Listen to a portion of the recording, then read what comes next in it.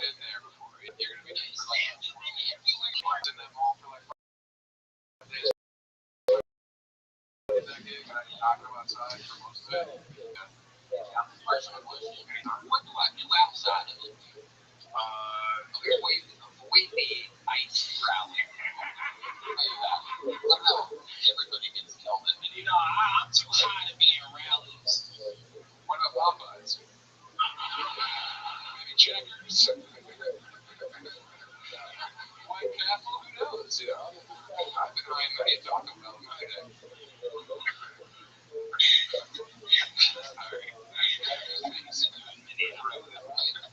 It's up to me. We could donate it to Canada. I think Canada deserves Minneapolis, Minnesota. 100%. You can make a good trade. Maybe take a little Toronto or just Toronto. I'd even be willing to negotiate in Ottawa for Minneapolis. You're like a fourth-round draft pick. I know, but you've seen what Minneapolis has contributed the past 15 years or so. But I love Vietnamese cuisine. you know where it comes from. Yeah. Vietnam's in Minnesota. Vietnam's a little neighborhood in Minneapolis. Kendrick, anything else crazy going on? Man, I'm about to sell this cartoon to Adult Swim. Nice. I got about bankrupt about 3 years ago. Adult Swim is bankrupt, but it's not taking anymore. I don't care where they get the money from, nigga. They told me they had the money. I don't give a fuck. Why the fuck? Oh, everything. So was I, man. I was bankrupt before I got here. How the niggas get off? Adult Swim went on Kill Tony. I don't know. We sent Adult Swim flight. Kendrick, we absolutely on you. You're the fucking man. Hey, I love you.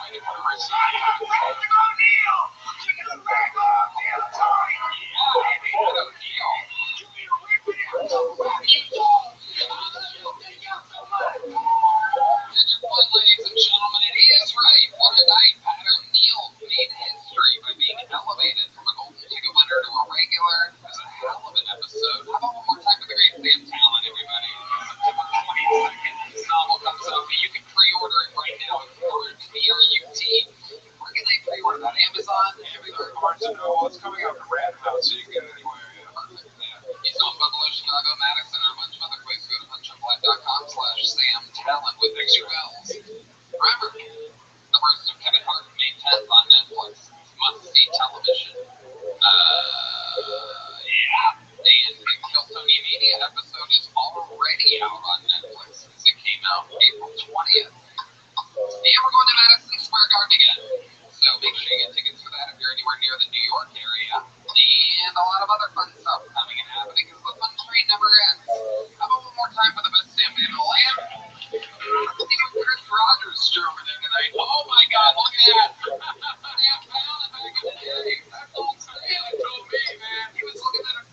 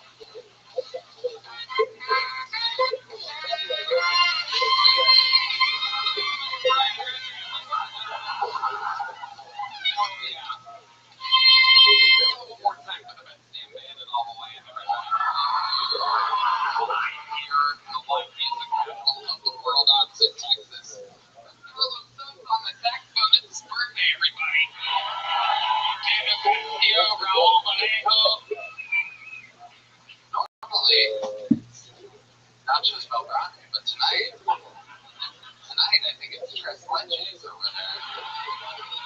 What a game for Justin Knight sitting in tonight on the drums. We have the great Matt Mueling on the electric guitar, John Dees on the keys, and this is indeed D Madness live in the flesh, ladies and gentlemen. This episode is brought to you by Netflix, the roast of Kevin Hart on May 10th. Some of your favorite roasters and human beings and just overall great people are going to be on that, so you're going to want to watch that because, yeah, May 10th, live on Netflix, following the roast of Tom Brady. The fun fact about the roast of Tom Brady, the most watched comedy event of the past decade. So, we'll see where Kevin Hart lands and everything. It should be fun. It should be fun. I specialize in making fun of small black people, so it's going to be good. It's going to be good. Before we get started tonight, here's a little bit more from the amazing sponsors that made it all possible. Hello there. This podcast is sponsored by Surfshark. With the help of AI, scammers are getting smarter every day. They're sending emails that look legit but are designed to steal your data, passwords, and money. If you want to stay protected, you gotta check out Surfshark. It's way more than your good old VPN. It's an all-in-one online security tool. They have a ton of advanced features, and one in particular is called Email Scam Checker.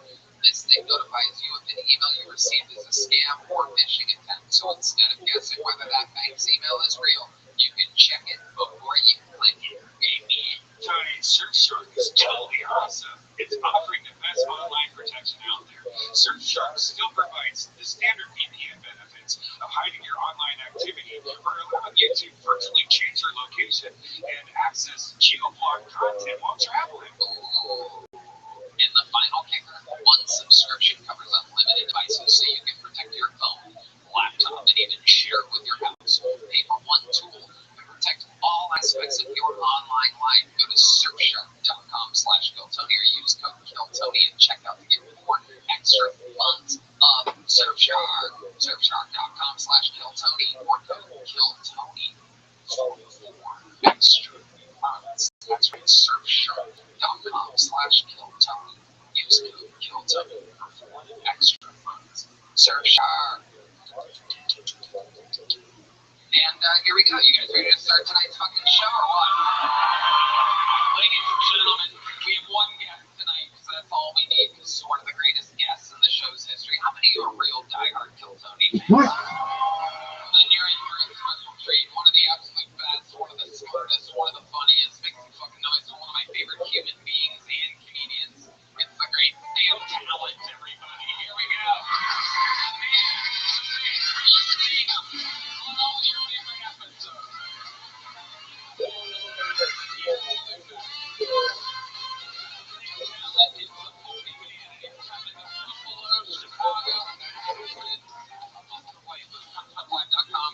Sam Talent, that's with 2 L's, and his new novel, Groot, comes out September 22nd. Yeah, pre-order that place. I'm competing with Mr. Beast and James Patterson. Yes, that is tough. 2 dead-eyed ghouls and me. Yeah, get the book. It's an erotic thriller that I admitted Paris doing one last show. Ooh, I like that. Flex Groot, B-R-U-T, pre-order now available September 22nd. My friend, Sam Talent, fantastic. Feeling good. I wore a shirt that people online will say fits, I hope. Oh, good. Last time I was on here, I was wearing what they described as a tarp for some kind of book cover, and I have a new hot body, and I want everyone to know that. Look, I know I'm sexually distracting now, but let's focus. Please, Tony's the hot one. Redman's the pervert, you know. I'm just here so we can get a nice cake for old Carlos over there. That's right, Carlos's birthday. Carlos and his twin butting off his shoulder there. That's just asexual reproduction at its finest. That's crazy. Rogan said if you're going to have horn players, they all have to have a bald head like me. And trust me, the trombone player is well on his way. Hey man, we can tell it's a win. All right. It was Redman? Yeah, that was Redman. He got you, Fernando. Oh, wait, that's not Fernando. That's Raul. I get them all confused. It's like George Foreman's kids over here. You know what I mean? I wish they all had the same name, but they have not.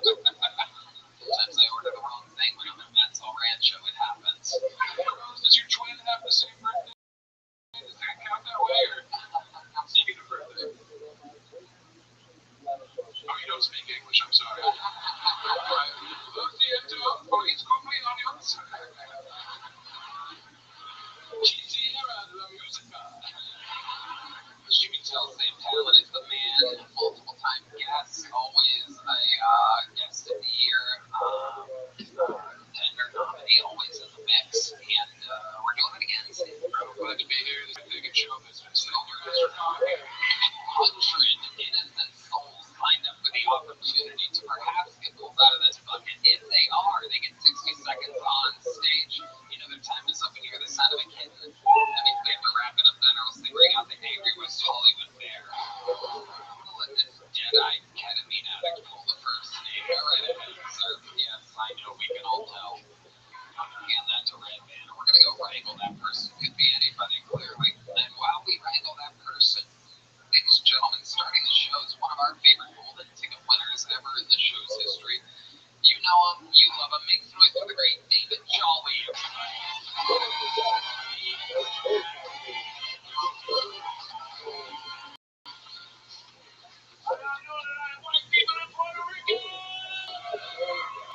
Yeah, man, life ain't going good. I've been on the road and shit, but most of my homeboys my age, all them boys been going through like a midlife crisis.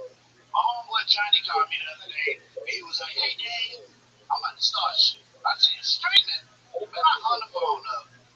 Nobody want to see no old nigga Twitch. 5:30 a.m., check, taking my blood pressure medicine. So fast I didn't work again. There's only one type of people I want to see stream. That's crackheads. I paid top dollar to watch crackheads stream. 3:30 a.m. just sucked my night nigga today. Better get some work. I got to crackhead shit in the camera. I want to take this full-size one-day dryer 9 miles away on a 10-speed bicycle. Yeah, thank y'all. It's been a bunch of fun, man.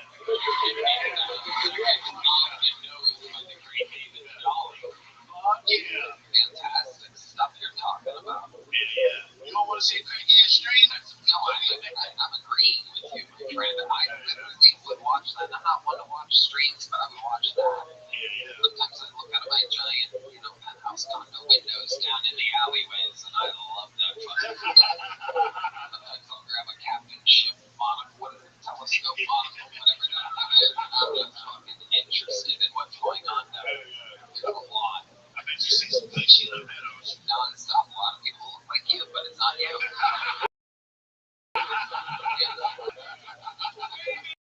I'm sorry. Heard a bit about streaming? Yeah, honestly. Yeah, heard a bit about streaming? No, I love it. Dude, Connecticut streaming? Yeah, Connecticut's are like they transport shit like Vietnamese families, you know? Yeah, yeah.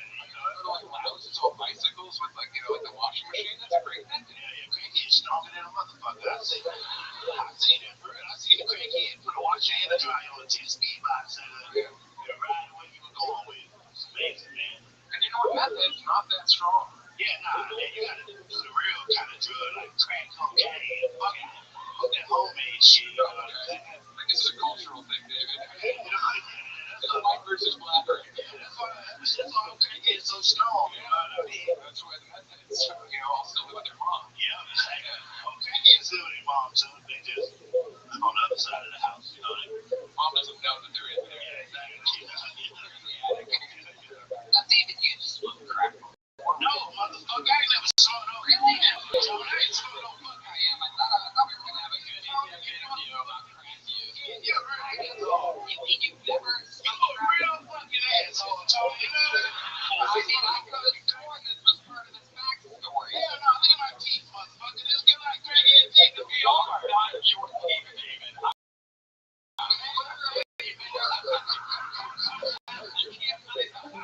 A little behind the scenes for you. We got a spot in the other room. I was doing this room one night, just a normal Tuesday, Wednesday, or Thursday night of stand-up. And for some reason, he didn't take the night off the day that he got full-on teeth implants. And I don't know, Sam, if you've ever had the unbelievable pleasure of being in a comedy green room with another comedian the day of. Clearly, he needed whatever it is, $75 or $100 or whatever you got paid for that set. You know what I mean? I don't know what it is. Doesn't matter. But clearly, he could not spare it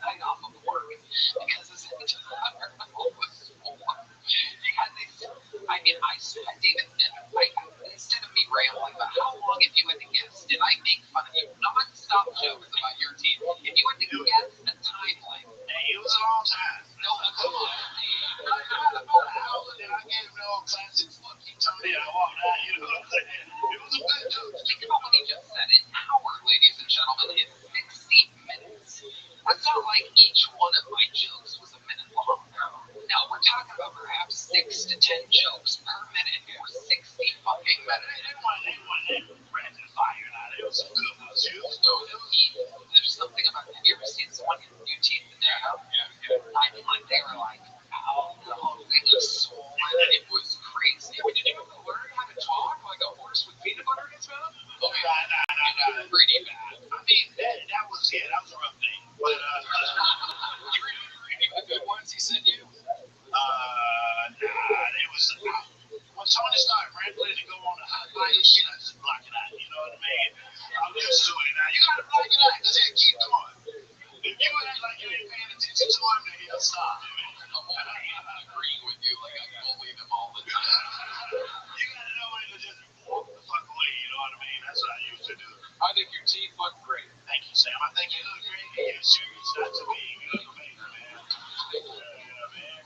Positive energy. How about that, Tony? I know you don't like that shit. You never smoked crack. No, motherfucker, I ain't smoking no fucking crack. I could have sworn. I want to go back and rewatch the tapes of your first interview. Hell no, I can swear when you had the old teeth, you would admit that. I ain't ever smoked. You know what crack do to the black community, motherfucker? I would not deal me if I smoke crack.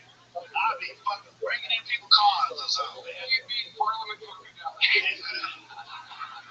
they can smoke crack. Crack is different. They were Freemason, you know. So they play their crack. There's a difference between Freemason and crack. That was that cameo shit. You know what I mean? Freemason is like cocaine and whatever. I didn't know all of this. These scientific Because they're on the facts. hood, motherfucker. That's how they can get you there. They got honest people. Nah, I don't do nothing illegal. I just go on the road and have a good time now. You know, I live a better life. You know, I got health insurance. Wow, That's pretty good. that's very good for a recovering crackhead. Hey, fuck you, Tony. You're a real piece of shit, Tony. You know that? You have? Yeah, Of course. I mean, like, I lost the weight. No, I'm so crack. I'm doing freebasing because I've never done crack. What? You smoke crack and David's offended that I even I smoke crack, yeah. What was that like? Also, it was really high for like 12 seconds. Wow. Yeah. How about you? How would you describe it? I feel like it was very panicky and it smelled like burnt plastic. It smells bad. Yeah. And now when I smell it in the wild, I know every time. Actually, it was really bad. I smoked crack and I brought these guys back from the bar where I got the crack and then they stole my laptop. So I would imagine those are the types of things that happen. Hey, ask David. I don't. Yeah. Like I never smoked crack, but I did steal a few laptops. I'm living a pretty good life, man. I really don't like that negative energy that's coming from it. There's a lot of negative energy. You know, I'm having a great day. You know, I've never smoked crack, Tony. Okay. I did cocaine, though. How much cocaine have you done? And one day. I used to be a bartender. I remember me and this white girl, her name was like Christy. She was like 135. You know, Let her wait for her credit. 135 pounds. She might have been like 115, actually. She was real little. Like, we were doing cocaine after work one night. We moved the whole 2-bedroom apartment, just me and her. Cocaine, the hell of a drug, boy. I tell you. David Jolly, you're the man waiting in tonight. America's favorite uncle, David Jolly, ladies and gentlemen. There he goes. And now we move to the bucket, everybody. This is obviously where the show, you know, this is the meat and potatoes of it. Anything can happen. It could be the next great talent of the world. It could be a crazy person. It could be somebody that's great that had a rough night. It could be somebody that stinks that had a great night. Their sex that sucked. Their interview could be great, or vice versa. Anything could happen. Your first book of Golden Night getting 60 seconds uninterrupted. Goes by the name of David Edwards, everyone. Here we go. David.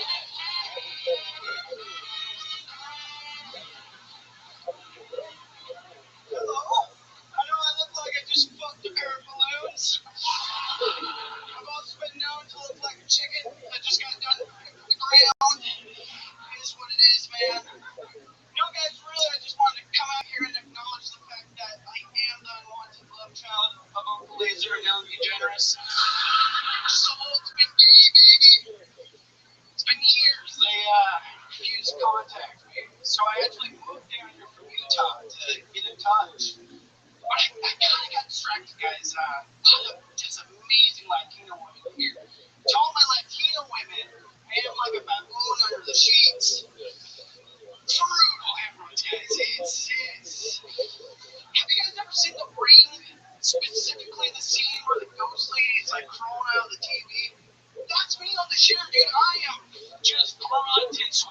NFL linebacker, dude. It's quite the sight. Thank you guys. He's going for his barber, who really got most of the laughs tonight. Amazing. David, how are you, buddy? I'm doing great. I'll give you another stand-up comedy. This is my 10th mic. Your 10th mic ever? Wow. Mike, calling it a mic is the biggest thing in show business. Our typical mic, just millions and millions of people watching. Like most open mics, you get an attentive crowd, a band behind you. Yeah, exactly. So, David, how long ago was the first mic? 6 months ago when I moved here. 6 months ago. What made you want to start comedy 6 months ago? With a haircut. Yeah. No, well, in Utah, I fell in love with a bisexual woman. Actual women? Yeah. There's only one. Yeah.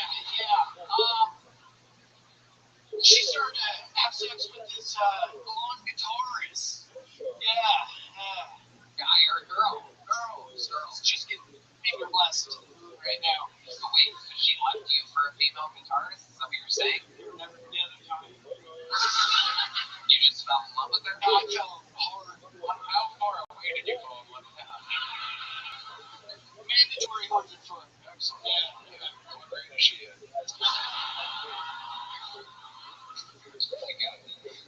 Fine.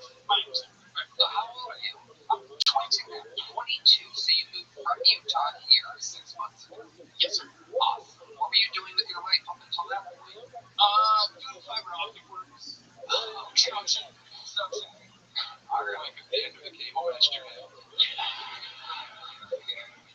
Hey, they didn't bring you to mine when you went straight around like a man. I just fucked the power outlet, dude. I don't know. How are you surviving in Austin, Texas? I finally got a job. I was in debt. That's why I only have 10 mics. So, Like you're so expensive, yeah. Yeah. The big barrier to comedy. Yes, sir. You don't have money, it's hard to get. Go ahead. But I finally got a job doing fiber optic works. Again, You specialize in fiber optics. sure. Yeah. Wow. Amazing. Did you grow up all of your life in Utah? Yes, sir. Tell me yes or no. No. That means Mormon jerks. So David, you're 22. You're starting now. Do you do your hair like that specifically only when you go do stand-up comedy? Yes, sir. Yeah, just for tonight. Yeah. So the stuff was working. You got a big laugh coming out, and then you got a good chuckle from Redman on the what is it, baboon hemorrhoid joke. Yes, sir. But then it kind of all went away after that. So do you plan on doing more mics? Yes, sir. Now that I have a job, I can fix up my Jeep. And what's your job? Human ferret? Yes. I'm going to say this. You came out, you have confidence, you're doing good in the interview, you're doing the funny faces, you have timing, your jokes are going to catch up to what you're currently doing. It's probably going to be a lot easier to do more than Exactly. If you're 22, that's how old I was when I started. Good age to start at. So what else are you into in life? Do you have any hobbies or you collect things? You seem like the kind of guy that would do like those finger skateboards or something like that. That's my brother, actually. Really? He's actually a yo-yo guy, too. Hey, wow. This guy's brother. Yeah. Believe it or not, I have the looks. So, Wow. Yeah. You're a handsome kid. You got piercing green eyes. You're just doing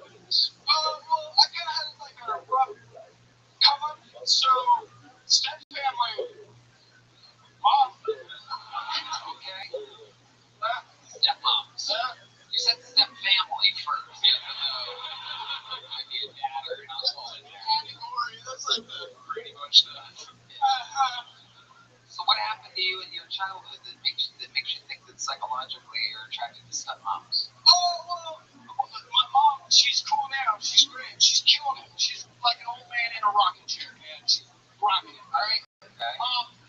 But What was she doing before? well, she was like an alcoholic, hard, and she just wasn't there a lot when she was drunk. She's cool down, man. She's doing great. She was gone, your new hot stepmom showed up, right? No, my dad was a bigger guy, so. What's wrong with that? Well, you're good now, man. Hey, right back at you, just kidding.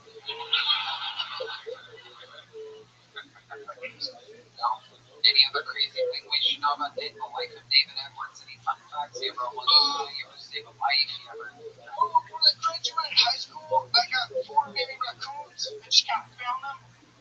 So I raised them up, and then I let them free, and now there's like so many raccoons in Utah, dude. That's all me. You know where? Absolute insane time to come out. Eyes up! Eyes up! Thank you, Heidi. All right. Okay. Here you go. Here's a medium-sized joke book. Thank you.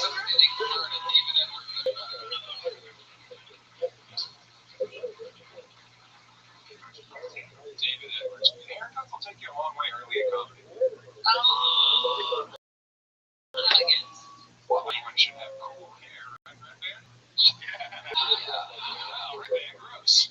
You're not dyeing your hair to be able to do jokes. It's just something that kind of always benefits. But, he's starting out. It's just getting his legs up. He's got hemorrhoids. He'll figure it out. Hey there, this podcast is sponsored by Blue Chew. Guys, the future of erectile function is here. Blue Chew Gold is changing the way millions of men are having sex in 2026. The new arousal boosting formula combines passion and performance into one tablet that dissolves under your tongue for super fast onset. No more waiting for a pill to kick in. No more moments ruined by performance anxiety. Just the results you freaking want. You want them talking hard openers again and again. Most ED meds only focus on blood flow, but Blue Chew Gold moves further by combining 2 ingredients for blood flow and 2 for mental arousal and connection. So you're not just physically ready, you're actually in the mood. This type of innovation is why Blue Chew Gold is the #1 brand in erectile function. The process is simple and all online. Get started today at BlueChew.com and go for the gold in days of those softy high red man. Oh, I love it. Tony, Blue Chew's the best. They're providing the best ED treatment out there. Ladies, if you're listening, send your man the leg and make him a trophy husband with Blue Chew Gold. Make everyone around you hard as a rock. Discover your options at BlueChew.com. We've got a special deal for our listeners right now. When you buy 2 months of Blue Chew Gold, give it the third for free with promo code Tony. That's promo code Tony. Visit BlueChew.com for details and important safety information. And we love Blue Chew for sponsoring this podcast. Hello there, our dear friends.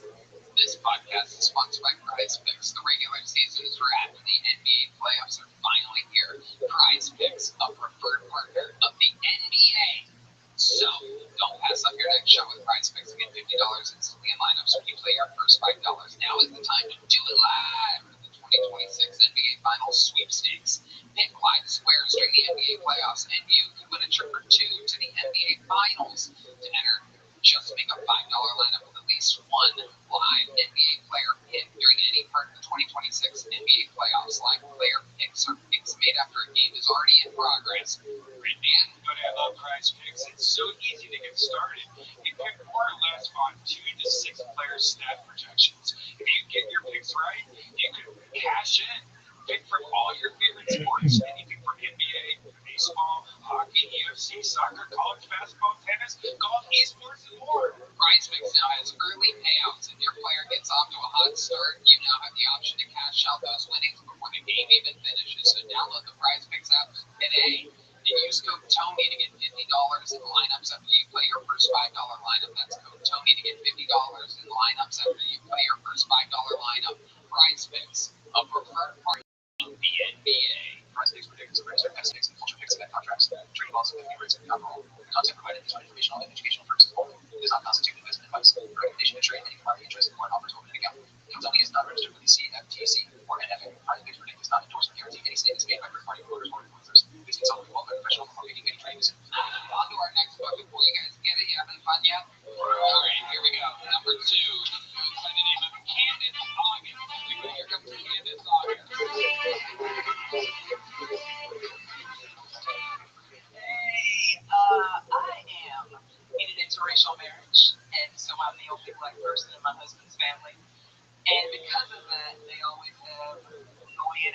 questions for me. One time my sister-in-law was like, hey, Candace, can you please talk to the kids about Juneteenth? That shit pissed me the fuck off. Because then I had to go look up what Juneteenth was.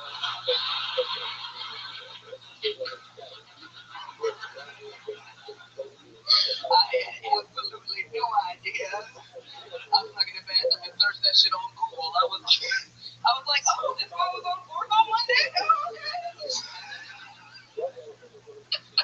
Since they always got questions for me, I decided to start making shit up, just giving us superpowers. They ask me a dumb question, I give them a dumb answer. Like, hey, Candace, do black people like fried chicken? Of course we do. And we can see in the dark. Did you know that? That's my time. Y'all looking at Candace. Hi, Candace. You've been on this show before. I have. Hi, Tony. Hi, Redman. Very funny. Welcome back. Sam, is this your first time seeing Candace? I think so, and I gotta say, Candace, you came out with like 20 seconds of setup and paid off that Juneteenth joke, and it was awesome. That was great. Thank you so much. Sam, it's not our first time meeting.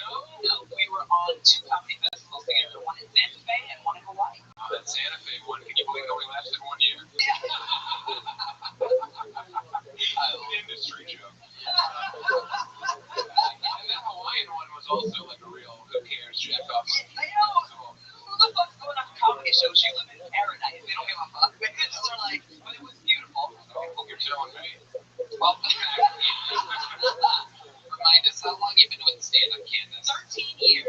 13 years. Where at? All over, actually. All over the East Coast. I started in D.C., then I did New Jersey, New York, then I did Tampa, Florida, and then I moved here. There's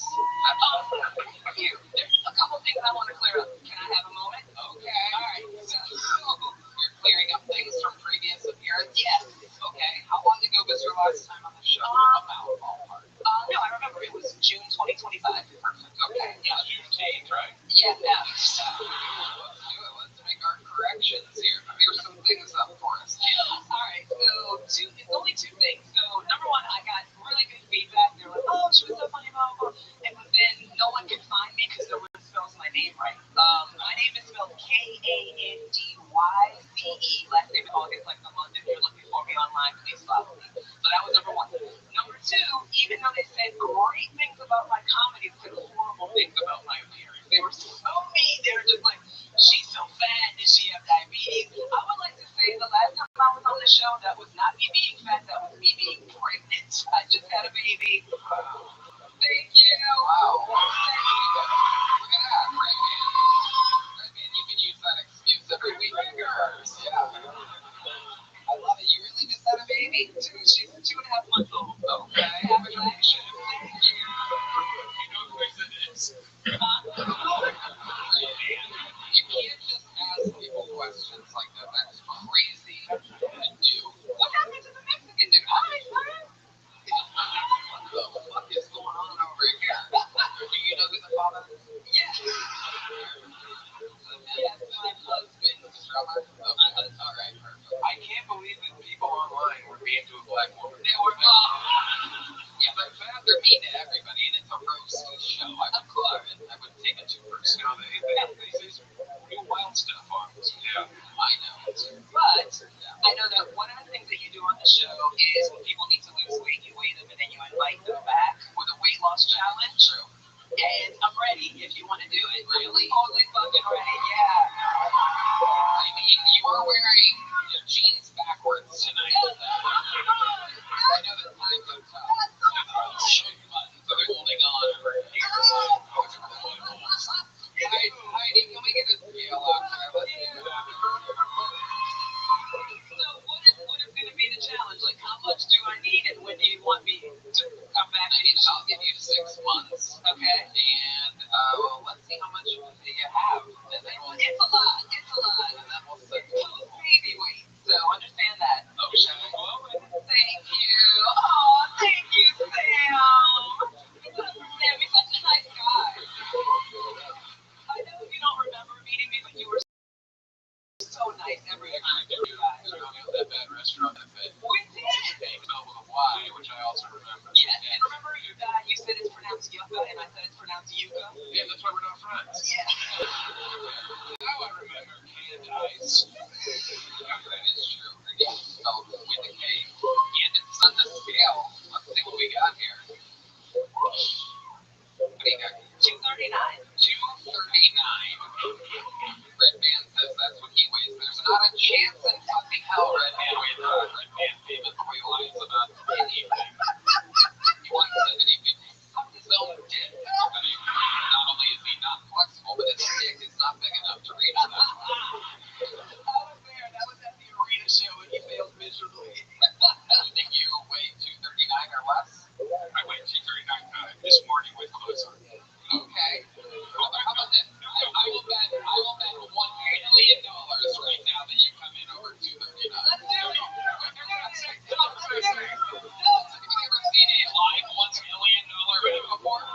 Anybody want to go live for a quick million? $1 million for Tony.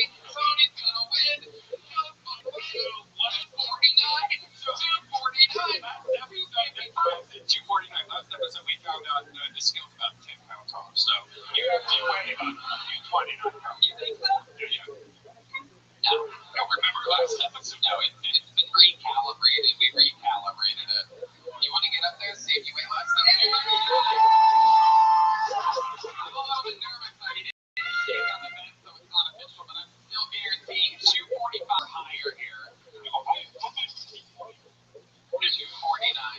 All right. No. In that case, I'm going to go 252. 252 is my guess. Candace, read it when it pops up to it. 242.8. Whoa! Over 239. That would have won the million. All right, I'm going to get on the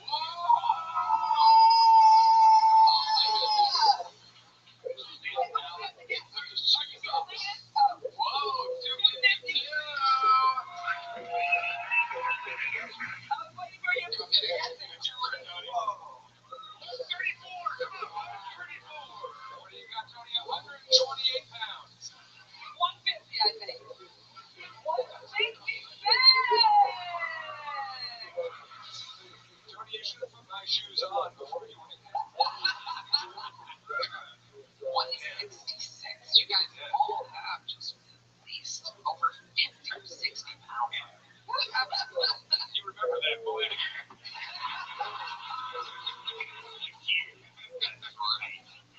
Candace, how's mom life? Is that your first kid? It's my first. Very What did you learn? What surprises you? It's a lot. It is a lot. She's perfect. She's perfect. She's half black, half Indian. I gave birth to a little Kamala. Oh my goodness. The character from Mortal Kombat? She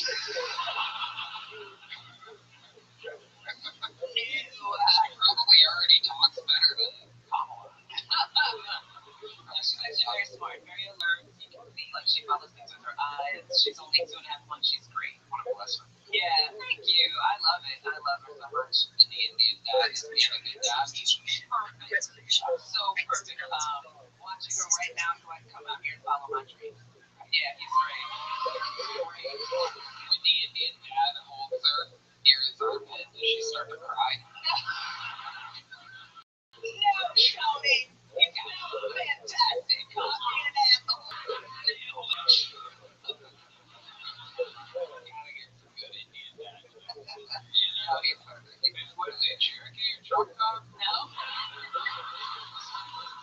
Sometimes you don't know if it's the diaper or ham that helps.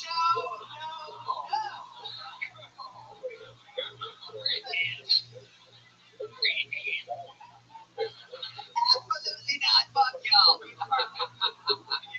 wonderful, amazing, and he works with computers and stuff, right?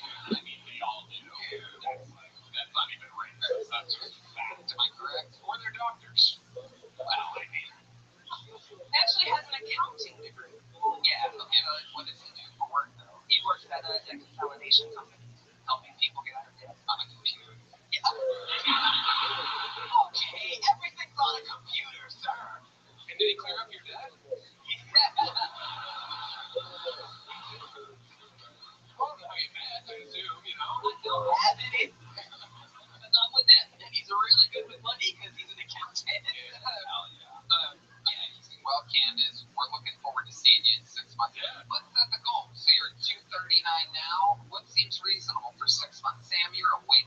Master, what do you think is very challenging? You know what? I feel like if you were able to lose 20 pounds in 6 months, that's a great step forward in your progress. 20 pounds? And I'm going to jump in here because it seems 20 is a little easy for me. That's what you thought. You're 108 pounds. Yeah. Gold balls in your pocket. You never had to lose a pound in your life, Tony. You don't know what you're talking about. I can't wait for wrestling. I used to wrestle. Okay. Days of my life. Was it hard to cut from 115 to 112? I did. I came down to 103 when I was a freshman. I had to cut from 325 to 275. I played football 325. I had to cut 50 pounds. It's insane. Sam, how much have you lost? Because you were way bigger when I saw you. Oh, thanks. You look fantastic is what I'm saying. Thank you. Well, I was trying to do that.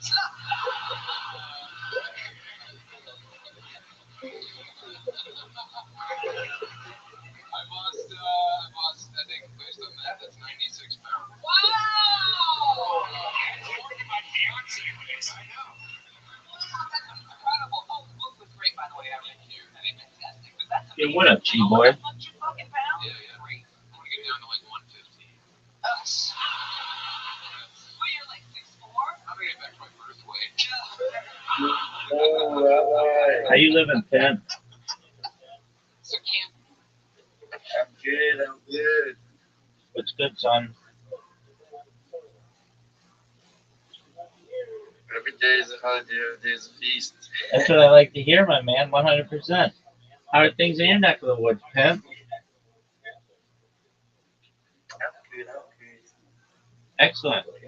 How have things been on Twitter Spaces?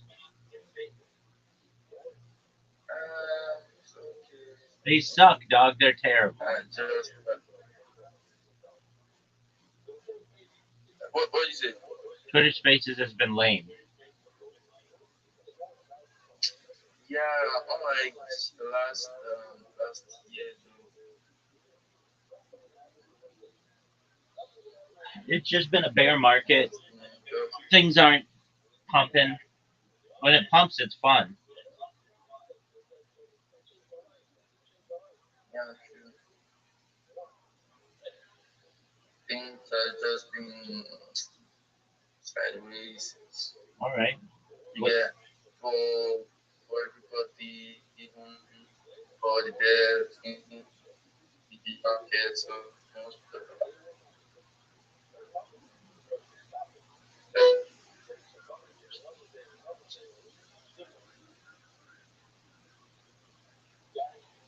them, even people uh,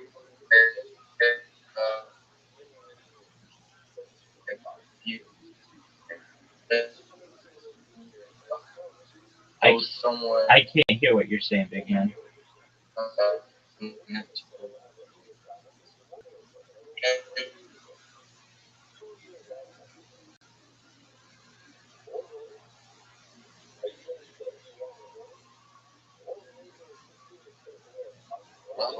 Yeah, I can't. Okay, yeah, now I can hear you. Go ahead.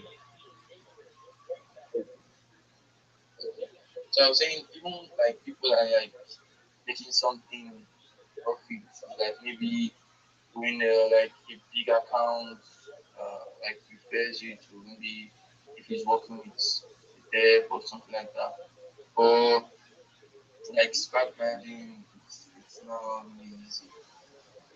Yeah, go to this day market, Yes, sir. it's not easy. Yes, sir. So we're just still pushing it. 100%. Have you been hosting any spaces? Yeah, I hosted one yesterday. Yeah, How did it go? it's the space. Yeah, it went well. Uh, Even without me, like having I still got some people in this space. Okay, how many people did you get? I think around 30. um,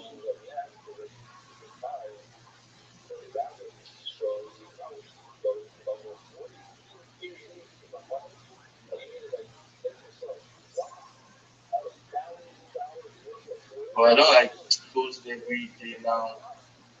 I like post like twice in a week. To just keep up the painting, you know.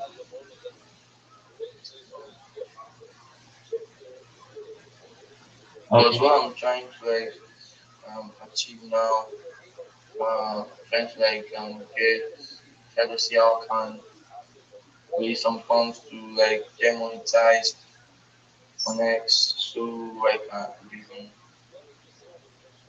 work towards that on monetization. And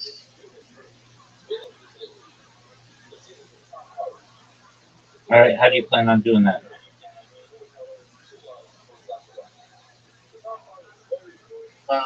as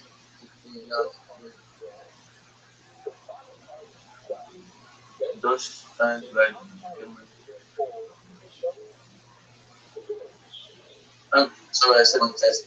Trying to get my goods my Okay. So how do you plan on doing it? I don't know, I still continue my banking, you know, that, All right. Have you put in any job applications recently? oh no, listen. Okay. Why not? Hmm? Why not? I haven't like seen yet to apply for. I mean, you don't know what's out there if you haven't applied. Are you on any job sites? No. Okay. Well, I mean, wouldn't it make sense to create accounts on job sites and then start applying for jobs if you need money? Yeah, yes, yeah. Okay. Well, that's what I advise doing.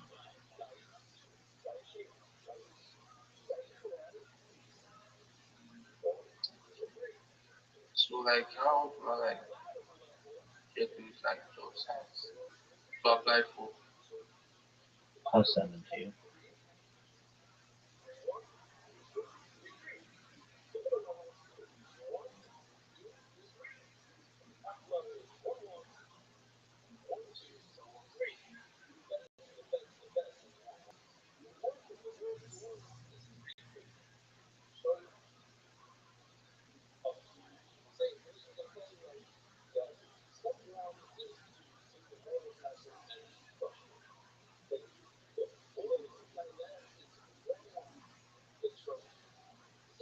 There was even a time I went when I was just free. I just went back to my ex and I was listening to one of our pieces we had around last year December. It was amazing, bro. Cool.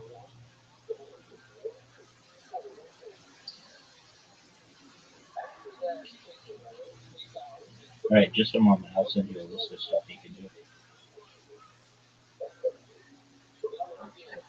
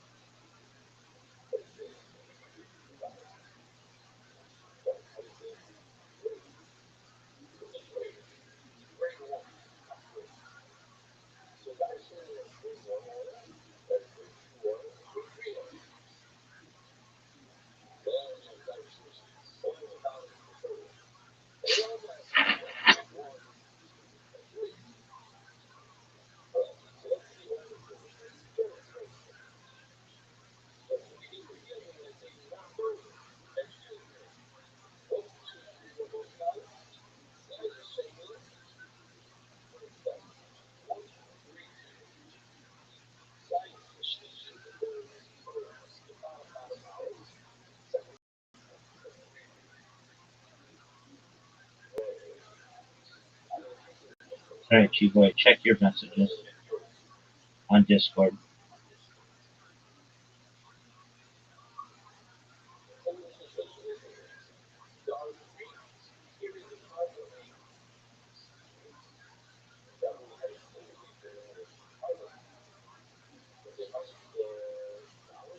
Okay, yeah.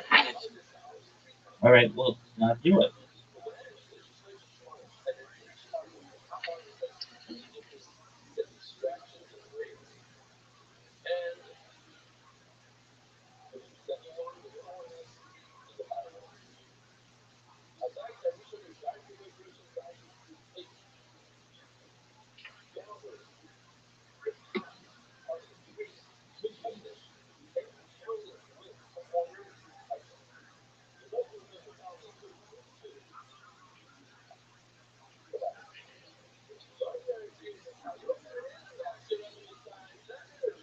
Thank you very much, bro. You're welcome, Tim. Let me know if you need anything else, okay? Okay, okay.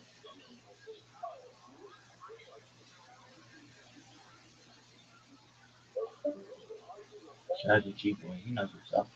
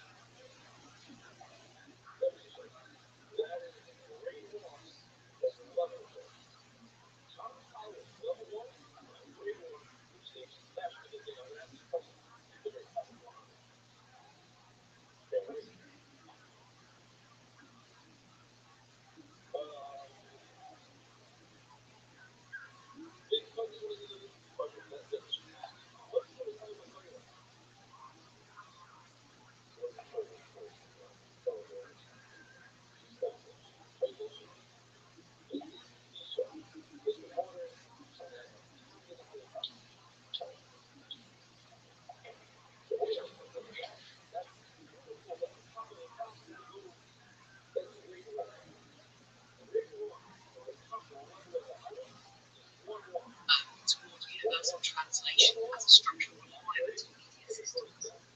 Language invariant implications. Candace, let's have some fun with this. You're 239 today. Yeah. Coming back in 6 months, I think we set it at 215. That's 25 pounds. let's set it at 25, but let's add a little something. 1 million. Let's say, What do we have? I know what I want to win, but go ahead. what do you want to win? I would like to win. I just want to be a part of the show. I would like to win. I don't know. You're auditioning for black drummers.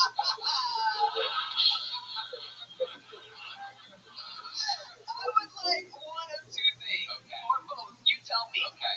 Either a golden ticket or a spot at Madison Square Garden. Okay. Let's make a deal here. Let's make a deal because 6 months will be after Madison Square Garden. Okay. So that's impossible. But let's do this. If you lose 25 pounds, I'll give you one more spot in addition where you won't have to sign up. Oh, beautiful. But to make things exciting, since you're 239, if by some fucking miracle you're able to get to 199 or less, In 6 months, under 200 pounds. Okay. I mean, I'm just saying, it's not that hard. Fucking high. Okay. Well, if you only eat steaks, you'll actually do it. So the stakes would actually be the power. Okay. All right. What is it? If you get 199 or less, I will put you up at the Moody Center on New Year's Eve. Let's fucking go.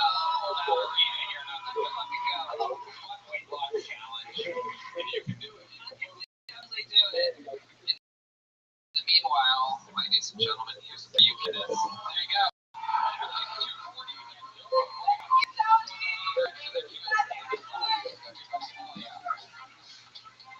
Alright, we're having fun up here. We're gonna keep it moving. Everybody crushing it. Your next one goes by the name of Feedback from the Car, everybody. Feedback from the Car. Okay, here he is. Hey, what's up?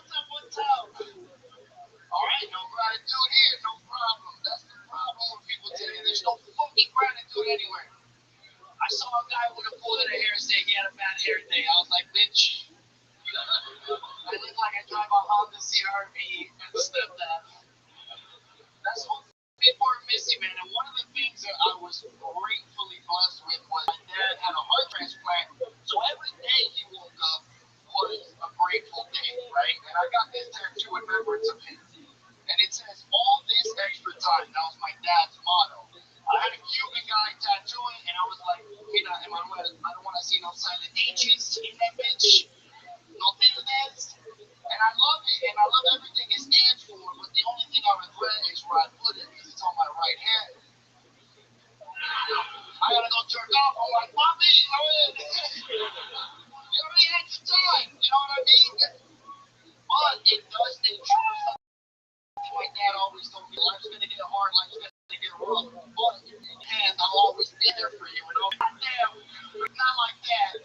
Thank y'all. My name is Sebastian. That's right. Hey, guys, I got to get a lot there. You said the dad had a heart transplant. Did he pass away? Oh, yeah, in 2013, but he lived 27 years. That's what I'm talking about, Rabbi. Party time.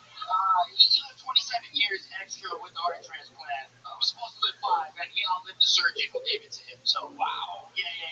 He was supposed to be sterile, have me 7 years later. So, Surprisingly enough, this tattoo on your right hand, I had the exact same premise early on in comedy because I'm 303 because I'm from Colorado. okay. So, right, so when you jerk off, it looks like wow, you know. But if you want to go, I'm just remembering, if you want to go fucking southpaw, you flip it over, turn yourself, and it says mom. Mom and Marie. It's kind of the same thing, bro. If you kind of look at it, it looks like a dick and balls. You know what I mean? So it's always like my dad reminded me, like, my dick's bigger than yours. And I was like, I guess now, I guess. Well, we're not doing tags, but very Fair. With that inventory, let's talk about it. How long have you been doing stand-up? About 8 years now, closing in on year 9. Wow. Where at? Miami for about 4 years, and then over here for about another 4 years. Okay. How's it going? Oh, yeah, it's going good, man. I mean, I love Austin. I love mainly, like, Texas. All of Texas has shown me a bunch of love. And I'm actually moving back to Miami next Friday. So this is my last sign up, and I got fucking fooled again. I was 2 years ago, but okay. I've been showing you a lot of love. That's my wife. My wife and my mom. We need the family. They live here with you now? My wife lives with me. Our families live in Miami. My mom lives in Miami. What ethnicity are you? Cuban Chileno. Yeah. South American, not Mexican. Yeah. Alright, we didn't say you were. The accent Tony said was a little, you know. Talk about his birthday. Man, it looks like you're ready to play horns with that. How about the wife? What's the wife's ethnicity? She's Cuban. Both parents Cuban. What do you think of a handful? Tell us about the Cuban wife. It's a real firecracker. Oh, yeah. Absolutely. She's, How many times have she broken your glasses? Never that. Never the glasses. Nah. We've never been very blessed with one. And you have kids? Not yet. We're working on it, though, definitely. That's part of the reason why we're moving back to Miami. Being around family and trying to have kids. It's easier to see when your family's there. That's right. Especially in your in-laws' house. That's where the fuck I'm going. You're moving in with her parents. Yeah, definitely. They got we're not sharing like a small family. 4-bedroom house. They're empty nesters, so we're gonna try to get our feet under us over there and see what we do. Very nice. And she believes in you doing stand-up. She supports you.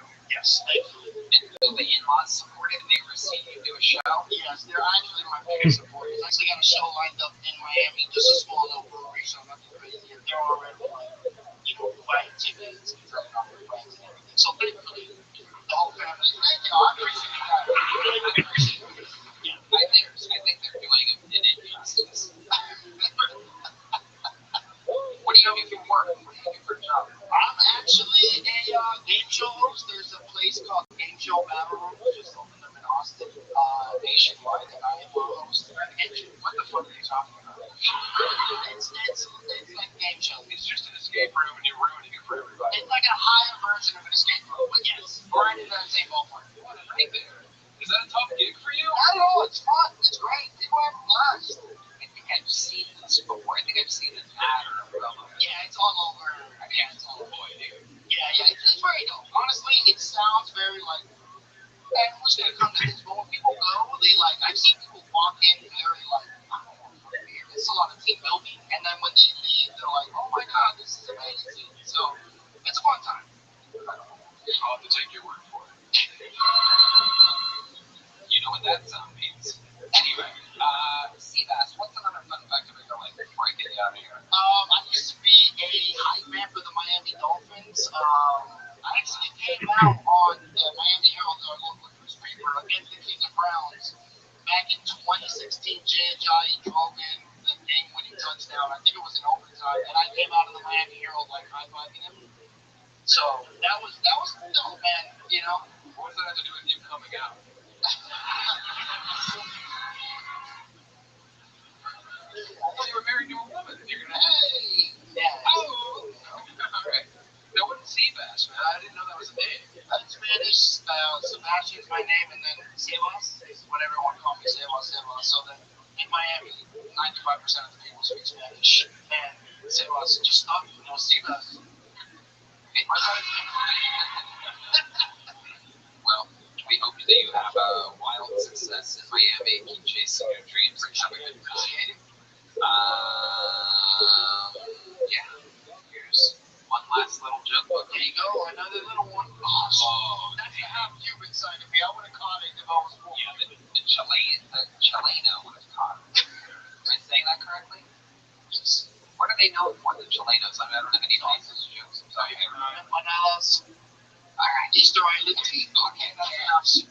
There he goes. One more time to see that to Miami if he goes. That should be a new part of the show. You don't do good, you have to move to Miami. Oh, hello, I didn't see you over there. Just to let you know, this podcast is sponsored by Shopify. Picture this, it's late at night, you're scrolling through your feeds, when all of a sudden you see it. Have one product that you've been looking for. You click on the link, add to the cart, maybe even shop around a little bit more before finally hitting checkout. As you're filling in your address, you realize you don't have your cart anywhere near you. That's when you see that purple name button that has all your information saved, making checkout as simple as a tap of your screen. And Tony, I want to marry Shopify. It's the best business tool, hands down. Get started with your own design studio with hundreds of ready-to-use templates. Shopify helps you build a beautiful online store that matches your brand style. Investia Shopify is your commerce expert with world-class expertise in everything from managing inventory to international shipping to processing returns and beyond. If you get stuck, Shopify is always around to share advice with their award-winning 24/7 support. So see less carts go abandoned and more sales go with Shopify and their Shop Pay button. Sign up for your $1 per month travel today at shopify.com/guilt. Go to shopify.com/guilt. That's shopify.com/guilt. Go to shopify.com/guilt. Alright, your next fucking fool. Anything can happen, folks. Goes by the name of Austin Eagles, everybody. We're gonna meet Austin all together. There he is. How are you doing? Thank you so much. I'm from the Midwest. My family's old-fashioned.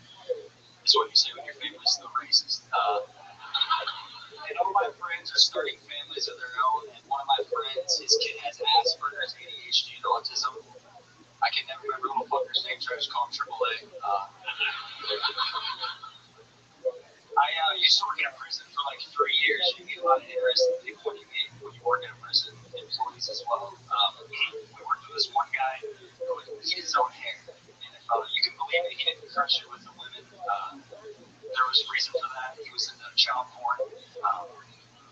Yeah, he got lost at his house with a computer full of child pornography. That was the last time I trusted a coworker with my laptop. Thank you. I saw a homo outside holding a sign that said dying of AIDS. Could use that sign before the blowjob. Thank you guys. I'm also Eagles. Is your first time on the show? Second. It's been a while. What did we find out about you last time you were on the show? Not much. My mom did pretty hard.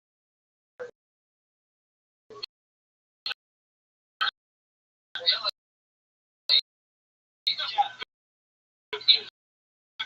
little bit better. Matt Ryan was also. Yeah, he's a handsome fella. You don't that guy. You're out of my body.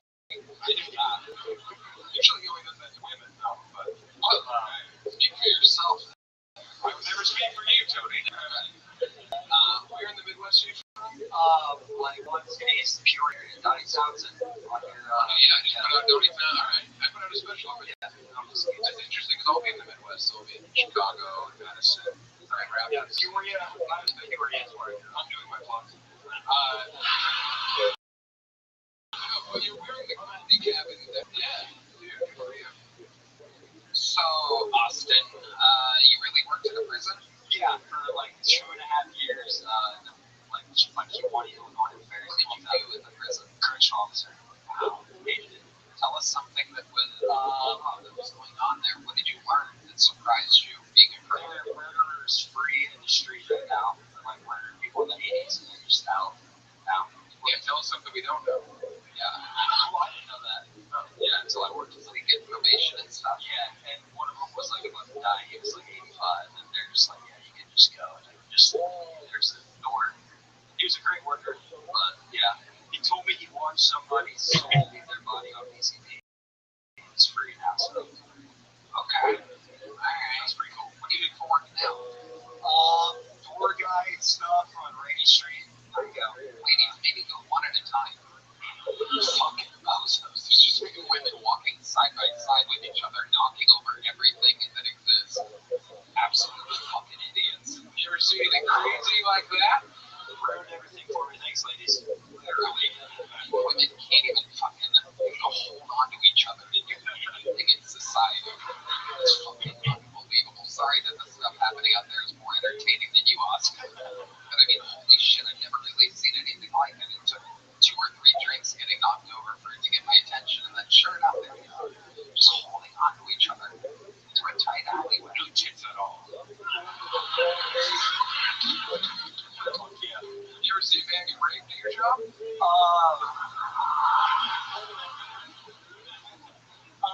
Guy in a wheelchair. Oh, I got no, man. I'm gonna let that. Wheelchair was getting raped by another like retarded person in healthcare. I didn't do it. I don't know why you're out of it. Like, yeah. I don't know why you had to say he was retarded. He was though. He's a rapist, but you don't have to go crazy. He was. He's a wheelchair guy rapist. We don't have to cast aspersions. Let me ask you this. This happened in the showers or something? The healthcare area, yeah, back in the shower areas, like they have their own little cells. The guy showering in his wheelchair?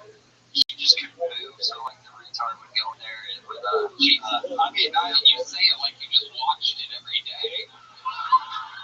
Oh, Mikey's up to it again. We gotta put a bail on Jeff. His wheelchair's all over. Oh, they're using the stoma. Did you ever see this take place? No, never saw it. I was in the healthcare area on the first shift, and apparently this was happening on third shift, so yeah, I just missed it. So It's like the security camera outside of Epstein's cell. You know, his ass is clean. The wheelchair guy's ass is probably, the cleanest that would ever be. Red Dead. he did get washed by on something there. He was getting washed. I'm gonna say, right?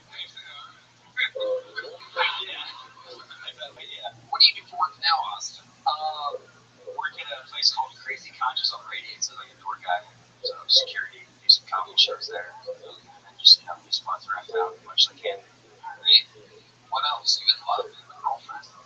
No, I love all the Mexican. I hit some Mexican restaurants out. See a lot of beautiful Latinas, and I would love to get with one of those someday. Have you ever been with a? All right. Name one of those. I'm gonna put you on some game, young blood. All right. Hey, I want them. One of you should suck me. So you've been with a Latino woman. What have you noticed is different being with a Latino woman than a white woman? What is it about them that you think psychologically find satisfaction? You have to get that, but they're loyal. I mean, they are loyal.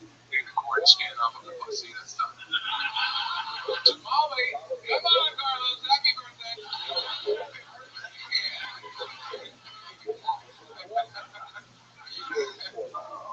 They're loyal? That's your answer? No, I mean, like they get psycho, and I like that. Like I was just hooking up with one, and she took it further. So, like, what? What do you mean? Went through my phone when I was asleep, and Yeah, I want a new Netflix password. yeah, this is an actual thing that is. You can go through the history of Cody, and you will find out that Latina women go through your phone when you're sleeping. Little fun fact. It was this fuck. I didn't have, there was a Tinder matchup. I didn't think that, I thought we were both, on the same playing field, but she took it further. Yeah, went to my phone. I like the second time hanging out. And you say Tinder matchup. This was like a first date or something. Second time hooking up. Like looking already going your phone. And folks say, Right hand, stick with the soundboard. Stick with the fucking soundboard. There's a lot of buttons you can hit. Look, turn up your volume. Look, there you go. There you go. Hit that one. Perfect time for that one. There you go.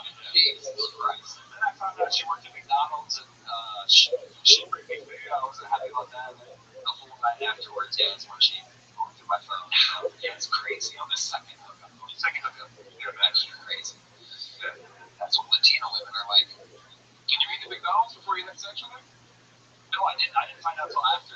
That's why I was mad. It's like, we're used to, yeah, she worked at Well, no, it's not great in that situation, but positive times. Here you go. There's a Thank you, sir. appreciate it. Wait, give me back home. All right, let's have some fun in here right now. We have one of our newest golden ticket winners who is an absolute fucking machine ready to go. Very funny man. We love him. You're gonna love him. He's getting spots. He just recently got passed here at the mothership for being seen by the talent coordinator at Vegas. Ladies and gentlemen, welcome back.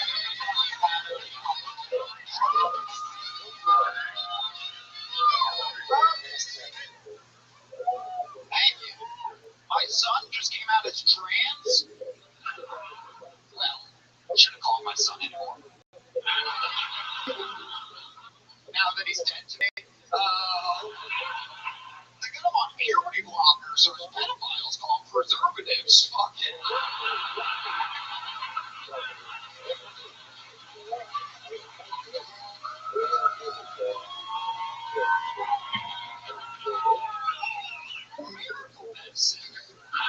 The other day, my job, I was explaining puberty blockers to one of the midgets. I work at a circus, and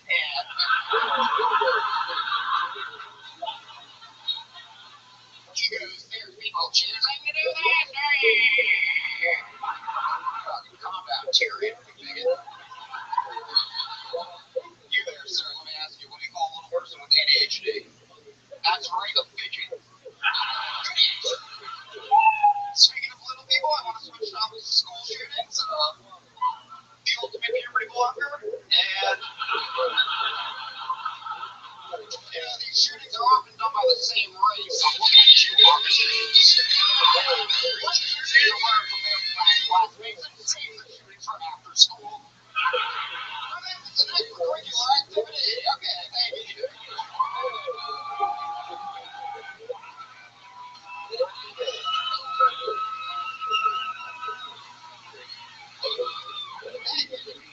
Every fucking line was a punchline, bro. That's okay. That's very good. Yeah, jokes, man. No waste fucking opportunity to get a laugh out of these people, bro. You respected their time. That got me fired up, dude. That was fucking sick. Above and beyond. Me too. I forgot how good it could be. That is like not only the set of the night so far, but I mean that's like some of the best material I've heard, period, in a long time. Fucking love it. Preservatives is sick, and then you call back to it like 3 jokes later in a 1-minute set. Like, dude, just way to go, bro. I think it's a good crowd, too. Who wants some candy? You want one, too? Oh my goodness. He's got a cannon on him.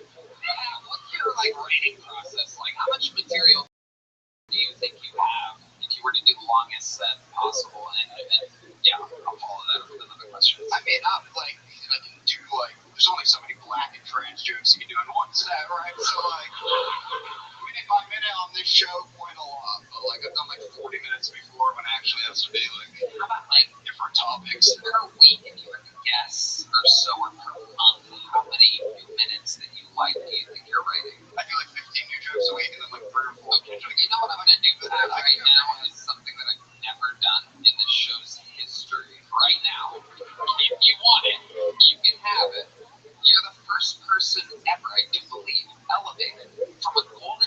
time right now. Yeah, that's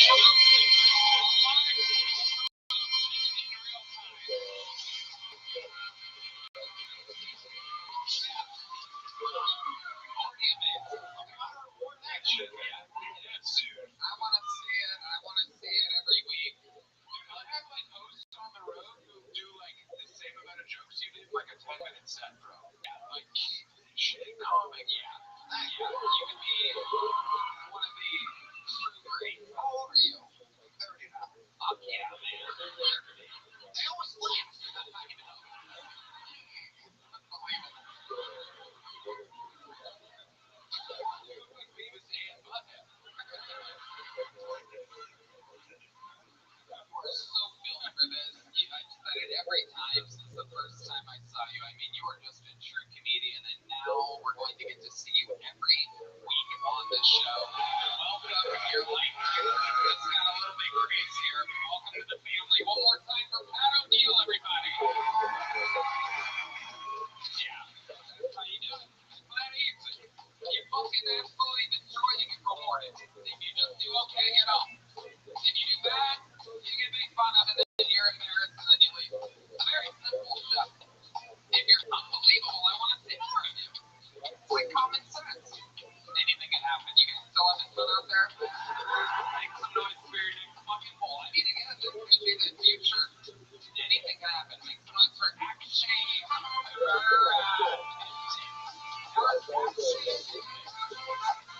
Hell yeah. You been doing a lot of drugs and dwelling on my traumas. And mushrooms showed me that my biggest trauma was learning that Santa Claus was not real. Here's the thing when you think about Santa, when you're on mushrooms, you realize you've been talking about Santa for thousands of years. And they're going to keep talking about Santa for thousands of years. And I'm only going to live for like 80 years. So in a way, isn't Santa more real than me?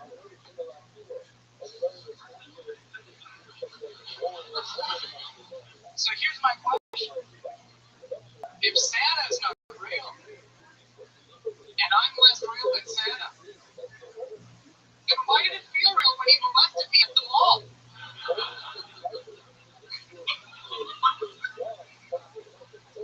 Our traumas around us, physical reality. Thank you. What a spooky final thought. Comedy show. Spooky is a good adjective for these styles of action. Welcome. Thank you. Welcome, actually. We met your black wife earlier.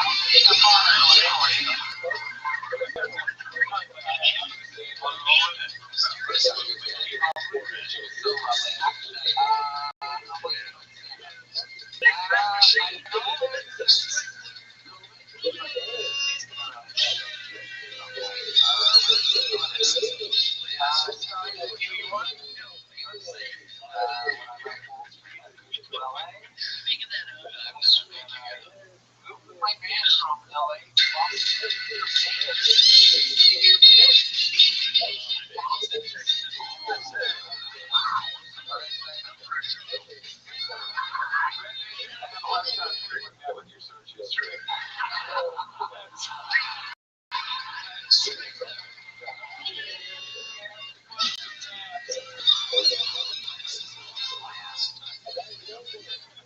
That is amazing. The ancient what kind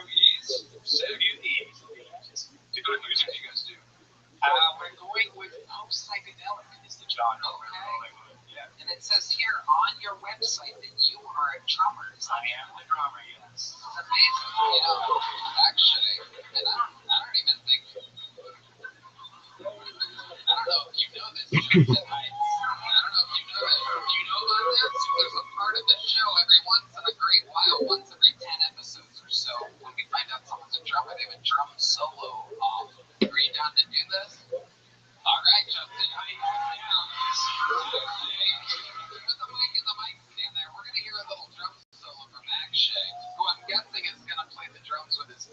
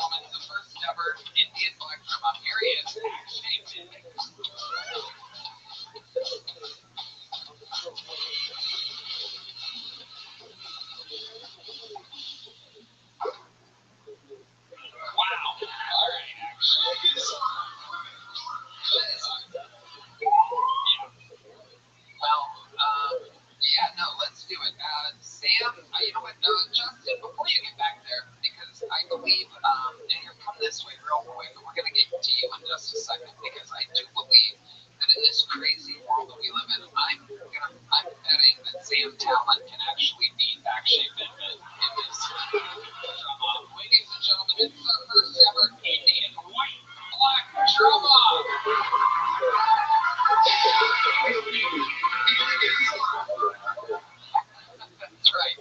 The first time you've ever heard that sound effect before. That is terrorist with the finest theme and baking soda. Ladies and gentlemen, here to be action. Actually, step back here with Justin. Cameras can get Sam Talent defeating you in your own thing that you do, supposedly. Ladies and gentlemen, Sam Talent on the drums. Oh, shit.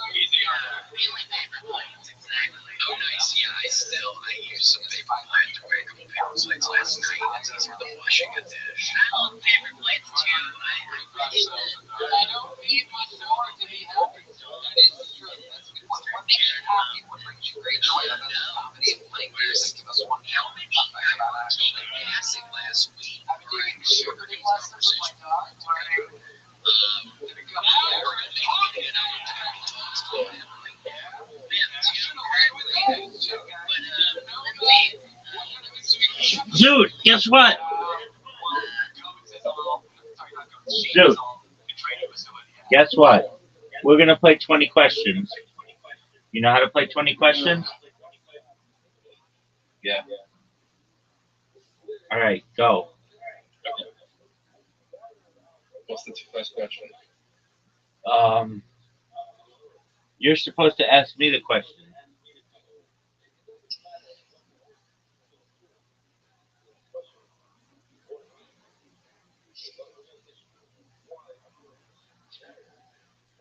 You ever been in contact with aliens? No, that's not how it works. William Montgomery is no longer going to do his podcast. And this was Reiser's favorite podcast and Reiser's favorite comedian. What are your thoughts? Couldn't care less. All right. I have a message directly from William Montgomery to you. Would you like me to deliver it? Go fuck yourself. Are you ready to lose? Yeah. Are you sure you're ready to lose? No. All right, but let's be honest. Are you ready to lose?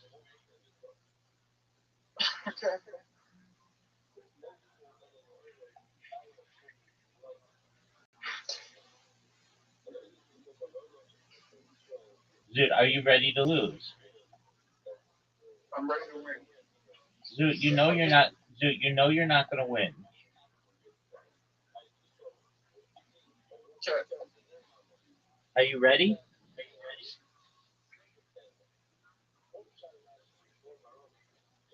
No, What's wrong?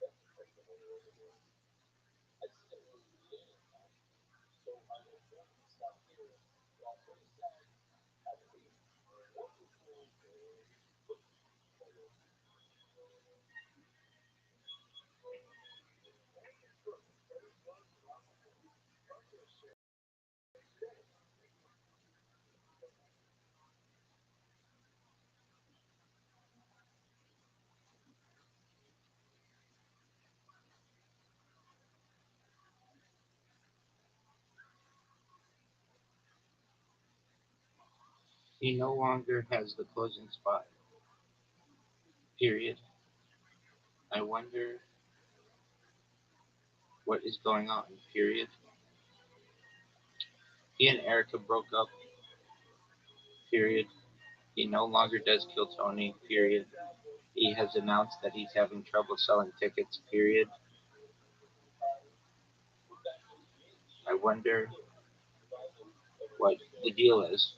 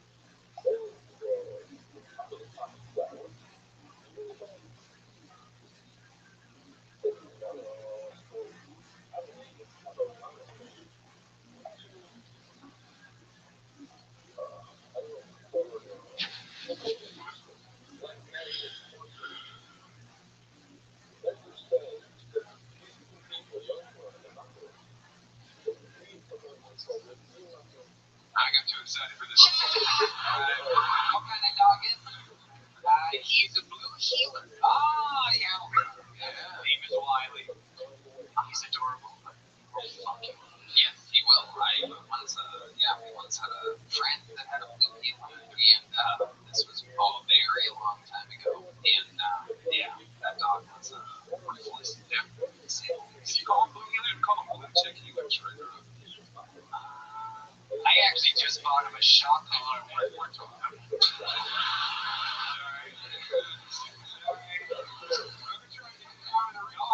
It's a dog name, so what were you saying? I'm very sorry. You killed the moment. Move on. No, I don't think I did. Do you know why they call them healers? No. I actually found an item in your heel. Yes. Yeah, that's right. You knew that, right? I did know that, and I actually bought him a shock collar. And no kidding, that was inspired by Timmy Comics performance. Yeah, legendary. To make that happen, too. We're going to get the nip out. I live with my bandmates, and one of the dog is not one of my bandmates. So, why? What do you think it is about that bandmate that the dog was like? I don't know. I think is he trying to beat his hand into his past life and doesn't approve? I don't know. That's about all I can think. You should look at Hassan Sean Collar. You might like that. Okay. So weird king I don't know about. Sure. Okie dokie. There's Red Band again on the mic. Alright. Actually, anything else crazy we should know about you? You have a girlfriend? No girlfriend. You into women? I am into women. Oh, you're a type of woman. You can have any one woman. Well, apparently black. Women. Alright. So why do you have this affection for the ebony guys? Because it was bestowed upon me by you. Actually, here's a little brown sugar. Just like you, a little brown sugar. Actually, I gave it to Tony. Gave you. And the show just keeps moving on. Thank you. You're welcome, Action. There he goes, everybody. More time for Action, everyone. Alright, your next bucket hole isn't easy to say date after Action ended. It's just spelled very hard. This one's easy. Joe Jacks. Everyone makes a noise for Joe Jacks.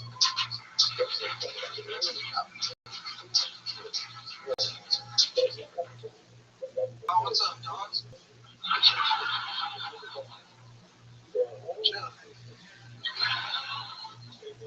I watched Forrest Gump the other day. What Gump is it? I don't know. I just had this thought when I was watching the movie. It's one of the movies, it's like a guy goes through history. He's slow. He doesn't know what's going on. I thought it'd be really funny if Forrest Gump was involved in a bunch of really racist shit. I had no idea. It's like, I went to the woods to find my friends. All of a sudden, we were dressed as ghosts. They started burning their teeth, not that because I got hot.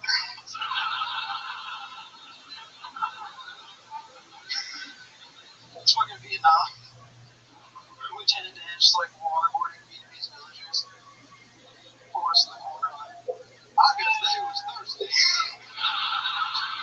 I almost said, what was it?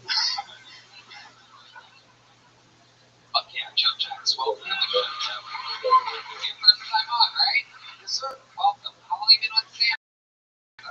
7 years-ish. Where at? Started in Orlando. Okay, yeah. Started in Orlando. How old are you? I'm 26. Okay, 26. So I know I look like a lesbian. I can't right here. If I take the tar out. Oh, dude. That's not cool, man. I thought you were very nervous when you came out, but you totally landed it, you know? Yeah. Yeah, very comfortable, very cozy. It makes sense. You started at 19. Yeah. And I was even cuter back then, but no, I'm cute as fuck now. Saying curse words on stage, they love it. What do you do for work? I'm like a blue collar ass. I hang blinds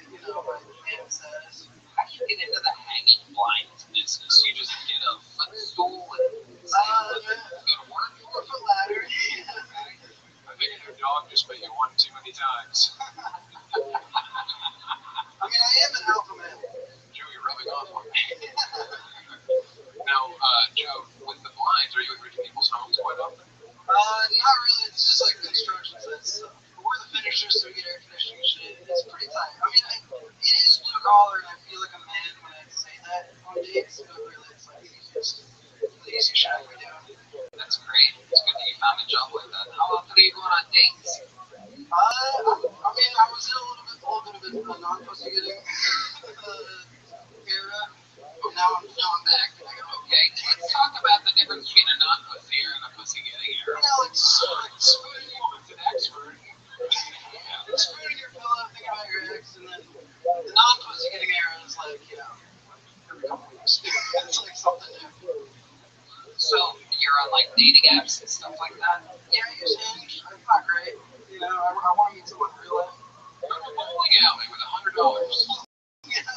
Yeah, you walk in there with like a gold chain, maybe a swinging pair of sunglasses, you know? Yeah, maybe you're black and doing drums too. That may have a little rhythm. I can't imagine going up to a stranger. Why? You went up to a bunch of strangers and you did the job. And being horny to do that, it's like. I want to see what it's. I want to see you talk to a woman. I want to see what it's like when you talk to. Because you're so comfortable on stage. I can't believe. Where's Heidi? Can we get Heidi up here? Let's see what happens if he tries to look Heidi right in her eyes. Because that's where we all look when Heidi's around. Right in her eyeballs. You're supposed to look at me. I'm over here. Get a little spotlight, you know. Come on, Joe. Go for it. Are you from Tennessee? No, I grew up in Wisconsin. Well, I never heard the rest of this. Because you're the only 10 eyes, see? Oh, my dogs. No, you gotta roll with Wisconsin. She gave you Wisconsin to work with. What would you say if she said Wisconsin? Wisconsin is nuts now. Not what I expected out of this. Heidi, when you hear that, are you soaked immediately? Dripping Fuck, you guys took my phone. I was going to check the Instagram, huh? No, I mean, I'm sensitive and shit. There's something about you that's just so charming. I can't like put my finger on it though. What's your pronoun, Shorty? She, her. Taller than you do. I'm trying to she them. Did you go home and practice this? You're actually so good. I told you I got a lot of pussy. He's really coming out of his I shell. said, did I mention blue collar? Fuck. You need your curtains on there. You hang my curtains any day. Wow. Look at that. Oh my God. I love you. Wow. Amazing. What a first moment. Are we gonna start dating right now? Hey, I'm looking for love, you know. Ew. I'm out here. How old are you? I'm 10 years older than you. That's awesome. Yeah, I got it for this weekend. Right now I'm on Kill Tony. No, after, there's a bar over on here, so. I don't drink. But Get her out of here, Rose.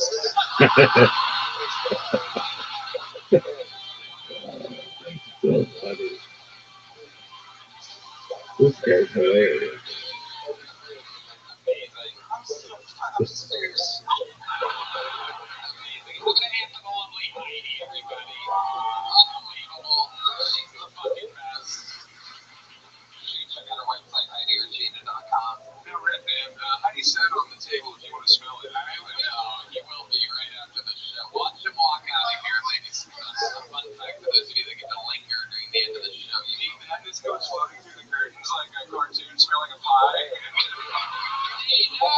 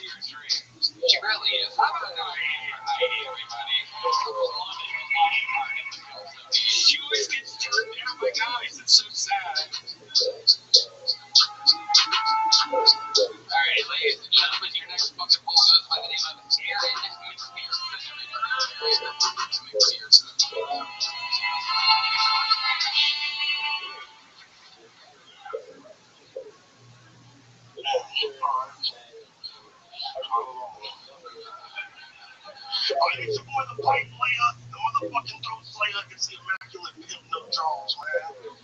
And I'm here to fuck. And not just anybody in particular.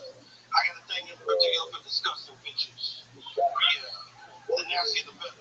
Like a bitch, if you go to the gym, I don't want it. But if you could be on a 600-pound life, and then that's my kind of bitch. You know what? To give you money, man. That's why. It's charging $250 a pump. I lift them big ass legs up and shit and try to get swole. So see, when you like these disgusting things, sometimes you forget to turn off your Bluetooth. You know, and then you be, do your thing, 30 seconds into the video, you're like, fuck, ain't no sound. Then you hear a car door slam. Shit. One you would want to say is, fuck it, I'm marrying my first thing. Great. We have David Jones, now we have David Melancholy. Here he is. With no hesitation, when he came out, Redman called him Fat Kanye. He whispered in my ear, he goes, oh, Fat Kanye. I've heard of the Beatles. Pretty amazing, Redman. Welcome to the show, Aaron. I have so many questions for you. Let's start here. How long have you been on stand-up? About 6 years now. Okay, where at? Detroit, Jacksonville? No, Atlanta? man, I'm from Kansas, man. Whoa. And 5,000 guesses away from you. What do you do? Why Kansas? That's where I was born, shit. Where in Kansas? Winfield. I used to do that in Wichita. That's where I started. Now, where are those places? One's got an airport, Wichita, the other one, I live 45 minutes south of that in the country. Where you do in the country? Shit. Hunting shit. I used to buy some gigs once upon a time. But now I live here, though, so Okay, so, Aaron, let's talk about your choice of women. You said that you would be into 600-pound bitch, I do believe you said. Where do you find these women at? Where do you find these big bitches? shit at your local country bar, so, Okay, and you've been with some in Austin. How long have you been here? about 4 years now. In Austin? About years. Okay, and you go to your local country bars, we find big white. Hell no. Oh, no? I just do it for the love of the money. A lot of the money. Like DOJ's. Artists out of the state of Ohio that wrote the song Full of Money. It was the theme song of The Apprentice. Donald Trump bought the rights to it in order to save money because he thought the show was going to get picked up many times and it did. Smart move. Anyway, Aaron McPherson, let's get back to it. So, you do, like the last big woman you were with, where'd you find her at? Shit on Facebook dating. Oh, hell yeah. That is the app for bitches. That and Facebook Marketplace. Yeah. Facebook dating. Yes. Bingo. Okay, so tell us, Aaron, what are some of your favorite things about the game? Was that the best episode of all time? Fuck no, bitch. What's the best episode of all time? What?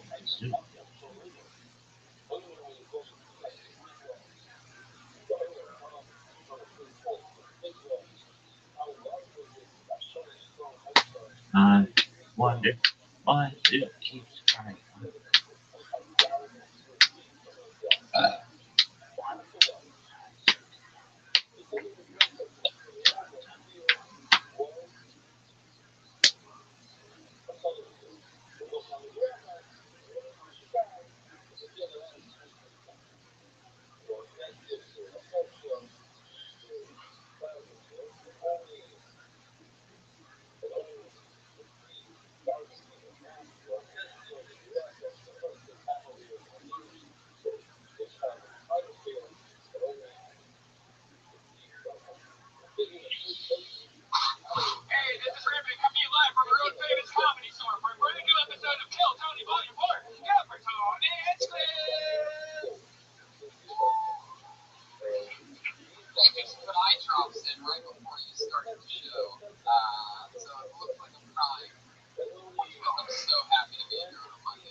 Oh, Make some fucking noise.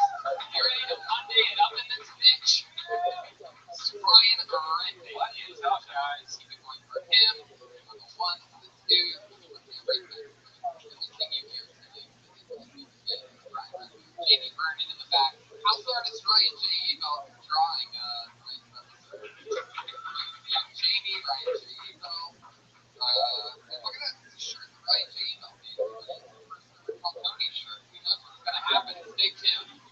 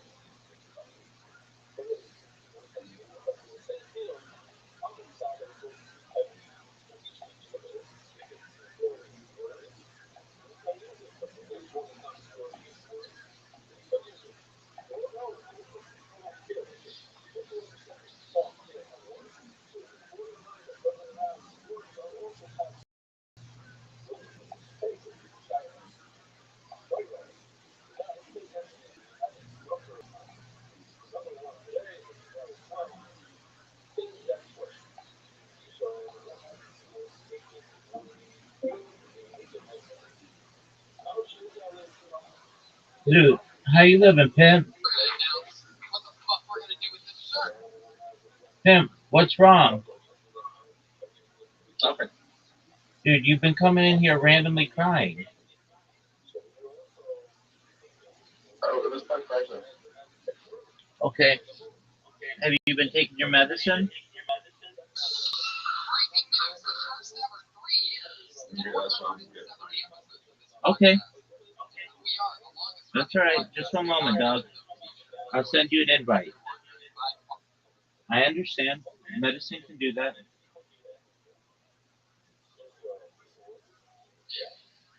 I just want to make sure you're not getting emotional because you suck dick at dice parties. That's correct, right? Yeah. Cool. You got an invitation, son. I wonder what Sam does. I know you did. I like that. What do you want me to do about it?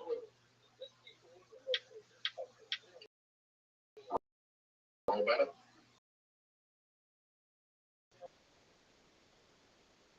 Give me a 4.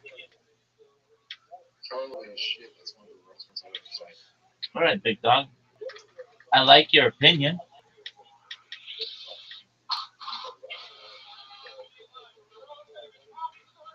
Dude, this game goes so.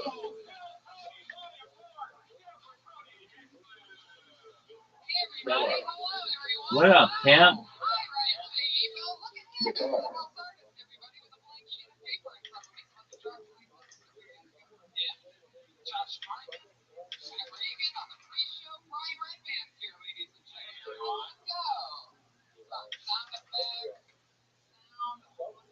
Dude, this sucks.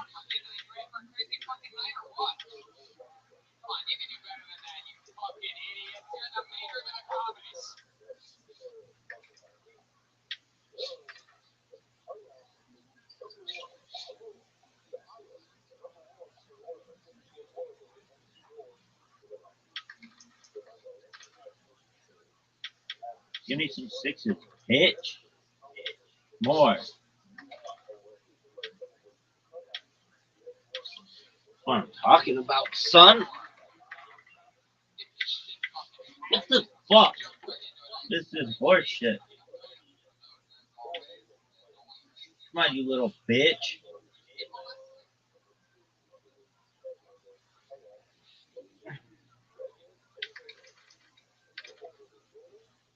One, two, 3. Give me a 4. Are you fucking serious? Dude, this is awful. Dude, this might be my worst game ever.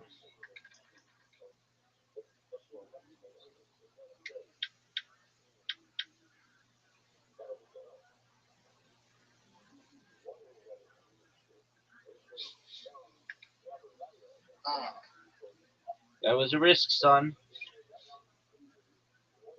That's a big Yeah, but I knew the chance. That's a big chance.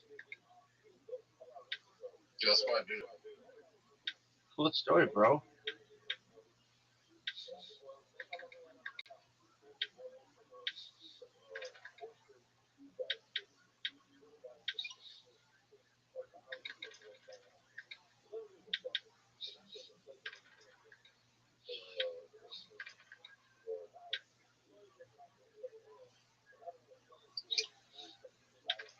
Why did you go with 3 of a kind when you had 4 of a kind?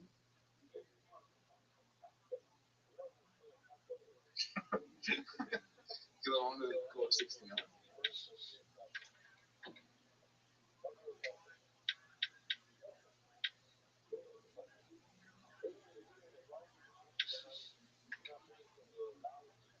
No, I don't know.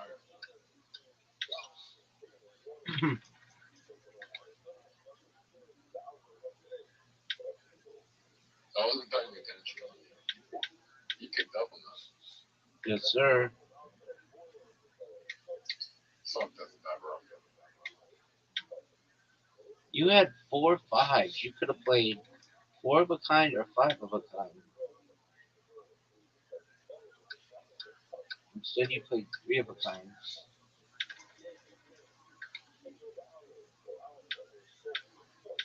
I could have played the 5 and got 20.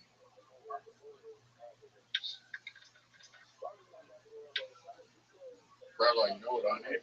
What do you need, big dog?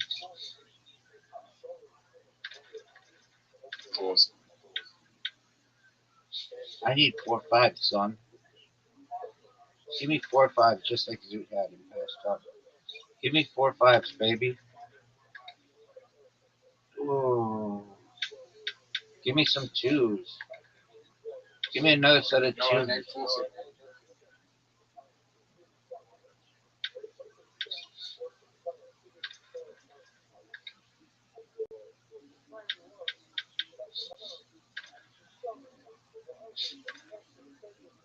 Fuck. Fuck. I told Riser that his favorite comedian was ending the podcast, and he was sad.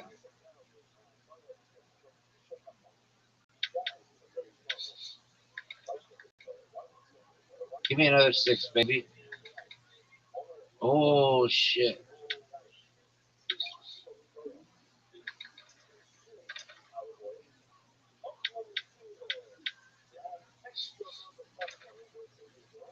Your favorite comedian is retiring. Give me another one. Give me another one. Your favorite South Australian comedian is retiring. Dude, you're retiring from comedy? Yep. No, you're not.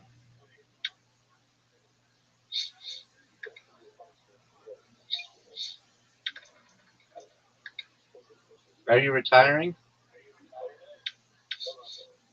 Yep. You're full of shit.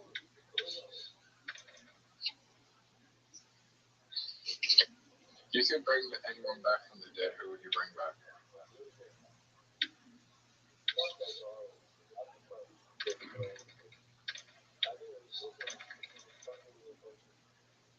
I don't know. Your dad. A dad? Yeah, I mean that. He's gonna be one of the first people we've ever fought. I'm not saying that as a joke either. I think it's sad that you didn't have the opportunity to have him when you were growing up. So, like, he's on the list. We gotta get him.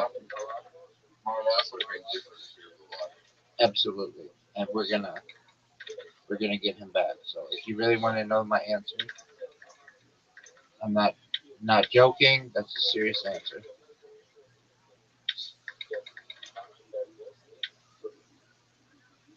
Fudge. Like Zoot. I would have completely be different. Completely different. Your life would be different now. Everything would be different. And And we're gonna cut to go through so much. agreed, big dog. All right. Now we're gonna play bullshit, and then I'm gonna go to bed. Sound like a deal? Yep. All right. 3, 2, 1, go. Good job, Zoot. I was so late. Yeah, you were. Why were you so late? I didn't have my finger on the button. That worked out.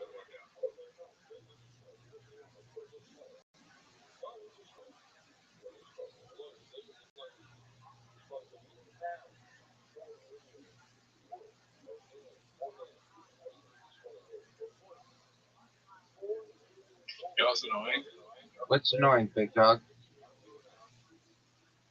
I have every single card, but then mostly singles. That's good.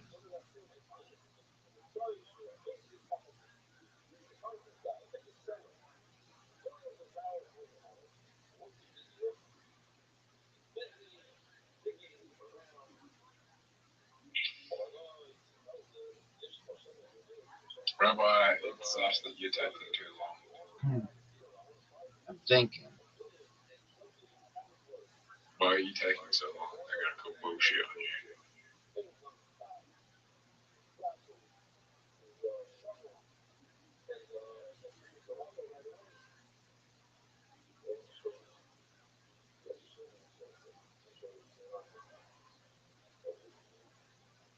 Hey, Rabbi, What up, pimp? be honest with me. Did you send her a friend request as well? Did I send who a friend request? Look at her. It's like I'm the most beautiful woman I've ever seen. Oh, that girl's hot as fuck. No, I didn't send you one.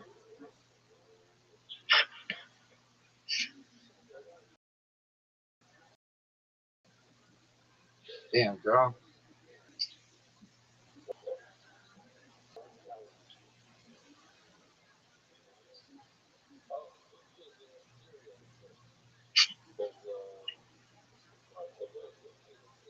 I bet this bitch just gets fucking friend requests all day long. She has 571 views on her profile. Everybody else has like, um, you have 185. The other guy's got 73. I've got 173. She has 571. You are so desperate. Bro, it's AI. Is it? Yeah, dog. That's an AI photo? Yeah. That is too. You got tricked. That's fine. You got tricked, Zoot. I like Alex. Alex is so funny.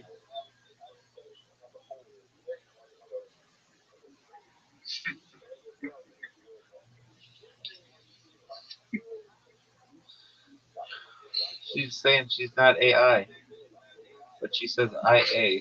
So she's dumb as fuck. She says I'm not IA.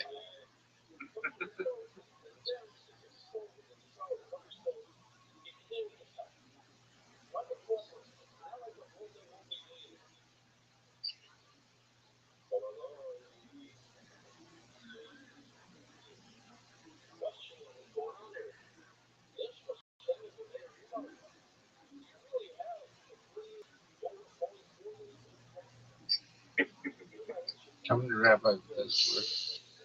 That's right, good dog. Good move. She's like, okay, what is it? She comes in. She's like, oh, it's so great in here. She ends up living in here because you're a little shot it in the dark.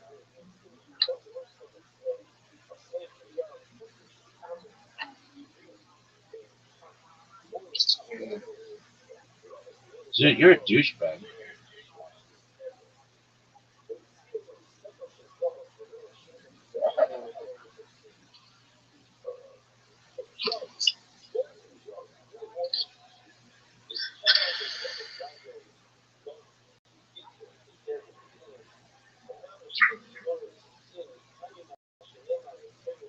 What part do I know? I don't know. She says I didn't understand.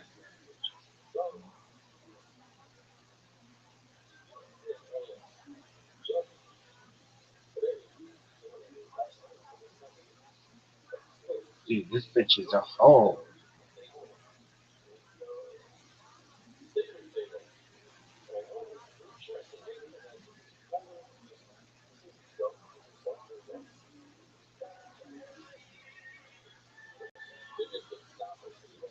This girl sucks.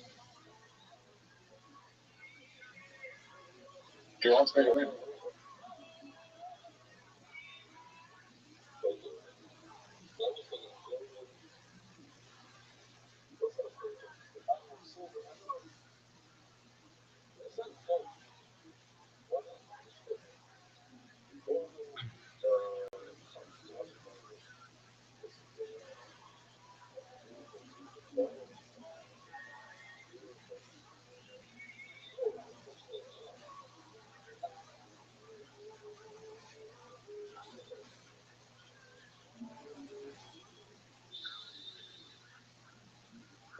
I don't have a choice.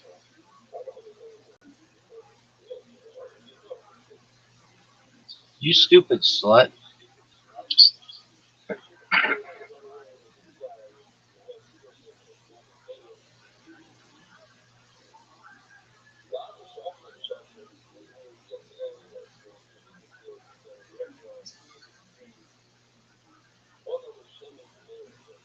What's the point of calling bullshit when they've only got one card left? That's not the last card. No one knows. Do you have any seconds?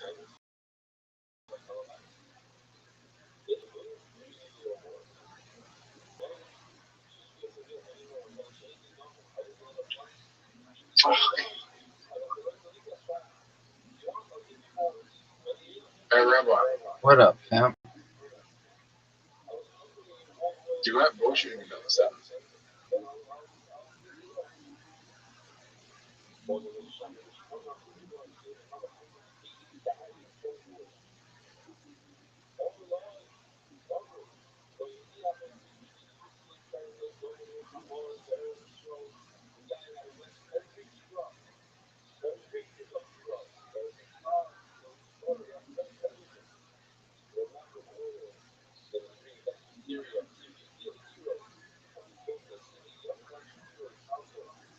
Rabbi, What up, pimp?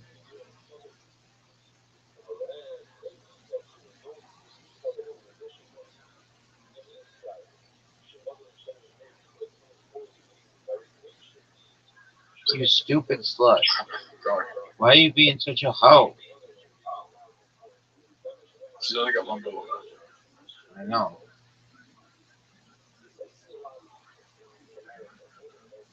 Well, it really shows you a hot picture gets you 4 times as many people looking at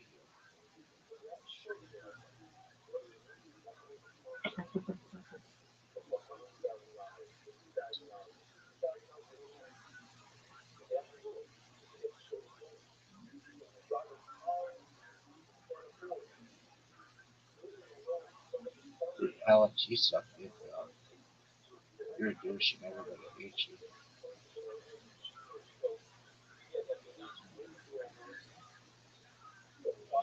Hey, Rabbi, What up, pimp? what do you think the chances of reincarnation being real? You never know, big man. Sorry? You never know, big man.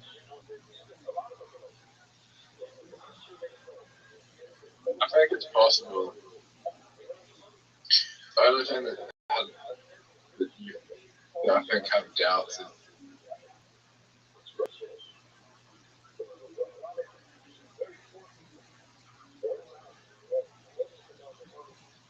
No way. Alex. oh, she's got It's over. Alex won. Yeah, dog. Let's play this bitch What's again. it called? Run it back. Sorry? Oh, I hit play again. Fuck. All right, Zip. That's all she wrote for this motherfucker. I'm going to bed. Wait.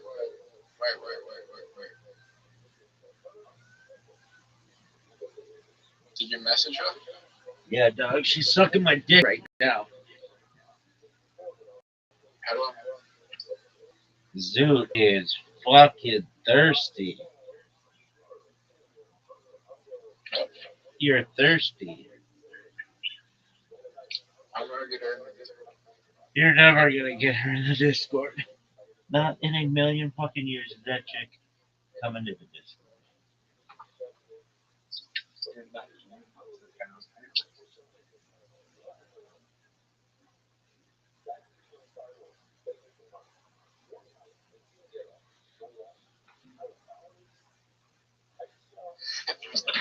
Isn't it?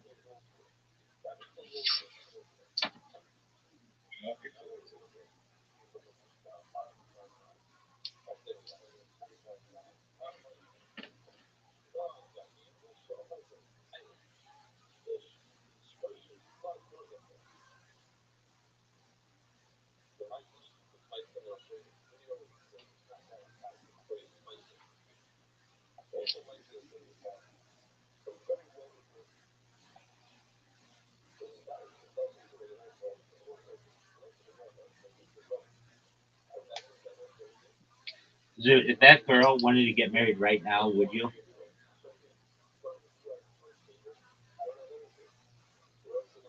Does she have a rich family? That was told me. No, she doesn't.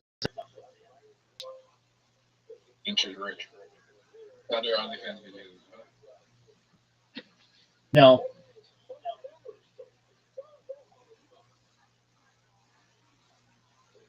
Is the Armenian chick? She's got to be pretty wealthy. She lives in a really nice area. What do her parents do? What does the Armenian chick's parents do? Or what do her parents do? I don't know. Something in the automotive industry.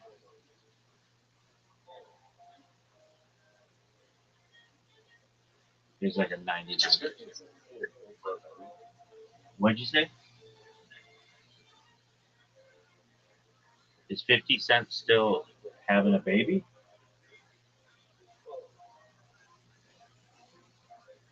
Yo, Zoot, what did you fucking say? What did you say? Is 50 still too old to have a baby? It's 50 centimeters total, baby.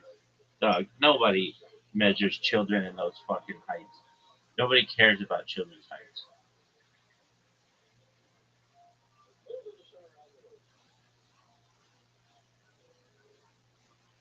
Are you still gonna be around? No, I'm going to bed. Peace. Shout out to Zoot.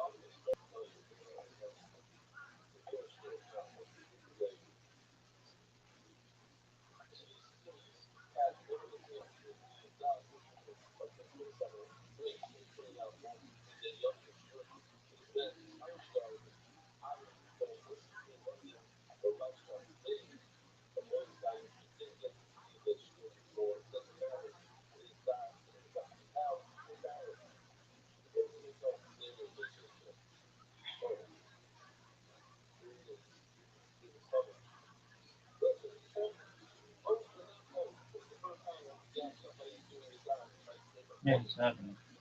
Happy birthday, Danny Bear.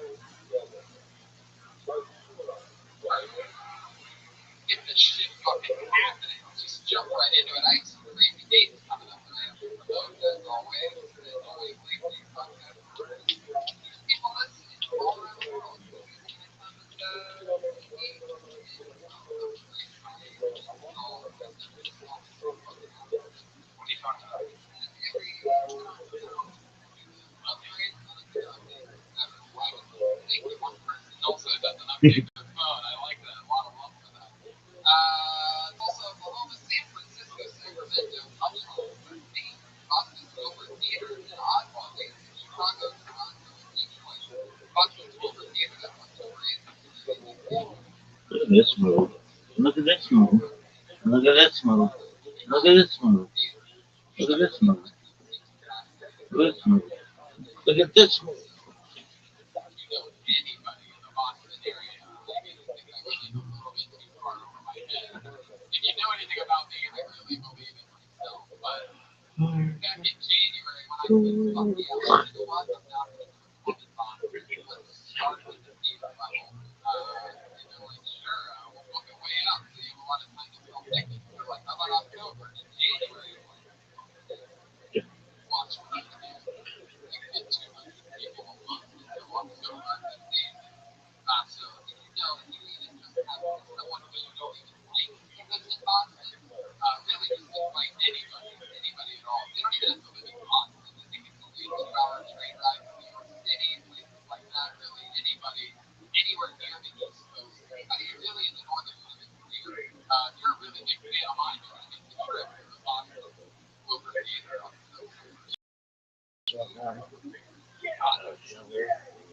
Girls, mega fun. Friday shows, if you want to see Kill Tony live, we're going to be taking some people out from Kill Tony to do the comic board part of it. So, a podcast festival, literally built for people to not leave the house. They're doing a festival, and we're part of it for the third or fourth year in a row. So let's just jump into tonight, shall we, ladies and gentlemen? How many of you people in the audience are Kill Tony fans, huh?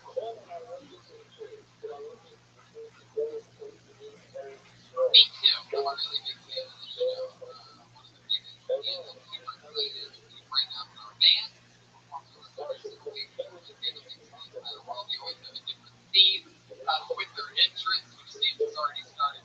Where is it, ladies and gentlemen? The Kill Tony Band.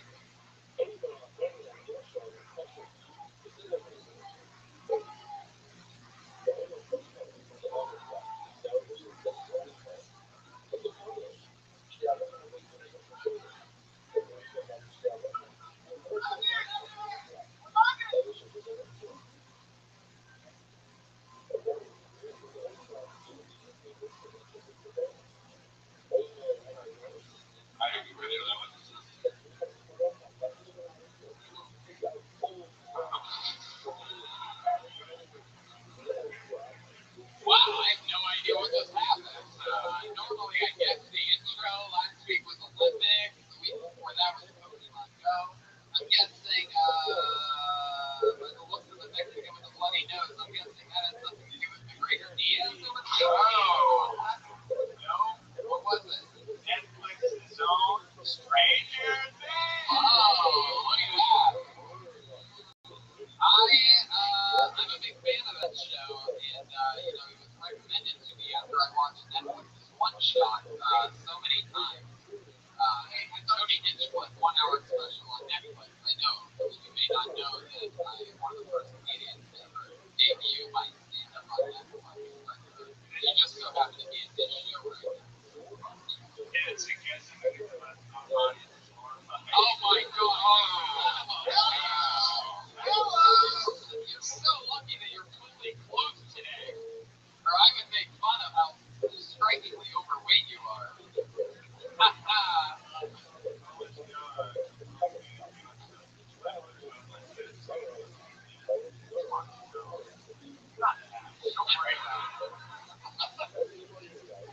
Jeremiah Washington, Pat Reagan. Jeremiah is straight off of headlining his first weekend in Billings, Montana. Billings, Montana, ladies and gentlemen. I don't know if you've heard Drake's song Started from the Bottom Now We're Here, but I'm pretty sure he was talking about his first weekend in Billings, Montana when he was on the bottom part. Patty Reagan, how you doing, man? You want to talk to tagline? Tony,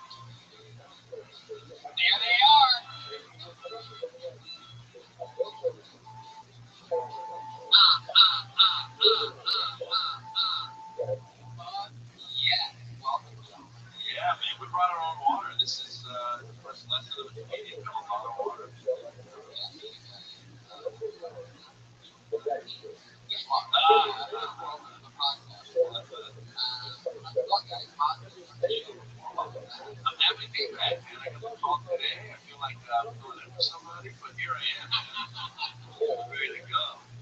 Yeah. Yeah, so this is your first time on the show. You are so yeah, I had a great week. Got caught up in the show properly. Oh, I didn't know they were in there.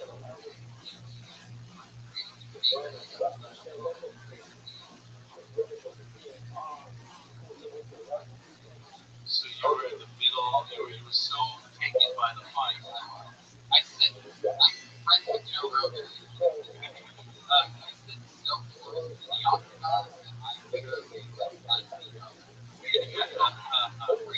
Was it one of those things where like the party just kept going and you were like, I gotta book somebody, I gotta book you, like, but then they're like, we're going to the club, you were at the club, and then we're getting shots, you're like, I gotta book, but then you keep forgetting, and it's from So you had 4 hours there, 4 hours back, and you still did not book. Tried to book the show on the way back on Sunday, and yeah.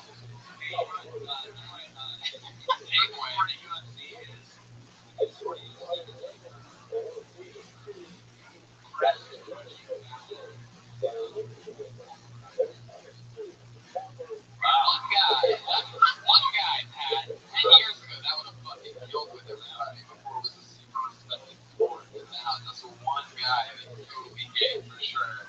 It's like, yeah, fuck those homoerotic guys. So wait, explain to me. So you were on the 4 hour drive back with this PC guy. Yeah, and I'm getting stoned to going. And I mean, an amount of high that nobody even feels like a bottle of the horse of truth. He is obviously got the right.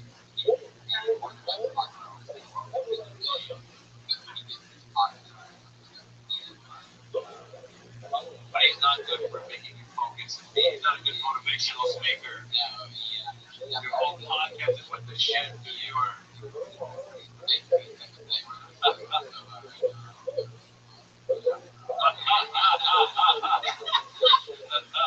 no, I'm trying, but when you end up in these areas, the drive from here to Vegas is like only 9 reception.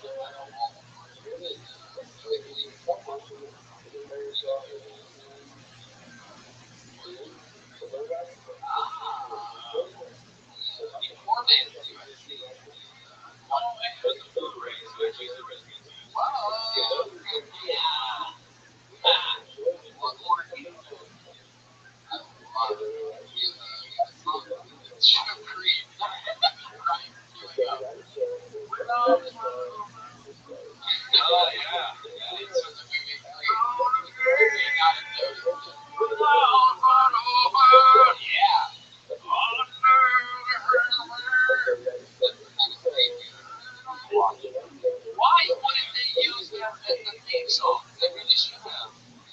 We're having too much fun, and guys, this is a real show. How about that shit? Yeah, we're fucking over 30 comedians saying, Wait a minute. 50, 30 comedians. Wait a minute. You booked 30 other comedians and got to book us? no, we didn't book them. No, they just show up and they sign up and they didn't have stuff in the world.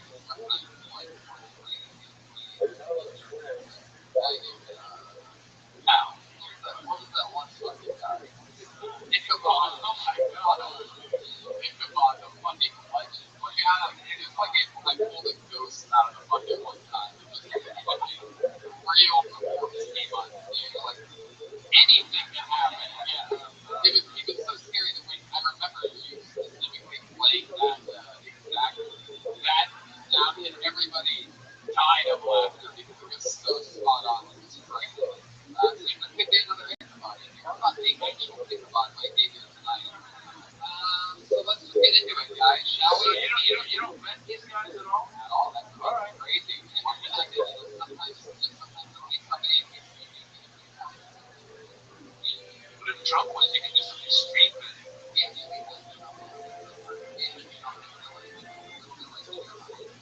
Wow.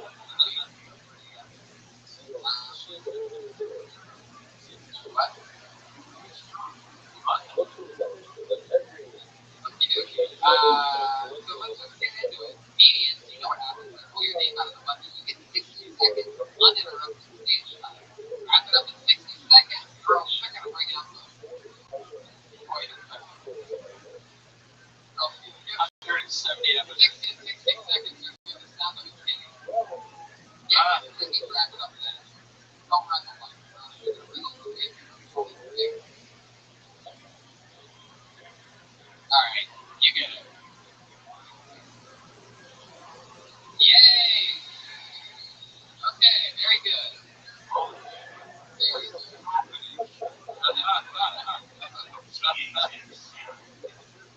little bit longer every week. All right, I pulled the name out of the bucket. This looks like a new name. Let's see what happens here. Uninterrupted, 60 seconds.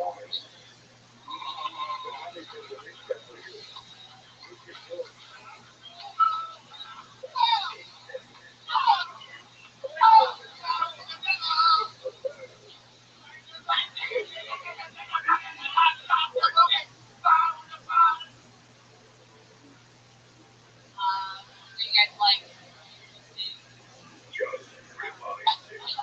My boyfriend really likes the main guy. Right, I did not know I was interested in this. Alright,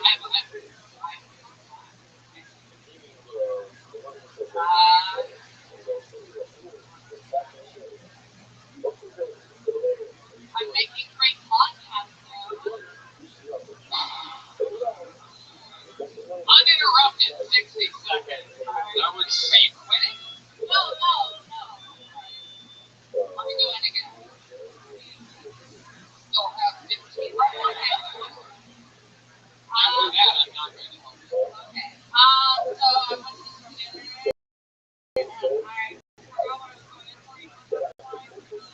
Oh, it's not good waiting.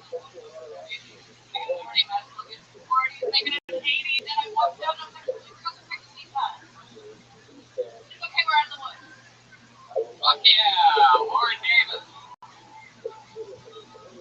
60 seconds, 40 seconds of it apologizing for being called up on the show. An almost epic maneuver that I've never quite seen before. You had no idea that your name was in the bucket. Talking to the microphone. I'm sorry, I've never heard of this. You've never heard of this show before. Bars, Tony. You've never heard of this show before. You just so happen to be sitting in it. And your name got pulled out of the bucket. I didn't know that one was a sign up. Okay, I was like, I'm honestly Did you think I would have watched that for an hour and a half? No exaggeration. Did you think you were entering a rap? I thought it was like a email or a Instagram or whatever.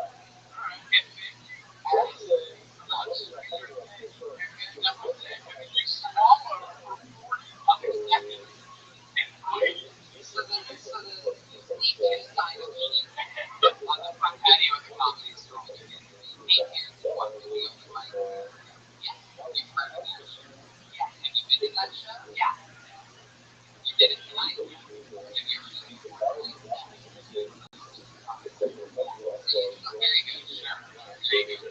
Chase your dreams. So you see one side of me, open mic starts at 7, 9 weird names, right? They weren't. They weren't. It was just sign that shit as she was going. Yeah, that's what it seems like. It seems like you were like, I'm the house with the usual side of sheep.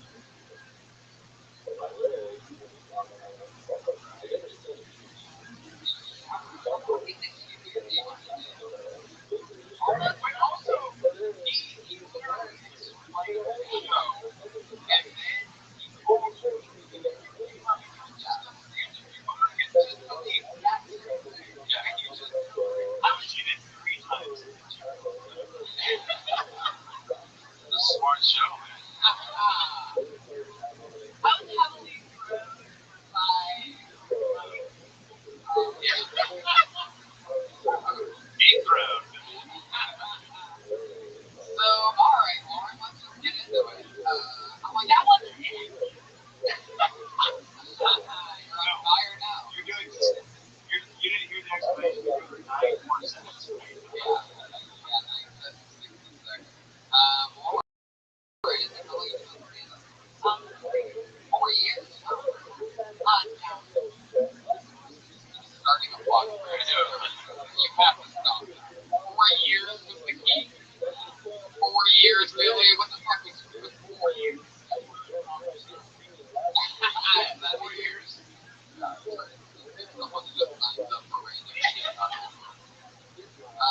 That is very entrepreneurial. I'm not just I'm gonna sign whatever comes my way. Oh wow, people have signed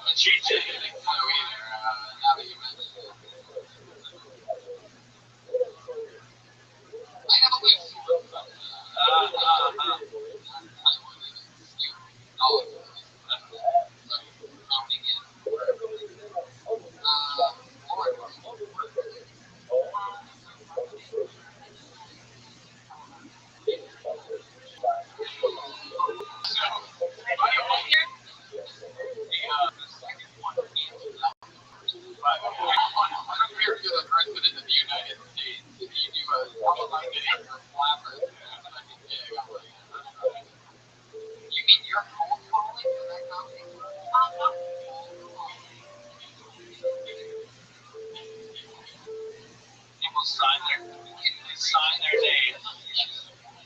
their names and then you call them. And they're shocked as you were. They came up here. Yeah, oh my god, I don't know what I'm here. I'm sorry. Wait, what? I don't understand the marketing for hedge fund. So what? Just because it's a hedge fund, it's not the marketing. Like,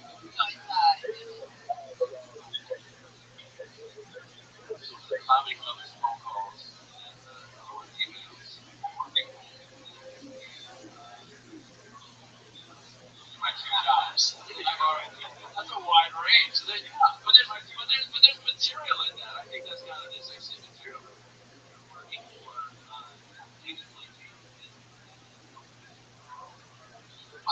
and here is Steve Reagan and I obviously nothing else was some sort of indica today.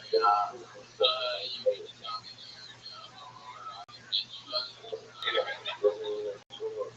that's like civil duty. Ironically, Matt Reagan and I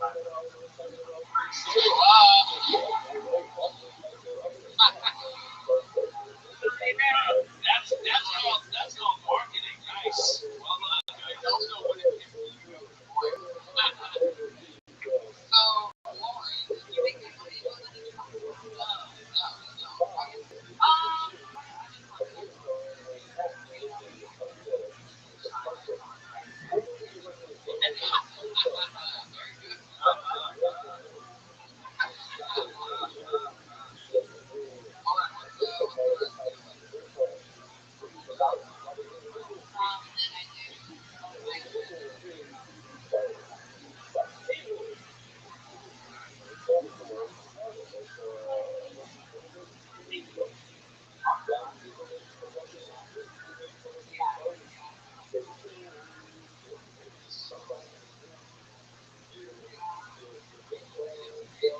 You're so busy with the you don't even watch the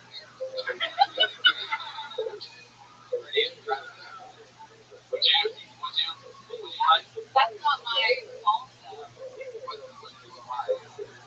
Uh-oh, there's some flies that are coming out. What did they caught on the way here? Is that what it is? My fault.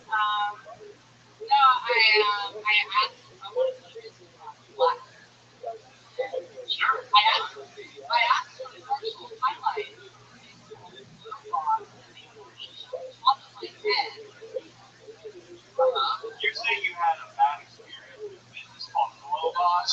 I don't believe it. I don't believe it for 1 second. Somehow I didn't even notice that until Jeremiah repeated it. That's like a kidpin.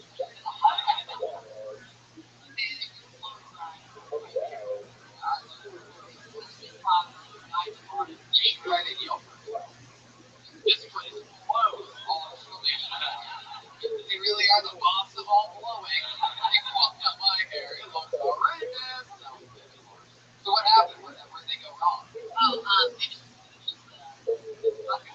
Did you realize that when they put bleach on it? I did, but it's like Yeah, there is. When you're putting a bunch of bleach on it, what the fuck are you doing? Get this off my hair. Well, Get this off of my head and put it on my asshole immediately.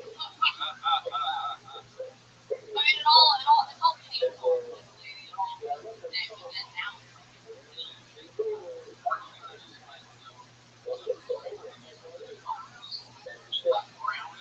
I can't do anything. I'm watching it. You can't even wash your hair. Well, did they still charge you? Did you pay? Yeah, why did you? How much did you pay? I've always wanted to say this.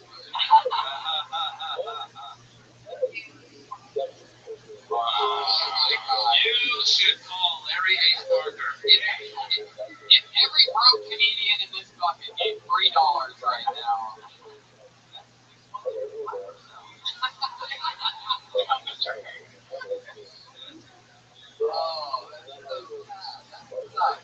There's really nothing you can do with this. You get a haircut and they charge you. You gotta pay it or you have to run.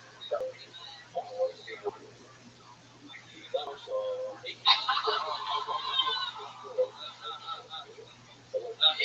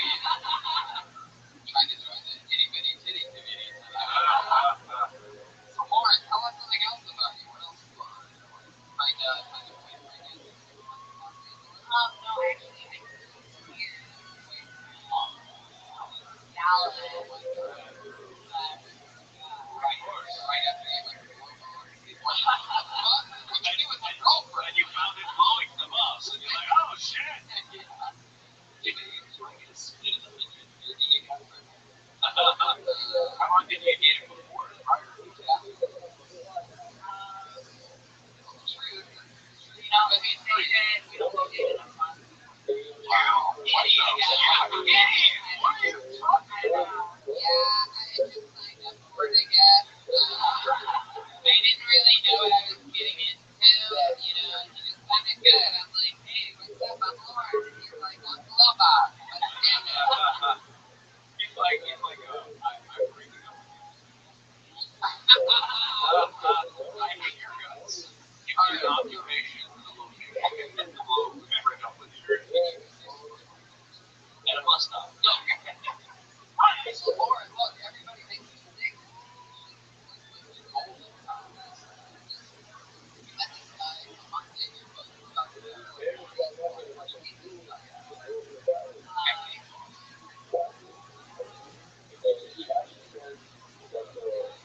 All you diehard people.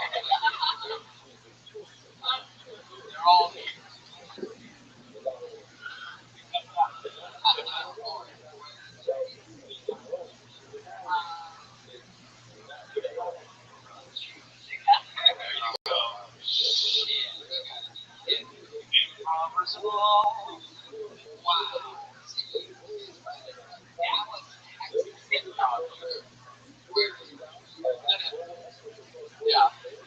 Yeah, what up, Lauren? So he came out here to make it and was like, come along. No, we were both dating. When he came out, what did he come out here for? And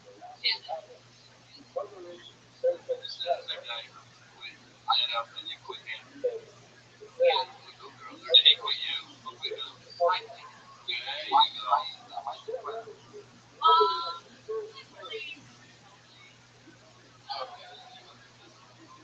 Yeah. So you moved in together, right? When you moved out, you moved in, so you had to get a place immediately. Together all the time. Apartment. Oh, man, we tried.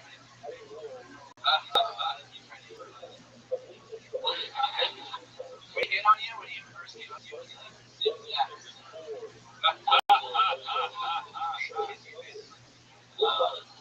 When y'all like, hey, let's go on a date. I need a place done. Oh, fuck. So you guys moved out here 6 months ago. How long did you guys rent?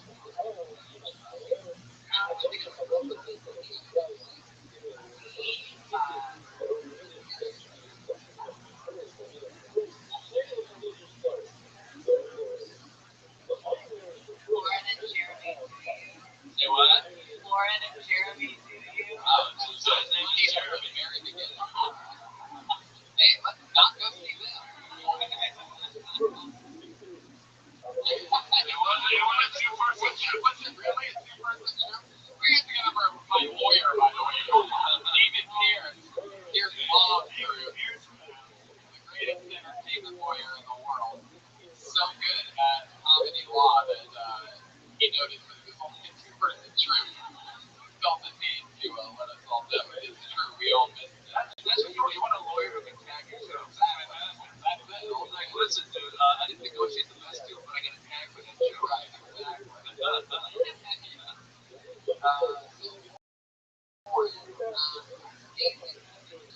How about you? You've been a month free. You've been 5 months out. Yeah. So you've been a month free.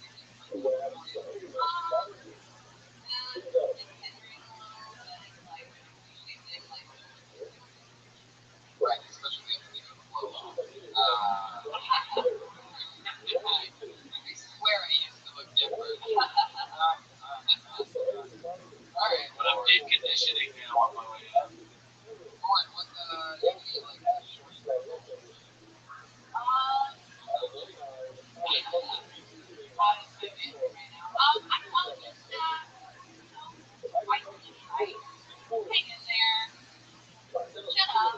Do you still do the improv troupe solo?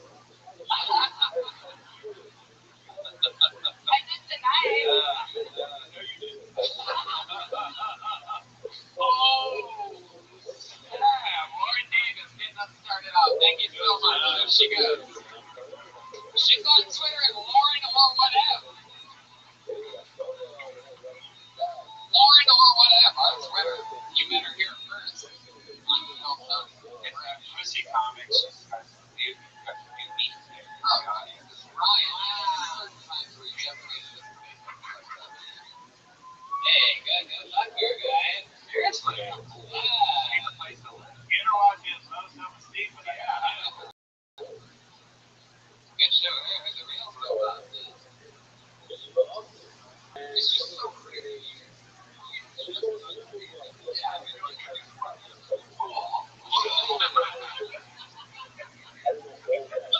I have no idea how I got here. Hey, you know you just talked to me. First off, I'd like to say I'm sorry. We pulled another name out of the bucket. I believe we should discuss more. Very good.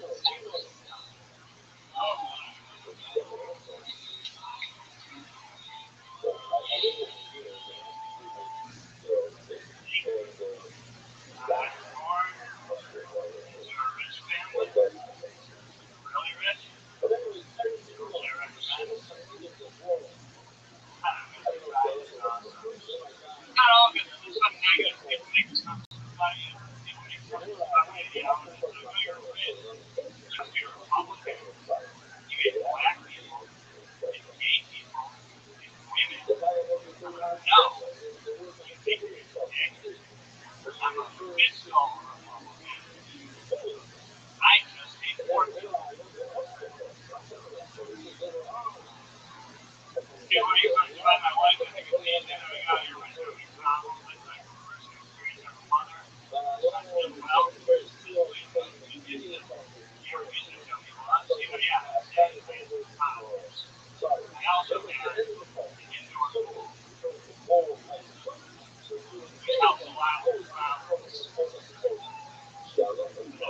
Yeah, Zachary Stein back on the show. Yeah.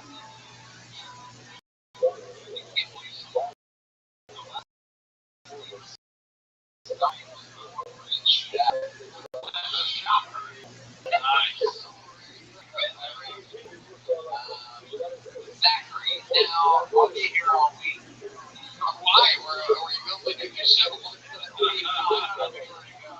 just gonna stay here for the week, guys, if that's okay. Comedy Store staff, because of what it's self-experience from the side coming over there once in a while. And you're really going to grow up British. Look like Danny Boyle, you had a ton of money growing up. Yeah, cool. No one does it anymore. What's that? Take money? No one does anymore. Remember when you looked for it? I'm almost like a Republican. Get into it. The reason why I remember the name when I pulled it out are actually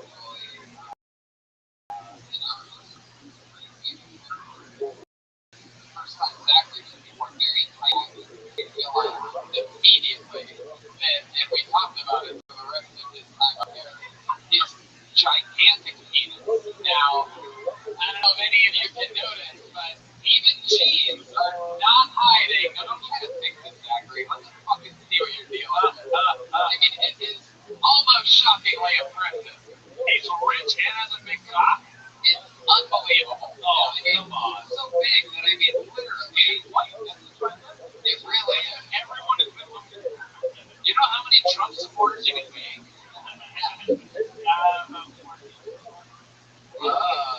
You've been to a rally? You've been to a Trump rally? You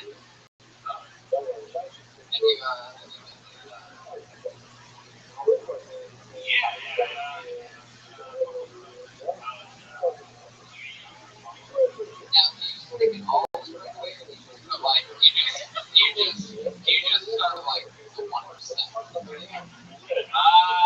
Nice. Big eyes, Republican joke. I think it starts with a 1% and lets it trickle down. Yeah. All economic jokes, ladies and gentlemen. That's right. I mean, there are people that are billionaires that would have laughed at that. Yeah. Either way, he's using it.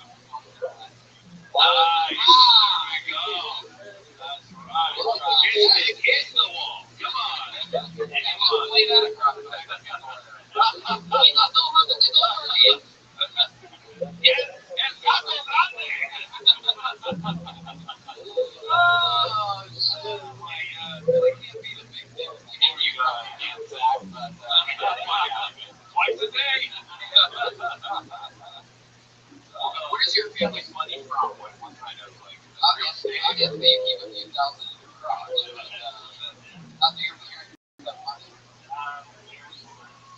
Wow. That's almost. It makes sense. Since he probably has a giant dick too, that would make sense. Which hair salons? We now wow, really hairstyles. Like this creepy pedophile angle that you have. Any rescue.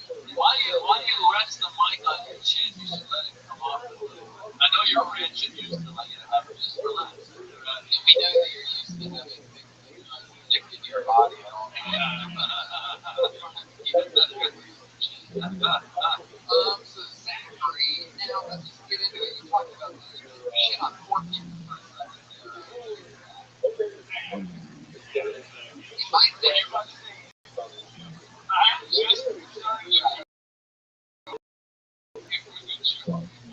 look at this thing. Go there, go all the way. You're gonna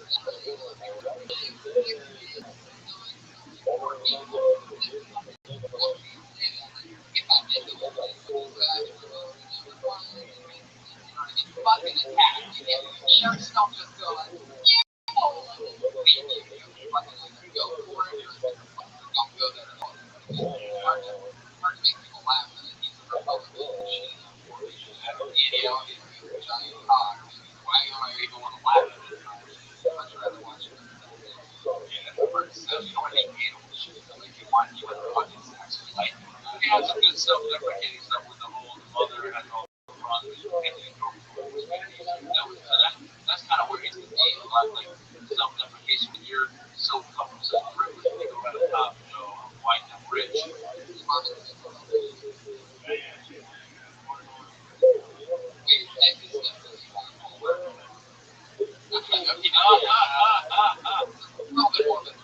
Because he just overdosed on his big joke. They're a mouthful. Hey!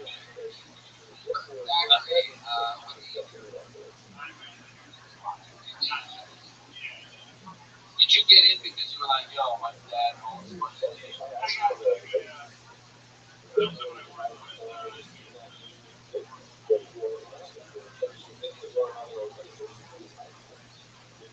And so do your weeks.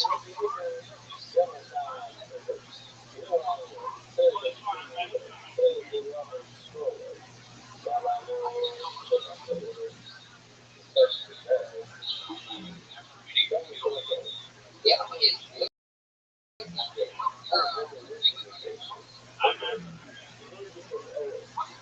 Mile giggle. You say it like your roommate's an 11-year-old girl. I don't understand. How can you say, I don't know.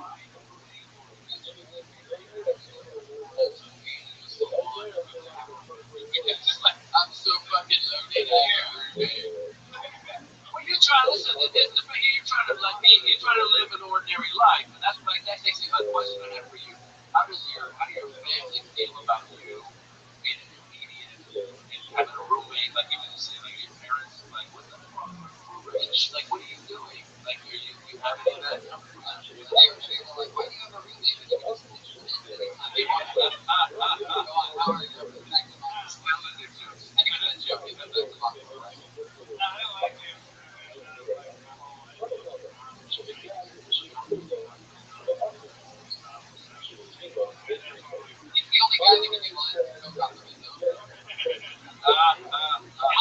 Only 5 people. You guys, you know what? Just come back next Monday.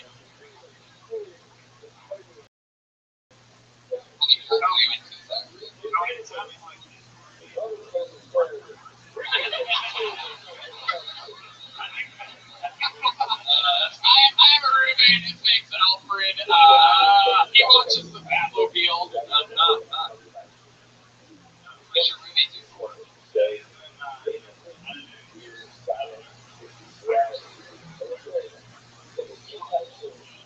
But are your parents aware that you're doing stand-up comedy? Are they worried about you with the drugs and stuff? Like that.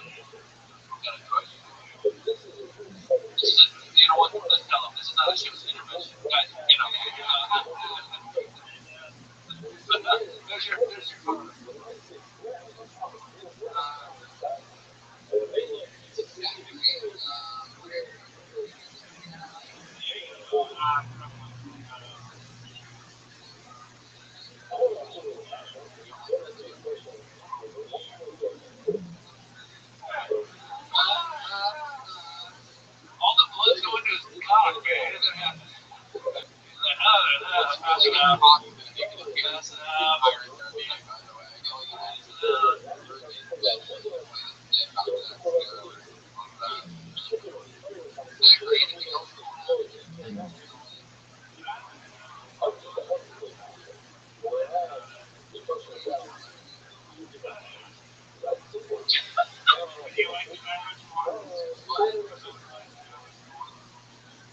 Sure, go ahead. I mean, you didn't have to ask me like you were about to kill me afterwards. Yeah.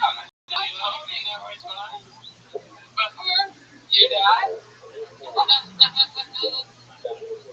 was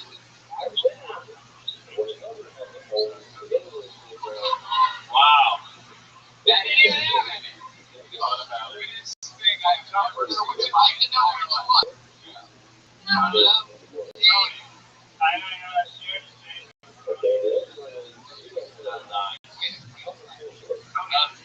This is why we need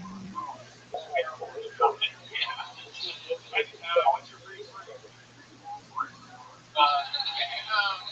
you have any good questions? Do you want me to ask that? Are you high right now? No, that was earlier today. Oh, okay.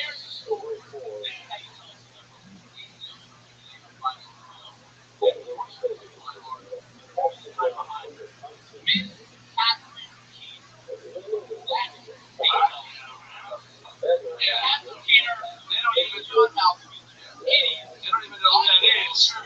No, this is how you tell a celebrity story. Jack Nicholson fucking ass. Yeah, there you go. That's a celebrity story right there.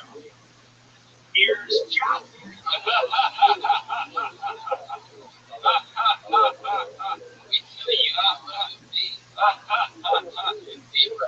There we go.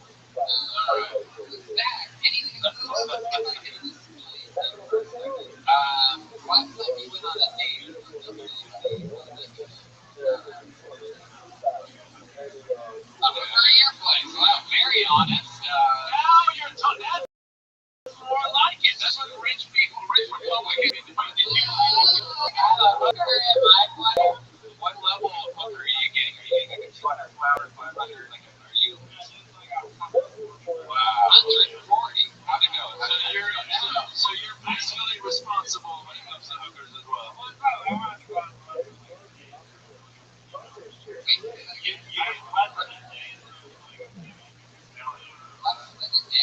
Less than a date. He actually does the math and comes up with it. So like if she's leaving, she's like, have a bottle of water? No, it's gonna be the 2 bucks, you know, pass the limit. No water.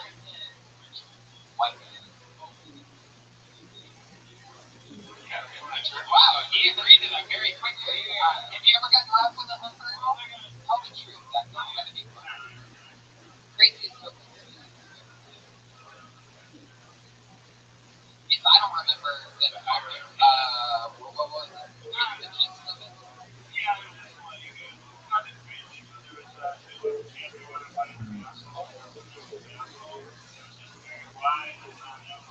Right, you said that the asshole was the looser than her vagina. Yeah, I do remember that. Wow. That shit's great. That's talented. Exactly.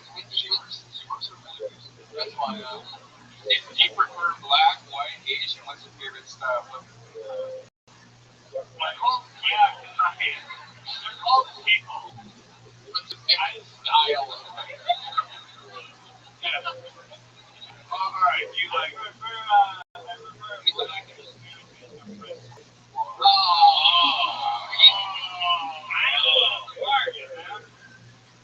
well, that just shows you the economy. Like minorities don't make as much as white people do. Well, see, you are a Democrat after all. You're trying to help the poor. Oh, that's so nice of you. But it's not really.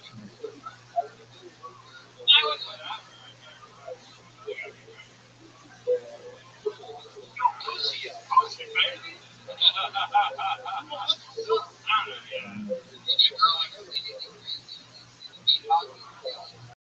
Yeah, I mean, it's not like,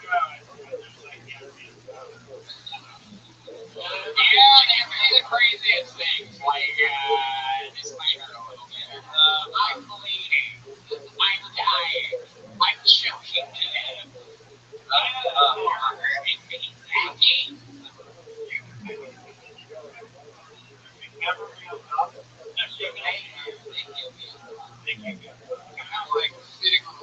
Jeremiah is such a small penis that he can't fathom what's happening here. It's like, no, what direction doesn't work? Jeremiah, no, I just imagine like it would be easier to throw me on top since you was just only watching it. You know, otherwise, I mean, why is she making everyone put on top of her that he has to hold towards her? Like, you like that? You like that? And then that his disposal. Wow. Jeremiah put a lot of thought into that. You were like a lawyer just pleading your case right there. That was amazing. I put Jeremiah good. Thanks. Straight batting? Wow. I have a question.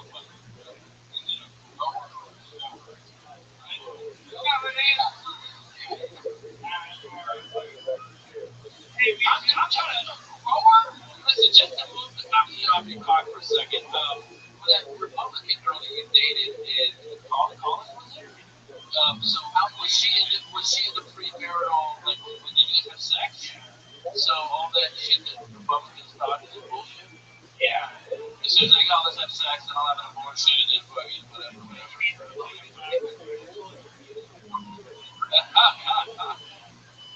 Alright, well let's go back to that. Anyway,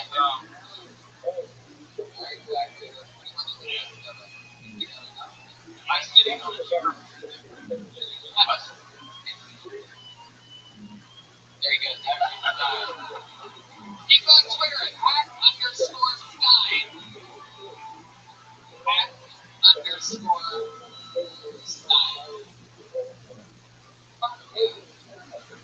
There you go.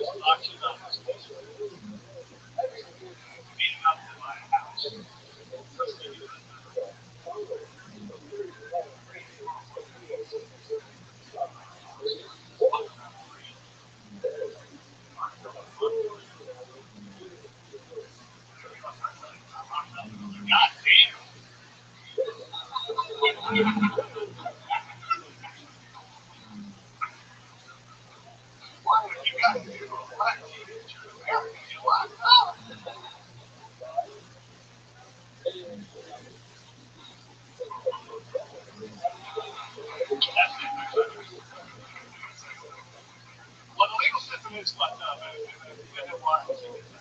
We have to use Supreme Court judges. And Supreme Court judges, you know what they got paid? $250,000 a year. You know how much money Judge Judy makes in a year?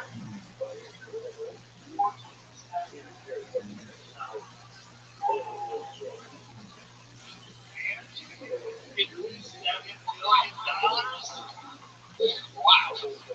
Jim Hamlin.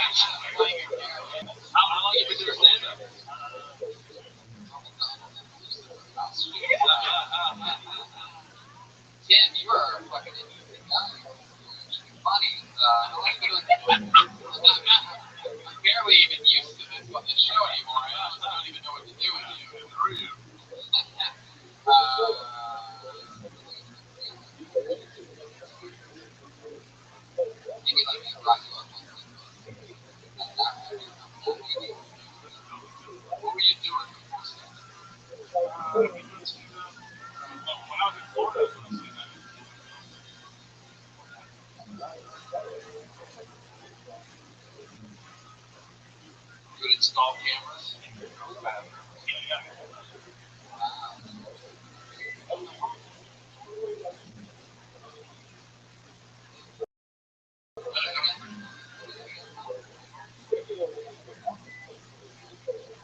You got the same hair. Oh, I think we have a maybe what do you call morning COVID? Did you ever make your way through after you left?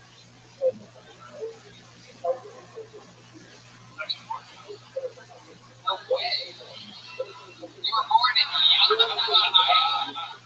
then you had it pretty much, I mean, like 95% on you were born in St. Louis.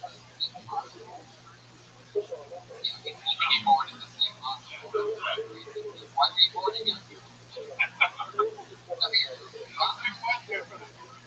don't know, like, it seems like if you're not from Youngstown, then it seems like you'd have to be passing through State 80. Wow, where in Youngstown?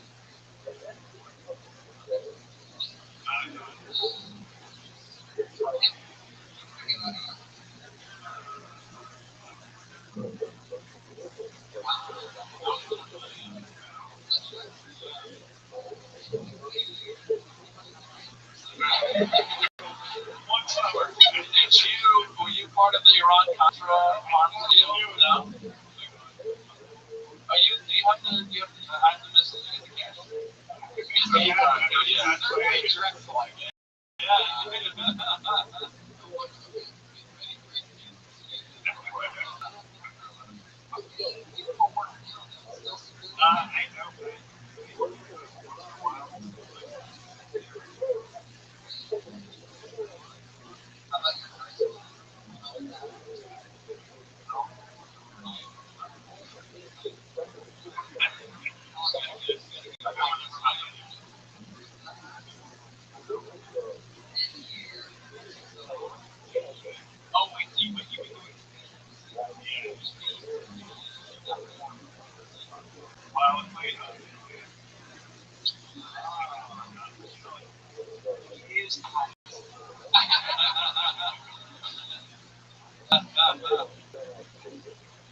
Musicality was it for floors. He was in a band called Hamlin and Walken. Tim Hamlin, what was the name of your actual? Swoop. How many members? What did you do before? What did you do in the band? What did you do? Were you a funny bass? Were you funny bass? Was it always like you guys always like people that know you? People that you don't know.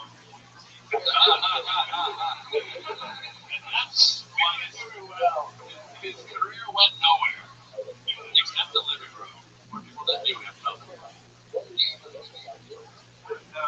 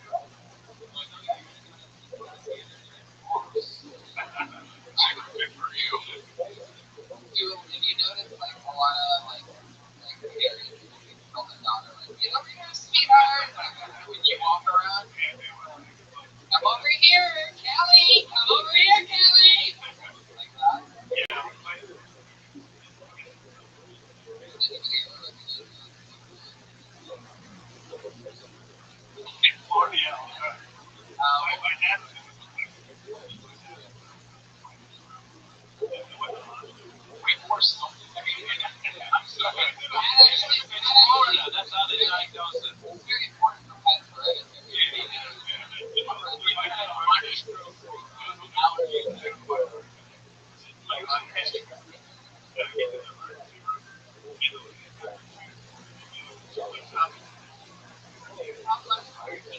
Wow.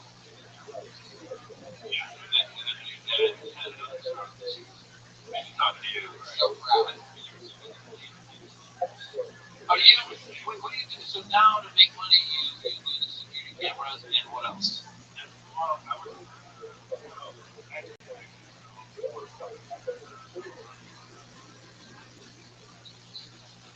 Similarly, for like big companies, security cameras. How much?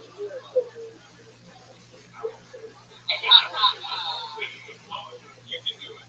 Tim, how much money do you have altogether?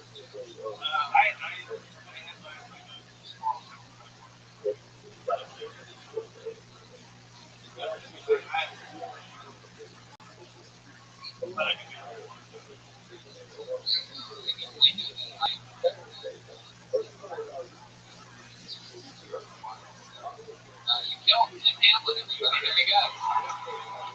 Easy breezy, baby. Can't psych yourself out, bitches. Choo-choo. Bloody murder. Tim Hamlin. He's on Twitter at TimBurton70. The number 70 as Tim Hamlin. One more.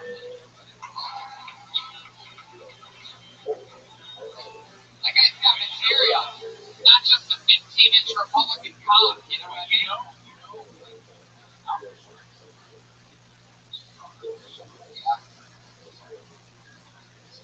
And Travis Bickle,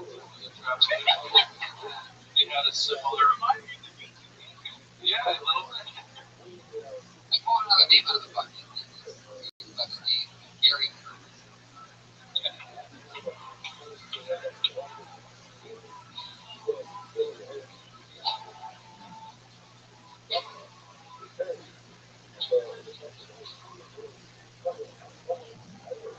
Yeah.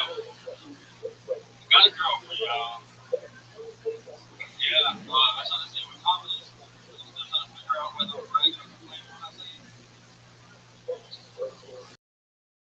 One thing about these relationships, I can walk away. The way you really think about relationships, not necessarily how you get away with it. Like if you're single and you forward a date with a girl and she parties, that's a deal breaker. Done. Nasty ass bitch. But when you get in a relationship, first time you girlfriend around, you be like, what love is. It's a little nasty ass. When you think of it out here just sleeping with girls in their periods, hell no. I'm trying to get something out of the week. My girl was like, baby, I got my period. I was like, well, I'm like, send it to you. Is that shit supposed to stop me? When you think you ain't out here just sucking on people's toes. Nah, my girl was like, baby, you trying to suck on my toes? Shit, we gotta say something for marriage. But yes, Gary Curtis. Doing it, getting it done. Staying in the zone. One subject, multiple punchline. Boom, boom, boom, boom, boom. Hitting the speed bag like a pro. And talking about real shit about your life. It's all home. Style and handling, but another really good stuff. So, alright.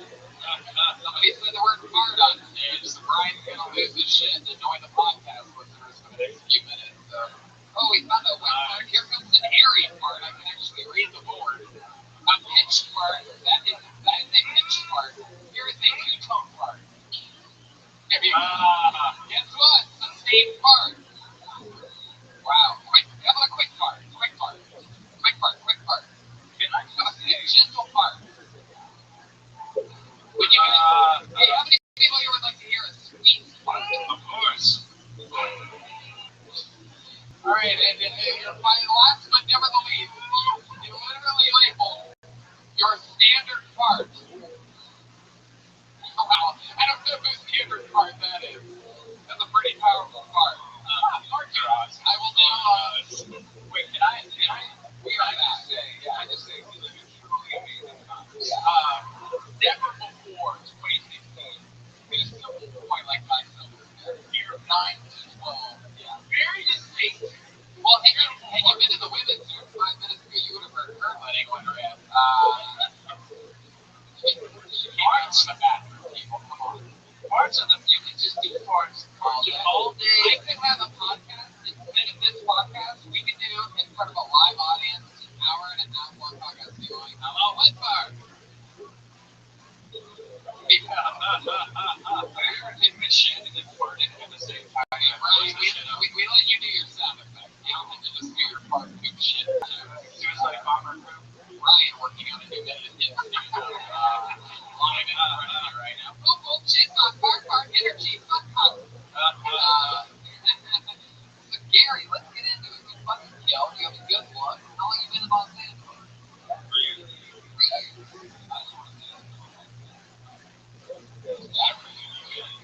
Also well dressed. Well dressed. Ryan, good presentation. Music. What did I tell you? I'm a blank slate. Just because we're a free podcast doesn't mean we can get away with it. They're never gonna make us into a TV show if you keep. Too edgy. Lots with the last Too edgy. Like, I mean, Like, the slaves are crying. He's a white guy. That's what it is. It's slave music. that's what it is when Black men were singing it. Yeah. Isn't that what the old P. Diddy does? Slave music? His ancestors told him that no, this is slave music. And by the way, which reminds me, I'm gonna toot my own horn. Saturday night, I met Kanye West. Yeah. There's a celebrity story. I said, I called him a genius, and I bowed in front of him. I go, you're a genius. And he laughed and said, thank you for the host of Phil Tony, because I love that show. And so he knows Kanye West. There we go. Jesus Christ Almighty is what I call him. Gary, let's get back into it. What do you do for work, buddy? I work at Tom's. My name is Tom, you're a financial analyst for the place where you like get shoes. So we're just like, we should stop half of the stuff we do and we'll make more money. Wait, you guys give away shoes? They must come. You get, isn't it like you pay 10, like another person gets them?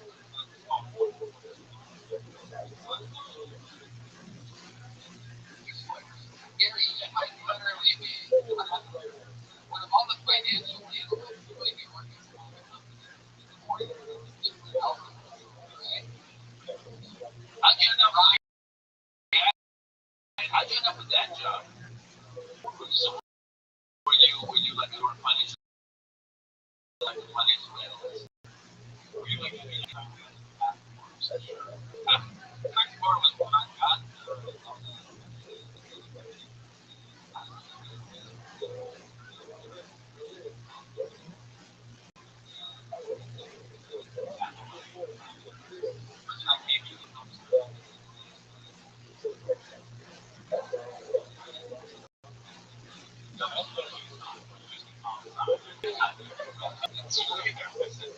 too much into it? Gary, how long have you been dating this girl?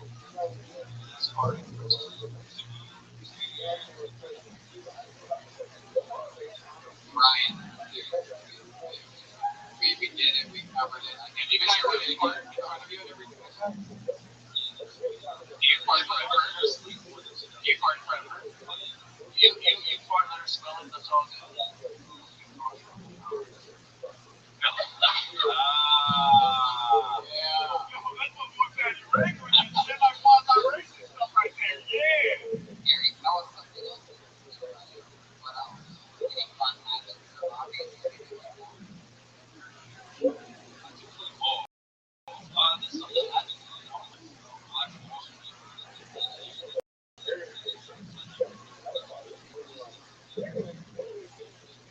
Really? Oh, there you go.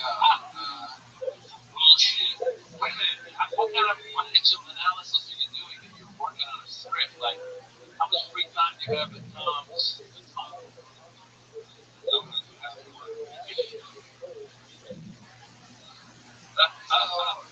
there like a big scene in Washington or Wall Street that we don't know about? No Black Wall Street. Yes.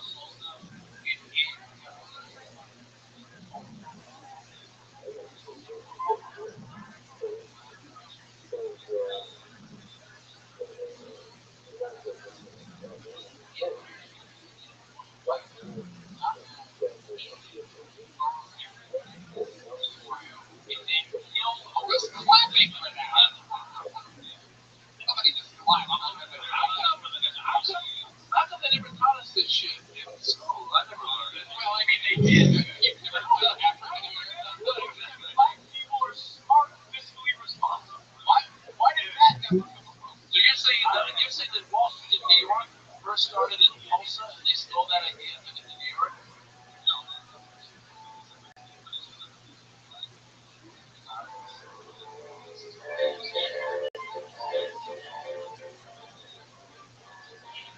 Congratulations. What page you on when you found out that John Legend is doing the series? Page 40.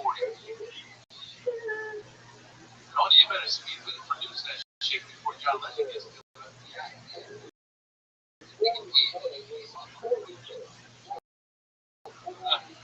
Gary.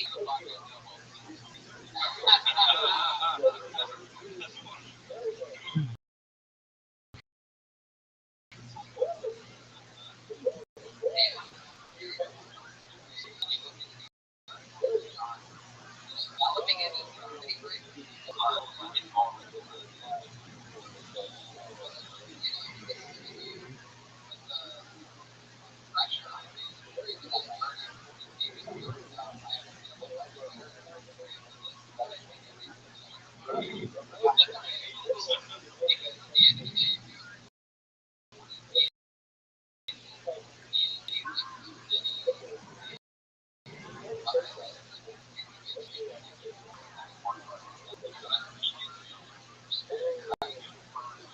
The days is gonna steal it.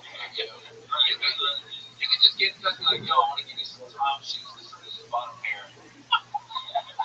So you get a free pair, and then go to deliver it, and you're like, oh, what's this? It just fell out of my backpack. And then go from there, man.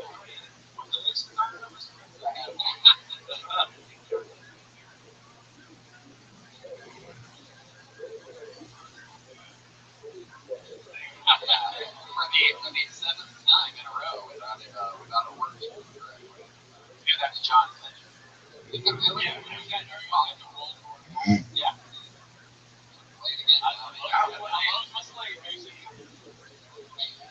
Oh, he went to the Tony Tone reference 2.5 minutes ago. Gary, all right, man. Nice to meet you, dude. Anything else? Is your girlfriend white? And have you had sex during your period, actually? You have? Yeah. Why?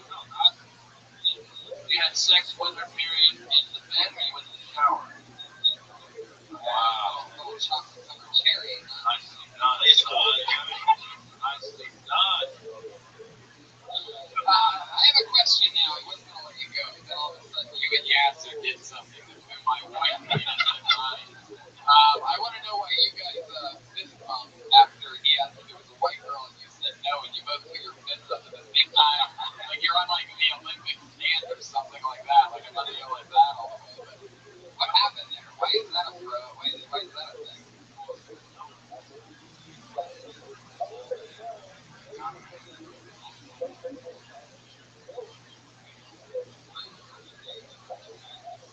Did you find your north of Wilshire or south of Wilshire? Wow. How much south? Where'd you meet her? Where'd you meet her at? Wow. You fell in love in a homeless league.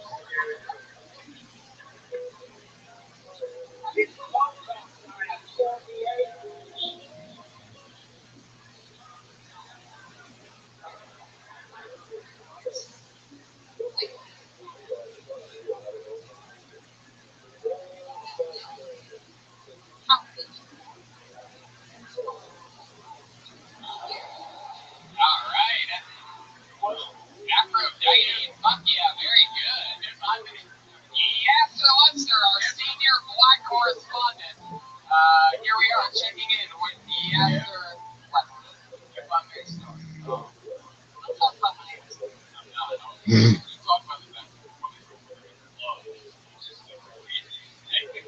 For someone that alright, guys, you an idiot. Someone loves. Like that show, 1998, for loves. Also, every time you see these folks over here, just the biggest size I've ever seen. They didn't know they were growing up. Like, am I allowed to say that word? Probably not, right? Okay, there you go. The word in Hebrew. She added an I to make it worse. Aphrodite, you have a lot of big features about you. Let's get into it, shall we? Aphrodite, how long have you been doing comedy? Tell the truth. Just the other night. The other night. No, just started. There you go. Aphrodite, what did you do? Years ago. Once, right? No, actually, I horrified people like weeks at a time. And then what happened? I just gave up when I was 6. What do you like to say? You're a recording artist? Yeah, I like your style. You always speak those things. No, I'm just looking for a freaking white boy to come pick it off, you know? Oh, shit! Oh, shit! Good, Tony! Tony has done it again! I ain't got what you like. Look at the lipstick on her cheek. Tony, go, Tony. Go, Tony. It's your birthday. It is not my birthday. Now you're running. Yeah, you better keep looking at her. You might not even the mirror. So many people that we didn't and even at 60 years old, you're 60? I'm 60. Oh, wow. Oh, shit. You're almost as old as the actual Aphrodite. That's right. That's right. But guess what? My ass is dirty. It is? Yeah. Do you stay in the pool? Are you saying I'm wearing a diaper right now? No. I can make this bad boy move, okay? Hey, what's that?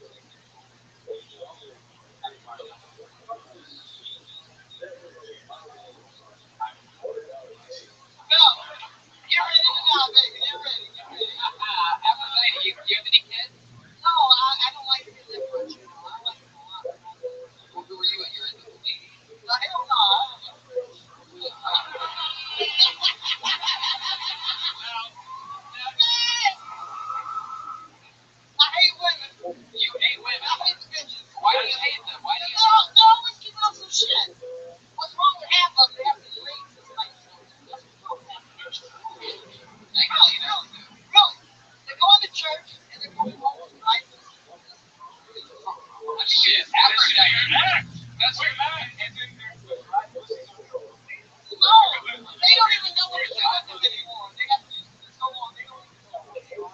these women are right. Yeah. That usually means they have dry pussies. I think you're right. Aphrodite, let's say I take you back to my place. What's the first move you pull on me? What's your first base? What's your first move? I come on the kid, and you ask my chick. What? What? What'd she say?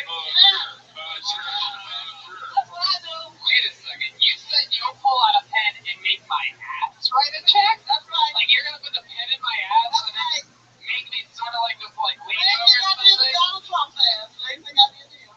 Wait. Now that can either mean one and two things. That A, you're gonna stick a pen up my ass. You know you white people like it. Do you actually accept checks? What? Do you accept checks? Hell no. Well, Alright. casual. Not for white people. Have you ever been with a white man before? No?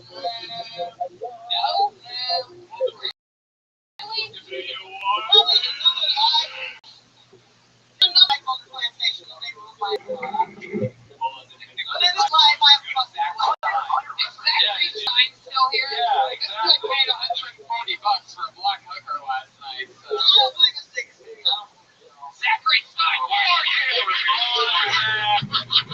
Private secret. Will somebody go try to find Zachary Stein wherever the fuck he I don't is? trust you guys. Oh, dude. Yeah, dark corners. He probably gets. What's his name? There's no better way to Zach Stein. Yeah, Zach Stein. His name is Stein? Yeah. Give me a beat. Bring that motherfucker out. Oh shit. Here we go. Here she goes. That one. And he gets into it. Come on. Get your hands up. Get your hands up. I said, Stein, bring your hands out here right now. Stein, bring your big dick head out here. I want to see her from the show me state. Hey, I don't believe them damn niggas when I see it for myself. My ass is real. I got sex appeal. And I'm waiting for everybody in this audience. Try me out now. It's all right. Fuck yeah. It's time. Bring your ass out right now. All right. Fuck yeah. I don't fucking white The people. new leader. We're gonna rock it.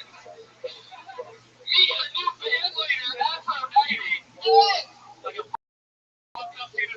Aphrodite and her new sex slaves. I'm trying to get white people to soul of my life. That was amazing. You're like Alabama milkshakes. Really good one. I like chocolate and big nuts. You're not dying at that Google Alabama shakes when you get home. Remember the sound that you heard. Now! That's right, man. Going back to Brian and another reason to go back to a Spark nap. Back.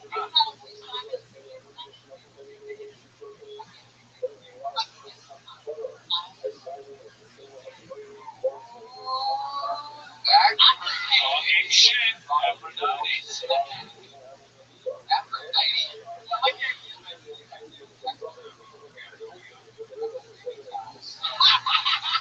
Everyone thinks it's Jackie.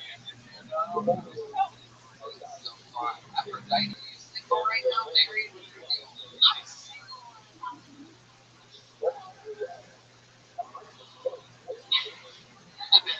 That's the west part if you're wondering. It's amazing. He's my religion.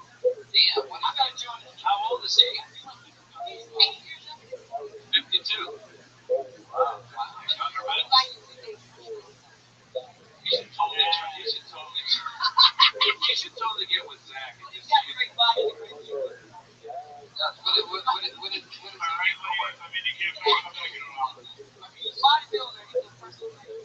I'm thinking Tina Turner, right? I call him my ass like Aphrodite? How do you think? well, actually, I'm working on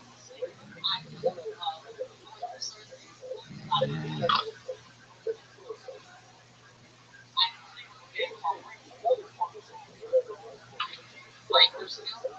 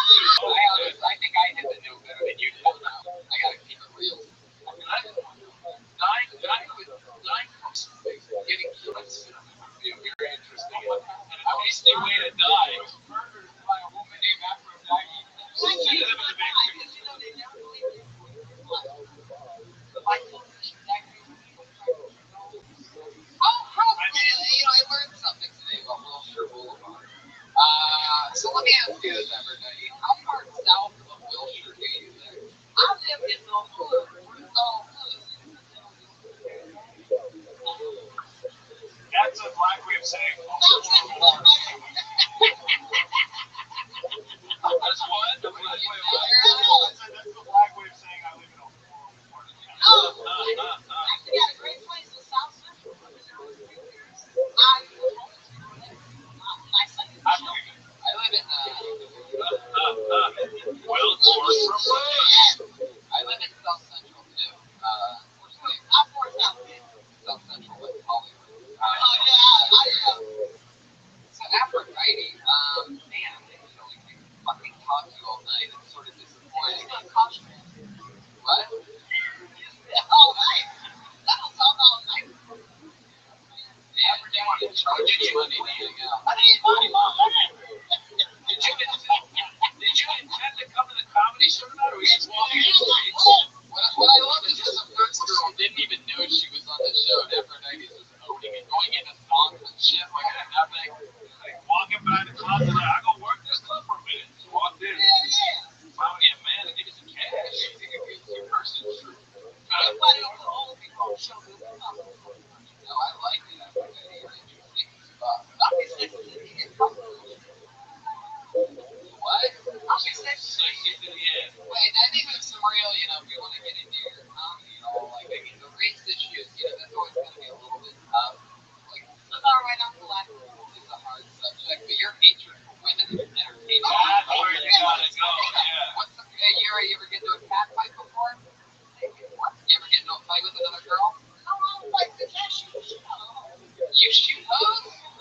Aphrodite. That's the name of your special. Your special is called I Shoot Hoes. My grandmother was black.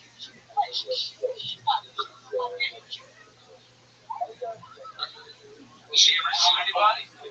My grandmother had a But did she ever shoot anybody? Don't answer anything to Aphrodite. Hey, we got to leave this. Oh, wow. Here we go.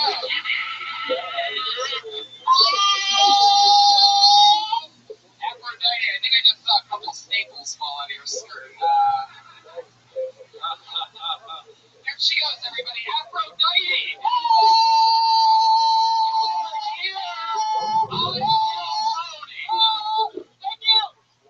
Aphrodite still talking into the microphone. 16 seconds after I let her go. There she goes, Aphrodite, everybody. You met her here on Kill Tony, her first appearance ever. Please come back, Aphrodite. Don't let that be the last. Aphrodite, dude. There she goes. Please don't fall down those stairs. Aphrodite's on Twitter. I know you're wondering, how do I spell that? Aphrodite. She's double bolded it just to make sure that you know how to spell it. Aphrodite. Dyete. All right. Now what's cool about this show is that we pull names out of a bucket, but every single week we have one regular that does a brand new 60 seconds. Now, a lot of you have been asking about what was that? Let me just cover it real quick. She's taking a break from the show. Might be temporary, might be longer. It's a hard struggle to do stand-up and write it. You did it every single week. And we take chances with people, and it's a very hard thing to do. And we sort of like her for her, little get nervousness, and it sort of backfired over and over and over again. So we're just taking a break from Melissa Eslinger, so you can stop tweeting and asking me what happened to Melissa Eslinger. She's going to be signing up for the bucket for the rest of the meeting very soon. So there you go. I mean, it's something, by the way, and, here's people like laughing, like I'm like it's like a joke to them, but I get, by the way, I sort of take that as a loss in a tough situation because, I wanted the best, I wanted everything to work out, and it just sort of doesn't. So was she demoted? I would call it a little bit more than that, a little bit more than a demotion. She sort of doesn't have a regular spot on the show. There you go, obviously a long-time listener, and we also found a guy that was laughing under the table for the Black Wall Street thing. There you are, you motherfucker. All right, so with no further ado, we do still have one regular who does maintain the position of one of the hardest jobs in all of comedy, writing and performing a brand new 60 seconds every single week of the year. With another new minute review, Vanessa Johnson.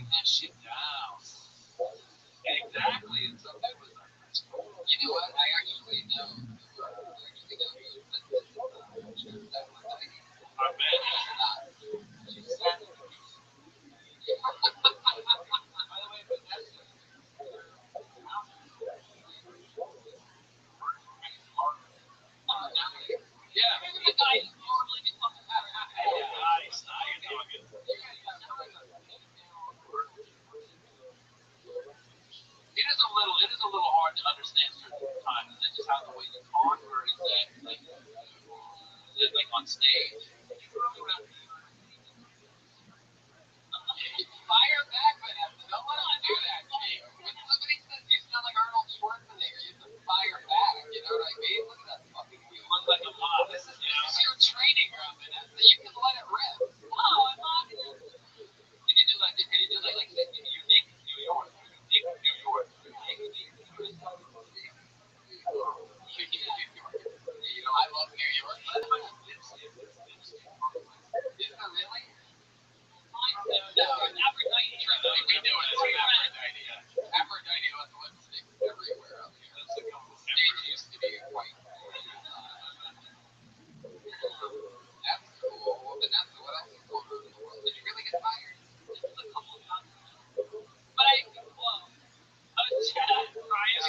Hey, Brian with the old classic.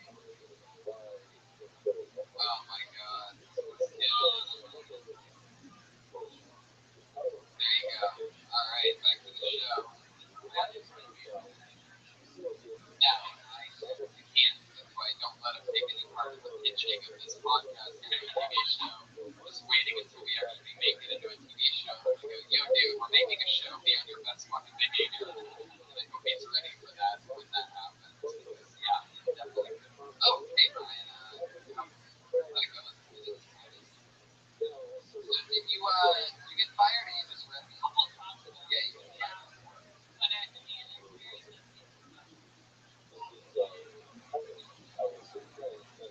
What was the job? well, I worked at a manager of a restaurant in Washington by accident, and then I got By accident? Why? Signed up. they gave me a different job.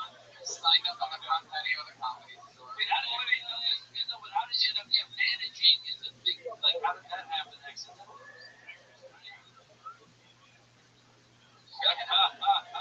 I really wanted to be a waiter. Besides Rabbi.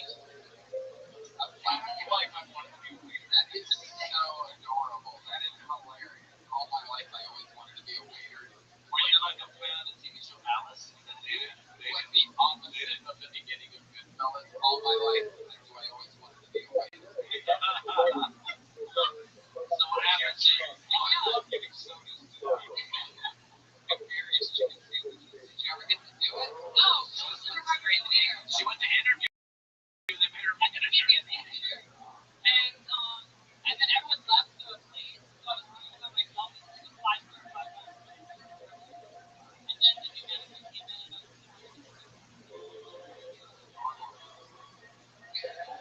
What was the restaurant? You've been fired.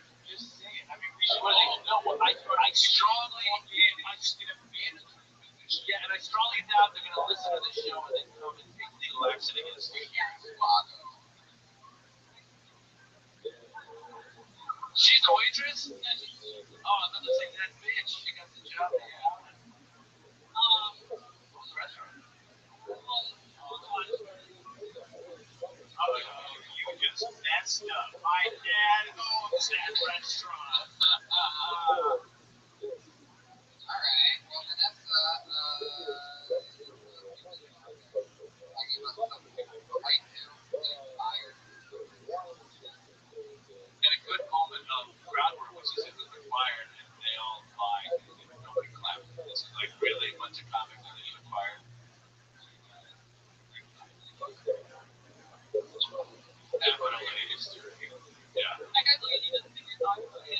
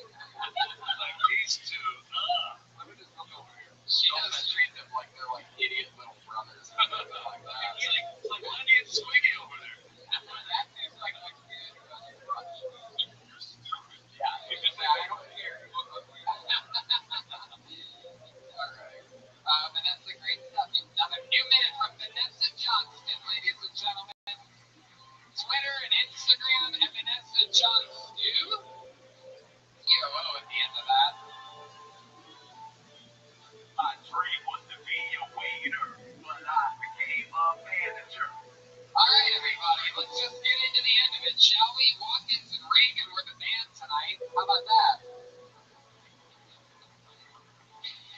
Yeah, guys. You can follow me on social media at Jeremiah Stand-Up. I'm in a movie with Yasser Lester on video on demand of the men. Yasser shaking his head no. I saw it. I liked it. It looked weird. Yeah, he did. Yasser didn't even attempt his premiere. I was in New York. I know. I'm just kidding. Jeremiah, get the rest of your ones up, you machine. Okay, and the goddamn comedy theater is Sunday at Comedy Central and MTV after the VMAs. So watch it. Pat Reagan, Patty Reagan on Twitter. What else? Listen to my music and watch the Eric Andre show every Friday. Pat is one of the striders on the Eric Andre show. Joel Jimenez is on Twitter. It's mostly sorry. Always hilarious. You were on fucking point all night tonight. Absolutely love the live dynamic you bring to the show. Joel Jimenez, one of my new favorite people on the fucking planet. Look at tonight's drawing, everybody. That's Ryan J. Ebels. He drew that. Those prints are all available at RyanJEbels.com. All those proceeds go to Ryan J. Ebels. And also the official Kill Tony poster. Check that out.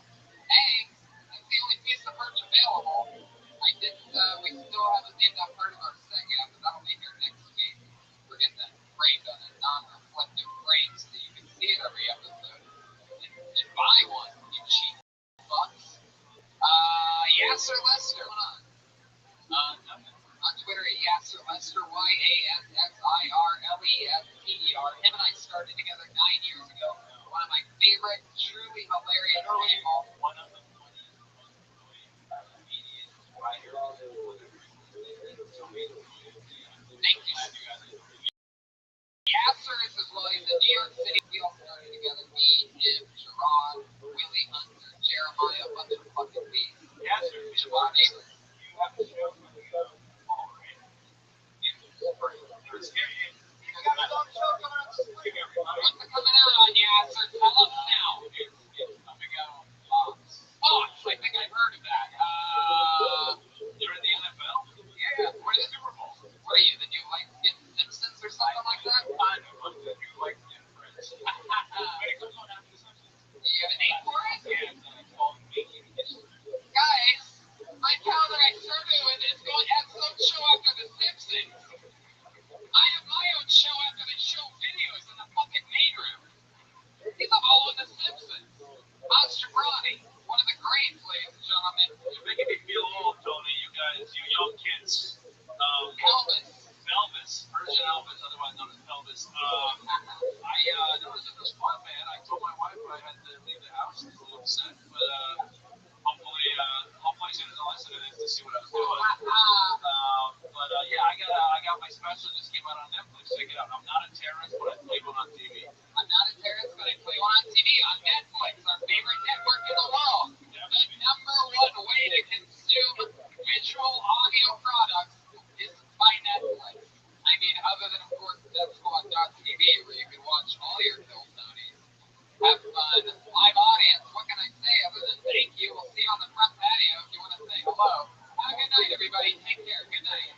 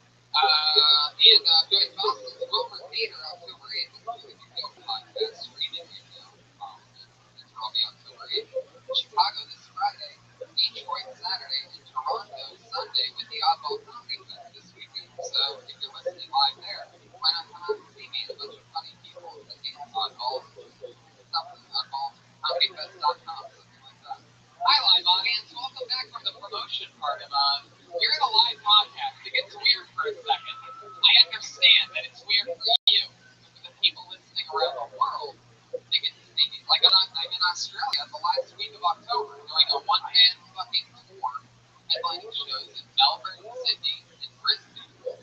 How about that? Last week of October. So you're listening from Australia. Good evening to you. We have Jamie Vernon on the HD camera. We're in together for him. Ryan J. Ebel trying tonight's episode. There he is, the house artist. All of his prints are available at RyanJEbel.com, and including the movie poster that is the official cover of the original. Find that all at RyanJEbel.com. You guys ready to get into tonight's show or what, you motherfuckers? Here we go. Bring up the guests first. Awesome. I will bring up the guests before we bring up the band. It seems like they're being delayed for some reason. So let's just do that. Every single week we have two of the funniest comedians in the world on this show. We always surprise you with who they could possibly be. This week's no different. We're getting together for two of my favorite human beings in the world, Doug Benson and Jerron Horton.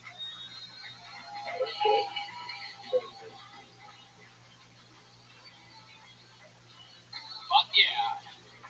We are live. Hi, everybody. This is in Doug Benson's Periscope. Scoping you guys, 285. Yeah, 285 human beings. Where should tell me to go to? Just watch it on the internet. That's.live. That's fun.live, fuckers. Yes, live streaming podcast. We are the number Show one. is about who's here right now, or watching right now. After Come to Kill Tony, the number one live podcast in the world. Jerron, how are you? This is your first time on the show. Jerron, for you listeners that don't know, is one of my favorite human beings, one of the funniest comedians that has come up through the ranks here in the store. And he's a writer and performing on the new Showtime show. Not only is he a writer for that, he's on it, you motherfucking bums. And of course, the return of the great Doug Benson. Hey, everybody. Taylor Rizzo's in the house. Are you in the bowl? I'll recuse myself if you perform. I know that guy. Oh. Yeah, I've seen him here. But real quick plug for me. Yeah. This Wednesday, August 31st, or a couple, 2 or 3 weeks ago, if you're watching this later, listening to it later, it's the premiere of my new, whoa! I just get a bear feel while sitting still. My new show, Pitch Off, on Stream Junkies Plus. You gotta go to Stream Junkies Plus. 3 or 4 people know what that is. And they're home with honest trailers and movie products and great shows. And you go to see my new show. Pitch Off. Jingle right there. So the band ready, Josh? You can't just say that. You throw everything off. Sounds just like Josh Martin is opening up for Joe Rogan this weekend. How awesome is that? And what year? Oh, Josh Martin doing theaters. I love it. He's doing like a flying pig in the bucket tonight. Next week he's doing like 2,000 people. Yeah. Hello, everybody. Hey, Droopy Dog, is the band ready? Yeah. Hey, Josh, is the band ready? Oh, yeah. Yeah. All right. Ladies and gentlemen, always with a brand new, interesting entrance every week, somewhat topical, always interesting. One of my favorite bands in the world. It's the Kill Tony Band. Pat Reagan and Joel Jimenez, ladies and gentlemen.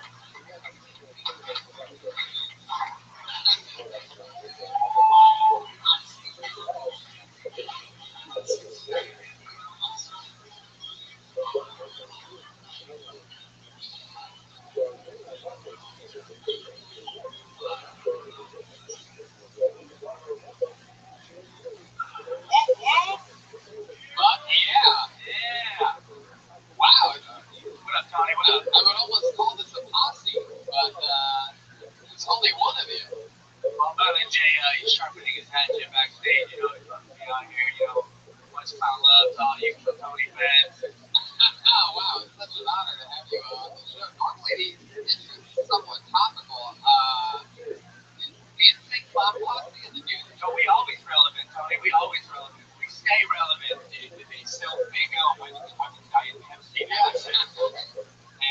West Coast, you know, we couldn't get the rights to Fago with IMF to put up. Shout out. We are in for the other half of the Insane Clown Posse. Pat Reagan, ladies and gentlemen. Yeah.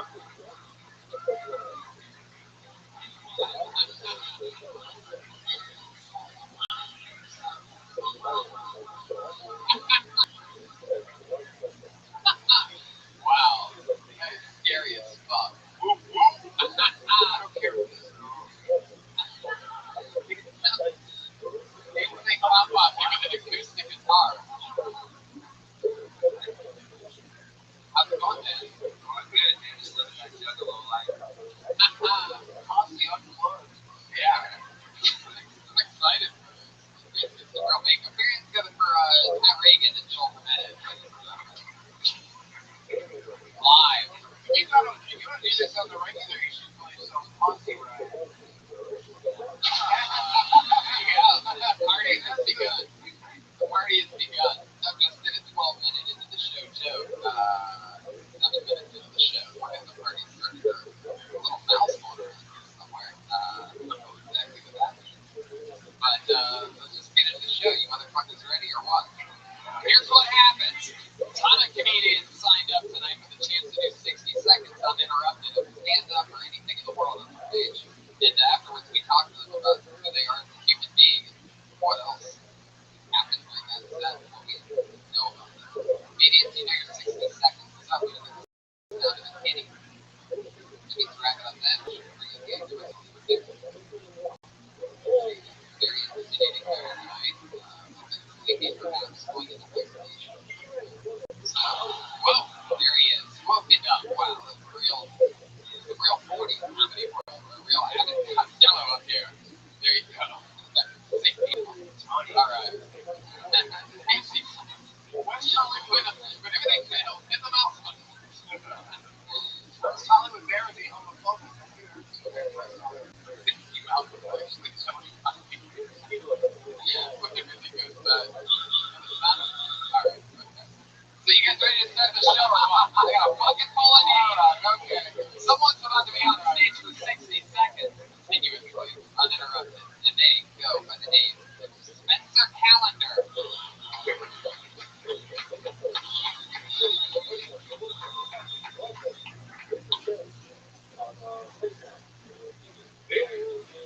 It's been hot in this city. And it harkens me back to a time like in December where it's actually cold here for 2 seconds. Colder than here than in New York City. So cold, in fact, there's this homeless veteran on the side of the road. Now, I don't know if they support the troops, but I got a couple bucks out. But as I got closer to this guy, I saw he had a Santa hat on and a sign that said, "Merry Christmas, God bless." Does this inconsiderate piece of shit not know it's Happy Holidays? We live in the most verbally aggressive city in the world. You can't get on Twitter and find out words are not trending. No wonder you have no legs, because you're careless. You're careless with your words and with your actions. People think I'm gay. Just the other day, I was riding my bike. Sure, go ahead. Riding my bike with my lady, mind you, and I felt like an idiot. And I'm getting out of the road. This truck drives around the corner, almost hits me, yells out the window, "Get out of the road, you stupid lesbian." Is that it? Spencer Calendar. Fuck yeah. How's it going, man? Pretty good. Where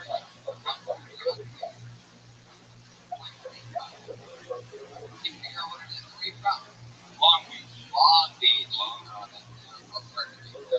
Did you ever rent a place behind OJ's house? No, but he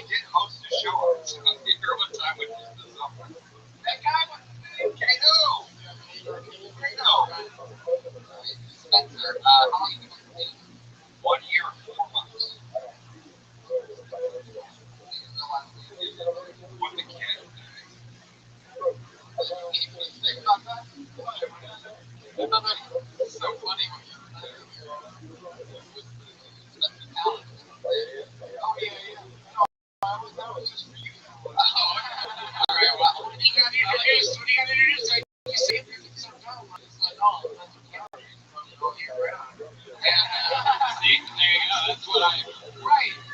When I had to, once I was going and you said it up, I had to negate it before I said it. I like that. Always got to apologize when you know it might not work.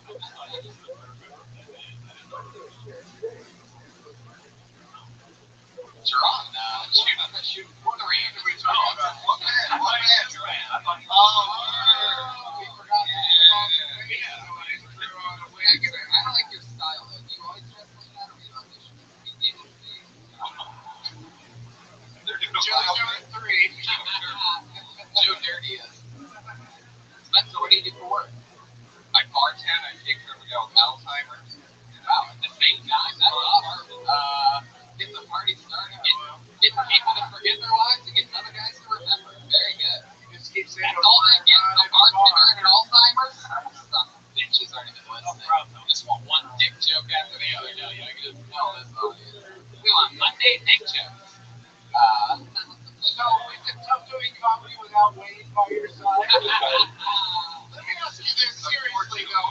In all sincerity, we're not here to make fun of the comics. I just want to say, how is the hair on top? Is it like a normal, weird hair? Yeah. So, did you throw the hat on just because you didn't get a chance to wash your hair, or wear the hat lost? Not with the hat's worn a lot. The hat makes it look like 2 dog ears hanging out in front of your. It looks like you're on Snapchat. Really do. This seems too hillbilly though, and then people think I'm a redneck behind my ears. So no, I'm just saying losing the hat. Lose it? Oh. Yeah. I was saying, because guys with a hat on, all you're doing in the audience, like this guy in the front row, he's like, everybody doesn't know I have a receding hairline. Pulling it off. Really? No, see, look at that full head of hair. How dare you waste a hat on a full head of hair? It's the lesson I'm trying. Oh no. Hey, a vehicle's crashing into the building. Let's evacuate. Hey, Tony. Yeah, I got a magic trick. Oh, you do it? Yeah, I think you're really going to like it. Okay, let's see it. Joel, can I get a drum roll, please?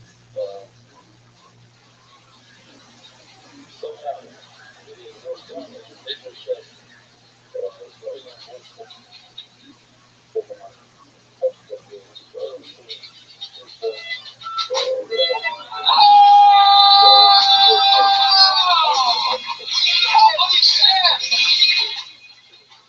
Wow! Jeremiah Watkins! Holy shit! I don't know what just happened, but I think Pat teleported me from the goddamn comedy jam all the way over to kill Tony. Wow! I'll take that trade any day. Oh no!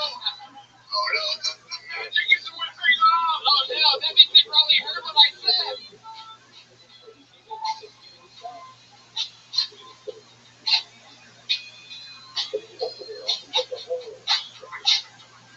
Wow! That was an amazing magic trick. Can you make it happen again?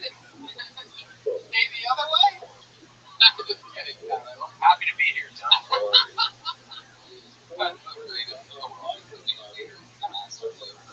How do we compress it? I thought Jeremiah was yeah, I thought they were both just gonna come back. Did he could only do a comment, huh? Spencer. I love that. One more time for that ring. The makeup is scary as hell. I'm not gonna lie. Your makeup is truly scary. Yeah, I really did. It was like, whatever. Was there really a magic trick this time? Yeah, I gotta stop looking at my phone. I didn't catch any magic tricks. Spencer, this guy you've been taking care of that is all about the college. About a year now. What's that like? Any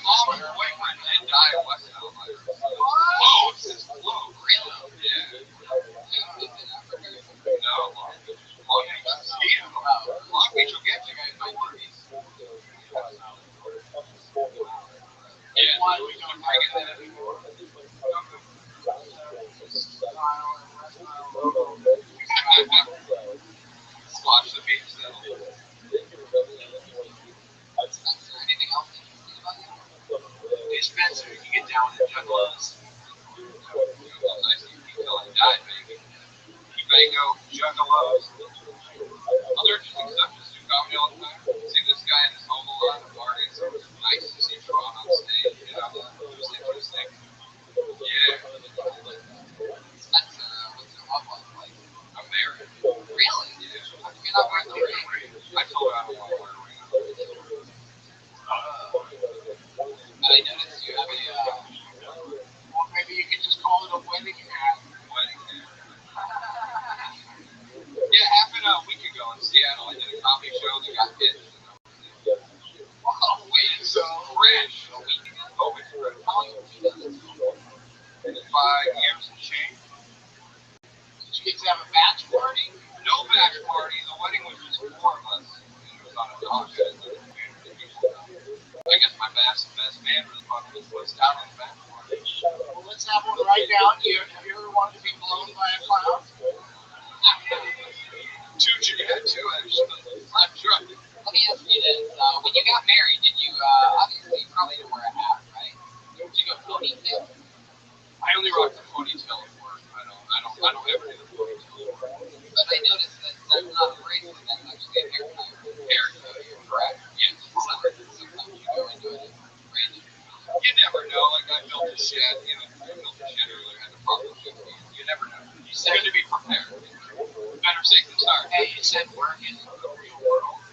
What's reality? A reality. Yeah. As opposed to staring on the belly on the stage with I see people. You said I wear a ponytail. And then you were like, only the word, not the real world. Reality is. There is this, the belly room stare. You wear clapping. Yeah, usually I go to work and stare at you. This is as real as it gets, dude. Yeah. Absolutely. We're both big fans. Yeah, it was very bizarre. Thanks for the transparency, though. It's not there with most of the positive. They're so private. What do you normally do, like, during the day if you're not working? You work in the bar every day? No, I work at night. But I get off early in the morning. So comedy. During the day, I really write comedy. I just move. So I built a shed. Wow, the shed. The shed is new. Yeah, I like the shed. What do you think of the shed?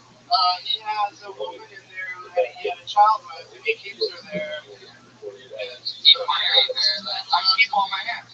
Remember that movie Room? I just wait hopelessly for comedy to start. Spencer, you have a good look, but you seem kind of boring. Yeah, I'm not gonna lie. You sort of we should like let it rip. Yeah. What's the craziest thing about you? The craziest thing about it? Yeah. Craziest thing you were Creepiest thing I probably the R. Kelly sex tape. wow. I couldn't bring myself to watch it, but I heard someone say that he came, he on her, and came again. Yeah, so it was How far into the tape did you make it? I didn't make it yet. It was 0 seconds. I'm working on R. Kelly bit that I'm working on, so I went deep into the research. You know, yeah, you just call it research, right? What's funny, you walked right into it. The Kitchen Predator figured out that a lot of open micers are probably up to something. And so you're under arrest. Breaking news.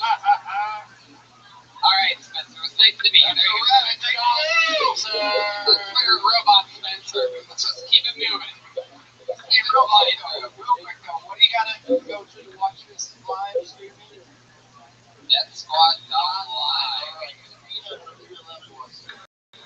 Perfect. Awesome. Yeah. Call them comment. Pull the name out of the bucket. That name is Gary Curtis. It's a black guy.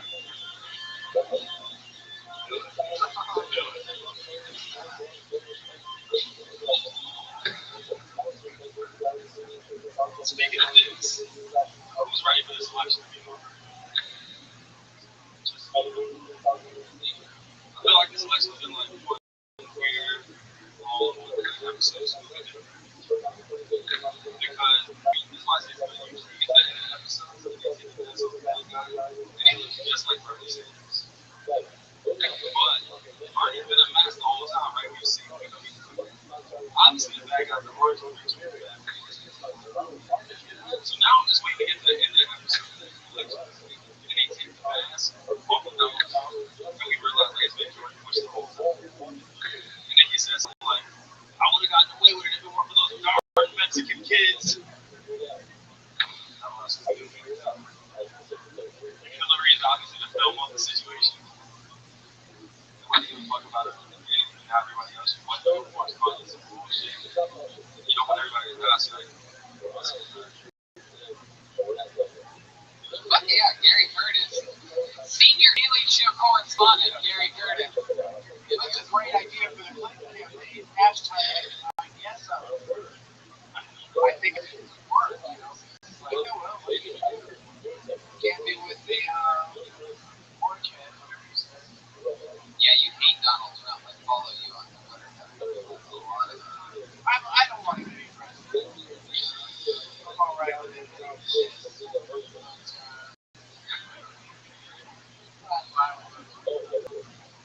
More of a Bernie person, more I like Bernie a lot. You know, I also love Bernie. Keep going. Take it into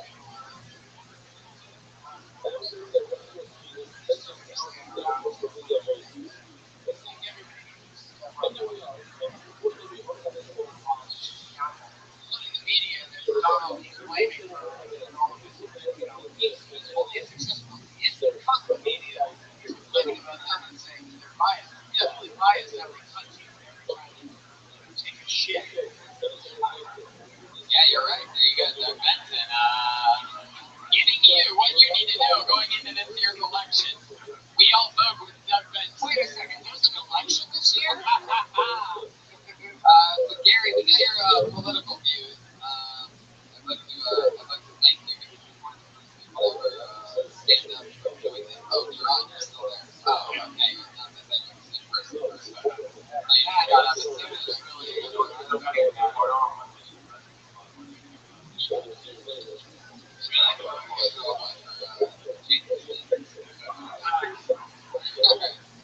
Gary, what do you think for work?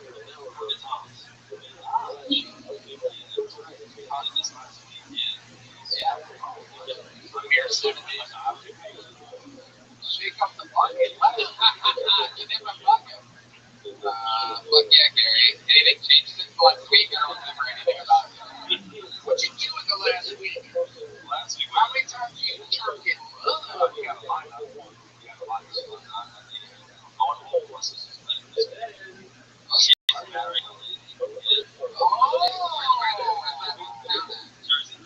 Jersey.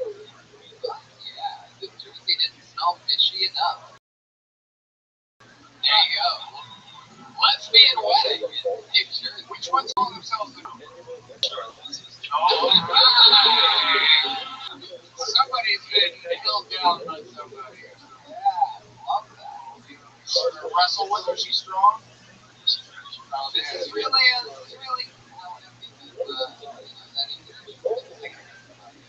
right? So, what do you think? Do you think that there was something that, sort of in your household or something? Was she always that way? Was she like basketball? Yeah, I heard basketball makes a lot of ladies gay. Yeah, I actually have, like, those college. I fucking love basketball. If I'm hooked on it's basketball, I fucking get it up, fucking basketball. It's fucking basketball. Fuck yeah. I hope that happens every time somebody says basketball. Not that time, just that again. So, Gary, tell us more about your sister. Have you met her girlfriend? Oh, yeah. You get like, You want to say basketball? I fucking love basketball. If I'm hooked on it, it's basketball. I'm kissing a hugging fucking basketball. It's fucking basketball. Sorry. Alright, request for vote. It's gonna come up again.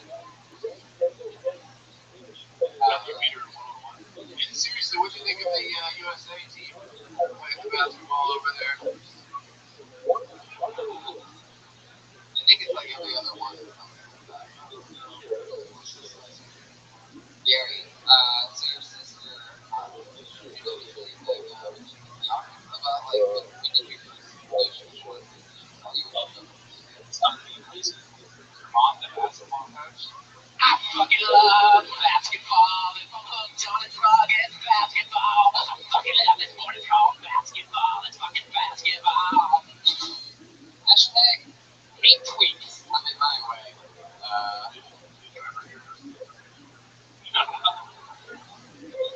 Never. Frankly, when she first brought the girls about the after, I definitely was so fun. Which is probably why.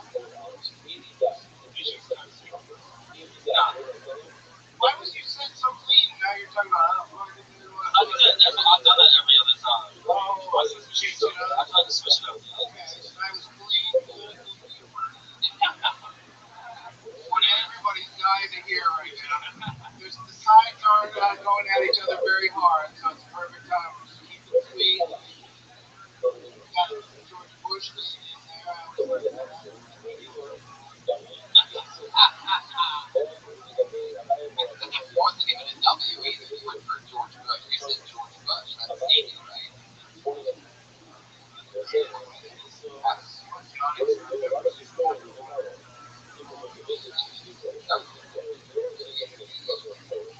got the stage presence thing going, right? More than that. Right? He's smooth, right? Yeah. He doesn't stumble around and act nervous. No, he's got that. He also worked on temporary. 6 months, just threw away white bottoms. Right. Right? Why bother? It's gonna hurt me. It's gonna kill when you desert me. There's definitely a reason to bother. There's definitely a reason to bother. How many words or phrases are going to get us into that hell? How many do you have ready to go? Because also, does the drummer just go along with it? Yeah. No. All right.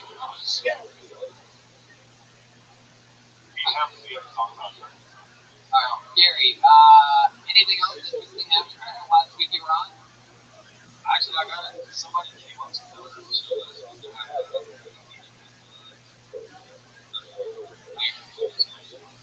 What's that show? Well, there you go. There you go. I'm just gonna let you go, Gary. There you go. Gary Curtis, everybody. Chief Courtesy at me on Twitter. Ciao, dude.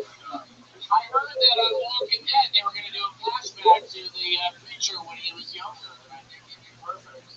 Welcome, works out. I don't know what that means, but I love it. Watch Walking Dead. I don't. That guy looks like the guy. Marianne's gonna be your next comedian, Heather Maroli, everybody.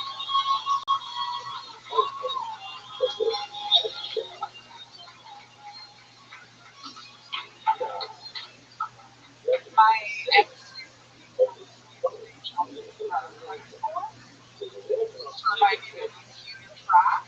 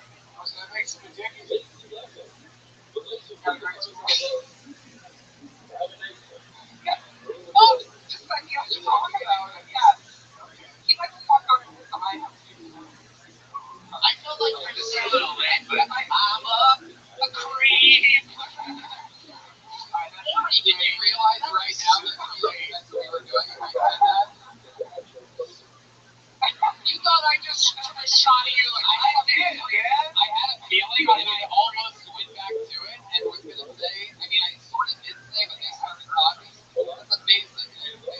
It's just pathetic that you realized you were doing a radio. That's just like 7 seconds. You're going like, what I said, what is going the house down. Yeah. What do you do? Heather, listen.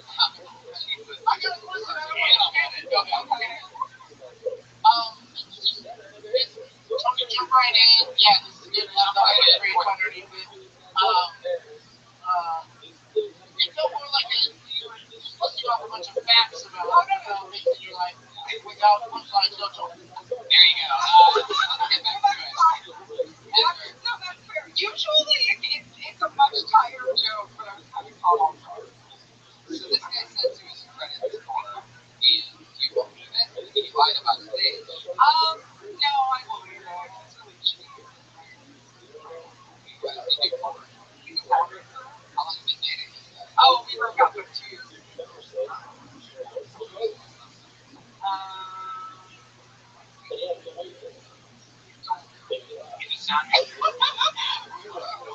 Yeah, sometimes. Wait, what? What do we do? Sound what? Sound pictures. Like on movies, sound pictures.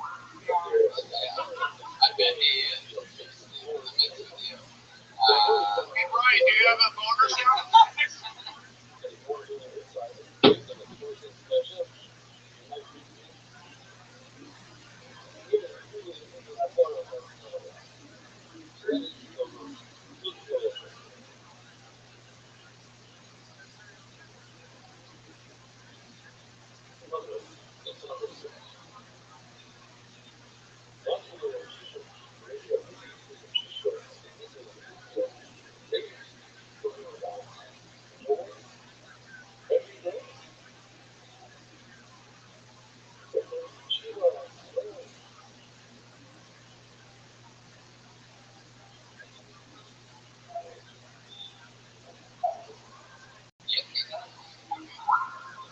Like, he just had a boner and made that song. Well, that's cool. Has he ever shown you anything more? Well, he doesn't want the sound picture for, like, the Reddit. Is he doing it cool? He asked you. No, like, honestly, like, he worked on the Forrest Henderson show on VH1. I don't know. He has an IMDb that's cool. There's a Florida Henderson show on VH1. There you go, I can't believe I'm not watching VH1. Immediately, everybody should Google who this guy is, by the way. No, they can't. No, they can't. Well, it doesn't matter. Of course. They're not going to. I know. What are they going to say? Hey, this is the girl you're fucking on a podcast. So Heather, Yeah. 20s just fucking. It's me, your comic Twitter troll. That's what I sound like. Heather, you've been dating guys since then? How's the last 8 months been? Oh, Yeah, there's a building coming down the street. Look out. no, I haven't been out there. I haven't been out there. I've been sending some messages on Bumble, but I'm not like, it takes too much time. Bumble is the one where what the guy you don't want to fucking people want to fucking hunt. It's a honey base. The girl has a kind of It's a monologue that honey base. Wow, that's interesting. You get a lot of action on Bumble. well, no, I usually just send messages and see, like, if I got the time or not. That's usually one of my. Anyone ever like, you look like you DBW share? No. But thank you. I'll take that as a compliment. I'll take that as a compliment. I'm fine with that. Gene Wilder, rest in peace. There you go. Better right. I love that you did it right now. Perfect timing for that. You know, something reminded me of it. This guy getting up and leaving reminded me. I was like, that guy looks like he wants to get up and leave. Well, the rest of you. Heather, what do you do for work? I am a paralegal.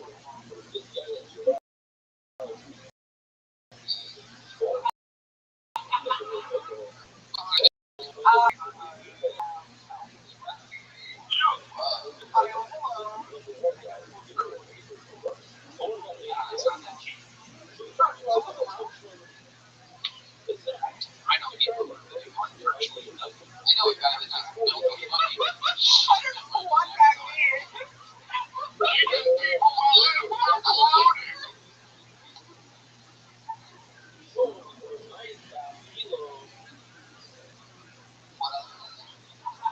What else? I don't know. What do you want to know? Anything crazy happened in your life or anything lately? I don't know if anything crazy has happened. Oh, there you go. Heather Maroon. We're gonna fly through tonight, baby. She's on Twitter at MixHairHeather. What's gonna happen next? We call your name. You better have a crazy story ready. There you go. Thank you, Doug. Just let them get it ready in your hands. Let them be boring. Put your hands up for Chris Wilmot, everybody.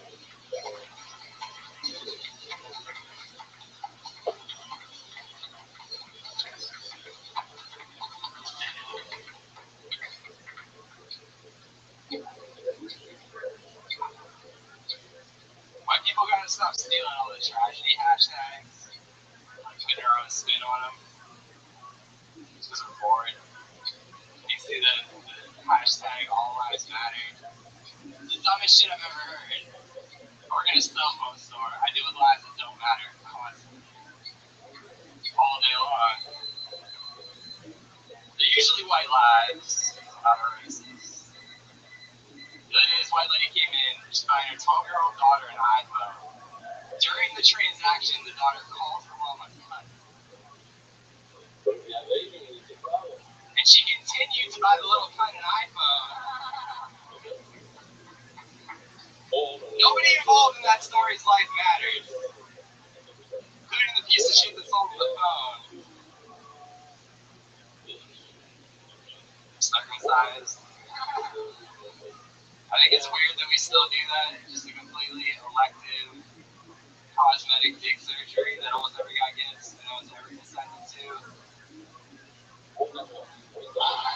Yeah, there is more to look Wilmot. Was there more to that? Was that the end of it? Yeah. I mean, you have a point there. There's no real punchline there. No, but there's. It's like they died accidentally, really good timing. How long have you been on the stand-up? Since March, but yeah, there you go. Wow, Charles Wilmot. March? 12 months? I love it. Doug did. What do you do for work, Chris? I work in a cell phone store. Yeah, that's where that is. Yeah. Have you been on this show before?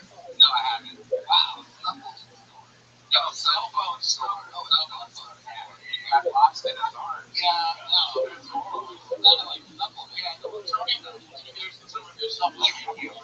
That's why I repeated it back in question 4. A supplement store because I didn't quite hear. Oh, yeah, I didn't think it's cell phone store. I think that we just talked about No, I don't. Adderall. Succulent store? Like you sell succulents? Why did that story end in the cell phone store? You were a customer or someone else was a customer? No. Is there a cunt involved? Yeah, there was a cunt involved. There's a 12-year-old girl cunt. Oh, yeah. Why were you in there? I worked there. Now, were you recalling me? Were you just Did you work there? I do work there. Did you say it as a joke or did you say that you were at a cell phone store? No, I said I work at a cell phone store. I deal with lots of Don't them. say cell phone store. It's just a variety. It's in every mall right next to the supplement store. So you work for Verizon. Yeah, okay. Sure. Is that the answer? Yeah, I work at Verizon. So you're a Verizon guy.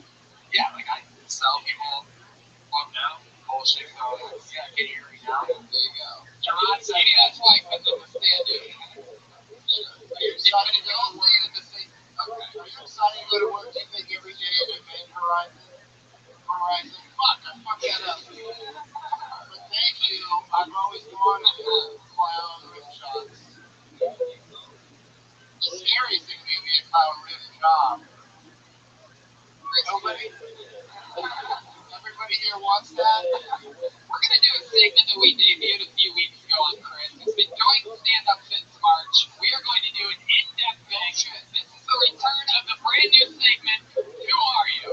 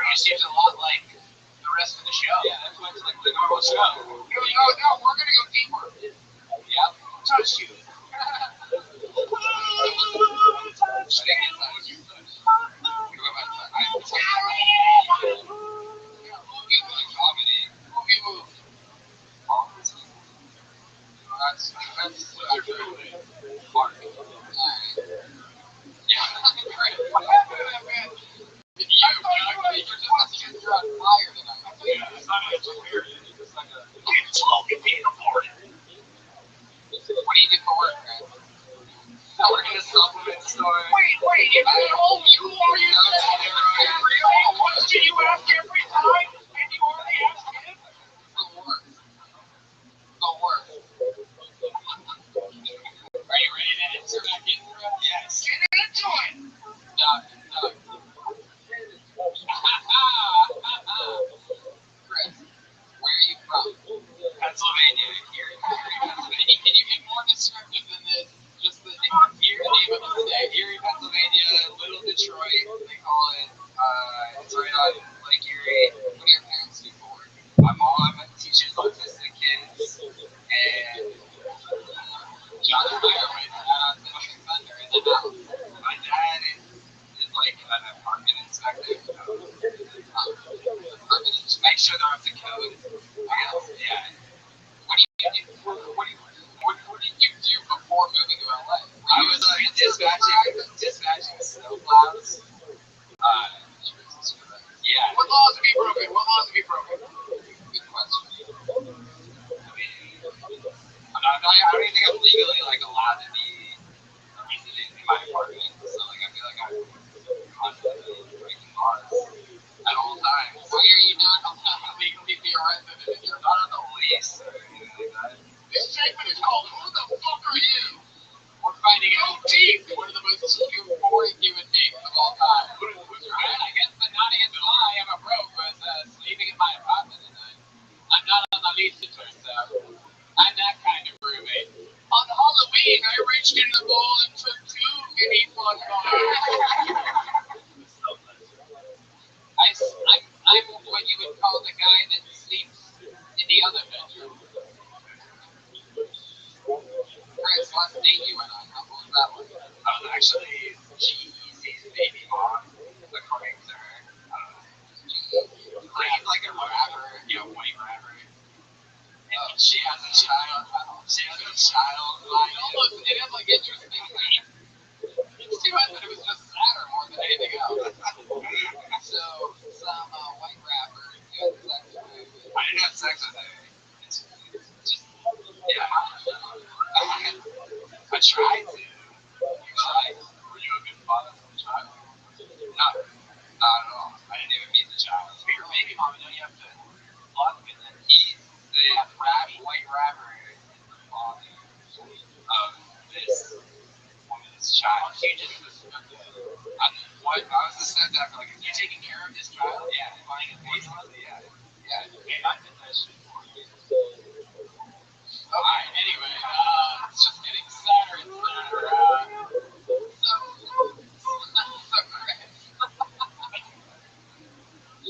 How long did you date this girl for? I went on one date with her. You said it was the last date. What was that like? Did you get her in bed? She was not. So what happened? Wait, you describe anything that happened? We went to tacos. You went to tacos?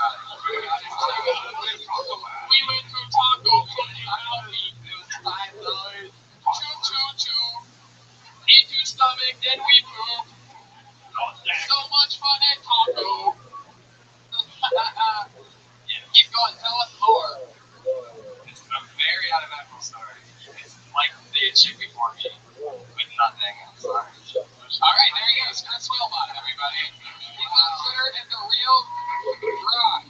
Grok? B-R-O-C-H.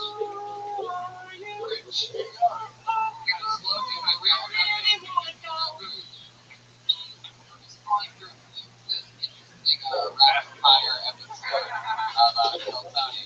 I know this guy. He's been on stand-up for years with all of us. We're going to go for DeMar Randy, ladies and gentlemen.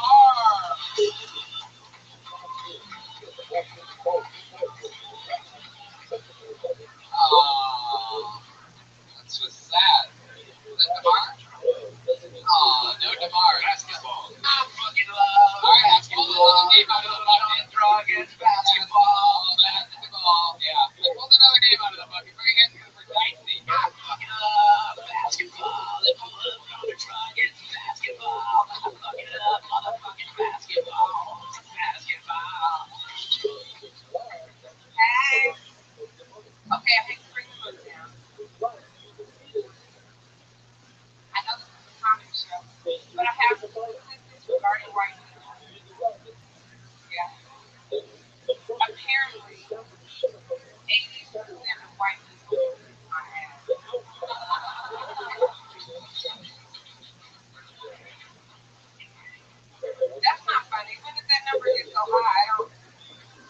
I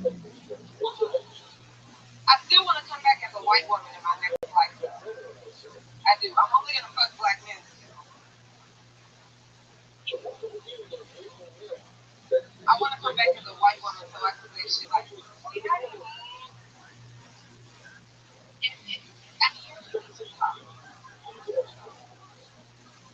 want to come back and say shit like that. They have fun, white women.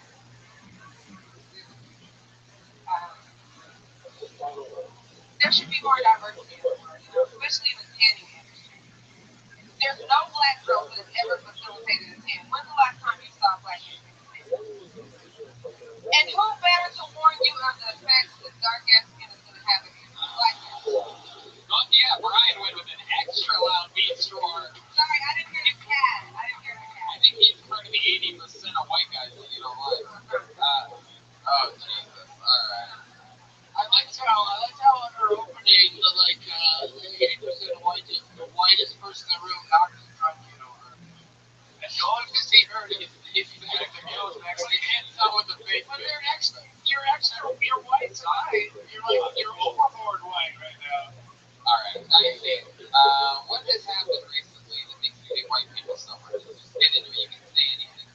Well, it's just that I'm.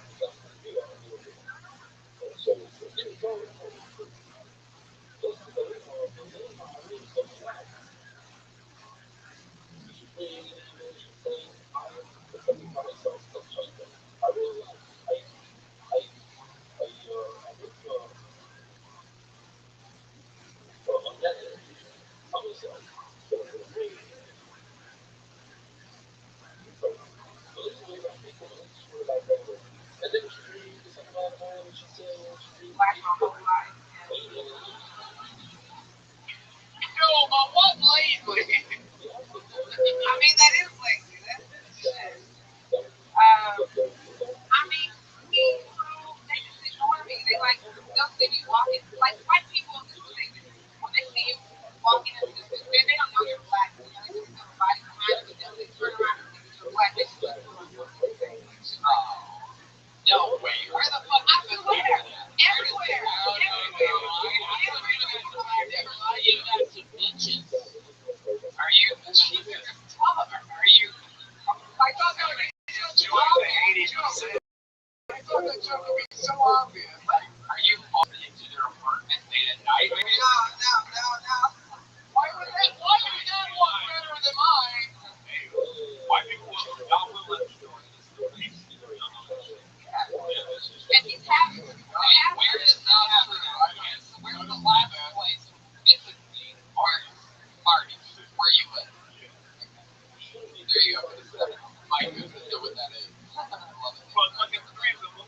Dicey, where do people let the door in the street? Where are you in that town? At the mall, at the grocery store. And what mall doesn't have sliding doors anymore? Are you there some security guard there that just hits the pause button when you walk by? Oh, you're gonna need to wait a second later. What kind of mall doesn't have swinging doors? What kind of fucking peasant mall are you going to, Dicey? And why would I mean, it's a what kind of white people? Goodwill. It's a Goodwill. Even better question, what kind of white people are going to this mall? That's hilarious. Beverly Center doesn't even have doors. It doesn't have escalators. You just walk in. You don't even. There's not even a door at any point. We don't use doors anymore. Have you ever dated a white person before? You know what? I've let a lot of white men buy me things. Then I feel like they want to play out their slave fantasy on me, and I'm like, no, you're not gonna play out your slave fantasy. Why is that even a choice? Why is that an option? What did you download? For every single week, anytime a black person's on with, even though I specifically tell them to, less is more, but I guess more is more. Every single Monday with Brian, is more. Right. That was very smart. So that's what we're trying to have with Jonathan, and that's what we're trying to talk about in depth without the music interrupting everything. Hey, Dicey, where are you from? Wow, interesting. What part? Dallas. You know what it's like? It's going to leave. My first girlfriend was Lena. Oh, yeah, you like my girls on that.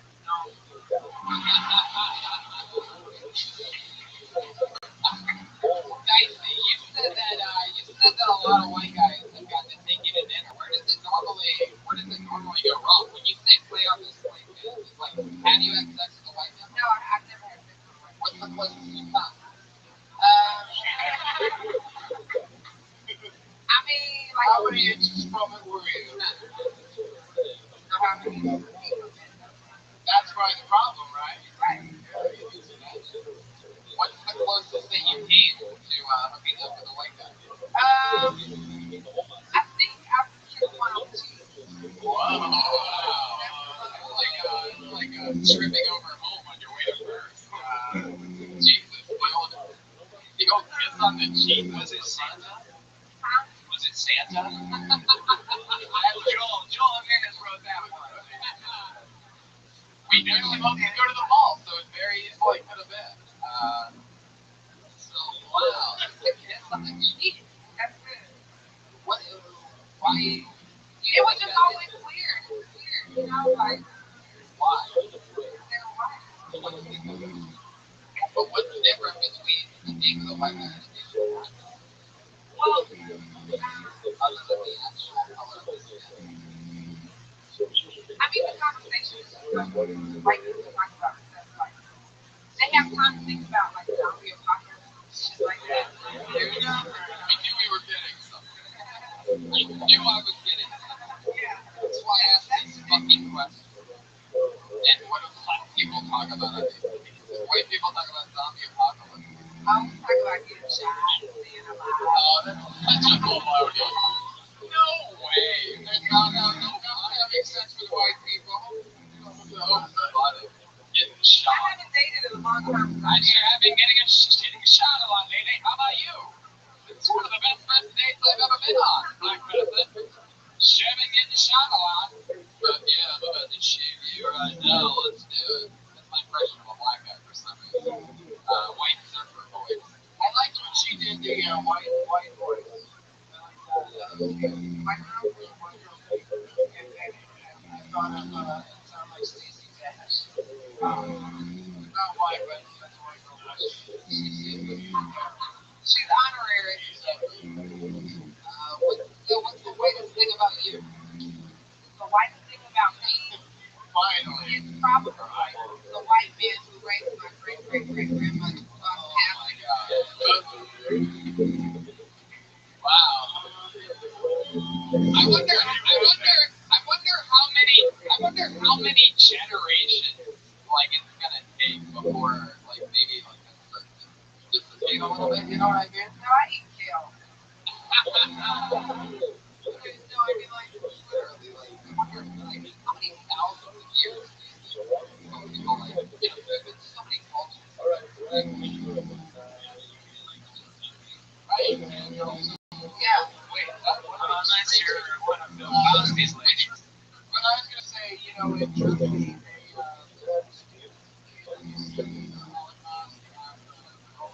oh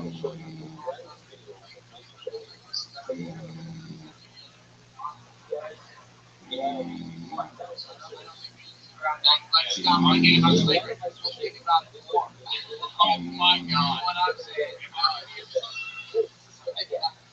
I know you were joking around. Literally one of the most depressing subjects ever. Yeah, no, that was horrible. I think we should. Everybody's really down now. I think we should think about this. I just think we should think about this. When are we gonna stop coming up? When are we gonna stop talking about it? Never. We should never stop talking. You know, saying when are we going to stop talking about it? I just said, sure, roll back the tape. So Dicey, you're married, right? I'm married. Yeah. Who's your husband? He's an actor. He's an actor. Commercials, Lifetime movies, scary black people. Really? He kind of looks like the president. That's all in the bathroom. Your boyfriend? My husband is here right now. Oh shit! Really? Shout out to Travis. And I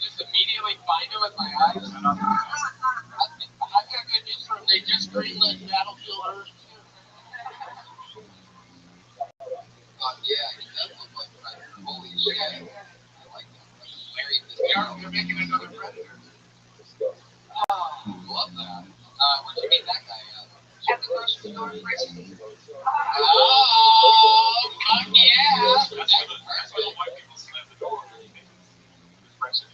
All right, I'm done. What neighborhood is that freshman in? It was in Hollywood, and our wedding was Hollywood themed, and we had a girl from DMV married us. And she was like, she was fresh, and she actually said that about her hair. TNC, what did she do for TNC? She's actually the only person that applied her pregnancy tag for us. So instead of like the funniest shit in the world, The truth. I'm sure that she's the only person. Instead of like, you may now kiss the bride, was it you may now attack the cameraman?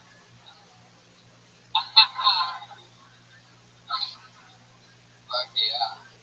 Dicey, what's the nicest thing a white person does? Yeah, let me ask this differently. What's like your favorite thing a white person does? Well, my white friend, I always ask her if I can like find a partner and she's like, that's the nicest thing. Find a partner, like calling me a white boy.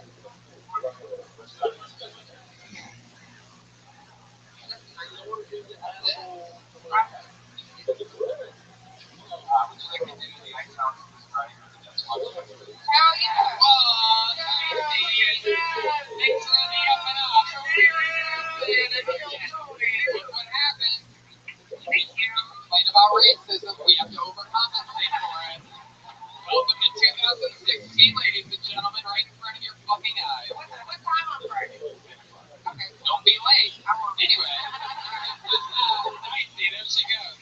Just on Twitter, Dicey. Line Road, setting what could be one of our most recent Latency records. We can get another drink. Yeah, I'm going to have a proper let go. Rounded drinks for everybody, Josh, or anybody. I pulled another name out of the bucket. Put your hands together for Rich Castaldo.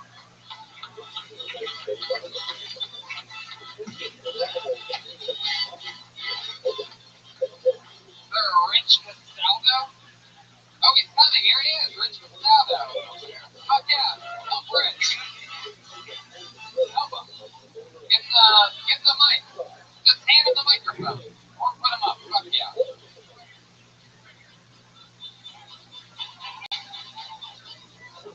You want to go back or just start it there? Yeah, grab the handles. What's happening? Fuck yeah! Rich Castaldo! Yeah, you should give me a round of applause for being up here. Just paying you. Yeah, they did. All right, yeah. So my name's Rich Castaldo. I got Ellis Island. I'm like, Castle, what is it? You don't understand what that is. So they shortened it to Nick Castle. So more American. Anyway, so yeah, so I'm doing a sit-down comedy. And I say that, and I know it's stupid and lazy, but you know, Anyway, so people ask me a lot, you know, we don't care all the time. It's kind of annoying.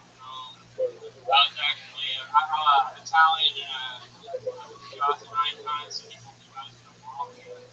Like, what actually happened was I was shot by 2 white disgruntled doctors. I have a solution to the problem. You know, he built a wall around Cotton Harbor. Dear God, man. That was a minute already.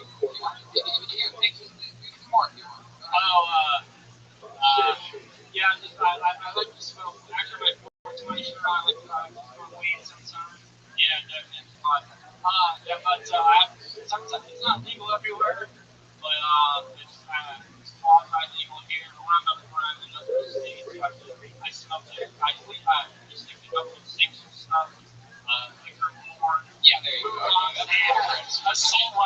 an extra time, but Jesus Christ. You're real good. It's just 36 to hit me up there. I don't think that joke is way too much.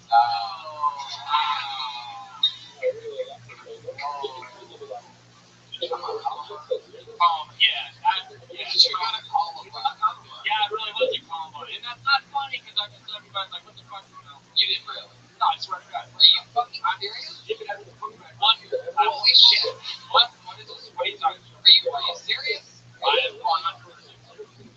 Wow. This any guy shot by some God kid. Yeah, God Kids, Colorado, add that up.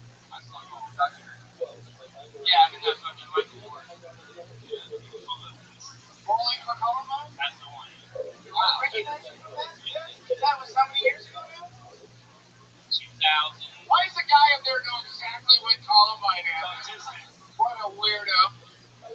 The movie you're talking about came out in 2003. Wow. Is it hard for you to talk about that name? Yeah, it's not really my favorite topic. Like I said, people ask me this shit all the time.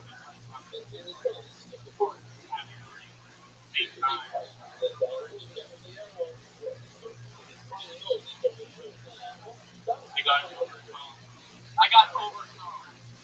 Not slave road. It's interesting that, like, we kind of, I don't know how you know which one specifically Columbine, it's almost like you pretty much kind of need to really tell us the story. Yeah, I mean, You know, but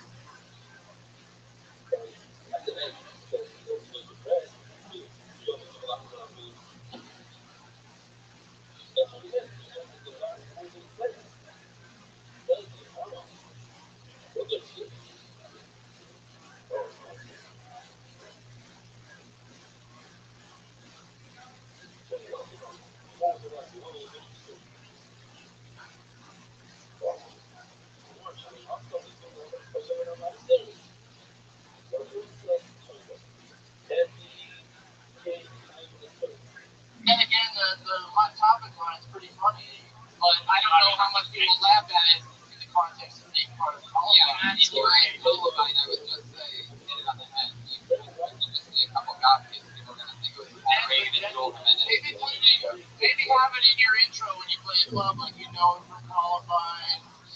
And, Yeah, isn't that a challenge though? Even if you're not like, yeah, it's if you say you're in, you play basketball school shootings. I get it. if you say you're in Columbine and you're not known, you become like a Columbine guy. People ask you questions about it nonstop. That's why I think So maybe don't bring it up at all, man.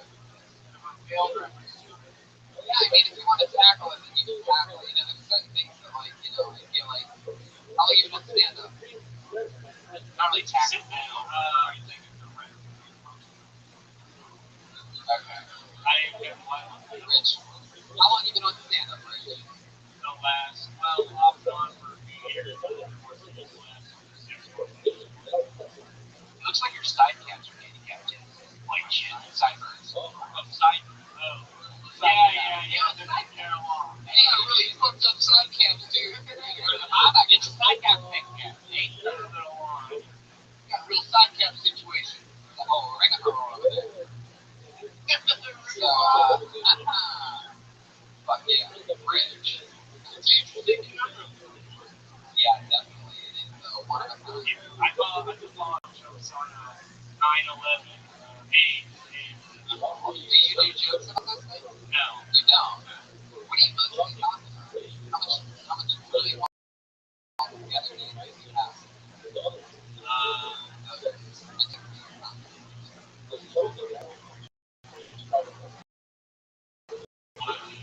Just take a guess. It's so like 5 or 6. It almost took you 5 or 6 minutes to think of that answer, so I don't think you do. The first person out the book. It's true. It is true. I actually have a few IMDb to throw. Well, 3 courses. What's the fourth one? It's like this random thing I was in for one of my friends.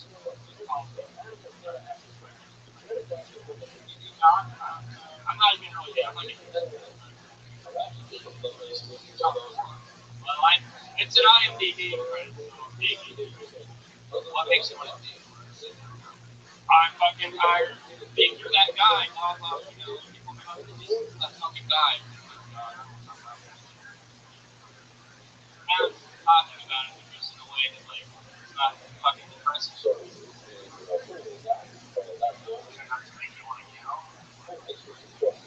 Yeah. Don't get it. Yeah, for it. Take a win for it. Put on that makeup and you just change it. They just had a bad moment. I want to sit down. You know, Rich, it's like one of the. It's unbelievable. Like it's not like, are you trying to talk about it yourself? Therapeutic? Or does it feel good? Do you notice when you talk about it on stage? Well, Or would you feel better if you got like maybe laugh? you know, I prefer not to talk about it, but if people want to talk about it, probably not talk about it if you don't want to talk about it. We're talking. You're the guy that brought it up. What do you mean we brought it up? You said you were killed by a couple of cops? I've never heard of that. What's the cop lester for you? Yeah, one of the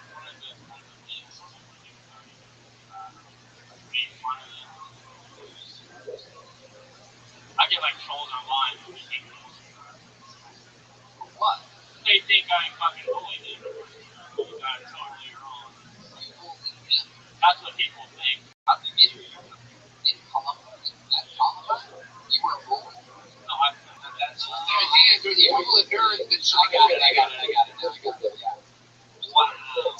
Interesting. Tony's trying to think of puns. Well, there's a rapper that came up with a song on like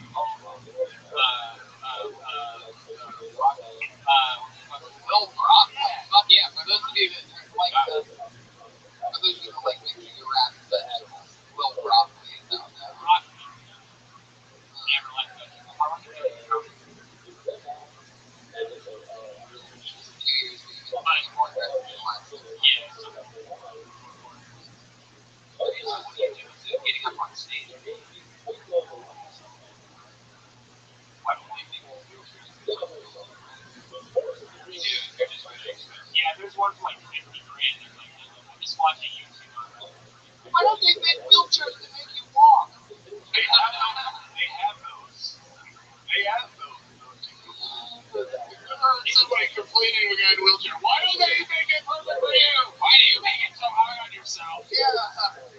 Don't you ask them? Hey, give me a ramp. Don't you call my head when you go places? But shit, man. How long you been in LA? I like what you're doing.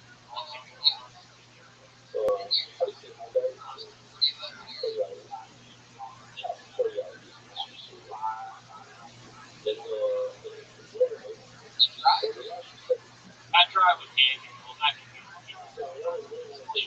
How do people come up and pray to me? I don't like people coming up and praying. I start praying. Well, they like randomly after they like they want to pray for you. I'm in a wheelchair since I wouldn't know when it's gonna start. When it's gonna start. Do you talk about that on stage? Yeah.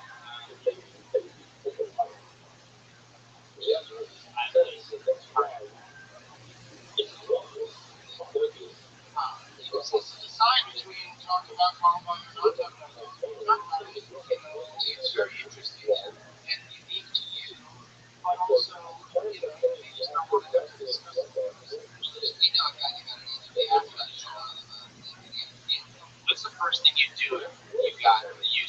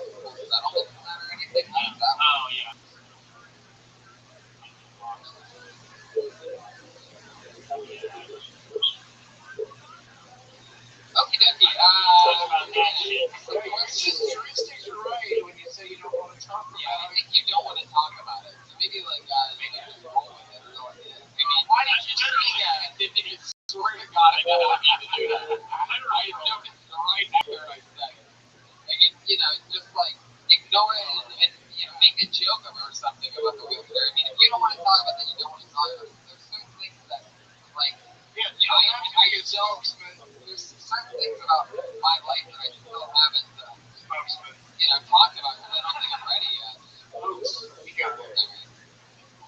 Rich, Castaldo, everybody, there you go. Rich Castaldo. Twitter, Dick_Castle.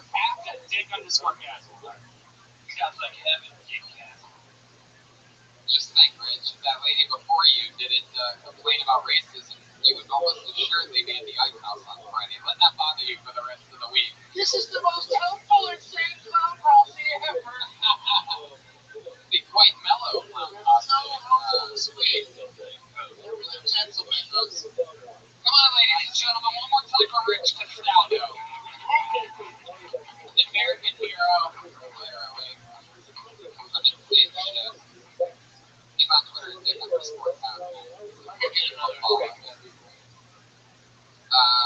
We have a regular. Just brand new 60 seconds every single week. You will like to see what you saw in the bucket. Thank you to all of us. That's really she doesn't do one every single week. Your hand together. Vanessa Johnson.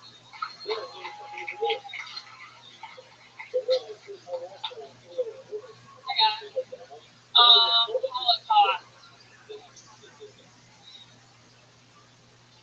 Nazis turned Jews into stone. Just kind of fucked up. Why would you make soap out of a group of people who you think are dirty?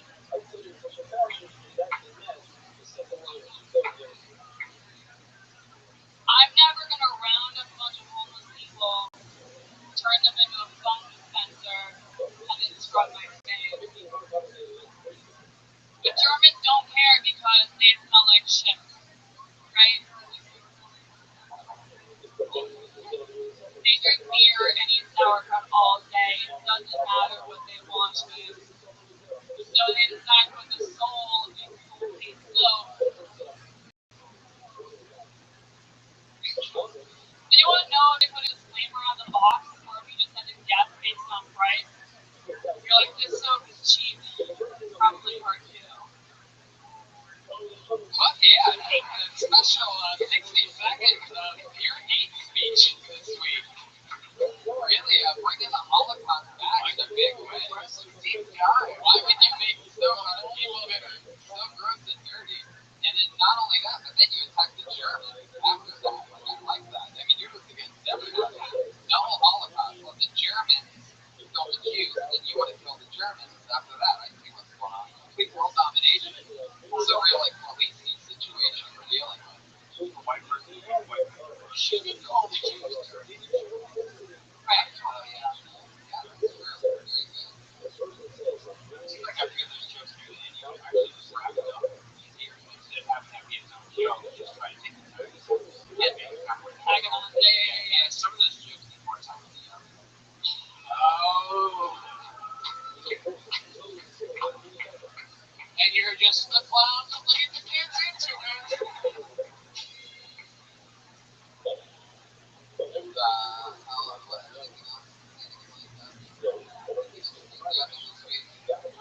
I watched Dexter all weekend. That's probably why it's the first season, it's the whole thing.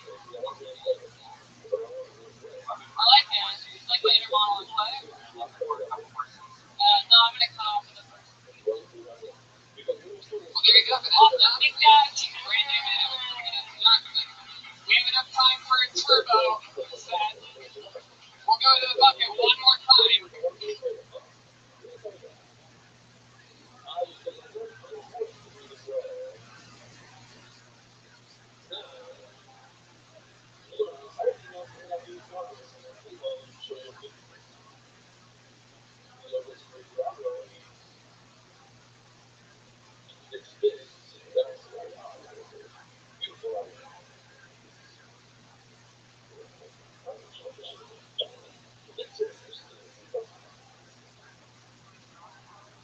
Do your minute. Keep it tight. Wherever you are. Chill walk with everybody. Here we go.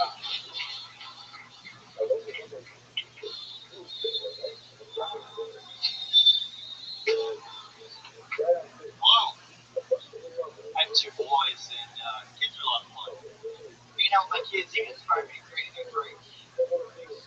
Use non-vodka, green vodka, quarter pixie stick, either for you or the kids. Then you drink it through a licorice straw. Call it drunken baby. Kids like that drink too. Nice. All the flavor of Casey only the strength of the cotton ball. That's tight. That's tight. Wow, it's tight. Good night. 35%. I've been tight. You've been great. Good night. Holy shit. How long you been doing stand-up for? First time? No, I'm like, Oh, okay, shit. Sorry. Sometimes I guess, but I'm dead on. I thought you meant keep it tight like 30 seconds. Yeah, well, that's a great line if you come too fast. That was tight. Good night. Keep it tight. Everything's all right. Good night. Please forget everything I said before. Joe, what's your story? What do you do for work? I gotta go. Joe, that's Joe Waller. There you go. There you go. We gotta go. Shit, they got to the bucket. I'm sorry. It's on Twitter at Max Capacity 1. We've run out of time. We have a hard out. Here's the trolley for Brian J. Eagle, ladies and gentlemen. Young Jamie. Wow, on the ship. Look at that. That's great. BrianJEbell.com. Young Jamie Vernon on the back. Pat Reagan. You can go. Joe Wallace, Max Capacity 1 on Twitter. Pat Reagan's at Patty Reagan. Joel Amanda's at Mostly Sorry. Mostly Sorry. Sharon Horton. Watch her show coming up in, what is it, November or something? Not till March. Not mentioned. Wow. Screen Junkies Plus. My new show, Good Job. Starts Wednesday. Fuck you. I watch the Eric Andre show every Friday on Adult Swim. Definitely. Why not? The Comedy Central roast of Rob Lowe, another roast that I wrote for. It's going to be out on Labor Day. So you can watch that. Watch Ann Coulter eat shit like she deserves to. Terrible human being. He thought Ann Coulter was fat before, and such is worse. I love you all. Thank you, live audience. Good night.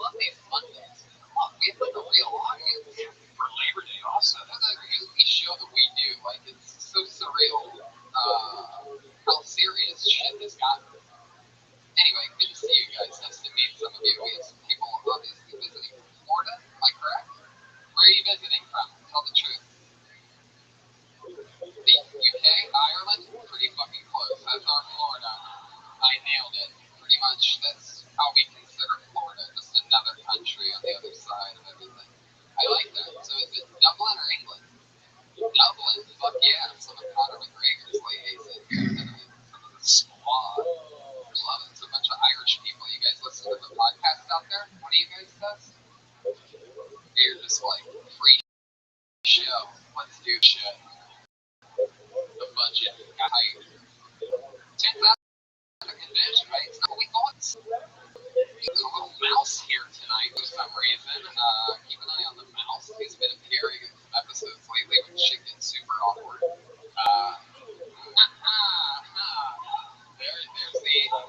There's the seal of something. All right, Ryan gets excited when the mouse works and just starts hitting random buttons sometimes. Ryan Redman. Hey guys, how you doing? Happy Labor Day. Happy Labor Day, everybody. Fuck yeah, does Ireland have a Labor Day? No, fuck that. You guys just work all the way through picking potatoes all day long. Welcome to the show, Ryan J. Ebel, ladies and gentlemen, the house artist. Super points for Ryan J. Ebel because he's drawing tonight's episode, and right now he has a blank sheet of paper, and at the end of the episode, you're going to see that he drew tonight's episode in some way or another. Every print of every show that he's been part of is available at RyanJEbel.com, including, which will be on set starting next week for the rest of ever for the video podcast. The official Kill Tony poster is at RyanJEbel.com. Super fucking cool poster. It's hanging up framed in my living room, so you can be like me. Ryan J. Ebel's the best. Young Jamie Vernon on the HD camera in the back of the room. You know what that sound means? He has a new t-shirt out, the new Powerful t-shirt. Young Jamie is at YoungJamie.com. YoungJamie.com. I nailed it just by guessing. YoungJamie.com, that awesome t-shirt available at. What else? Dates real quick. Sorry, live audience. This is the part where I lose you and then have to win you back over. This Wednesday, if you're in town this Wednesday, we're doing a Death Squad secret show. I got Joe Rogan, Bert Kreischer, Christina Pashitsky, Tony Hinchcliffe, Steve Renazzi, a bunch of people. So it's Wednesday at 8:30 here in the Beaver. Yeah, we're going to some cool comedy festival in Houston. The show Kill Tony is. Brian and I are both going to be the something fest in Houston, Texas. Literally, it's not called the something fest. Actually, that sounds like a new name that would be the name of a comedy festival. The something fest. But it's the something November. Keep an eye on that. We'll announce it better next week. I'm headlining Australia, just like these people from Ireland. I'm going international in Australia, October 18th through the 30th. I'm in Tulsa this weekend, San Francisco Punchline, Sacramento Punchline in 2 weeks, Boston's Wilbur Theater, October 8th. That's a really big deal. And I'm going to be promoting all these shows and more on the Joe Rogan Experience tomorrow, 1:30 p.m. live with my friend Brian Redman. Breaking news! I'm the guest tomorrow on Joe Rogan. So let's get tonight's episode started. You guys ready or what? Come on, Monday night. I think you can do a little bit better than that. Ladies and gentlemen, put your hands together for tonight's guest. You know, from the Big Lebowski, Seinfeld, Kill Tony. So, ladies and gentlemen, how can I forget? We forgot. Hey, all this stuff's up here, and I totally forgot. Put your hands together for Bowie. I love them. You love them too. The Kill Tony band, Pat Reagan, and the Joel Jimenez.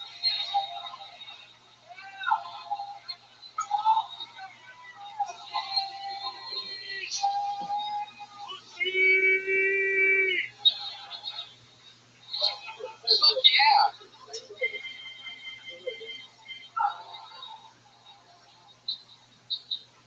Fuck yeah! Pat Reagan, Joel Jimenez, and some dude. Hey, what's up, fuckers? Hey. Muhammad Weinberg, ladies and gentlemen. My best friend, he just fresh from just last Montreal. He's young comedians. New faces? Yeah, new face. Muhammad Weinberg? Muhammad Weinberg. I can sort of tell. I'll hijack a plane, then I'll try to sell it. Alright, there you go. You know what the opener of Pizza is. Catch that joke definitely on New Faces. Oh, wow. Really snuck it in there, real suave. Welcome to Live Podcast, my friend. Joel Jimenez, how are you, buddy? Pat Reagan will be with us all night. We always have fun. You know who loves Pat Reagan? Tonight's guest. Who's one of my favorite human beings. One of the greatest comedians in the world. You know, Seinfeld, The Big Lebowski, and being one of the top guests on this show.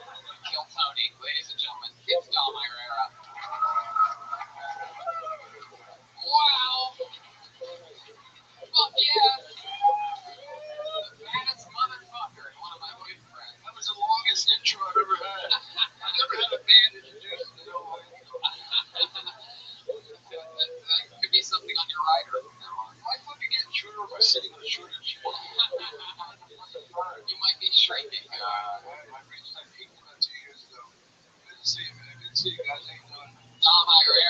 everybody. Ireland, getting to see a real American. We gotta keep Kenny over here. We're the Irish people. We're fuck Steve. Oh, you're all from England, and you're super pissed that I've been calling you guys Irish the whole time. That's what's going on. Of course, the Irish chicks spoke up louder than the boring British people. Proud of it. So proud of being. I thought the people with her were all Irish as well. Well, shit. The English and the Irish are only in the sense the Irish are right down to deep in there. The English just fucking basically raped the whole world. Other than that, rape and pillage, whatever pillage is. Village sort of sounds like an adorable kind of invitation. Come sit over here, Dom. Come sit over better. You do sound better. Oh, let me switch chairs. Dirty rotten scoundrels. I can command you, please. Is there a happy Labor Day? Is it? You gotta go back to your shit job tomorrow? You say happy Labor Day, like happy Memorial? That is an interesting question. Happy 4th of July. We liberated ourselves from you motherfuckers. Yeah. Let's switch mics with you. Hello. To another mic altogether? Fuck yeah. Fuck on. Just go.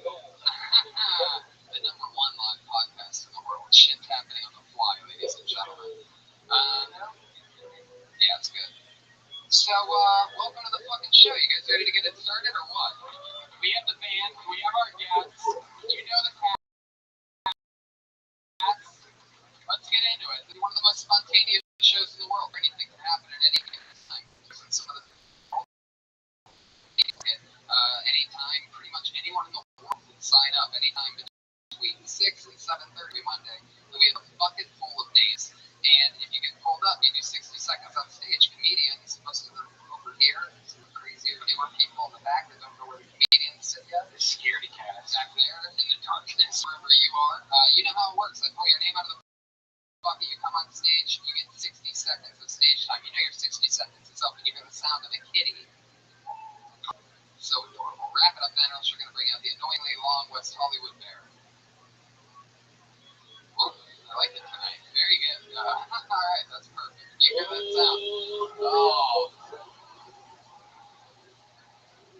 There he is, the bear coming in a little late. Maybe that's the Compton bear and not the West Hollywood bear. But it's a black people who made joke.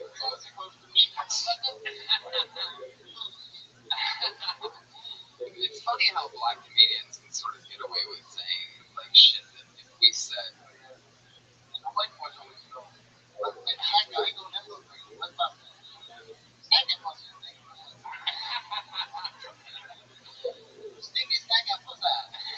that's pretty much it. Why you be that? Alright, That's Trevor Noah from the Daily Show.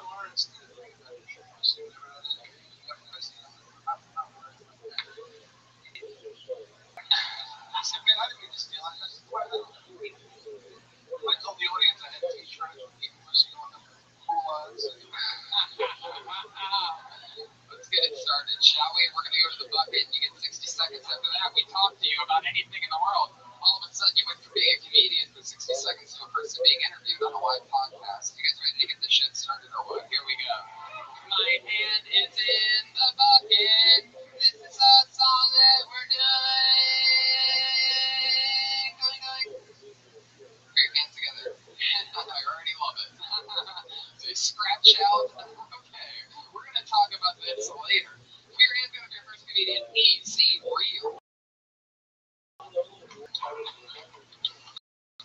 Some guy just got up and left. I just saw some guy get up out of that couch and literally run away.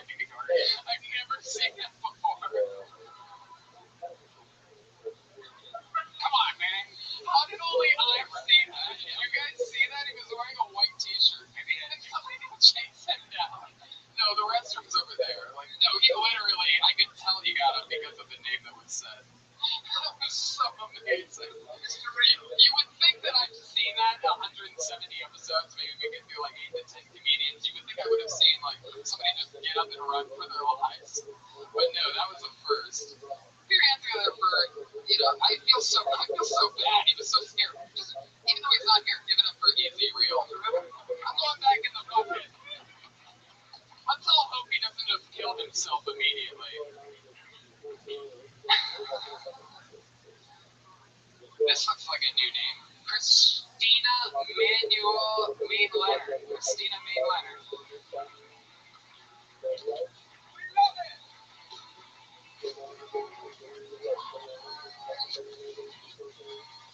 Christina Marie Leonard, everybody, come on!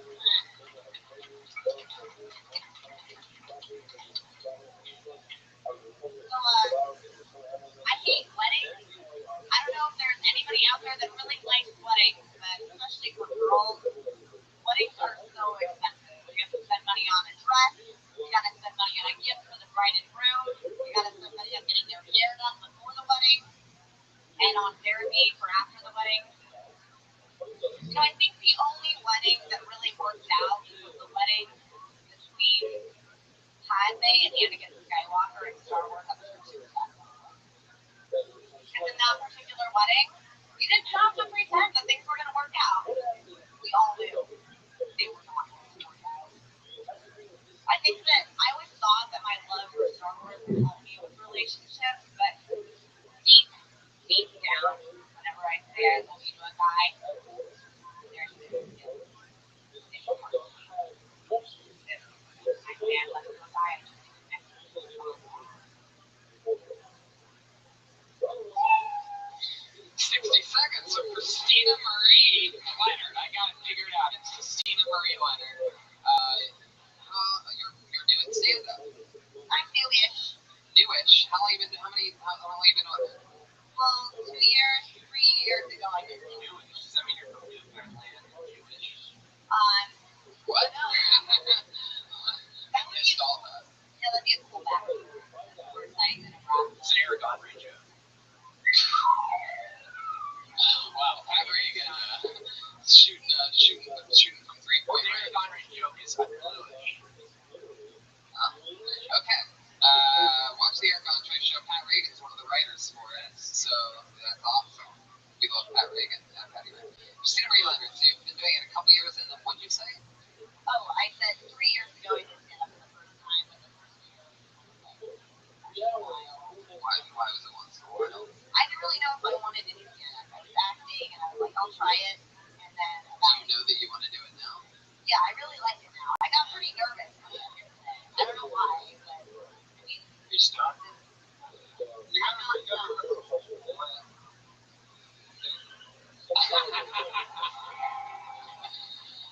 Do you really like Star Wars that much? I really do. How's your hygiene? I shower every day. Oh, you're testing for how much I love Star Wars. No. What? Is there somebody named Hygiene in Star Wars? No, I feel like, I don't know, if I really like Star Wars, maybe I would like watch it more and shower. Not maybe this one. Okie dokie. Christina Marie Leonard. So, what changed that all of a sudden made you want to start doing it more? How often do you do it now? I do it like a few nights a week, and probably do a show like every couple weeks or so. But I think what happened is I stopped doing theater shows, and I started doing open mics, and I felt like it was more about writing and like writing what I really cared about, rather than about just like body, Right. you know? Sort of. I know. I think maybe listening to this episode, I might be able to figure out exactly what you just said. No whammies. Christina Marie, so what do you do for work? Are you from LA? I'm just a rapper. Oh, that's right. How long have you been here? 4 years. What do you do for work? Like, how do you? I waitress. Where at? Another comedy club. Is that true? Yeah. Yeah, you're down 2 whammies now. Everybody knows that if you get 3, we just keep asking you more questions. Wow. So, Flappers, how long have you been working there? Almost a year. Did you make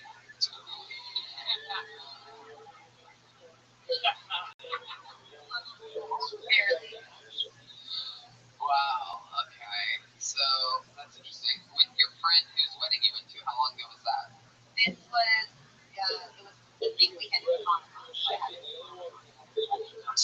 don't know what that is.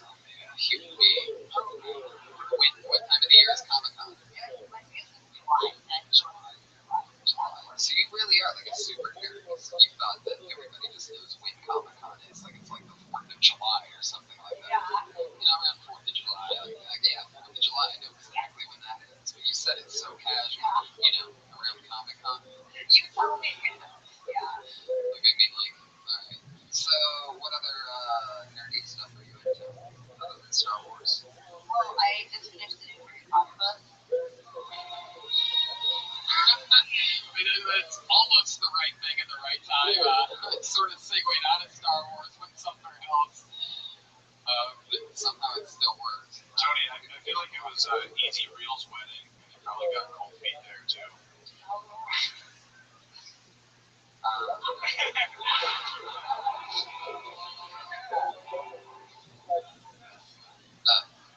Gotcha. Christina Marie, tell us something else interesting about you. Like, what makes you different? Striking kill. Luckily, it was during technical issues, so I never really caught any of it. We had our own thing going on over here. Did you say something funny? It wasn't funny. Okay. All right. I've never had a band member get the whammy before, but Weinberg, you're pushing it tonight. You're almost there. I love it. I just rubbing off on it. Oh, yeah. That was sort of sad and a little like, here's another whammy for you, Christina Marie. You're setting some records tonight. So, what else? What else? Do you play video games? What? Do you play video games? Are you a gamer? No, well, I used to be in a metal band. Now we're getting into something. I was serious about a metal band called Rothschild'S, so I joined in a band. Lockness? Yeah. Wow. Is that because no one ever discovered your band? They called it Hello. Well, we were kidded in Nebraska, so we were going to go on tour, and then I decided to go to college.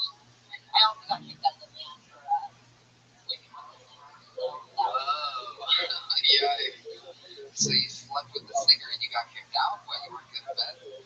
no.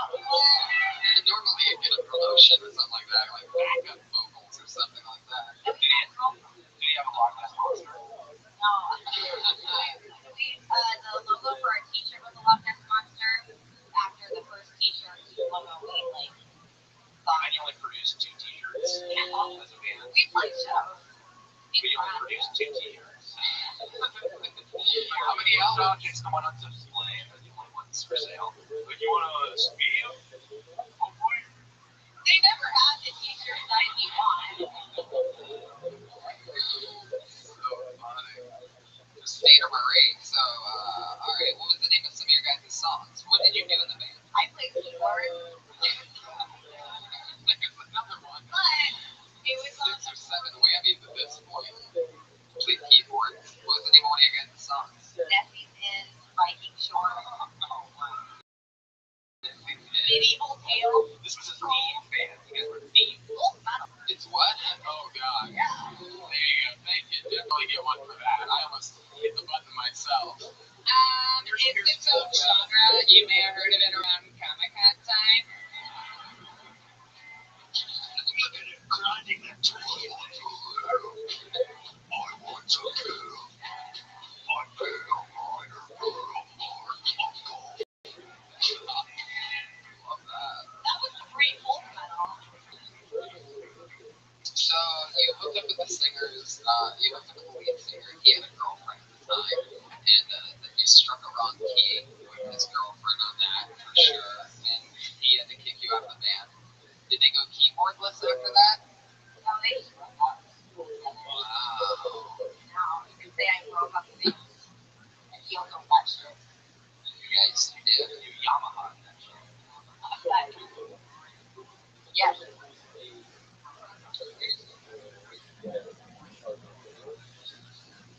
I would have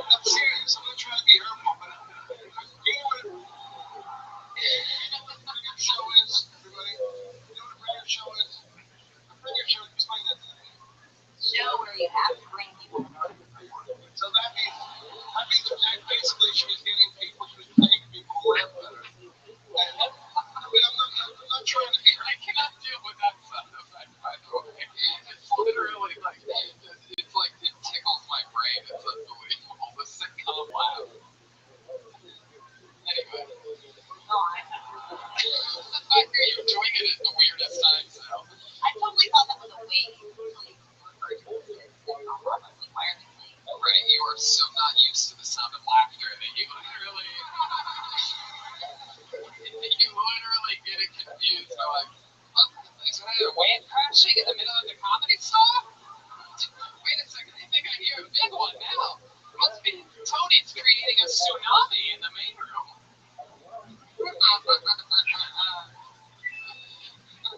I just beat the game. How did you feel like? Well, I knew I wasn't doing fun. But what am I supposed to do? I just wanted to finish the bit I had. Can I give you some? Yeah. Can I give you some good advice? Yeah. I think it's good advice. You're doing now a lot of open mics. Naturally, your smarter references, smart gets claps and laughs from comedians. Smart does at those mellow, chill open mics. So your Padme marriage reference, I'm sure, will crush at an open mic. I did open mics for fucking years. I mean, continuously. I know how it sways. You're performing for these people. I mean, they all have their own expectations and shit, so they'll give you points for a reference. But nothing you said was funny. Your marriage thing.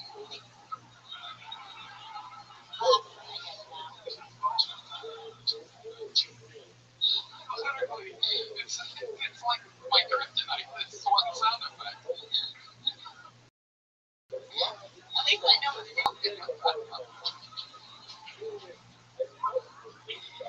Oh my god. Okay, Brian, settle down. Jesus fucking Christ. Alright. What were we just talking about? I was on to something. Oh yeah. Nothing you said was funny. So, you have to make sure that, like, you have something in there that's, funny. Exactly. Don't use the word humorous. I say funny. You need something a little light. There's no, like, misdirections or anything. Like, you sort of have to figure out the situations that you want to talk about what's funny. Because right now you're just going to get points like open mics, and you're going to think it's funny because they're going to laugh. Because, of course, every comedian, I thought it was funny. That's the Pat Ray thing. I mean, not funny enough for me to laugh at, but I would in an open mic where I'd be like, hey, that's a good one. Because you do know that the relationship's not going to work because it's a prequel. But look how nerdy you have to be to know that. Here's an example of something funny. Boom, that's it. That's all we had to do. It's crazy, right? Timing, execution, maybe hit the brakes once in a while when people don't expect it. Go, take chances. Don't play it safe. That'd be my advice. Do you have any questions or anything? I hear my example of something funny.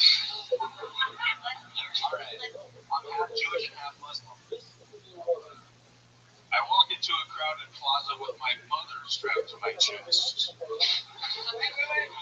I say, don't move or she'll go off.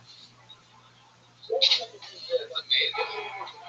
I have 50 of those. It's a great tag. 50, but for you. Anyway. Jewish. Juju gonna juju. Christina Marie. That's a different crowd laughing. I can tell. Award-winning applause rate for that one. Alright, Christina Marie Leonard, there you go. You have your homework. Go stay away from the bringer shows. Keep doing the open mics. You gotta talk about you and you gotta take chances. You gotta mix something in there. Because right now you would get up to be like the newscaster or something like that. Like one of the on the field reporters. Because you seem like you're delivering like serious information. Well, your hands go for Christina Marie Leonard, everybody. She's on Twitter at C. Marie Leonard. The letter C. That seemed really harsh for some reason. What? That seemed awfully harsh. It did? Yeah. Is there a record of how many comics kill themselves after this? No, I mean, it's harsh, but yes, that is part of the show when people do fucking horrible. I get what you're saying, that open mic shit, that clever shit can get to you after a while. You just need to, like, really hang out the comedy stuff for it, I guess. Well, stage time. Get out of LA, watch more comedy. You want to perform here in your first 5 years. Never did one open mic. What?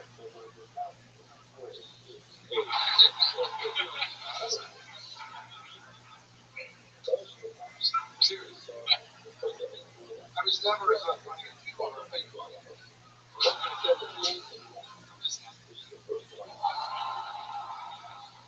I pulled the name out of the bucket. This is a pretty epic time right now.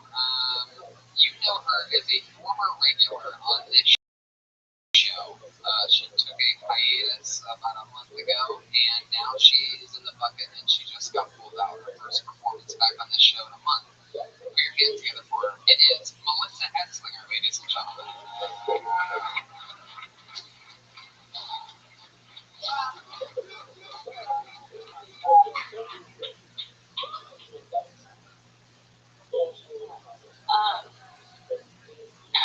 I only see the good in people, which is probably why LA feels really lonely sometimes. It's really mean, but whatever. I was going to start a non-profit organization where it would encourage people to be kind to people. I was going to call it Killing Them with Kindness, but then I realized it was just one keyword away from being a really bad racist organization. So I didn't do that. But I don't know what it is about this show. I really don't.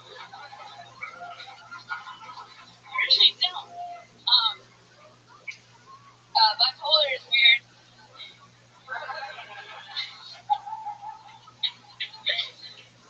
It's like getting a box of chocolates every day. I don't know what you're gonna get. There you go. A little,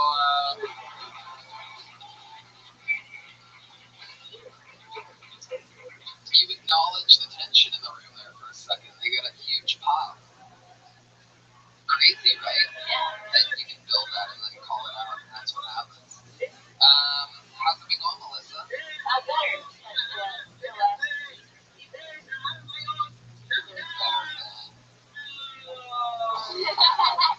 Yeah, I've been getting better. Doing, That's fun. Working hard, having fun. Yeah. Not my rare, you know, Melissa's.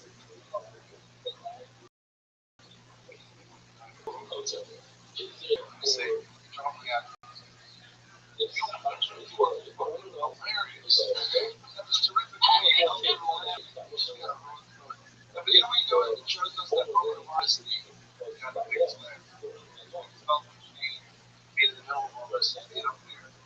I've seen you, so I know to see you.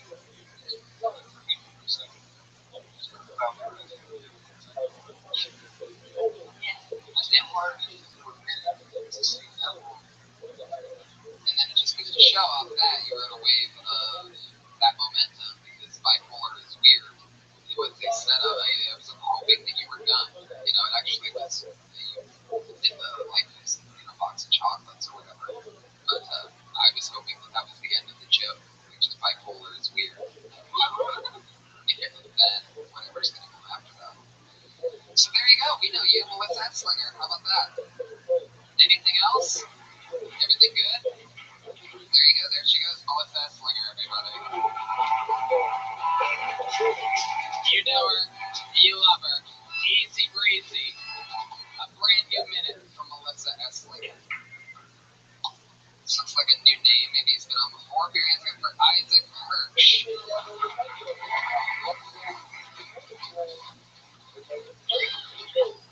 Hello, my name's Isaac Hirsch, and I'm not Jewish. And the reason that's surprising is because I have the most Jewish name you could have. It's like if I got up here like, hi, my name's Menorah Israel. It's a very Jewish name, but there are some benefits to being Jewish.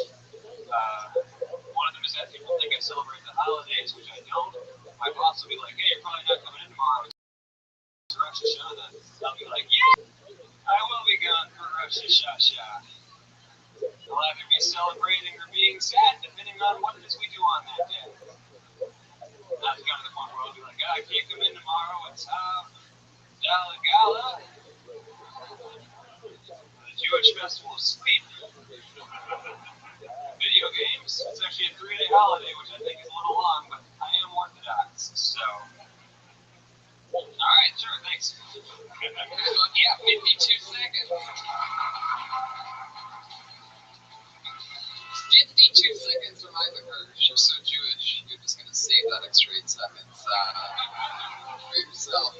No one believes You're definitely super Jewish. I am. I thought you were Jewish when you were facing that way, but now that we're head on, I'm super Jewish. I mean, wow. Totally crazy, because I have a friend who's half Muslim and half Jewish. You do? Yeah, I support ISIS by writing off.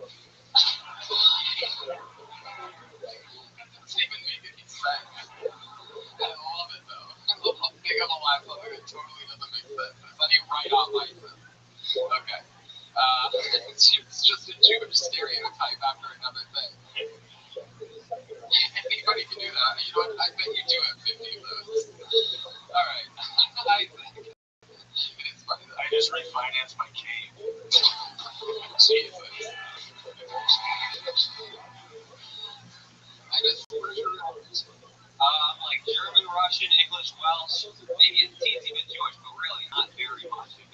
So is your whole act about you looking Jewish and jokes? Do you want to do Jewish? I mean, you did the part that is Jewish is your face. It is. No, no one believes me. I understand. You must have the dick of a, whatever, it's a big dick. I don't know what it is. Some kind of. It's okay. I think where you from? How long have you been in LA? 6 months. And before? I'm an expert. That's cool. I thought it would be. It's now it's just a job. Now it's just. I mean, I wanted to do that when I came out here. Like, oh, it'll be so fun. I'll be on the set. And 6 months later, hey, take the job. Right. Had you been on the set for anything cool? Yeah, I was on 9 up here. He was there a couple days ago. Yeah. You're funny. I don't need you to plug your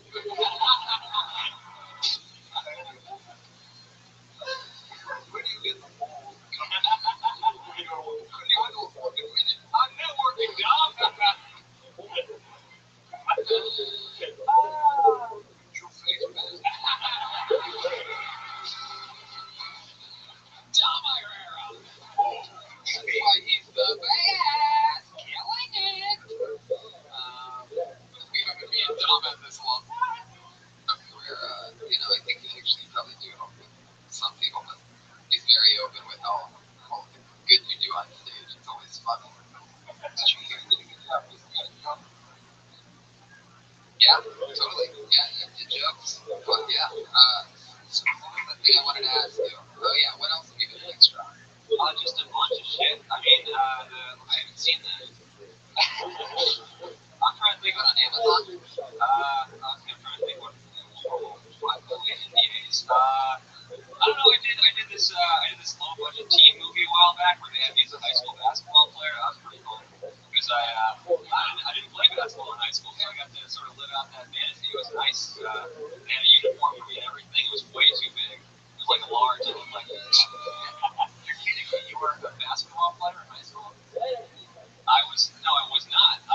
So I got to be that. He needs that for the setup of his joke. Go along with it. This is the. You were a basketball player in high school? I wasn't. I'm half Jewish, half Muslim. I'm all about Prophet Muhammad. Oh!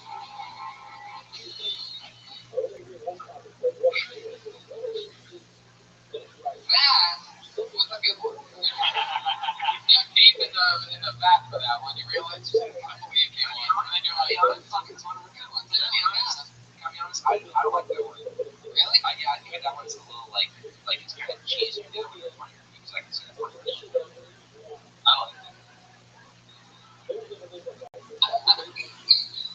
My shoe moms have great arch support. Great. So, are your parents Jewy too? My mom's a Southern Baptist, and my dad's, I guess, vaguely he was Jewish than I am. I don't know what happened. My dad's a government employee, and my mom's an editor. What kind of government? He works for the Department of Health and Human Services. He allocates grant money to hospitals. This is not going to be a good road to go down, Tony. I don't know. I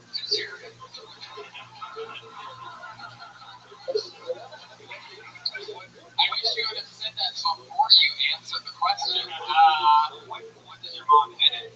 Does she help your dad out editing things for the government? Or she edits healthcare publications? Yes. Is she hot? No, wait, like one of those drugs that I'm back to check. No, I mean, I don't know. I'm not really into my mom. Really? No, I'm more into people who are like the opposite. Like I like larger women. Get the fuck out of here. You like big after you. Oh, what I would pay to see that. Oh, remember Aphrodite from a few weeks ago? Oh my god, that would be the greatest. That'd be the second greatest live podcast in the world. Biggest black girl you've been with? Did you see black girls? No, I did. Big girl? For some reason, I don't discriminate. You been with a big black girl.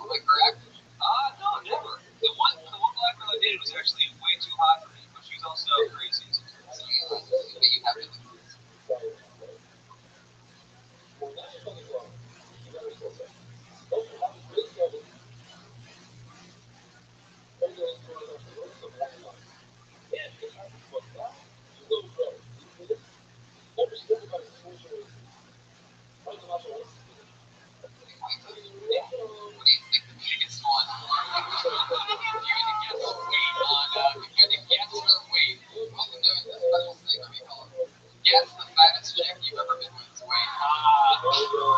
I'm really bad at guessing weight. Come on, man, that's not true. Let's say, I don't know, 200 probably. Not that big. No, I'm not like. I'm almost glad you didn't exaggerate the weight for comedic effect. No, I'm I honest. would have gone crazy and you said 380. No, that's too much. I don't want to, disappear into. What is it do you think that a big girl is particularly? I don't know why I keep going big and black like that. What you need BW? If you had to get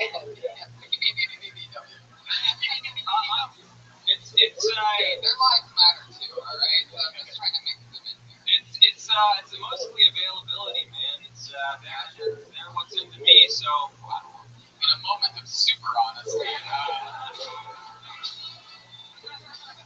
think spilled the beans on that one. Well, they're easier than hot chicks. Turns out the hotter the girl, the harder it is for me to fuck her.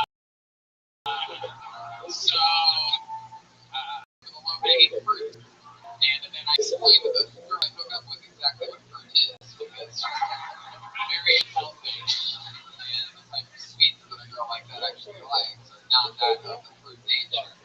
Normally more carb-filled things like cheese sauce. Thank you. So, you hit your headphones like dig in.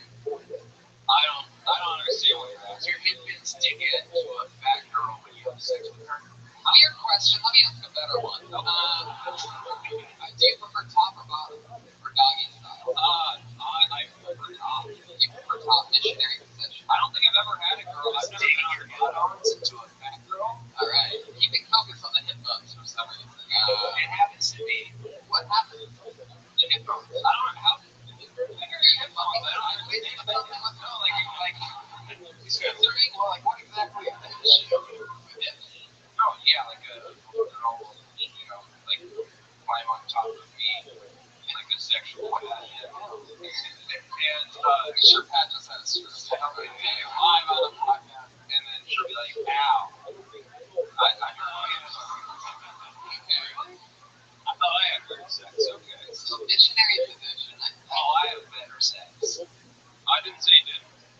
Well, it seemed like you did. I just said yours is weird and not worse. I'll give you that. You're having a sad off, everybody. Thank you, crowd.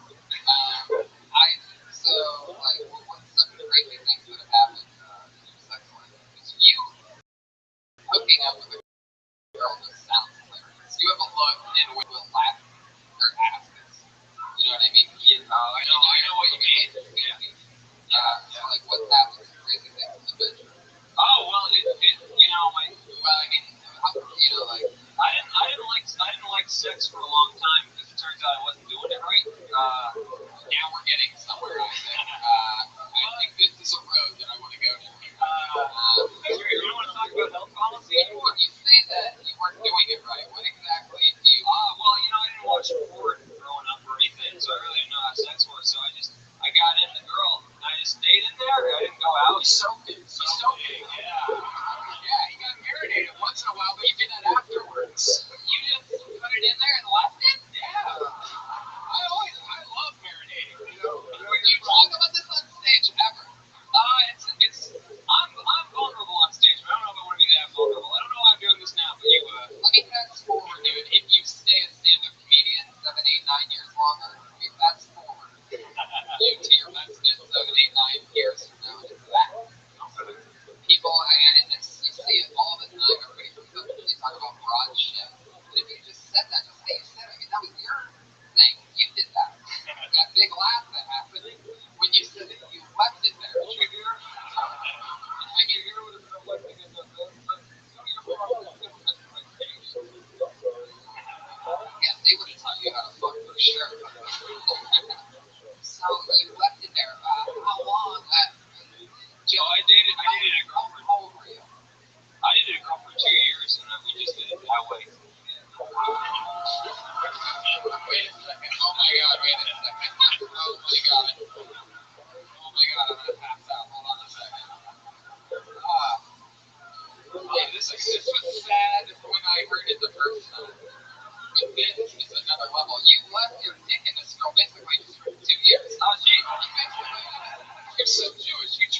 sign on like an APR or something like that. I'm trying to like gain interest over the long term. She liked it. I don't like it. She liked being in there. Yeah, she seemed Jewish was this girl? not at all. Oh, I like it like that. Oh man, this is gonna be on the internet, huh? It is right now. It's on the internet. Got to tell you that. This is gonna be on the internet, huh? It's gonna be on the outer internet now. You just turned it into a GIF, my friend. You just put it on the reel that I'm gonna send networks when I'm trying to sell this to a, you know what I mean? Like, that's the greatest moment ever. This is gonna be on the internet. But yeah, I can fuck now. I know how to do it. Oh, now you do it.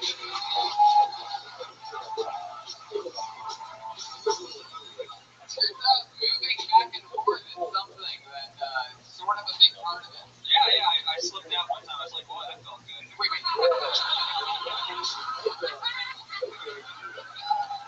Do you hear that? What are you doing with your life? Look at that. That's the biggest pop of the show right there. Do you go super fast now? Like, are you like a jackrabbit? Do you like just I don't know. I really only learned how to Now you're trying to make up for all the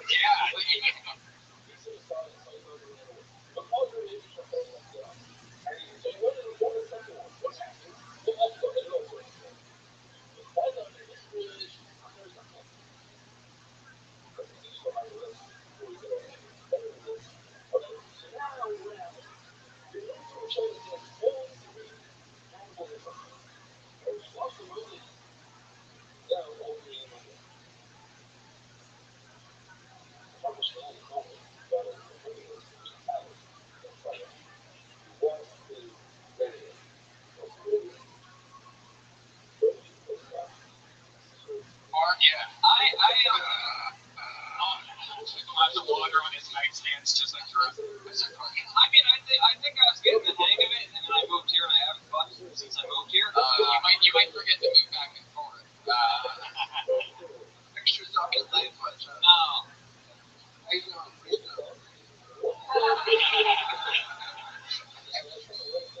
You just gotta find a girl with a geek squad. Yeah, you know? That's not fun.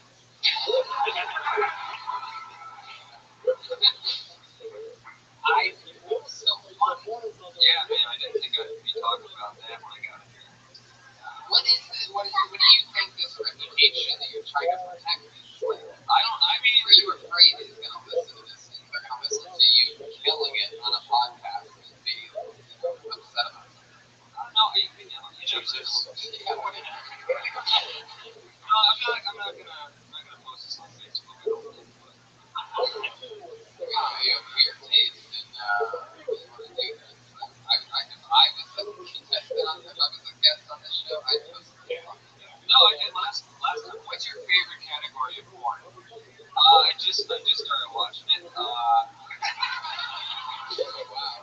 Like right now, like on this show right now? No, last few months. I don't know, man. It seems like the step thing is really big right now. Wait, you just started watching porn now? Yeah. Let me guess. You don't know how to watch porn, so you just pause it when it first starts. You just jerk off to that really smart memories of your first love.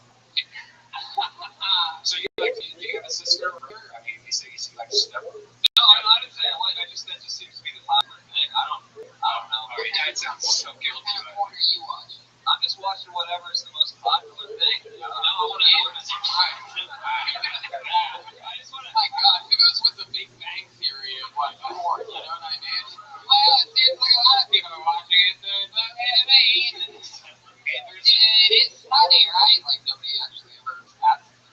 There's a website you can go to for all the most popular porn. It's called meatspin.com or lemonparty.org. Has both of them. Oh, yeah. Popular ones. I don't know what's going on. I bet that it's not. I'm not that naive. What's your favorite porn? You just started watching it. You're seeing a lot of new shit for the first time. Yeah, wow. You just started watching porn. You just like a magazine under your bed as a kid. No. Why is this? I just didn't. You have a lot of wet dreams, right? No, I just didn't know. Dude, testicles? Yeah, I got balls. What's going on down there? How are you masturbating before now that you have it? Man, somehow this actually feels worse than like talking about not being able to fuck. This seems more personal somehow. You just pretty much answered that by saying hundreds of times a month. Okay. Wipe it up with my cell phone.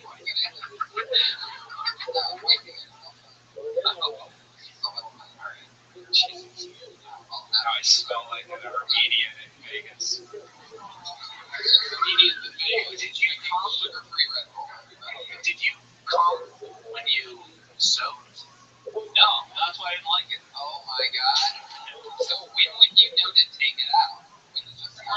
When she was done, it's baby. Wait, so she would come? Did she wiggle? She would wiggle. I guess so. I don't know. I don't really know what was No, you would know if she was moving. So I wasn't really looking at her. Pay attention. No, I did. Yeah. Is that what you guys pretty much did? You put it in and take it out? No, I mean, like, supposedly, she liked it, and then after, rumor has it, I can't imagine why, but she seemed to enjoy it, and then once she had enough, then I would take my turn, and then, What does that mean, take your turn? well, I would do something that got me going, and then, sex? Oh, yeah, sort of like that. I mean, I don't know. Brian's so excited, he's hitting everybody now. Did you ever 69? No. Your earbud, 69, are you kidding me? He didn't even know to move back and forth. Still probably doesn't exactly know what a 69 is. He just soaked in her mouth. Have you ever seen soaked? You made it yet? Did you use a condom or no condom? Did you dispose of it properly, like a shot? I don't know. I think you're making that up. Do you remember how you disposed of it? We used condoms, but there could be nothing in the condom, so. What? Oh my god. Because I wouldn't come from the sex. I wasn't talking about my dick. My dick filled the condom, but it was,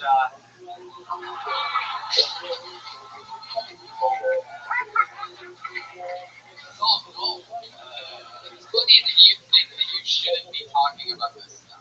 well, I mean, part of the problem is I've tried to talk about it before, but my level of, like, sexual, noviceness is weird, but it's literally unbelievable. But when you see characters in movies that look like you, and they're that guy that's having that funny sex scene that steals the comedy movie and shit like that, like you realize that that's funny because it's funny. Yeah. Well, when you put it like that, yeah, I guess. People want to know how like dirty people fuck, especially if it's big girls. I mean, you ever fuck in the kitchen? No, man, that's so advanced. Why would you think I did that? That's just code word for asshole. Oh, you know, also you take that like by the sink of you one of those cables just like inside the turn on stressful. I don't even know what he just said. No, I don't know. Or the beds. Was the bed good? Was it a good bed? Do we do fake stuff? Sure, yeah. I mean, absolutely. But you have to realize, like, you gotta, think of some funny, great stuff. It's been done by all the funniest comedians. One of the funniest Jews. Hundreds of years. Yeah, Jews are mostly all the comedians are very, like, Jewish controlled, hardcore, because they're very funny fucking people. Like, not my rare, they're Italian people, like, rare. You, Sebastian. Those trolls are pretty funny. Yeah. De Niro. Rogan. Oh, yeah, Rogan's okay. And he's yeah.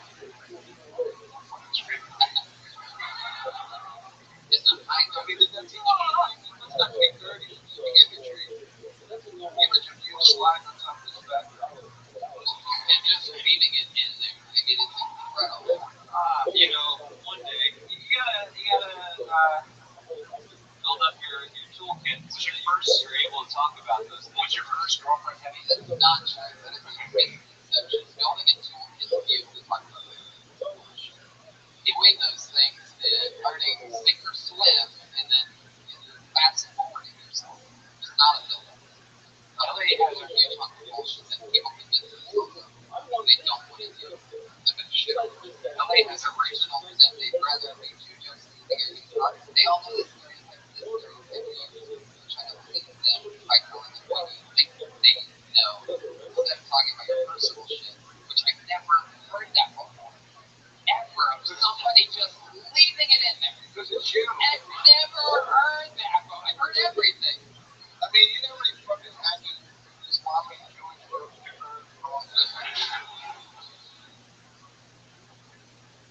My lawyer's name is Robert Donovich. LA just hasn't fucked you yet. Like, you're still innocent and pure right now. Like, you don't want to do, like, the dirty stuff. I get it. Like, you have to either be awesome at clean jokes or you have to tell the truth and, like, shit like that. You had a good friend, don't get me wrong. It's good.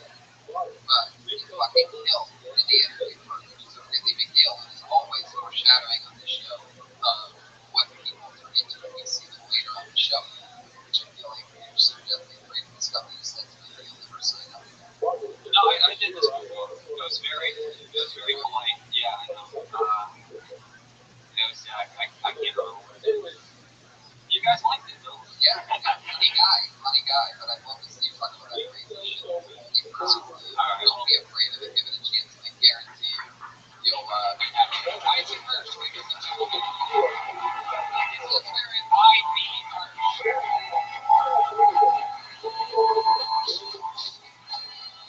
Isaac, do you do a lot of open mics? Do you like work out a lot, Isaac? Well, you know, one of the things is if you want to have fun and have it be exciting, I should have said this if you're up here, but I'm saying now, it's like it gets redundant doing shit over and over again. These open mics are going to keeping it exciting for you. And if you're talking about shit that you do find challenging and you do find like you are not ready for yet, then it's going to be more exciting. It's going to be a more fun process for you. Maybe makes sense at all? Well, I take more chances than any new song. I can imagine, cut to next week, he's in open mic in front of 4 people telling about how he soaked his dick, his first girlfriend, and people are incredibly uncomfortable, and he's incredibly uncomfortable. No way. Yeah. And so many open mics are like in coffee shops and 4 people. So I'm the best.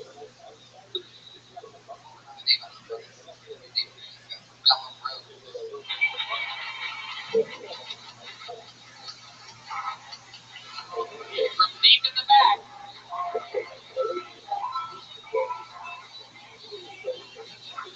Bella Rose, ladies and gentlemen.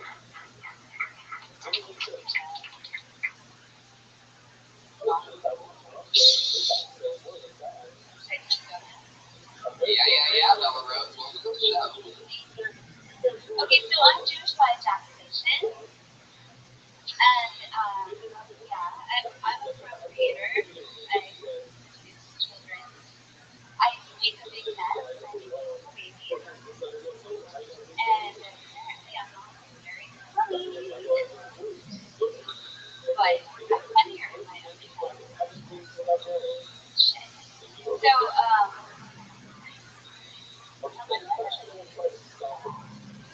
and I'm like called up. Here I am. Dear life. Okay, so Do you want one of my yes, I think. There you go, getting a laugh in the 60 seconds part of this. almost famous too.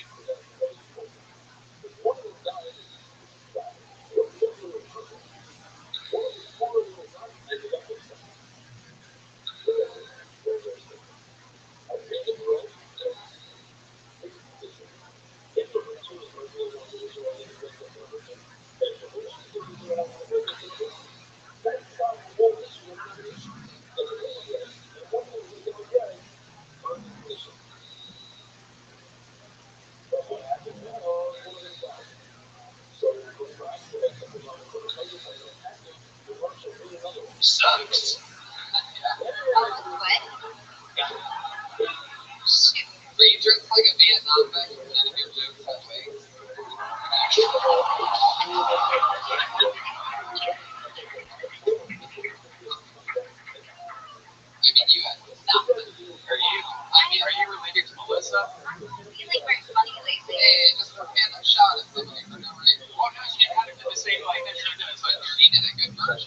your job tonight. You have to build tension in order to break it down. You can't just say, oh, that's not funny. You didn't do anything before that. You talked about the kid. You did nothing. We spent the whole minute saying how you don't have anything to do. Yeah. You have a joke. I really thought you were going to be funny because when you came up here, I thought you were Howard Stern. I have been to see for hours. What? What did you say? I still have. Oh, really? Okay, you were on the show like a few weeks ago or something like that, right? Yeah, I hope so. Oh, funny on that? Had to be. Why don't you take your son? I can't see. I guess I don't know. Hopefully you can see that you really need to write some jokes. Yeah, I think so. A horse is true. And a mouse. And a bunch of shit. What are you? What is this whole thing? And why are you at Burning Man right now? I know, right? I just have to. Alright, I'm gonna let you go. Belarus, everybody. There you go. I called a few weeks ago. Get him up, get him out.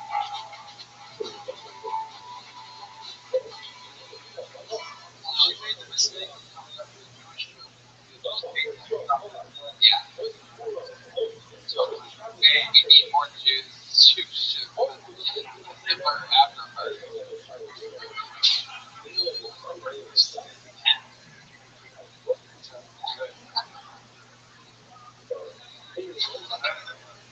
Alright, I pulled up the name out of the number. Here you go. Mark Foley.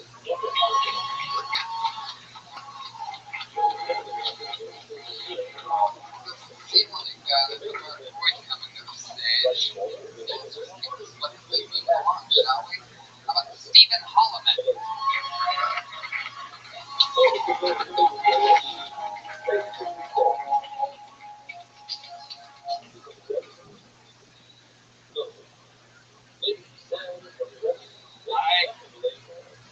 I'm a funny comic, and I went to New York, and I was doing some puns, and I had 9 puns, and I added 11 more. Yeah, I called the joke 9/11. Thank you. And the joke crashed real bad. And thank you. I'm not a pilot, but the joke did not fly well in New York. Thank you. See if you guys can catch all the puns. I do puns. Here we go. It's a lot. I saw the Arabian bar, and it's been around for as long as the onion ever, and it's really nice. I'm going to go every buddy Jordan. I'll bring his buddy Chad. We'll get this little sedan. We'll go to the bar. I'll drink a bunch of turkey. And sort of a whole pack of camels. And eat some hummus. So we get hungry. And another bar. There's Don, his favorite customer. I rack up such a big tab. Oh, yeah, you're right. There's more, but there's probably a lot. Stephen Holland. Watching that set was like punishment. I should play guitar and sting my own jokes. I think it worked. Stephen, what do you do for work? Also, right for flappers Some kind of invasion of flappers. Right. Coming into the comedy store and bombing on purpose. No, I'm just kidding. I'm kidding. You were really funny. W for right? Yep.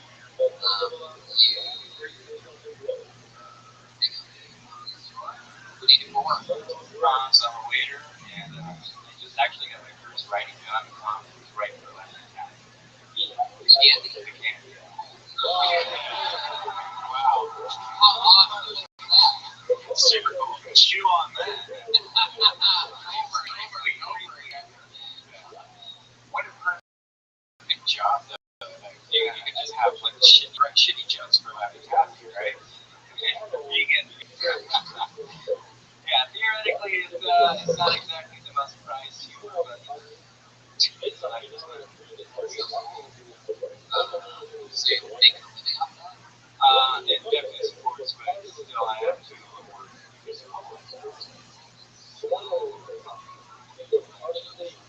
And a rapper. On paper first, and then checked certain ones if they're too risky. Like, oh yeah, this was fun. I actually got to write with Angela Johnson on a project, and it was because Latin Happy is doing a Hispanic line of candy. They're called Hispanic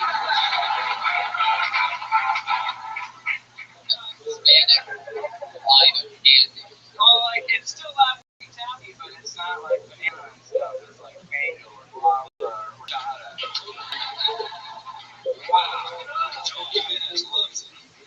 So we had to do like a writing session and come up with like 150 potentials. And I had a couple that were really good, and I had a couple that were like fucking retarded. Like one that worked, I was like, did you hear about the cow at the car accident? He asada the whole thing. And they were like, hey, that's what we want to pay you for that. Wow.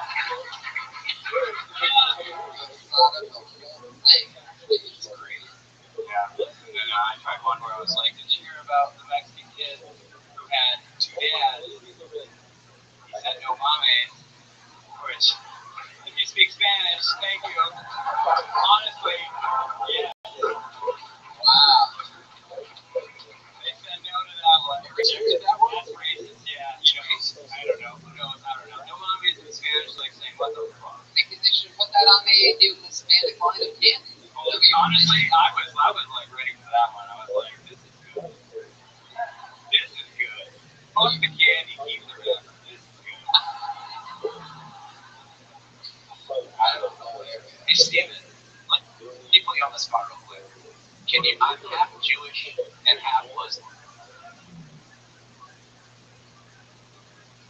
Do you have a pun on it? Can you pun it? I pray 5 times a day at the Moskowitz. You just added a witz to something to make it Jewish. It works. Steven, where are you waiting at? Hot Lepers. Yeah. What do you do for fun? So I used to do BMX, which I probably talked about a little bit. Oh yeah, you're like one of the best BMX riders of all time or something. No, I wouldn't say that, but a lot of people actually say that about you. Am I correct?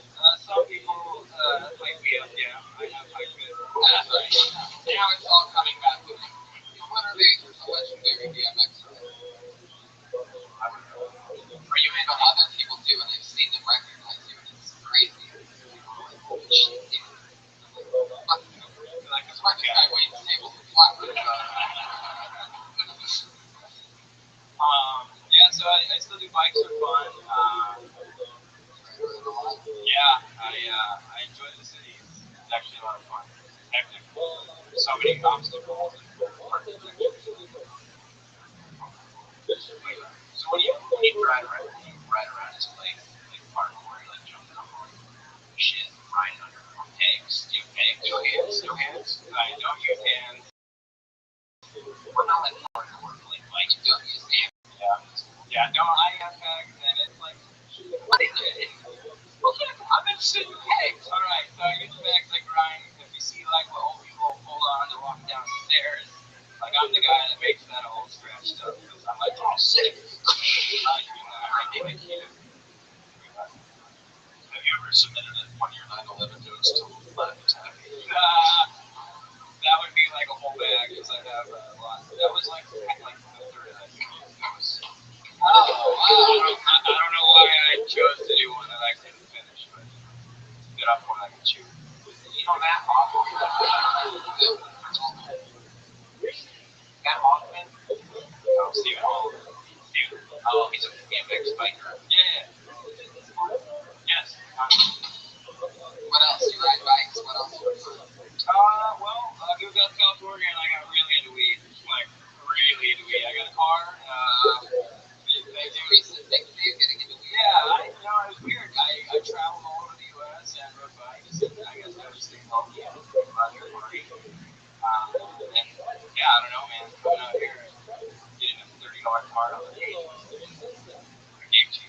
Now it's so weird. I applaud the fact that I live on a couch for most of my day and watch TV. your life for them? Honestly, I think I would prefer to continue to do comedy and television. I love it. Even when I have my worst moments, I still come home with like a sense of accomplishment and also a endearing feeling. Spikes, you felt like you weren't growing on a bicycle anymore? I hit a point where it was like risk versus reward. I've broken both my collarbones. I ruptured two discs in my back. I broke my ankle. Or ligament and this wrist. And other than that, I probably had 5 waiting tables and flowers. That was a good one. So yeah, and after a while, they got to a point where I had a good one. Because you have so many, I sleep my mind, I'm up against a tough situation, my sense of humor doesn't fit in here, I'm still my best. I don't get paid for this shit. Come on, behave. Keep it up, man. That's what you're not being hilarious. If you want to throw me some money out, I'll give you some of the good stuff.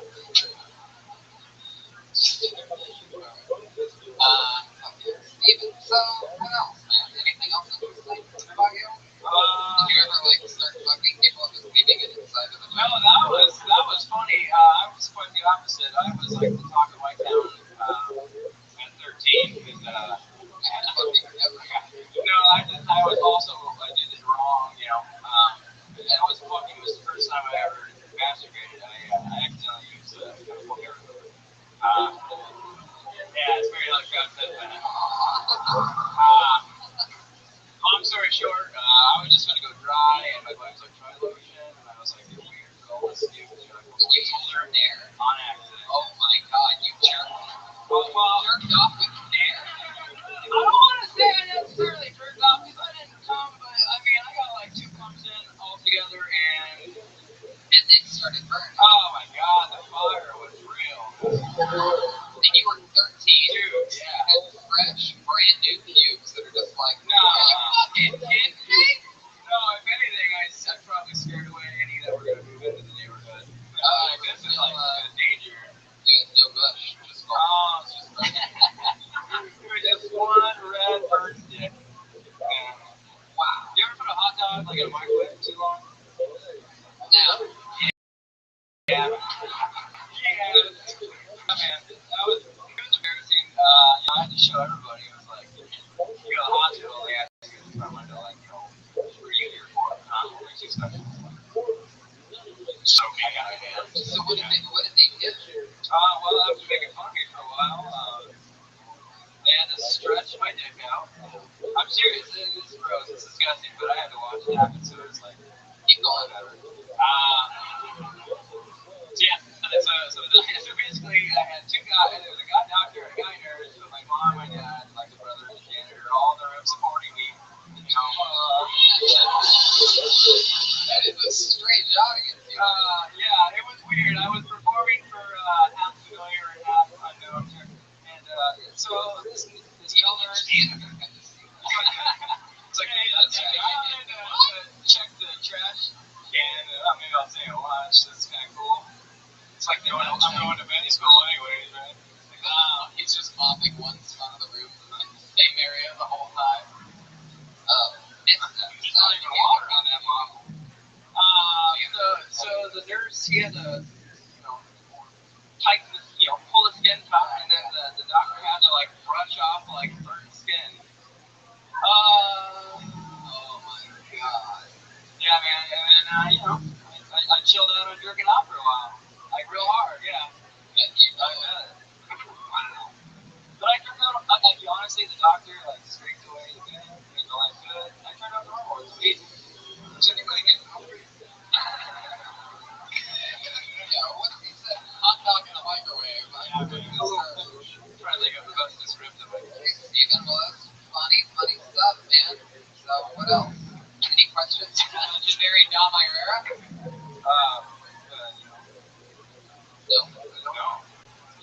No, man. I enjoy it. Keep doing you. Yeah. He was just about to start doing somebody else. Next to me. Alright.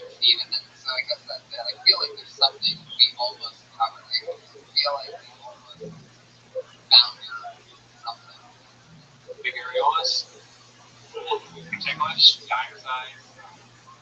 Very like what you talked about. Pot helping you save your life. You talking about watching TV shows. Yeah, that's one way home was to smoke for pot. Yeah, man. Much more. Yeah. Oh, yeah. I know. There you go. You can answer a lot of questions like you're accepting awards. You know that? There you go, Stephen Holloman, everybody. He's on Twitter. Holloman Jokes, HOLLEMAN. Please say we get our one regular up here and then go back to the button again. How about that? Sound good? Let's do it. Our one regular writes and reports a brand new 60 seconds every single week, following a long line of people who've done that. And put your hands together for Vanessa Johnson, ladies and gentlemen.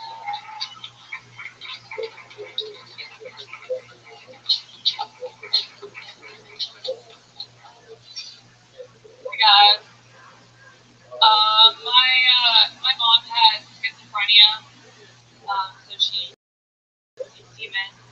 So growing up as a kid was weird. I would come home and I go, Mom's home. She'd say, no, you go for cigarettes. I was like, okay, I guess it's cool too. She would drop me off at school and go, Vanessa, stay in the car. There's a demon directing traffic. I was like, no, that's Mr. Long. But between you and me, that's an accurate description. We'd always have family meals together on the ground in the middle of the night, out in the forest. I was like, are we sacrificing our food? No, Mom, don't eat that. That's my brother. 47 seconds. Oh, wow. That's fine. You was there more? I mean, I had like a bunch of them. I thought I was running over. There you go. Awkward. If it's still on and the other stuff is still on, Yeah. What else do you know? I had a joke. Whoa. I had a really happy joke. I couldn't say it. So that's wild.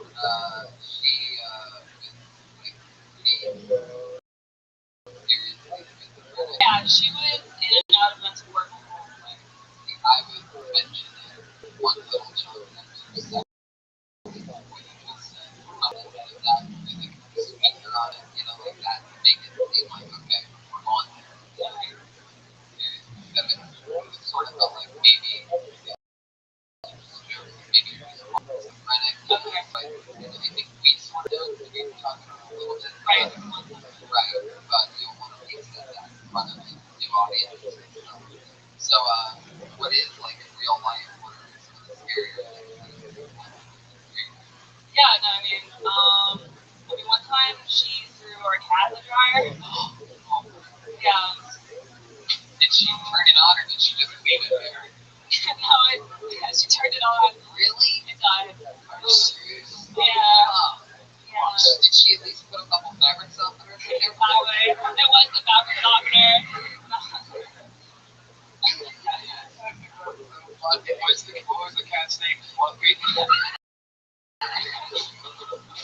Fluffy, very good, Brian. Is that because her pussy was so wet? I mean, very good. You did it, dude. Love that. he's so proud of Getting herself. a home run. I mean, we watched them go from not having timing at the beginning of the show to getting a good one. I like that progression. We noticed there was somewhat of a growing rivalry on the social media. We've been talking about a lot of growing rivalry. One person. And Vanessa Johnson seemed to have rivalry, chemistry, tension, all of them. You went all Vegas heel in this one. Is this the only time you guys talk on the show? No, we see each other at Mike's and we hug. Oh, Yeah. I didn't know that. It was like a cool, like, WWF thing. So I guess good show.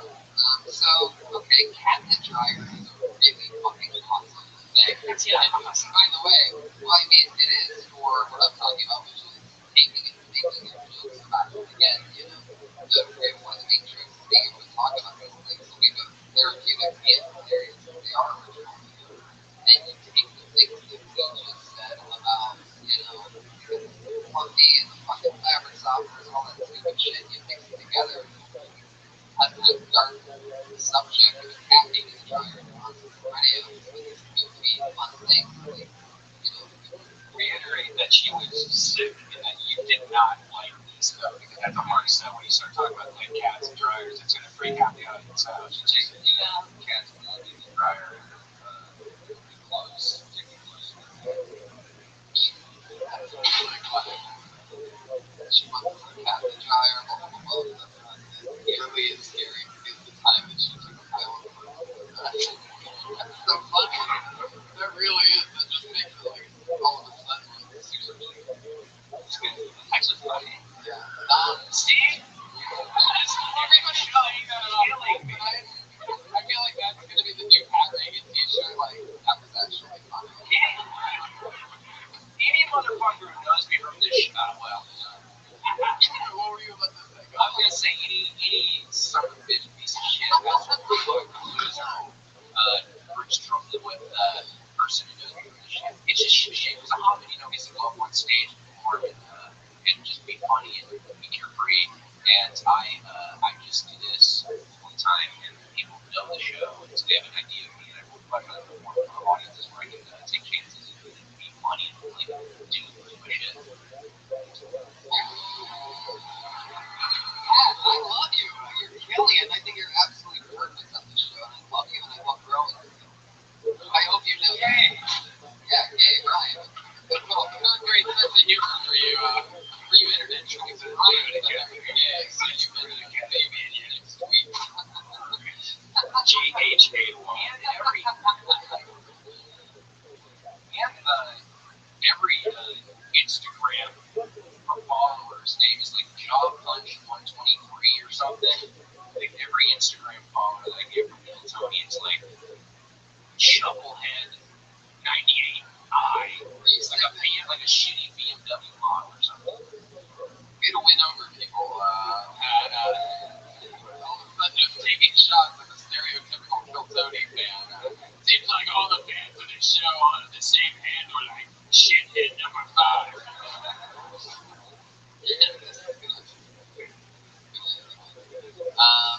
Yeah. But that's you did it again. I'm a new minute. Congratulations. Always want to hear more about the schizophrenic mom. That's the biggest thing shit. Crazy subject. What were your parents like? We have a. You came in very sweet. I was thinking what you were saying.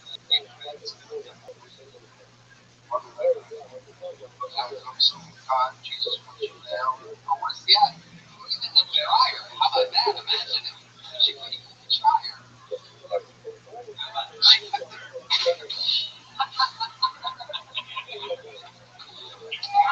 Jewel of the minute. Rookie of the year. Jewel of the minute. It's really a pleasure to be playing behind the band. Behind the band. What the way? He's next to run the show. Yeah, totally. It's unplugged though. I love it.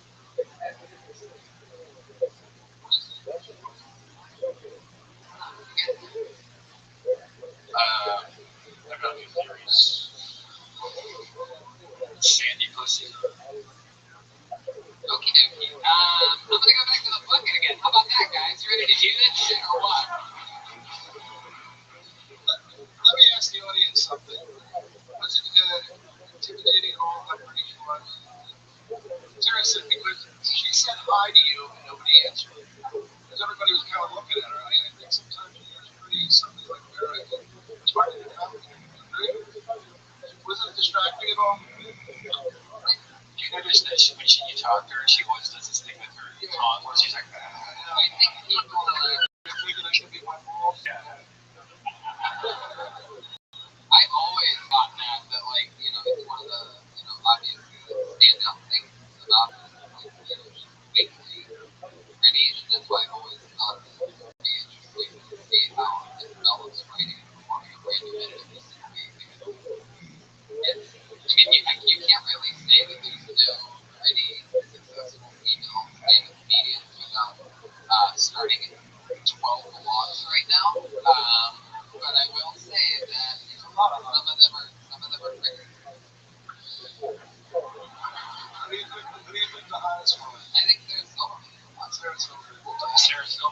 said Muhammad Weinberg's friend. I was on TMZ this week with Sarah Silverman. You were? And she, yeah, it said the caption was a picture of her and Sarah with coffee, and it said Sarah Silverman's male friend. With you? I was up in Montreal and I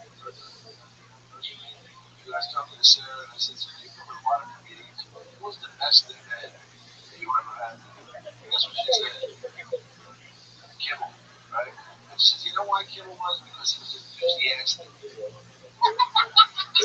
Sad fucking comment about your sex, sexuality. How was he in bed? Enthusiastic. He's like a happy puppy. I can't believe I'm fucking serious. I'm surprised he was good in bed. A lot of people sleep with 11 to 3. Oh, that's not true.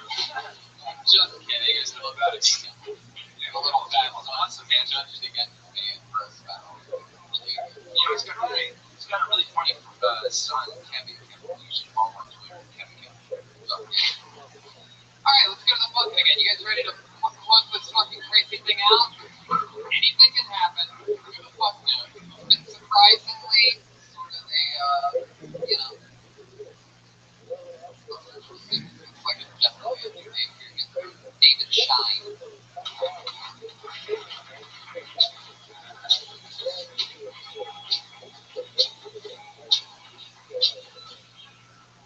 Yeah, what's up, everybody?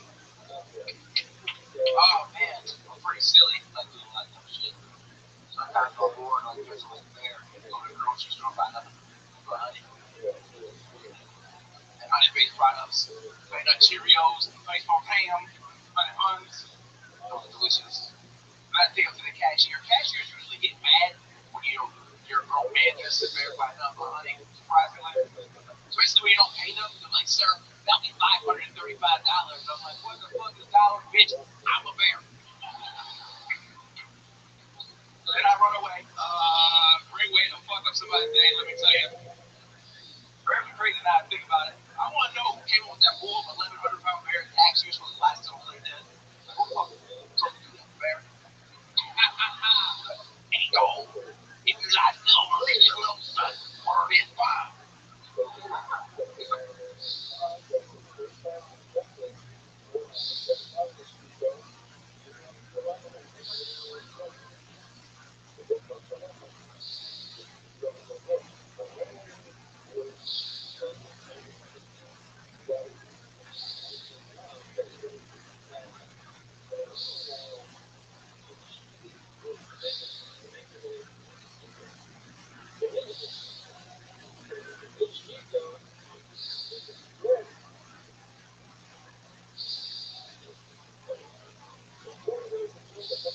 Black bear guys, obviously, let's not be racist. Let's not be racist. Thank you. Oh, yeah. That's what I love about this show. Is that sometimes we'll spend an hour and a half pretty much talking about how hard it is to do comedy, and then all of a sudden out of the bucket comes blatantly, you know, somebody's the future. Here I am. Seem like a young guy. How old are you? 22. 20 fucking 2, baby. That's incredible. How long have you been on stand-up? 5 years. When did you start that? Not in the city, though. I covered first year in Tulsa. I just moved here like 2 weeks ago. Holy shit. Congratulations. Jesus. I'm not gonna lie, I didn't want to do this at first, but I didn't know what it was. I read the pop up, and then they were like, yo, you should do this. And then I found out you gotta make fun of everybody. I was like, nah. So there's nothing more thing that I want to do the first 2 weeks out here. I was like, fuck it, I'm just trying to get on stage, man. And that's the name of the game, and that's how I would be treated. I don't listen to people. See you, you know what I mean? So that's what you moved here 2 weeks ago. What part of town? Silmar. Holy shit. It's like, what, 45 minutes away? I don't fucking know. You don't fucking know. How do you know? My people up here. My GPS tells me where that shit is at. I have no idea. Every time I say Silmar, I feel like a distant valley somewhere, I guess. I don't know. Interesting. Now, you're from New York. What are your parents like? I'm just light skinned, man. What do you do for work? All the way. Making money. Keep it down. Making roads. Yeah. mean,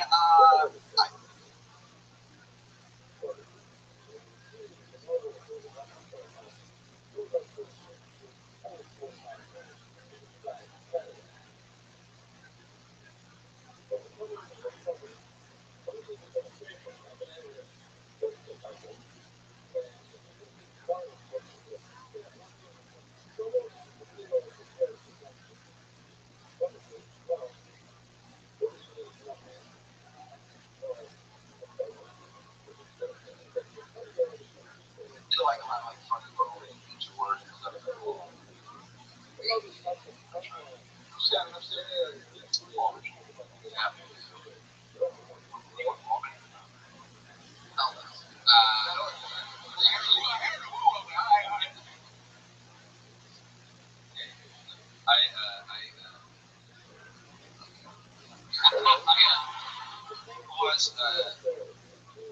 All right. Okay. Very good. Very good. Very good. You got it? You ever do the Hartford funny bone? The ball. You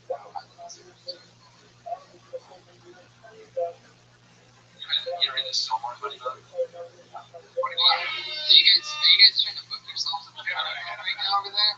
If we say funny about 5 times, maybe we'll get a spot. David Shine. Did I like that right?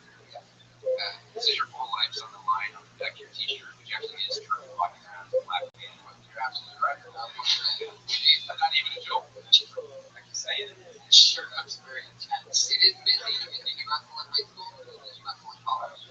Holy shit. What weight? I think you can pretty much kill anybody. And I told you the other day, I saw you wear wrestling shoes over, so you get pretty good, man. What are you doing? Remember, Well, that's if you wrestle. oh, yeah, of course. But yeah, you don't wrestle. How do you know that? How do you know that? That's what high school. As soon as I come,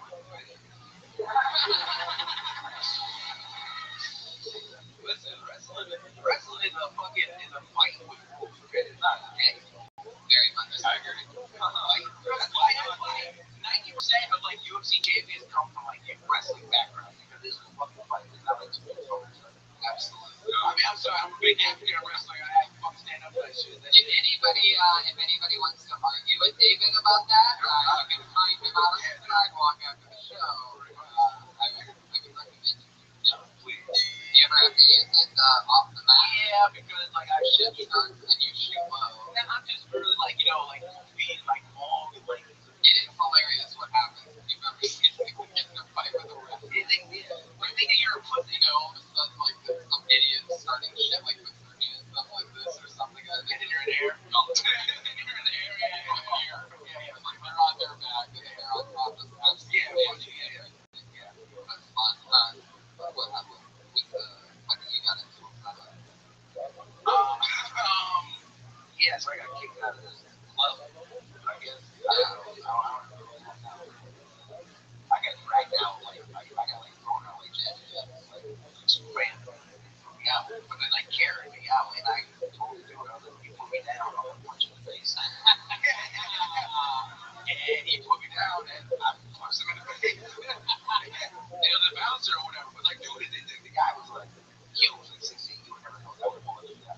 And he rushed me, and just talked about his face. So, and he, like, the other bouncers were like, holy shit, and then they, pick shit up after that, but, straight. That's not the part of the story I can tell, but do you fuck with jiu-jitsu yet? Yeah, I mean, believe it or not, if I wasn't in the media, I'd be in that thing, but, like, I went to school with, like, John Jones and shit. Like, that's how I know dreams are true, because, like, I was literally there, but it was just a thing that didn't have an age, because, like, I'm thinking about doing that. So,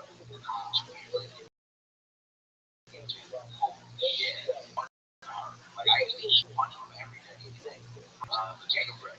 Potato bread, their pills and Living inside of the Lord of the Rings. No. Man, it would eat the same meal every day. Really? No, he would eat the same meal every day. Potato bread. He would eat the same meal every day. And he's something. I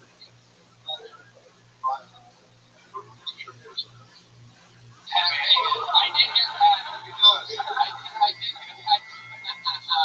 I did hear Pat say that under his breath. Alright. Well, that's fun, David. That's the love. Thank you, Dom. Love life. I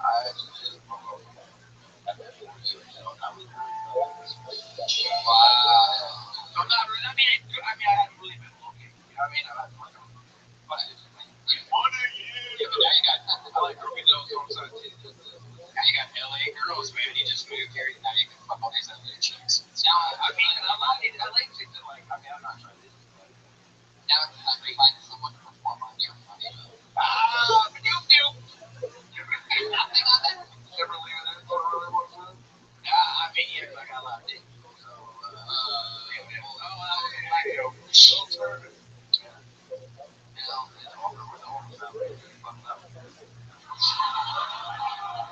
I agree. I agree. Anybody else that I totally disagree with, you, I really love. So what else is going on? I mean, you're living in Delmar. You only listen to your GPS. You have a roommate up there. How's that going? I'm saying about it. Like we're like in the same room. Do you look at each other when you see? Yeah, like my boy, Willy Wonka style. They make fun of me. They're like, yo, you guys wake up in the middle of the night like, yo, dog, what are you drinking about? Weird. We literally live. We got like, but I had to get here first. When I get here, the first step was getting here. You know, so I'm here. Welcome to LA. Totally. Air mattress. Been there, done that. That's man. Well, congratulations, David. You have great stage presence, great timing, great jokes. You know, it's awesome when people move out here. It's awesome when people sometimes sign up for the show, and people get to realize that we make fun of people on the show, but it's also doubly rewarding if you listen to the questions we ask you.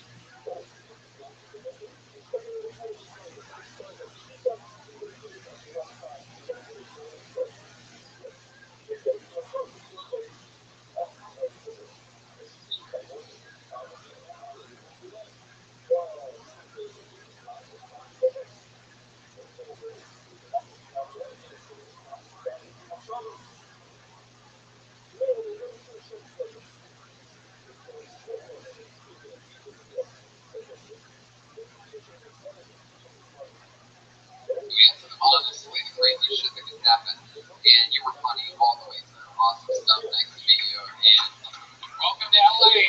David Shine, ladies and gentlemen. New blood. Fuck yeah, Dom Irera. Shit's going down, Dom. It's all happening, buddy. I'm doing Australia the last week of October. I'm going to Australia, Maine, and Melbourne, the Comedy Store. Yeah. Yeah, gold mining stuff. Look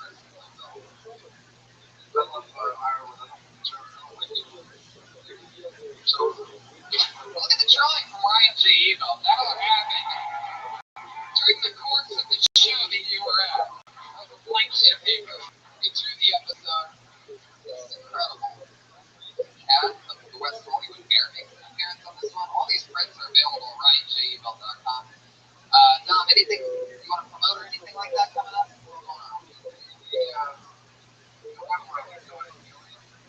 Oh, yeah.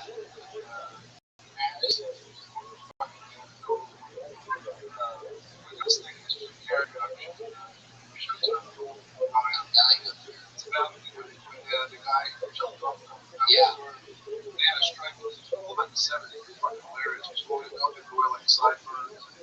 Yeah, a bunch of cool people are in it. You, Al Madrigal, John Ford,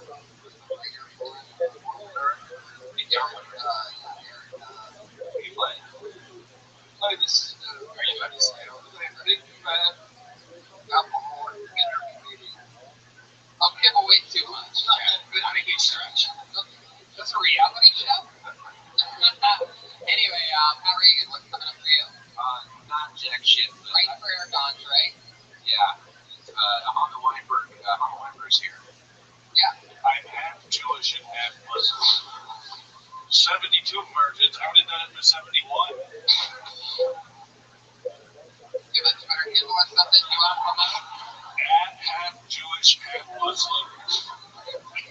Really? No, it's just at Ahmed Weinberg. At Muhammad Weinberg. Ahmed, A-H-A-M-E-D. Ahmed Weinberg. Triple Jimenez is on Twitter at Mostly Sorry. Rookie of the Year. I'm Kill Tony. Anything else you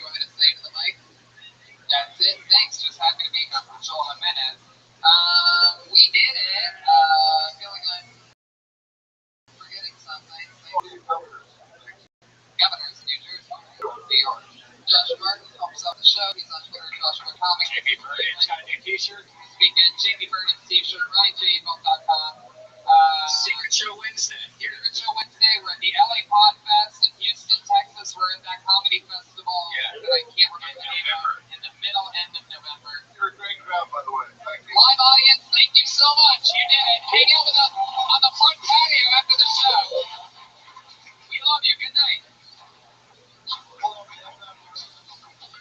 Oh, down my hair. Down my hair. And down my hair.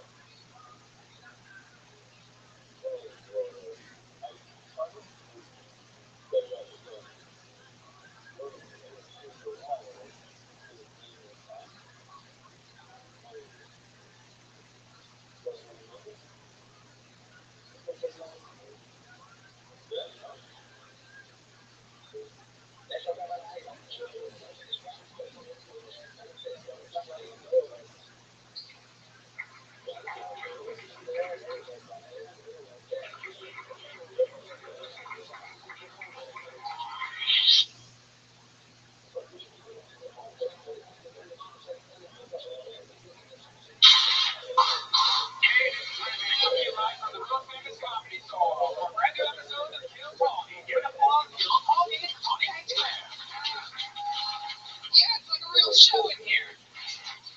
Come on, Monday night. You can make more noise than that. Let the people on U Street right now know that we are in front of a live audience, having more fun on a Monday than the rest of fucking America. Craziest show in the world. You guys ready to have some fun tonight or what? I'm pumped. I'm super excited. A lot of fun stuff coming up. Been on the road. How's the old oddball? Oddball was amazing. Had a lot of fun in Chicago, Toronto, and Detroit. And I just did the Tulsa Bluebell Comedy Festival, which was a lot of fun. You've been singing, didn't you? Yeah, I did the goddamn comedy jam there. Jeremiah Watkins was there on the saxophone, my very good friend Jeremiah. And we played Careless Whisper. He played it on his saxophone, and that's out there on the internet somewhere. San Francisco, tomorrow night, I headline Your Fine City. Tomorrow night and the next night. Sacramento, Thursday, Friday, Saturday. Boston's Wilbur Theater, October 8th. In Australia, I Am All Yours. October 18th through the 30th, Tony Hinchcliffe headline Sydney, Brisbane, and Melbourne, Australia. So that's for you listening to the podcast. You don't have to clap at that. That's just, I have to do that so the listeners come see me live. And we're also going to be at the LA Podfest this year in September 23rd. It's the day we're going to do that. We're going to pick out some people from Kill Tony to come with us to join us, and we're going to that podcast festival. We're going to go to podfest.com. And the Come and Take It Festival, Kill Tony is also doing live in Houston, Texas, November 20-something. So that's in November. Come and Take It Fest. So if you live in Houston, Texas, just know to Google Come and Take It Fest. And you're going to find out the date before we do. What's the deal with that name, Come and Take It Fest? It sounds weird. Come and take it. Take this comedy. Come and take it. I don't know. There's really some meaning to it. I didn't ask the oddball people what that meant, or they just for laughs their definition on theirs.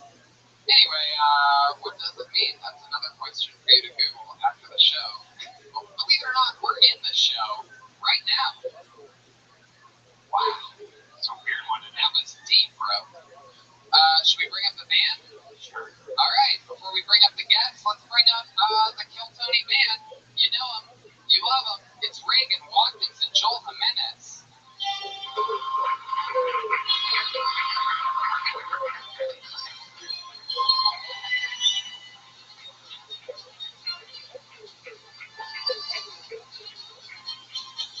Okay.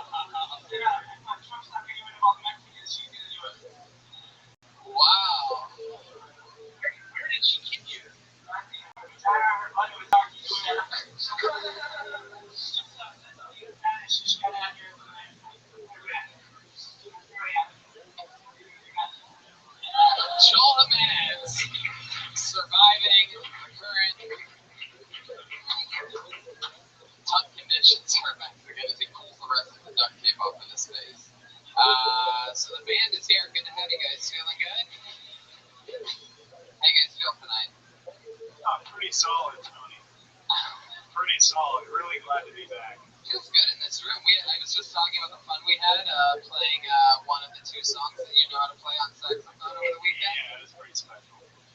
So maybe we'll get a little taste of that at some point during the show. Yeah. But I'm glad you guys brought up Van Coulter. You know why? Because one of our guests is the guy that I helped. Me and him tried to help her.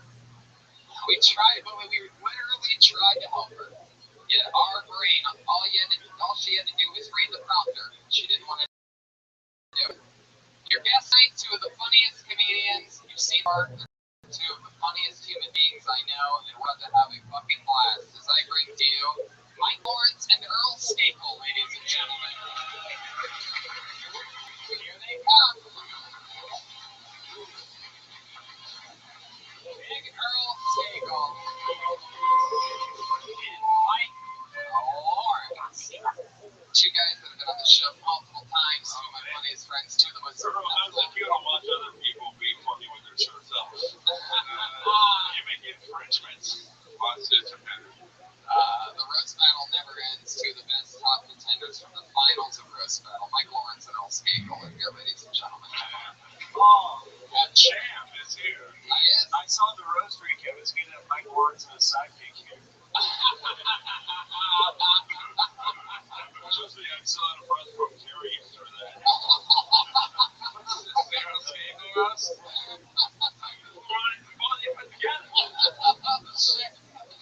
You've got full WWE already with Mike and Earl out here. Why does it look like you made your own t-shirt? This costs $500. I don't know what that costs. I'm ashamed to wear it. That looks like what Captain Morgan wears when he picks up his kids from soccer practice. Are you making fun of how I look? You look like an Hamburger combined.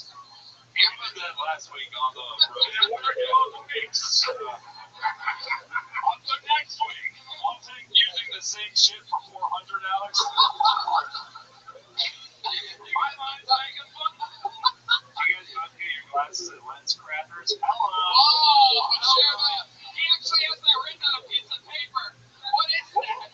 It's called written material. Heard of it? Yeah. Yeah, I have. Unobtainable? No, they laughed. Wow. Well, here you go. This is the type of fun you're in for. Taking shots at each other like crazy. And unfortunately, for a lot of comedians, they signed up for tonight's show. They have the opportunity to do 60 seconds, and then after that, uninterrupted 60 seconds. Uninterrupted. Being the key there from everybody.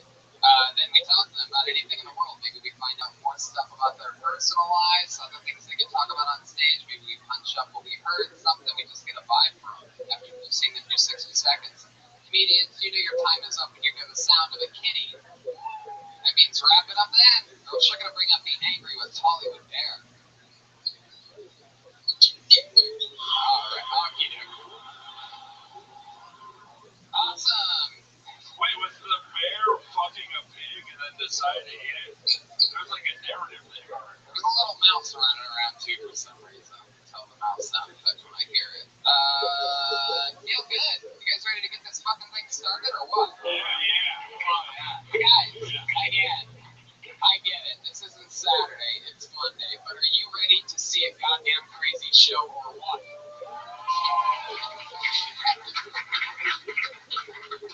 Shaky crowd tonight. You guys need to all do a shot and loosen up. Really? Fucking tight crowd tonight, Jeremiah. What do you think about this? I feel like we need to listen to them. You know what? This guy that I just pulled out was the guy that got pulled out last show.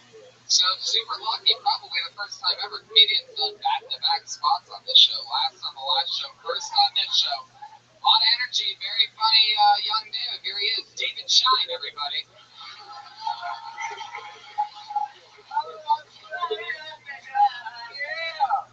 What's up, everybody? I think there's good to be racist against people in certain situations. Not like racist against people in general, because it's ignorant, but racist against people in certain situations. Like, for example, I went to a Chinese food place to get some food, and the cashier was a white guy.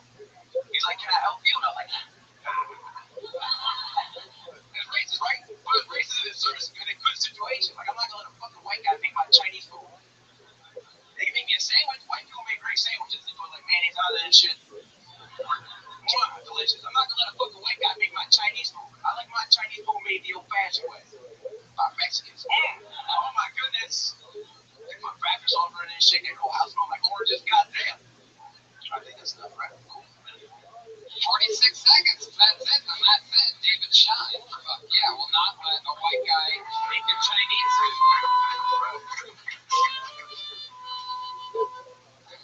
Adorable Jeremiah.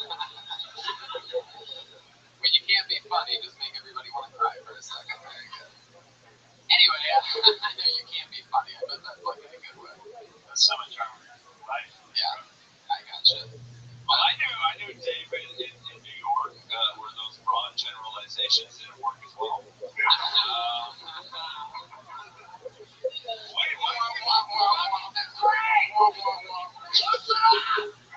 White people in mayonnaise, I love it.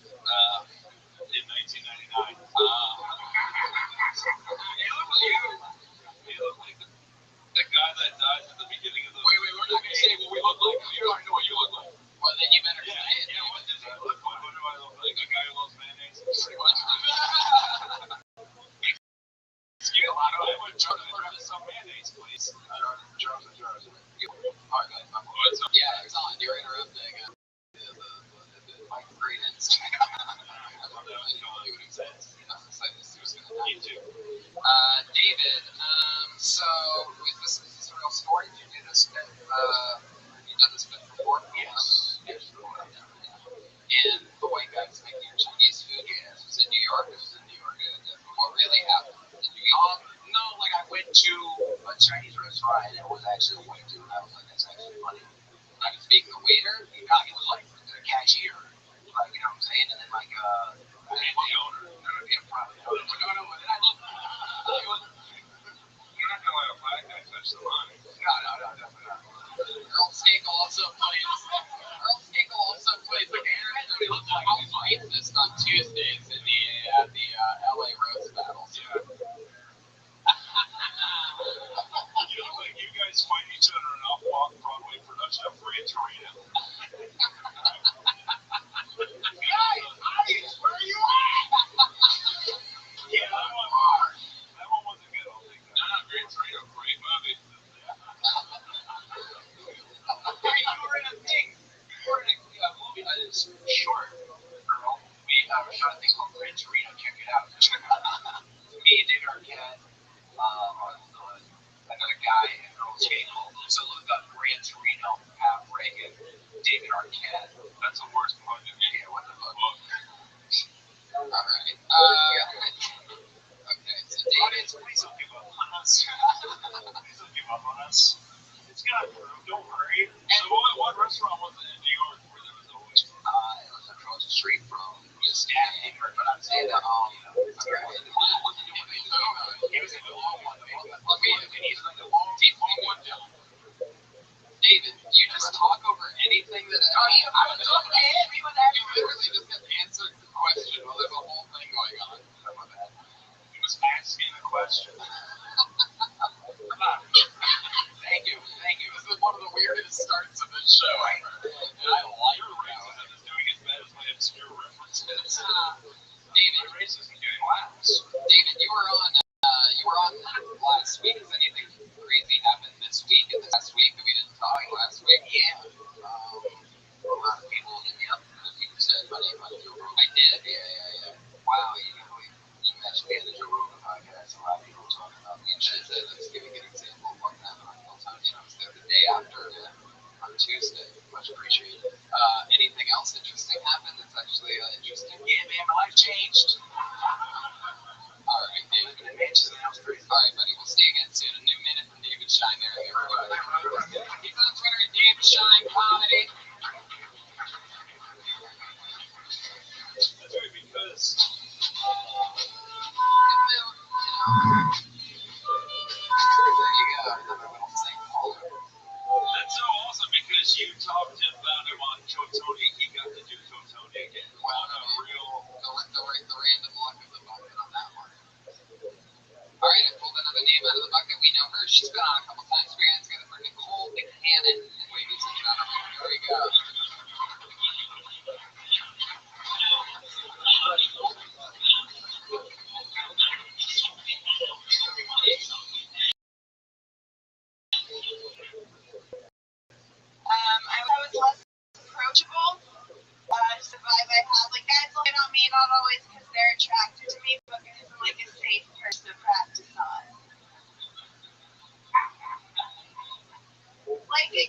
chubby waitress or a slightly bangable second cousin?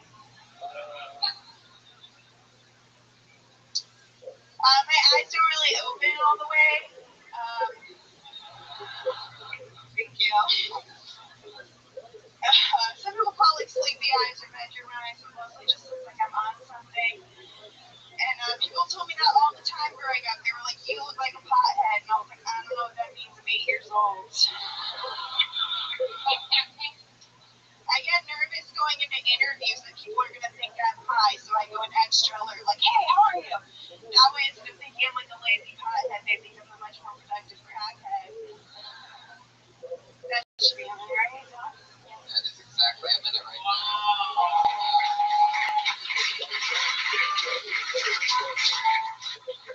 That was awesome, Nicole McCann and everybody. That's super cool. It's been a while since you've been on. I feel like that's a super solid performance. Thanks.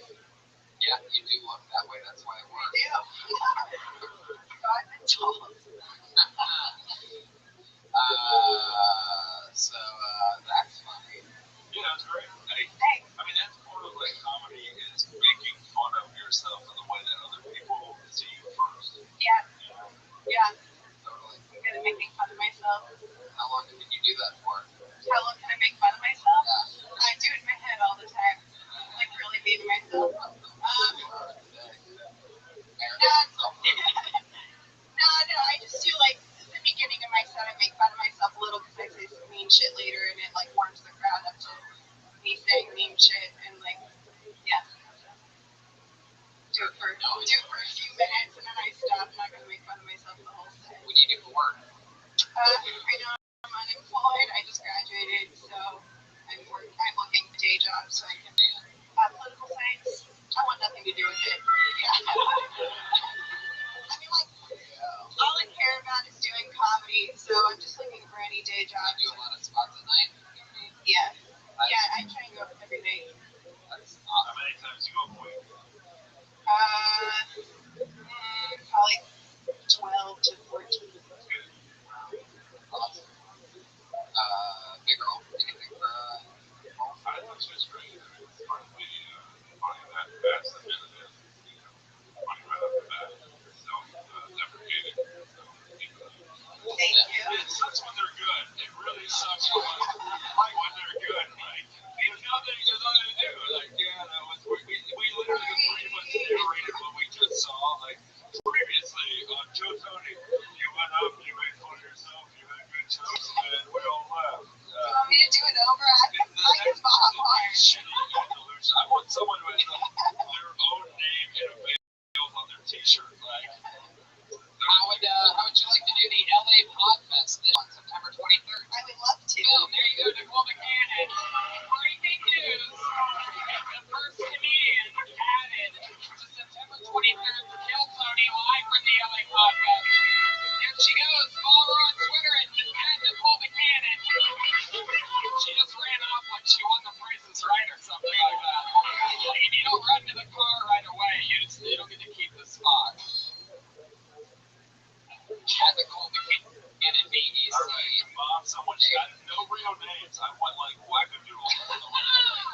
Drawn. It's a funny bucket. It gives it to you sometimes. All right, Mr. Pickles, come on. I feel like I pulled this name out before, and I don't know. Here we go.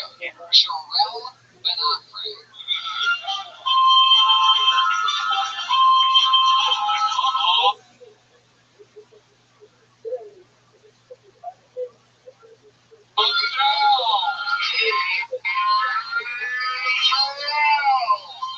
Super easy.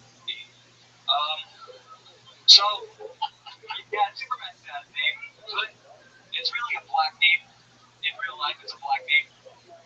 I know this because no one calls me for employment. I don't have a job anymore. Fuck yeah. I recently got an eyebrow piercing, so now I look like a Filipino lesbian. That works. Fuck. So, I don't know why, like, non-Asian girls don't like Asian guys. I guess it's like a fetish for them, because, I don't know. But give us a chance, really, because look at your vibrator.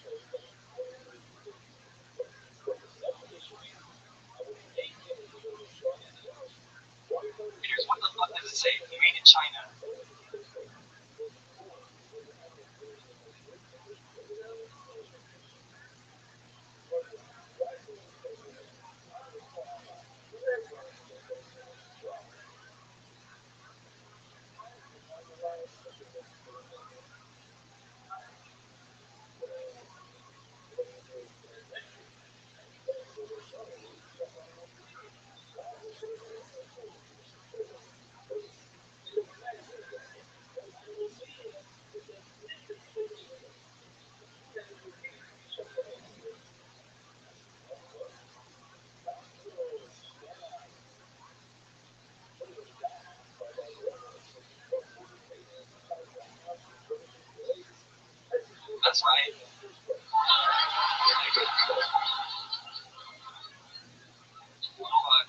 I've been taking care of my grandpa lately. I have to buy diapers. One brand. That's a horrible name for that diaper. Because you're gonna ask yourself, do you think it was diapers work? Depends. Always closing with one of the worst jokes I've ever heard in my life. I mean, truly, one of the worst jokes. Sometimes, you know, you get what you ask for, so thank God. I thought it's so good, but there's one thing that was like terrifying to me.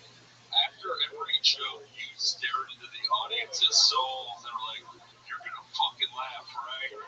Because if you don't fucking laugh, I'm gonna do things to your face that I've done to my face." You have like a very intense stage presence. Yeah, it's very, I like that. It's very pro-James Jeremy. I feel like after every joke, we should just all be standing with blood on our shirts. You're somewhere between the Sklar brothers and the Menendez brothers. Jeremy with his eyes turned back and forth like a Troy. I'm pretty sure that's just the opiates in his system right now. I seen you on Intervention. All right, Jeremiah, question. I like this delivery a lot because there's like a huge muscular guy like challenging to a street fight, and then that guy got hit by a truck, and then he would go, "That's right." I like this delivery too, literally, because I'm pretty sure he's my E24 driver. The only one that has that part right. Yeah. Any restaurant delivery. Postmates for you peasants out there. Oh yeah. For you Uber Xers, it's okay. Jarrell, Earl, it was so funny when he said he just couldn't help himself. So much for the uninterrupted 60 seconds, but I love how you rolled with it. But Earl made an unbelievable point, which is you have the same name as Superman's father. Like, what were your parents? That bothered me was that he was like, "But in the real world, man, Superman is in the real world, all right? And don't you fucking take that from me." Wow. What's it like having the? What were did your parents ever explain that to you? No. Did you ever ask them? Did you ever talk to your parents before about anything? I actually sent him in a rocket ship as the Philippines exploded. Make it across the ocean. Jarrell. You really do look like the drug dealer to the surf ninjas. That is a brilliant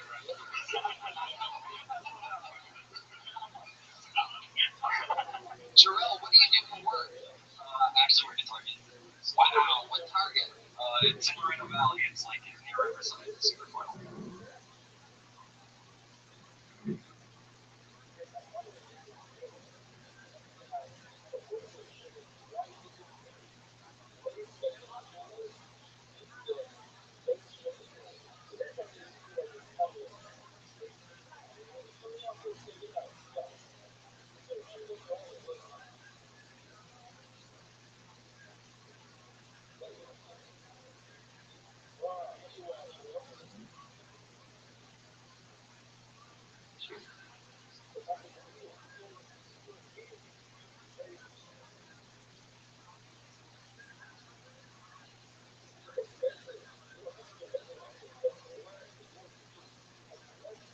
That's how we live. Yeah. Wow. You worked at Target and yet the last joke missed the mark. Still a minute on the profession. All right, Jarrell, how long have you been working at Target? For 3 years now. You have a girlfriend? Now I do. Now you do? Yeah, because last time I was on the show, last time I had a Target job. No. After 3 years in the Target business.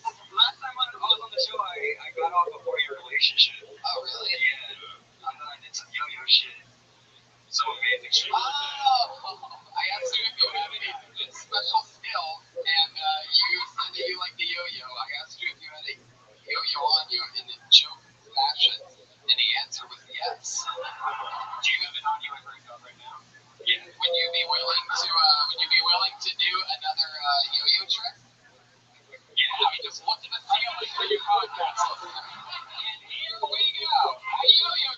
live on Kill Tony. Hurry up, Jerome. You don't have 60 seconds for this one. Oh shit, here we go.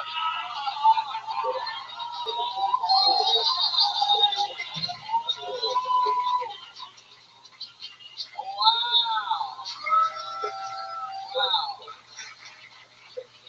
This guy, he's good. For you podcast listeners, he just did the type of yo-yo you can only expect from a guy that's been working at Target for 3 years. I just imagine the Target manager going, quit yo-yoing around. And then going like, one day I'll escape this Target and show them my yo-yo skills. They'll see. Jarrell. Man, so you have a new girl you've been seeing? Yeah, but she was my old girlfriend before. Oh, you went back to the girl that you were with for 4 years? Before her. Wow, going way back. How did this happen? Honestly, I think it's because I took her to Hawaii, to be honest. You took her to Hawaii? Wow. On the Target sour. There he is, every day wearing the red collared shirt, steaming it before my shift. Alright. I just got an account to support my yo-yo skills. How'd you learn to yo-yo? How'd you do that? YouTube videos. YouTube videos. There's yo-yo YouTube videos. Dude, I'm on a yo-yo for my age.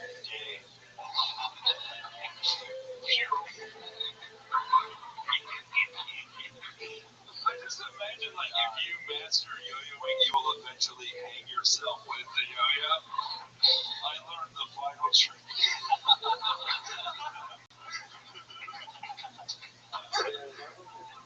So that's interesting. You're going back to a girl that you were with 4 years before. Does that sort of feel weird to you? Yes. Do you miss, like, the girlfriend you just broke up with? Like, do you think you're gonna go, like, backstage? Yeah, are you just doing a rotation here? See, what happened was he pushed the girl away, and then on a string it came suddenly back to him. Mike motherfucking Lawrence live. Who was walking the dog? Why walk it when you can eat it? Whoa. We got some Asian references up in here. I just say, if Earl doesn't make that joke, you should. Always you. Alright, well, Jarrell, that's cool beans, man. It was nice meeting you. You started okay, and then you fizzled off terribly. Like, when you wrote that Depends joke, you literally thought, like, wow, Depends, the only adult diaper. The name of the product is literally Depends. He probably was stocking Depends at Target. Like, I'm inspired by my daily life. It wasn't done yet, like I'm the meow, you know. So it was probably bad anyway, so fuck it. Why did you say that? Because I was gonna say like always, that's a good name for the pads. Wow. Fuck yeah. Alright, Jarrell, how do you say your last name? Benastre. Benastre. Yeah. Wow. Whole different name. Yeah.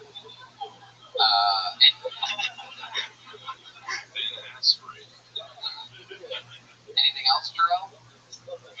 Alright, back to Narcos you go. Jarrell Benastre, everybody. His Twitter handle is the word hate. Just like everybody.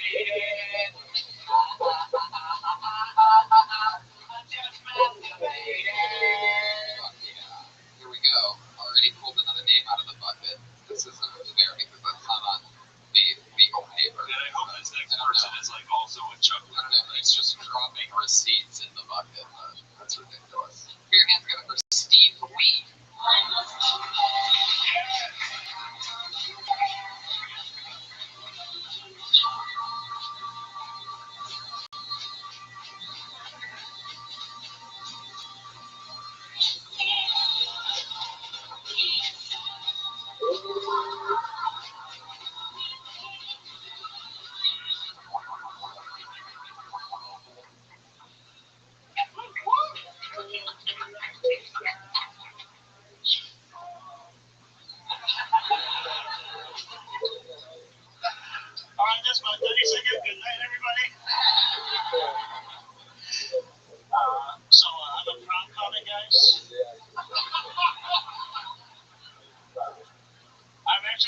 disabled. It's just that all my arms are like Sir Manny China. What, just guys?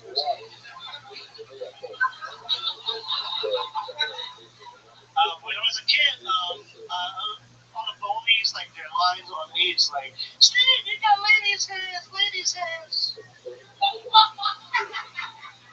I got so upset for years until I discovered masturbation. Sometimes I like to wake up and do a little role play.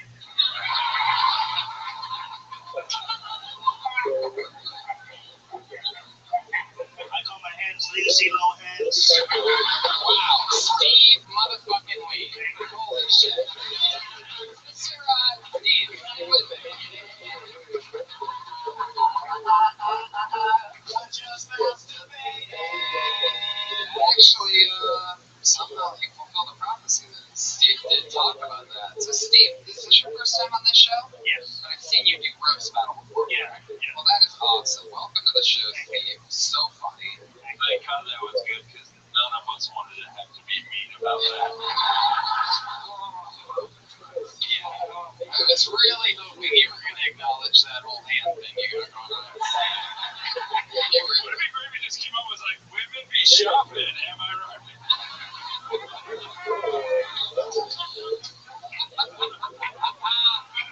Do you ever put nail polish on it? Do you ever like?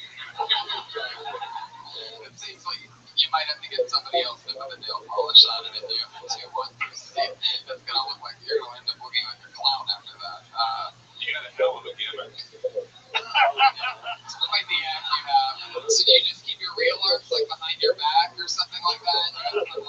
Most people they can make the shape of a swastika. I do have a joke about that. So, Like, when like it looks like a corner of a swastika, if you look at that. That's incredible. Man, so what is your condition? I have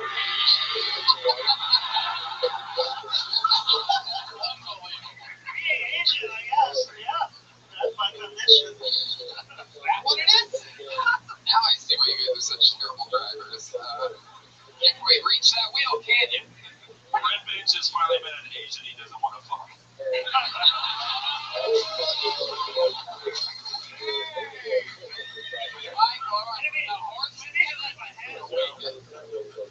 Wow, Steve Lee, this is awesome, man. I love this. Funny guy, you have the both of roast battles. You can take the jokes. Actually, I was roasting a disabled guy with cerebral palsy, Joey Rose, and he hit me up. He challenged me first, and I was terrified, so I turned it down. You made an episode on the South Park about this, right? Yeah, that good old-fashioned program in the South Park. I think I read this in the South Park. Me and my lady watched the South Park on the television set. Giddy up, it's every time digging. Oh, look at us singing it back in the back. We eat our swans at dinners and think about the divorce silently to ourselves. Got hit in the head with a newspaper the other day. Dad, you play catch me not outside the South Park at all. Steve Lee. Yes, sir. How old are you?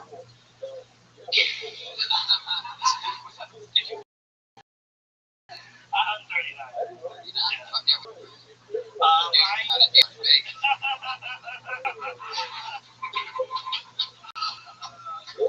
You ain't making kids, is you? Can't even see the book he got to him.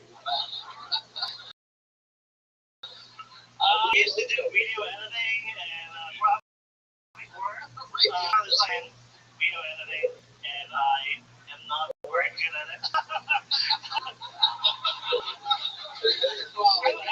What does that say when there are like able-bodied people up here that are unemployed and then you professional video editors? You lazy motherfuckers. So I was in the Bay Area, so I was working with those, the startup company when they make tutorial videos, and my company went down. Maybe, yeah. So What's the name of your company? I'm sorry. What's the name of your company? I don't even remember. There's so many of them, so they're like small little ones here and there. We remember the company you work for? Yeah, I don't really give a fuck about that. So. Wow. Here you go. He's just constantly thinking of the god that hates him. Hell of a juggler, though. You know, when you stand a certain way, you look like two pieces of a Tetris by going together. And another well-described something from Brian right there. Tetris, it's my favorite game. You've been playing the Tetris, boy? Steve, what do you like to do for fun? I know it's not you. Steve busted out a yo-yo right now, my dude. Standard swapping. Alright. Got a little reel there on the hand swapping thing. I know where the line is. I can step on it if I want. Can you play rock, paper, scissors? I'm gonna see if it'll play through paper. I can't do scissors, so that's my scissors.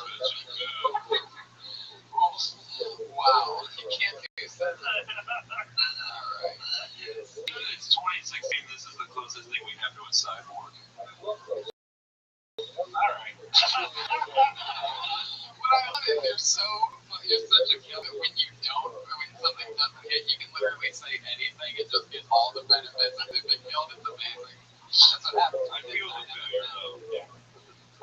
So Steve, give me some answers to what you like to do for fun. Video game, I like Star Wars shit, so Star Wars games. How do you play video games? I'm generally interested. Dance Dance Revolution.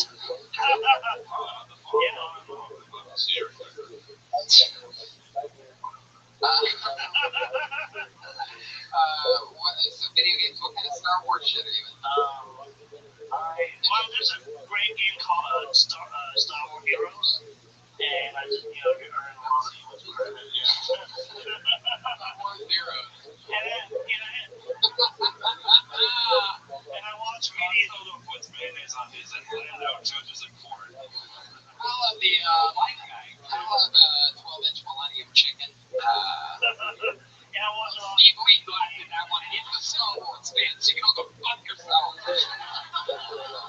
Thank you. There's some fucking laughter. I watch YouTube videos. That's what you do for fun? YouTube videos? Videos, the South Park. I'm a geek, so, What's the geekiest thing you've ever done? Because I believe you when you say you're a geek. I used to study animation.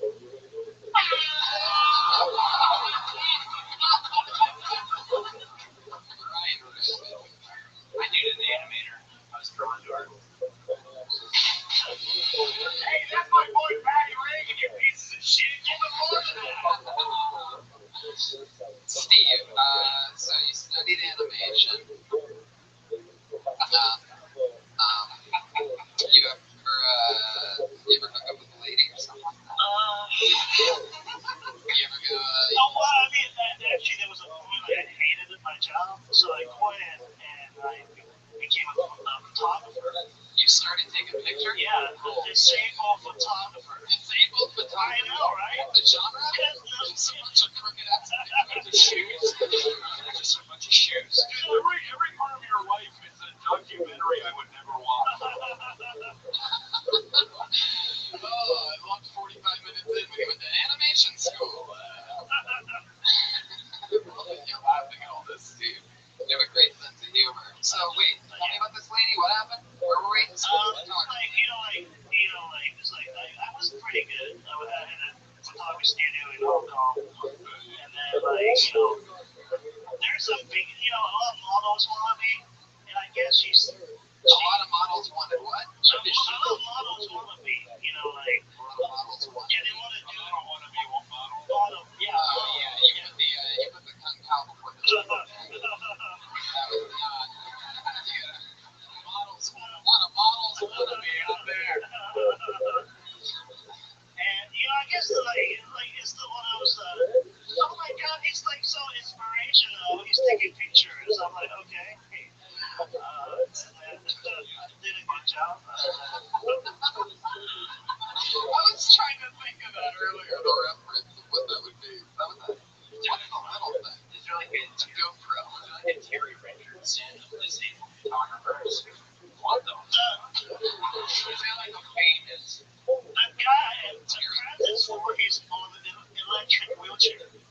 So he could only do one angle. And I didn't know any better. I was like, oh my god, this guy's You didn't know any better from that man? You should read audiobooks. At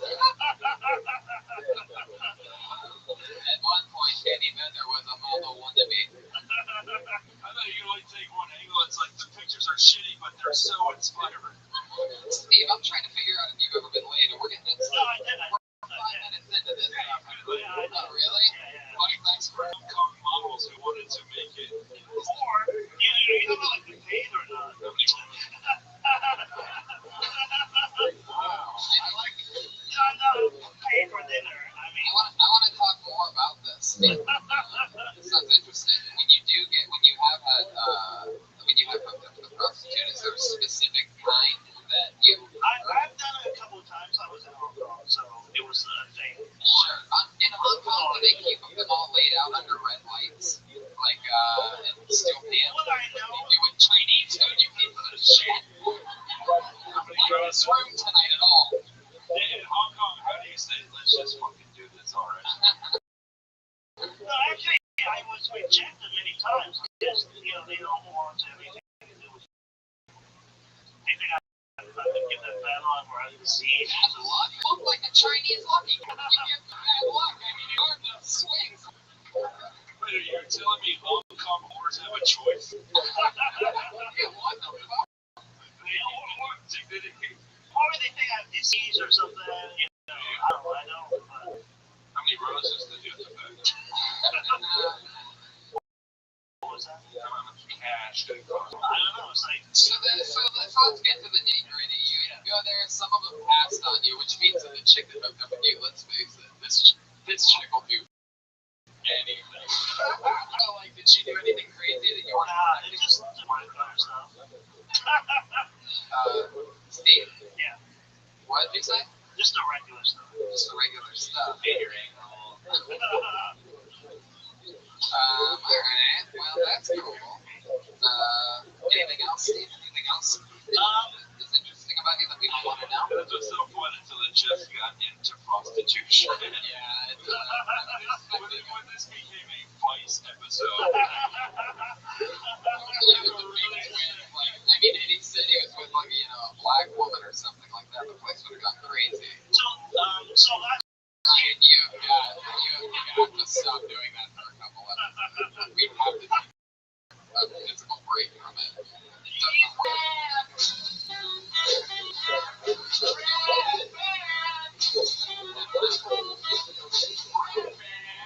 Wow. There you go.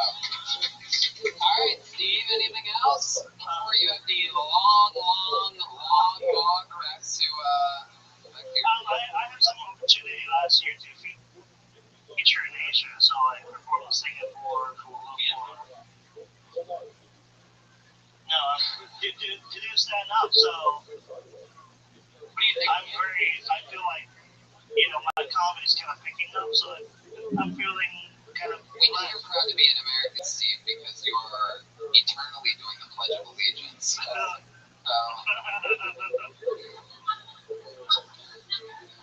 It's a pussies, man. I'm serious. I do this every Monday, so if you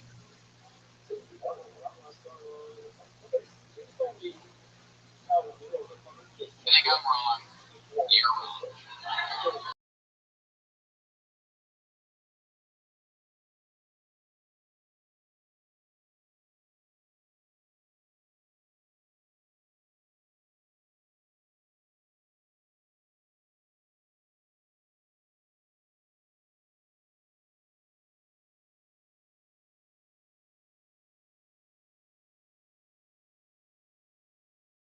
Yeah, so many points, Jeremiah. I hate when people feel bad for me when you guys make fun of me. I'm like, come on, man, we're in comedy. We're in fucking comedy. Yeah. That's right, Steve's on my side, you motherfuckers. Represent.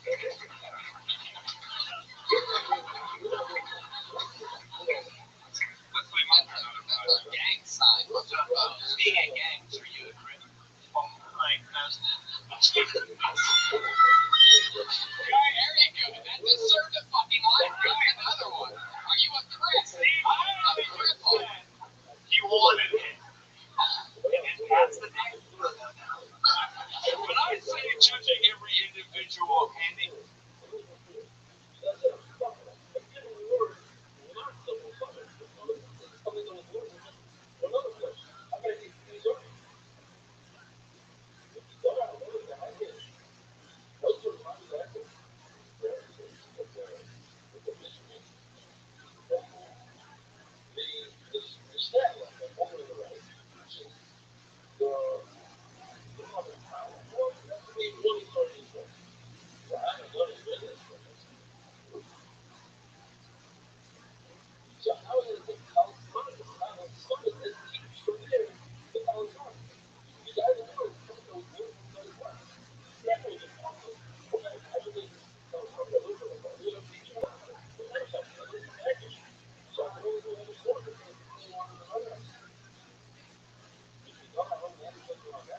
Have joke by their own merits is real progress.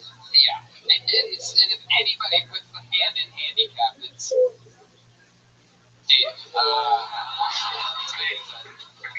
can give Steve a hand or two of them.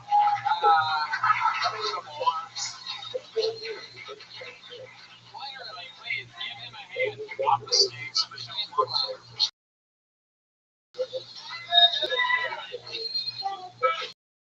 Steve, leave. Oh, he's over. Oh. Well, yeah, looks like our first crowd surfer ever, accidental crowd surfing. One more time for Steve Lee, everybody. Come on. He's on Twitter at Steve Lee Comedy. Awesome smack. I hope he doesn't get into politics and seems to be crooked. Good. 21 should be. Jeremiah. Every Hong Kong Horrors has to make fun of him the whole time. Like, that's part of it. So you look like a dinosaur. Oh, I think I fucked T-Rex last night. That was the weirdest Asian voice ever. That was like an Asian voice, but also a Jewish one. Oh, I look like I fucking T-Rex. My hands are so moist. Beyond's kidding. Oh my god, is that what I sounded like?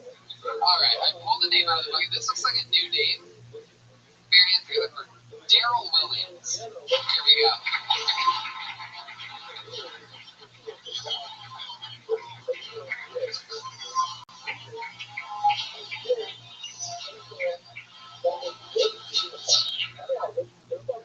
How you guys doing? Yeah. Have you guys watched the new Jungle Book movie? Yeah.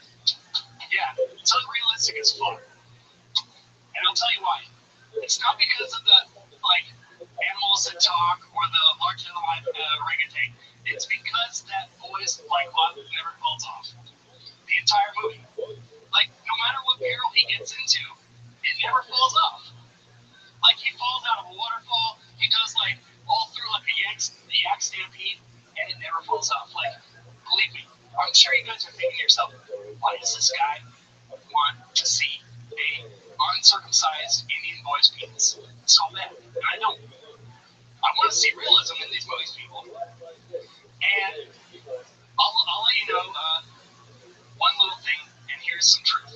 If you dress up a toddler in a loincloth and push him down the stairs, that loincloth is falling off. It is. Alright, guys. I felt that this was going to go a little better. Fuck yeah, you felt good. Daryl Williams. I would say, I would have said you had the stage presence of a crippled Asian man, but well, I know. Someone come up here and do amazing. Like, you literally can watch it and go, what do I have that he doesn't besides functional motor skills? I know, I need to follow that guy's more outlet lines. That was yeah, for the boys, loincloth. It was me by myself, watching a stampede scene, saying, what are we going to see today? Yeah. If we were making fun of you because you look like every person that would pay to see me live,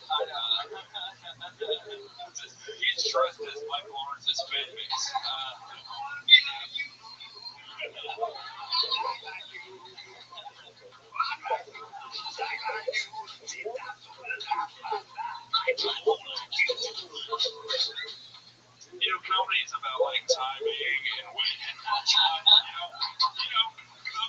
necessities, man.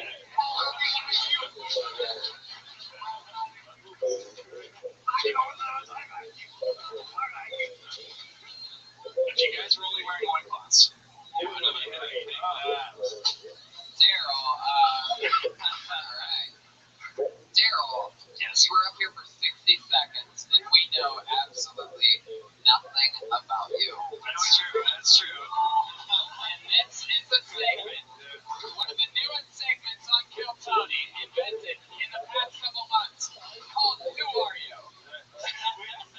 You have entered the honesty chamber, Daryl. Are you ready to accept this mission? Sure. Where are you from? Long Beach. Long Beach. How long have you been doing stand-up? A whole 6 months. What do you do for work? I'm in IT for a healthcare company.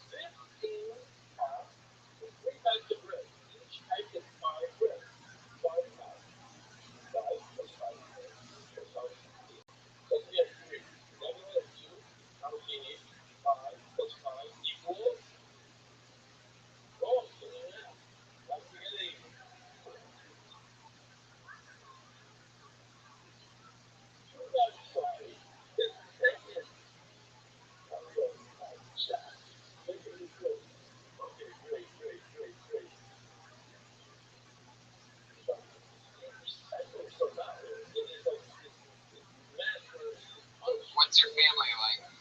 They're kind of horrible. Tell us more about that, Daryl. I have a twin sister. And does she look like you? I swear I've been getting that all my life. System shut down. What's her number? Yeah. She gave him his best comedy quiz. All right, when you lose them on uncircumcised yes and penis, you'll gain them back by pushing toddler down the staircase. So your twin sister's friend was it? She is nice, Jose. Daryl, you're born and raised in Long Beach? Actually, I was born in Placentia, which is just outside. We were all born. We know that. We know that. Let's. That's literally just the word placenta said by Sylvester the cat. Yep. I was immediately so jealous that you were getting that. I was like, huh. I thought you were saying an man from placenta. No. Alright, Daryl, tell us more about you. Tell us a little about you. Fun facts about you that you think make you stand out as a human being. Because I'll tell you this, I met a lot of people from Long Beach and they're all cursed with being horrible. Just kidding, guys. I'm just kidding. I used to be a Disneyland character. Okay, let me guess. The pedophile. Yes. Okay, what was the other course of all this? I was Eeyore, Buzz Lightyear, Pluto, mostly those characters. That lets you know what your boss thinks of you when they have you be Eeyore. I'm not saying you're the saddest person in the break room, but go back out there and be the really sad dog shit. You worked at a place for kids, one of the biggest places for kids, and all your material was about kids. You know, in retrospect, I probably shouldn't have led with so much pedophile material. Yeah. It's great that we have evidence when something happens. Yeah. Please be looking at your pedophile. Yeah, whoa. Alright. Gotcha there. Daryl, you better keep admitting things like the Disney character. Keep going. Tell us creepy things about you. Ever been arrested? I almost got arrested for accidentally setting fire to a dog. Wait a second. I heard some keywords in there that I find a little shady. One was almost, another was accidentally. Let's hear the shortest version you have of this story. Were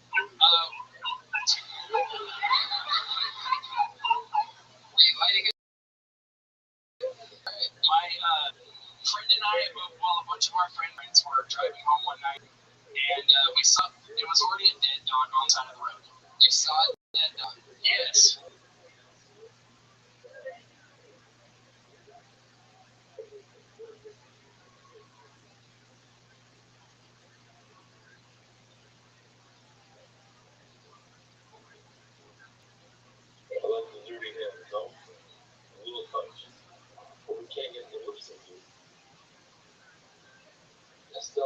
Because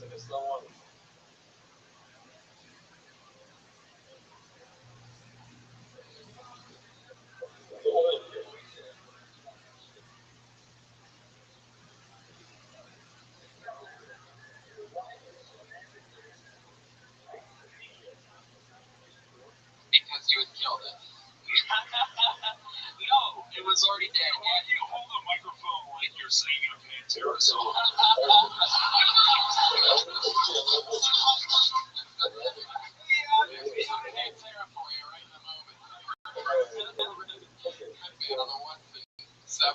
And I don't know which friend of mine said it, but one of my friends in the back seat just chimed in like, "Let's set it on fire!" And I have no idea why we did it, but it wasn't me.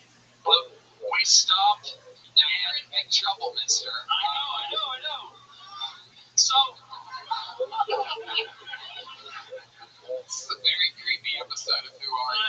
I know. I may have a guy that burns scouts. Once worked at Disney World, let's just say. No, so a friend threw a cigarette butt out onto the fire, or out onto the dog, and then it set on fire, and then we felt really bad afterwards. You know, we were really like, oh, this is like, you know, something we didn't want to do. Itself out? No, it just slowly, like, you know, smoldered out. Well, that's what happens. We don't. It slowly smolders out. That's called cremation. But here's the thing. So we felt bad, so we decided to call the cops and not turn ourselves in, but basically say, hey, someone set a dog on fire. Dude, this is like I know what you did last summer, but with a dog. I know what you were last summer. How nice the cops are when you're whining. Yeah, I didn't think I was going to fire you. Weird guy be like, I set a dog on fire. They're like, that's okay. People make mistakes when they're young. Did the fire department send the fire dog to put it out? So we waited for the cops to come, and I think it's critical. Keep going. And so were like the green birds. Like, we were going to just drive away once the cops got there. Wait, how does this lead to you seeing the Jungle Book by yourself? What's the monkey on fire? He was in a loincloth. Can you say monkey anymore? Is that the weird thing? Just to even say the word? Alright, obviously it is. You can't even use that. The question is a weird question. Well, it's the Jungle Book reference. Yeah. Here, keep going. So you lit the dog on fire, the dog goes out, you call the cops, and you go, hey, I think somebody lit a dog on fire. And that's the thing. So as the cops are pulling up, we decide, like, okay, let's get out of here. And my stupid friend decides to just drive like 15 miles just right by the cops. That's what arsonists do. They go like this into the ground. He's done this before. We look at your friend. He's a sick individual. Well, he's really going to light the stage on fire tonight. Yeah, I know. Wait, so you called the police and just waited there for like 15 minutes for the response time of the cops to come, and they changed their mind at the last minute? No, we did. Once they got there, we're like, oh wait, they're here. We can leave. And then, obviously, since we left so slowly, Don't say it, the dead man's safety. I'm telling you, this is not a fun story. But You smile like that. Piece of shit. yeah, you dog burning son of a bitch. So let's get into it, Daryl. So the cops obviously pull us over because they're like, yep, obviously it's them. And since Obviously, the famous in the Camry from 1988. and we just lie our asses off basically for like 2 hours, and they don't have enough evidence, or they don't know, like, it's like they know we did it, but since none of us are like fessing up to it, you can't charge us for it. So they're basically like, We know you boys are doing, like, we know you boys did it. but, you know, get on out of here. Well, it's just they did that, boys, in Long Beach. You don't know what you know now. We all make a mistake from time to time. They do. It's a point of the days. You live in the swamps of Long Beach. Yeah. I can invite you. I got a neighbor burned a dog when I was a kid. I was getting the ball racist whenever for a single word. There was a old cop and a young cop, and yeah, the old cop definitely had like a southern drawl. What color was the dog that you lit on fire?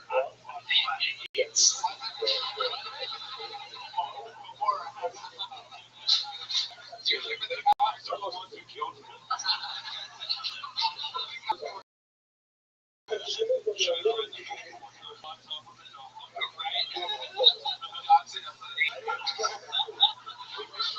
Actually have a sound effect for dogs getting shot somehow. Alright. We're about to keep going, bro. This show is on the titties.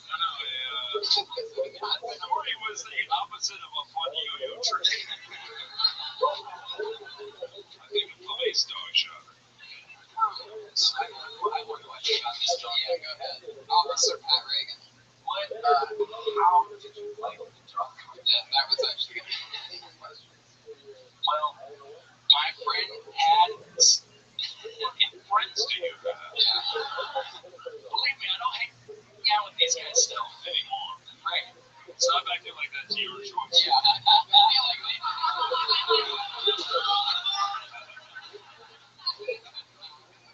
It's true. so, Harold, one of your friends had what? We had a little bit of alcohol, I forget what it, but they basically poured it on and then just lit it with a cigarette. No, it was something really gay. It was like strawberry puckers or something. So as the dog was burning, I realized my true dream of bombing as a stand-up comedian. Yes, someday I'm gonna tell this story. It's gonna be awesome. So, Daryl, one of your friends had alcohol, and then another one of your friends had what? Matches or a lighter? No, it was just a lighter, yeah. And then who used the lighter? Another one of your friends? Yes. So you're saying that how many friends were there? 3 altogether? It was a full car, yeah. You and 2 other guys, right? 3 other guys, yeah. You and 3 other guys, and one had alcohol, one had a lighter, and that means that they had been all the way in and basically, had snuffles for one last time. And I swear, this sounds like I'm making it up, but one of my friends, I remember, he had a huge foam cowboy hat. Yeah, he was dressed as a Disney hero. Everyone, all these guys were dressed as Disney heroes. There was Woody and Buzz and Chewie and Dewey. Louie was a good kid, never wanted to fuck with anyone. All right, what do you guys do? That's One of your friends has a big foam hat. just doing dumb, goofy things. Yeah, keep going, buddy. Push through. You got this. So, Yeah, he has a foam hat. Then what happened? and then, yeah, we just sat on we had to get all of our stories straight, Why does the foam hat come into play in this? We were at a party earlier, and this was towards the end of the evening, so we were just, pretty much, that's how you have a party in Long Beach. You like a dog on fire. You're like, this party is lit.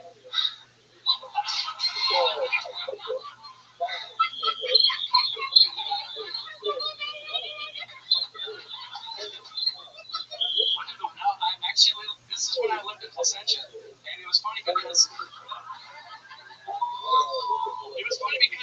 like my license plate said Placentia, and we got pulled over like right out of Anaheim, and the cops seriously Like a dog on fire? yeah, They followed you. no, we got pulled over in Anaheim, but he looked at my ID and was like, "What are you doing so far out of town, boy?" Why do all these police officers? I'm like, what? I swear it was like, it's so hard to explain, but this really happened. We were aware of it. I know. In the last 15 minutes, in retrospect, I'm like, why did I bring this up? Yeah, you should never tell anyone this story ever. I know. I mean, because it was just, You look good even if what you're saying is your side of the story still doesn't sound good. I know. You just asked me, did you get arrested once? it's the end of it. It's a happy ending for the story. I think you should close with it. No, it's just a very random story, and I don't know why, but it is one of those, like, It's a very sad tale. I must has had as the tail that you lit on fire. You never randomly light a dog on fire. It was like, I swear In honor of that dead dog, tonight he decided to have a rough set. those are actual fireworks for you podcast listeners. We very rarely do it in the belly room where we already hit fire capacity just with human beings. But why not blow off some fireworks? 4th of July right around the corner. Speaking of that, you have some more incriminating text for us? You want to hear about that beaver that I fucked? You're going to walk right outside and there's going to be cops waiting for you. They're going to be like, We took a possum and we put it in some acid while we were on acid. I remember one of my buddies was wearing a cape. Daryl, what do you want to say so bad before we really throw you down the stairs? Say it to your dogs. How about that story? That fireworks story did bring up another story about me, and I did get almost my head blown off from a firework. It was. You know the problem with that story is we're all rooting for the fire. I know. And it's funny, if the hand had blown off or injured, you may have been the sympathy the last guy. I know. No, you wouldn't have. You would put together an actual thing and a whole delivery system. Daryl, Amazing. Not only his material was creepy as fuck, but that story was creepy as fuck. you know, I didn't Ryan, when did the LA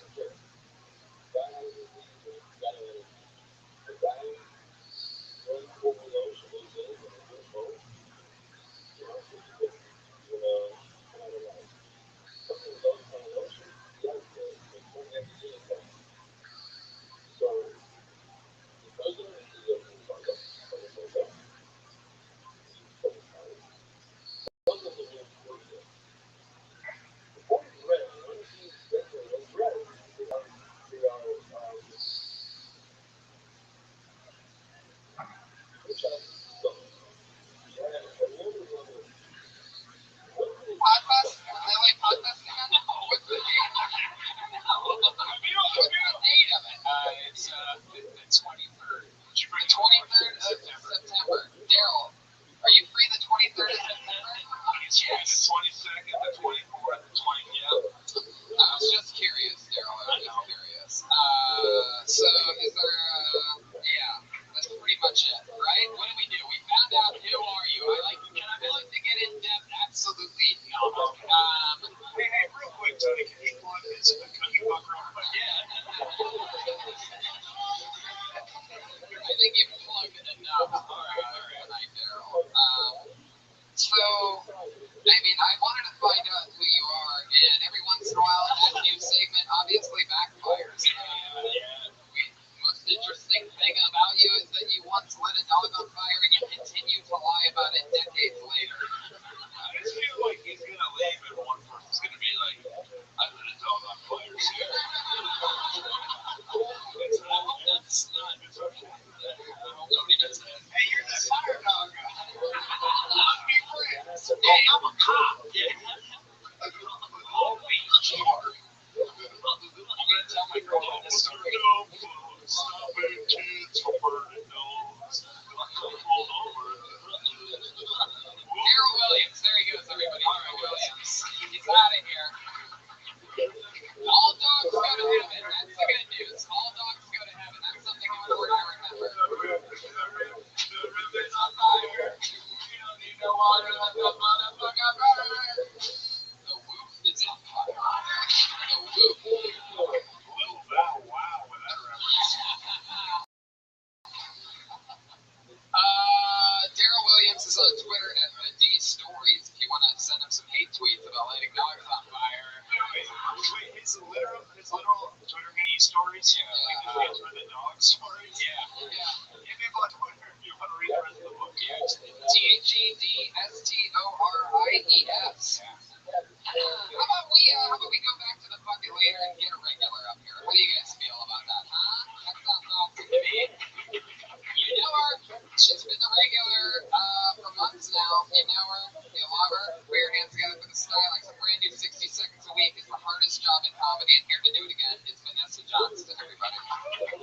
Hi guys. Yesterday I was outside of a grocery store and there was a dare booth by the entrance. You know, the told you drugs, that booth. They were daring people to donate money. And I was like, dare program I took in school taught me to just no. So that program is so stupid, right? Like it's so dumb. First, they hand out brochures to students in classrooms. They're like, this is dare. No one under the age of 45 has ever finished reading a brochure. Like ever. Second, they have this super friendly lion as their mascot. I've never been in a situation around drugs and been like, no dude, that one lion told me not to. And you have a better mascot, like a crack baby. So you guys are on board with this dare stuff. But we were on board in school, we're not on board now. There you go. A new minute. Not always easy. I think people are a little bit numb right now to be able to listen to Dare. Is that really still a thing? Yeah, I know, right? I was like, what? I mean, that was really big when I was a kid, but I haven't heard much of it. There might be some truth in your last statement that we didn't hear about it back then. We probably don't hear about it now. Right, that's sort of what I'm saying. It's like, you know, it's tough when you're talking about something that's so external and it affects so little people. Math jokes. That's why math jokes never really work. It's a weird target because it's like a program that tries to help keep kids from ruining their lives with drugs. Like, why put them in their place? Like, I mean, it's an epidemic, you know, there's people that, like, take these bath salts and all these drugs and they end up, like, lighting dogs on fire and shit like that. It gets really bad out there. You guys should get into comedy. Yeah, that's actually the worst decision that those types of people make. Like, the new dare should just be showing, like, footage of stone open liquors to kids. And the student loans they'll never pay off. That actually is, well, being hilarious, that actually is sort of an interesting idea, because that is something very sad. And yeah, you know, along with that thing, you know, it's just sort of like, I think especially tonight, it's been like an insane show with Steve Lee, the guy that was Terrell again. He was in the Burners and you know, I just think Dare is sort of a tough subject, and you know, anything interesting happened in your actual life this past week? I went to a voice and speech doctor today because I was reading on blogs on the internet people said my voice is annoying. They're right. Yeah. The worst part was when I was at the doctor today, they were like, so why are you here? And I was like, well, people say my voice is annoying. They're like, who? And I'm like, I don't know who they are. And they're like, wow. You're like tigers on the hallway. That's funny. You should talk about that. Yeah, I mean, You should do that in your act. I dare you. Hey, you're really pretty.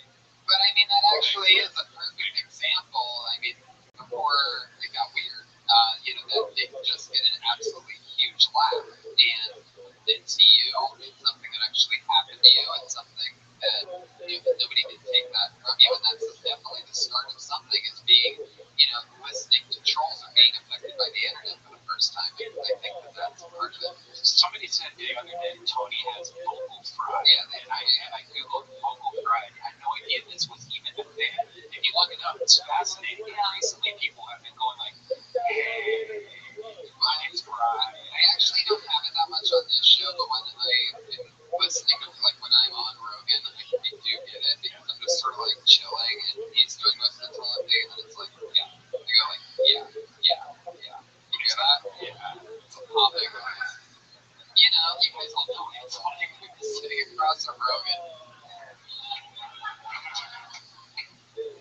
Anyway, yeah, people do say that about my voice, and they're the same, you know, and then there's the hundreds of thousands that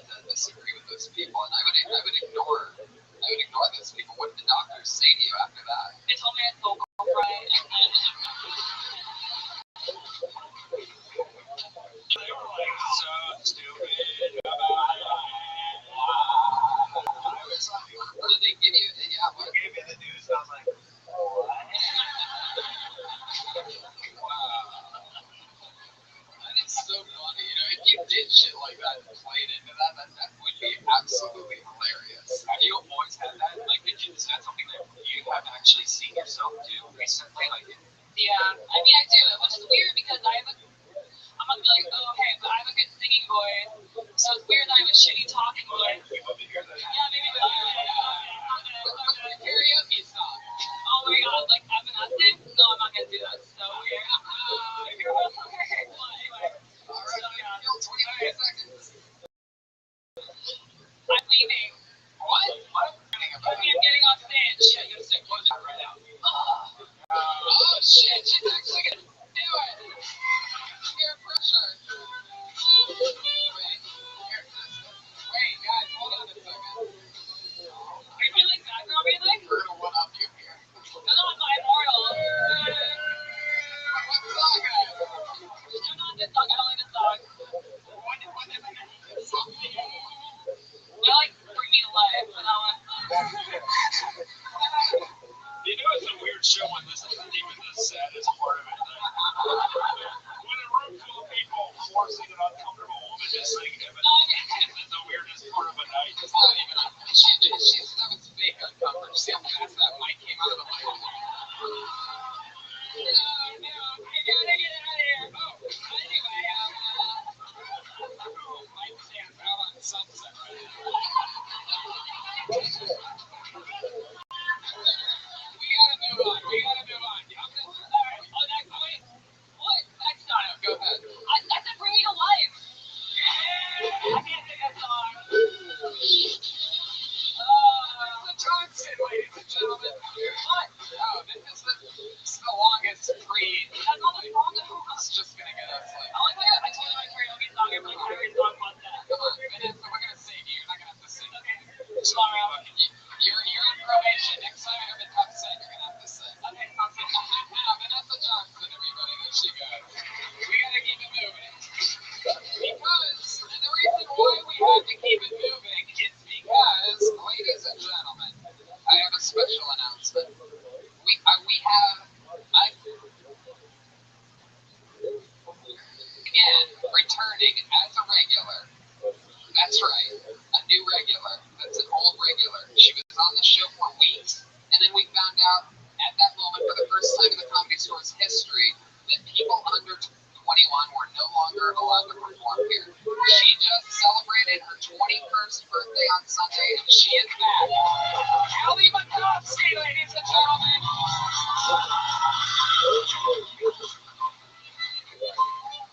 Thank you. I too have an awful voice. It's pretty monotone. I have a monotone voice. People tell me all the time as if I've never heard my voice before. It sucks having this voice. Like, I can't give compliments anymore because anytime I give someone a genuine compliment, it just sounds like I'm mocking them. I'll be like, hey, cool hat.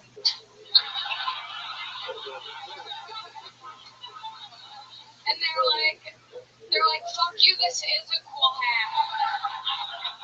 Like, what do you want me to do? Be like, that's a cool hat.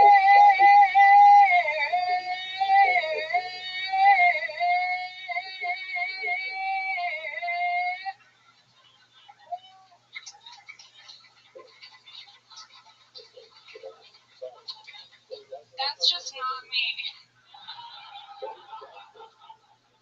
That's it, thank you. That is exactly a minute. Holy shit. She is back. Allie Makovsky, the beast from the Middle East. Hey, Tony, did she literally just take all the notes that you just gave me? That's Yeah, she really did. She actually did. I'm gonna be here in the bus before next week. And I'm gonna sing. I mean, like, she better not fucking sing. This is my moment. I'm Evanescence.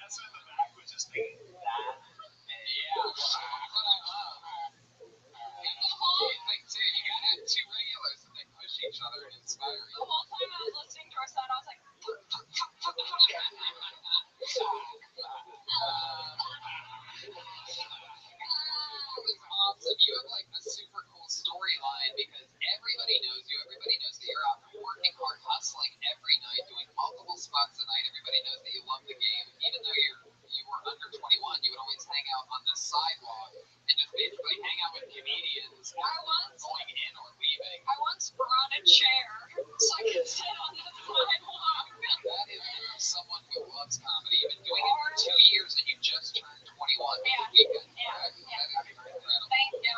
Happy birthday to you. Welcome back to the show. I'm so excited to see so many new minutes and talk about them with you. Like, Lawrence, this is your first time seeing Heather Bukowski? I saw her like a year ago. It's good. Yeah. You're back in it. Say that. Oh, I know. It's good. That is huge praise from Michael. A year ago, it was pretty good. Since the year that Suicide Squad and Batman vs Superman came out, I don't have joy anymore. All right, it's been gone. So, the girl, anything for Allie? 21, that's a little old for me. Now, Allie, you told me earlier that for the big return, your mom was here. Where's she at? Point her out. She's somewhere. She's in the audience. Point her out. Where's she at? Yeah, where is She's sitting over near Bukowski, ladies and gentlemen. Fuck yeah! Oh, yeah. I like that. Look at her. she looks like she graduated from a big university. Yeah, Mama Bukowski. We went to high school together. I want to get Bukowski. You know what I'm saying? All right. Here we go. This is the part where me and Mrs. Bukowski make a super regular. It'd be weird if we found out that every comic that was on stage today, his mom is in the audience.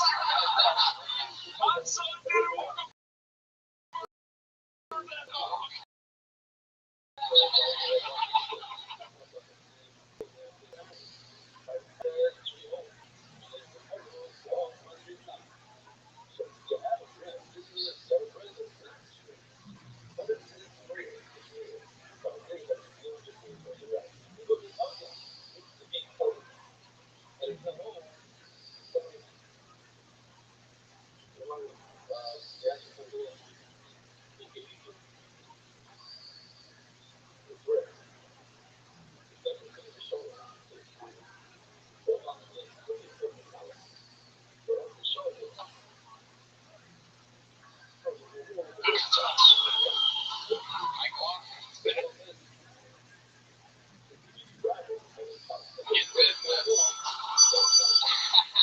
Taking us to school. All right, Allie, I'm so excited about your return. I truly think that you are one of my favorite young comedians, male or female. So I'm super excited to have you back every single week. Thanks so much. Your regular Allie Bukowski. She's gonna be in the LA podcast, but that's gonna be in the LA podcast. Are you gonna be at the LA podcast festival? This is definitely a new name. I don't think this is the guy that I think it is. This will be interesting to see what happens here. Put your hands together for Martin Harris.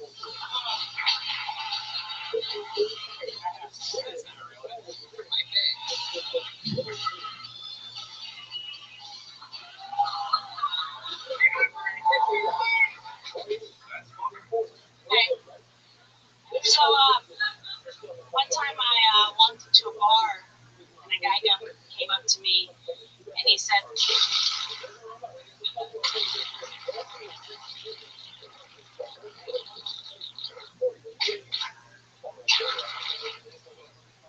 I've been getting so hot on the comedy scene that once I was in a Starbucks in Oklahoma and there was a guy standing in front of me.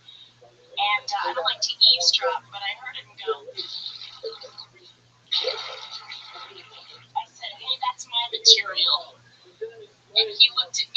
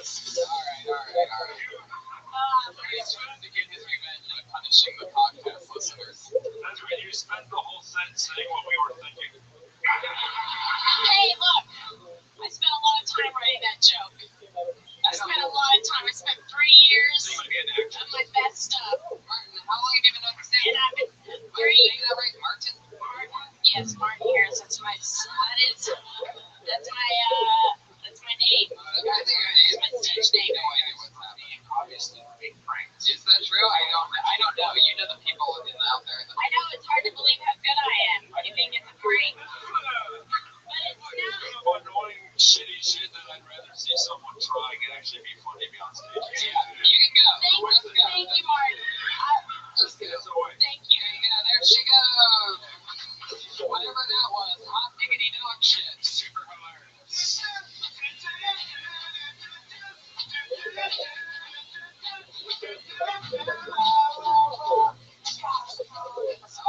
All right. Jesus Christ.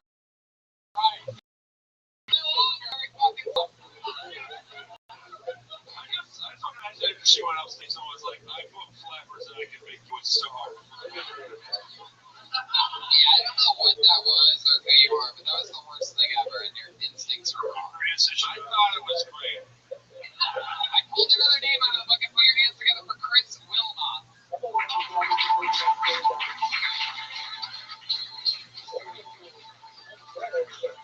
Alright, I pulled another name out of the bucket. Put your hands together for Wazito Bizarre Ho. Wazito Bizarro Ho. If you had like graffiti for handwriting, that was you. Bizarre Bizarro. What are you doing? 4 minutes. Are you just gonna freak out until? Okay. Let's try Travis Frazee.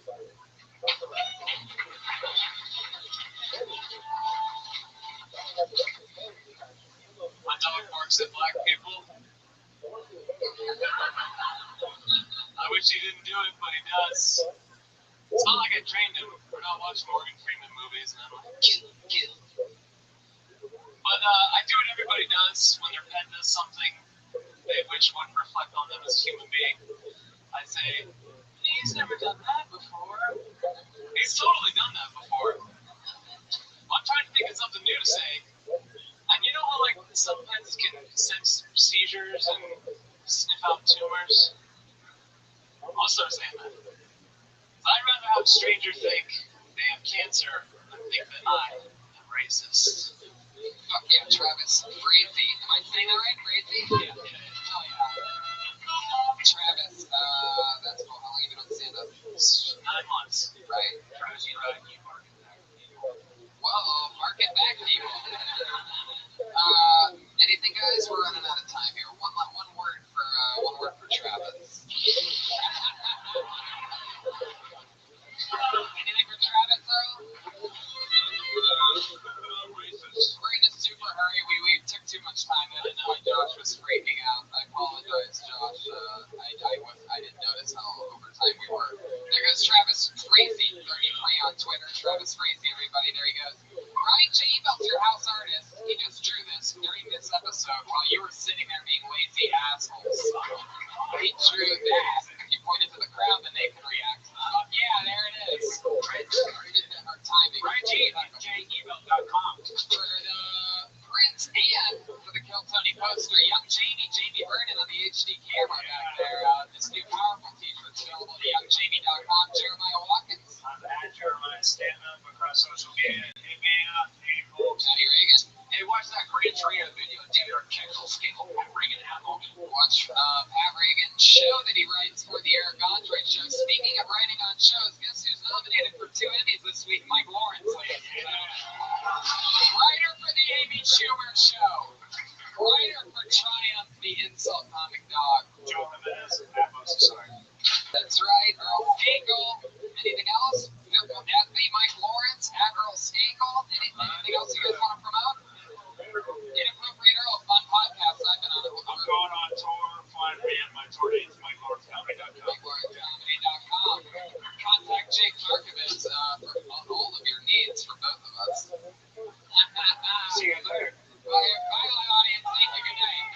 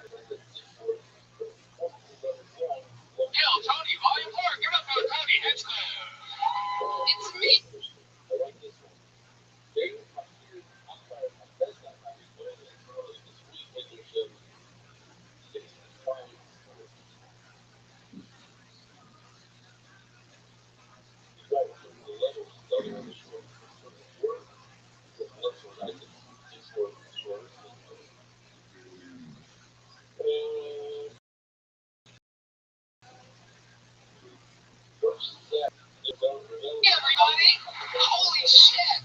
Hi guys, welcome. You guys ready for a crazy Monday night or what? Come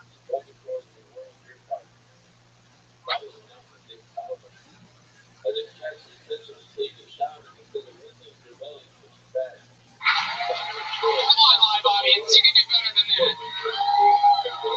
Nothing new, the hundreds and hundreds on Ustream right now. This is a real fucking live show, a real live audience. Anything can happen. I am super pumped. It's so much fun this week in San Francisco and Sacramento, and now I'm going to Australia and other fun places. Hi, Brian Redman. Brian Redman is here. Hey guys, how's it going? Before I plug my days, Brian Redman. We got the LA Podfest this week. Yeah, this Friday at 11. Yeah, and we are going to pick out a couple people from tonight that I know join us. Oh shit, the cat's out of the bag on that one. We have to build a little cast for Friday night because obviously we just can't have 50 comics lined up on the sidewalk there. So it's got to be a cast of Bill Tony. Yes. We already have Colby Cannon and we get Steve Lee here tonight. Steve Lee from last week, the guy with the weird hands. Beautiful hands. Somebody wants to tweet at Steve Lee, tell him that he's invited to the contest. I didn't get a chance to do that. Welcome everybody. That's right. Boston, October 8th. Buffalo after that. Sydney, Brisbane, and Melbourne, Australia to close out October 18th and 30th. That's where I'm going to be. So if you're listening to this podcast, a #1 live podcast in the world, that is. Alright. This is a real quiet Monday so far. What happened? Were you going to walk and not get the job done out here? It's a little cold out here, am I right? You know what? Alright. Thank you. Ryan J. Eagle is here, ladies and gentlemen, the house artist. Hey, check it out. A car hit him last week. And so go buy some goddamn prints on his website, all the Kill Tony prints at RyanJeagle.com. A car hit you? No, a car hit his car. Oh. I was going to say an Asian ran into him. I was going to really nail it on the head because that's actually what happened. Yeah. Stupid. Stereotypical. Alright. Okay. And now we got Jimmy Vernon on the HD camera. Are you guys ready to, you say bring back up the band? Everybody loves the band. I love them. You love them. We all love them. You already got a taste of them tonight. I'm going to bring them up right now. It's the great Reagan and Watkins and Jolt the Minutes.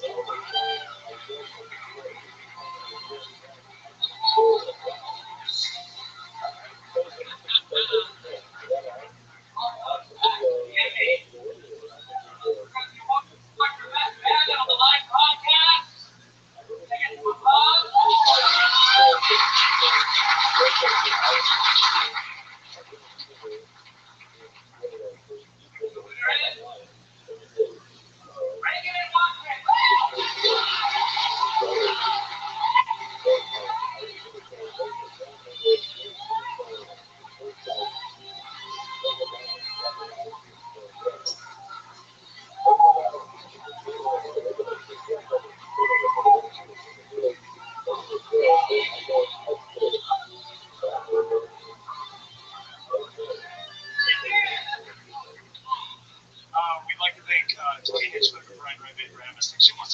Wow. There they are, always with a different topical intro. Little Emmy, homage to the Emmys there. And closest thing I guess they could get was a golden turkey.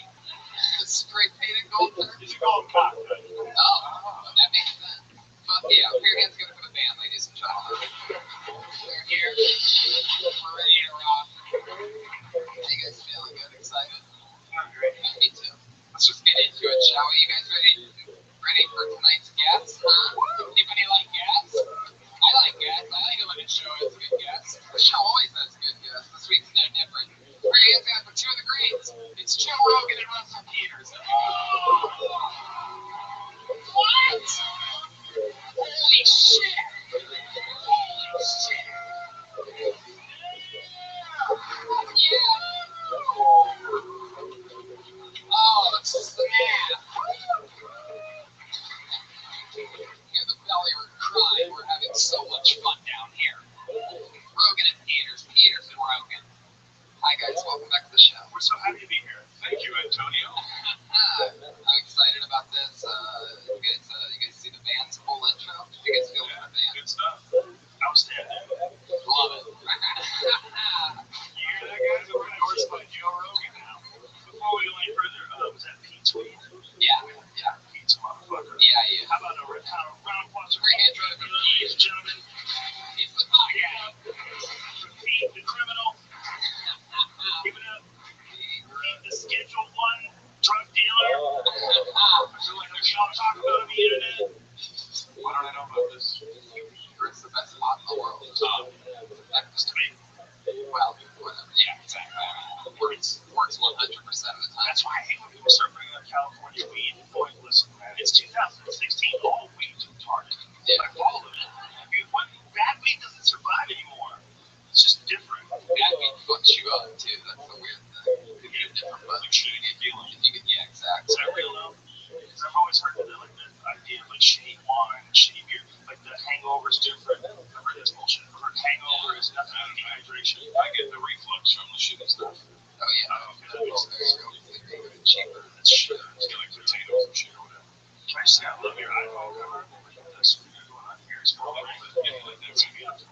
I like it. Let's get you a ring, Joey. I like it. Did you drop your phone a lot regularly? Just easy. I can fucking watch. Just say porn. I can watch TV and sports. Big fan. Turn up all the porn. The news, of course, fucking porn. Notes and stuff. Contracts. Important. PDFs. Let's get into this crazy shit. You guys have both done the show a few times. Comedians, you know how it works. A bunch of comedians signed up for the chance to do 60 seconds on this stage. Sometimes it's just a crazy person. Sometimes it's a big, amazing, young, rising comedian from around the world that's here for the first time. Sometimes it's some guy that's about to die. We've seen it all. Comedians, you know how it works. When you reach your time limit of 60 seconds, you hear the sound of a kitty. I mean, to wrap it up then, start the interview process, or else you're going to bring out the angry West Hollywood bear. There it is. Chasing a mouse. Very good. That's enough, right? You guys ready to start the fucking show or what?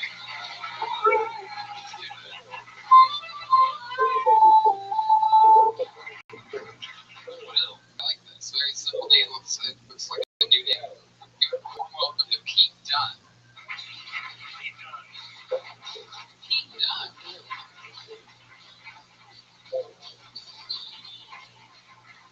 Well, one and done. Done. Pete Dunne on this, Josh. Put your hands together for Shalik Jenkins.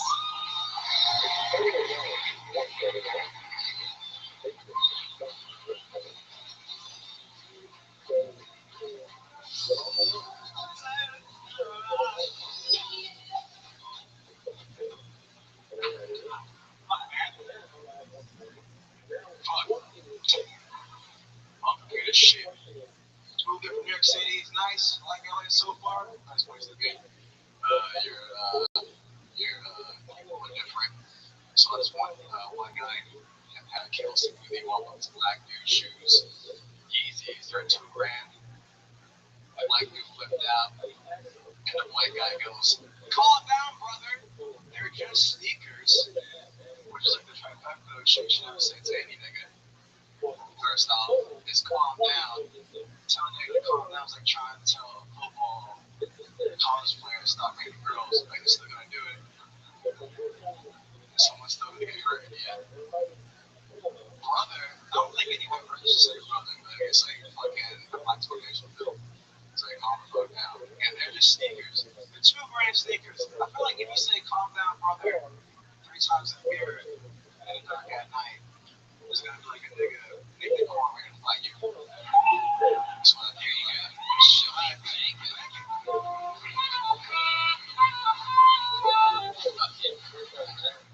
Wow.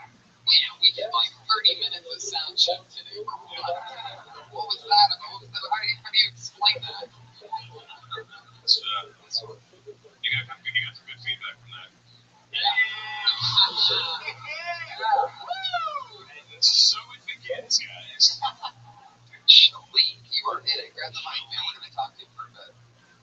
How's it going? Going pretty good. How old are you? How old am I? 22. Why did you repeat the question, Shalik? That's what you would have to do if he was under 21. How old am I? It's 21 an hour. It's totally 22. 1 year over the drinking age. Should we, you going to school right now? No.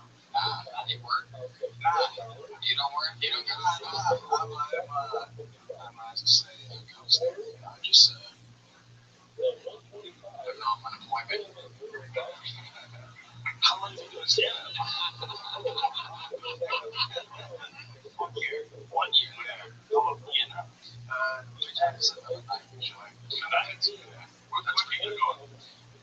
There's no free times anymore. Yeah, I'm from New York City. That's why I stopped trying to do it here 2 times a night. How long have you been in LA? 1 now. Wow. You liking it? I like it a lot, man. Nice weather. Born in New York. BK all day. Do you watch that? No. You understand corporation? I know I do. I always want to know what people are. Maybe some proof that it's JT Jamaican. You know what I mean? Is that where you got the cool shirt with the zipper? Yeah, non-functional zippers. Check this shit out. That is amazing. How do you know what mask to have that at? Like, how do you decide? That's a good Thanksgiving dinner shirt. Marries every day. Marries every day. I'm happy. Jack, I let the sides up. Looks like I did it again. Tony, you know what he looks like to me? He looks like Steve Urkel mid-transition to Stefan.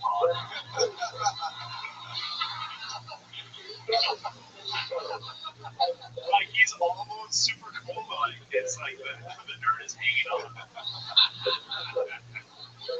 Shalik, tell us more about yourself when you're not doing stand-up. What are like some hobbies or something? I do like sketches and YouTube shit and shit like that. I'm writing, script writing. You know, Instagram videos and shit. Nah, fuck that. We got bullshit in their life. Why does it like that? Because, like, you know, every kid my age is doing, like, Vine and shit. Nobody's doing Vine anymore. True, right? Fucking Tarzan's not doing Vine. It makes sense. No, you didn't, Russell. No. Did you out Tony Hinchcliffe? Tony Hinchcliffe. That means he's got a great fucking show. Listen, folks, I'm a cheeseburger. I'm surrounded by 2 puns.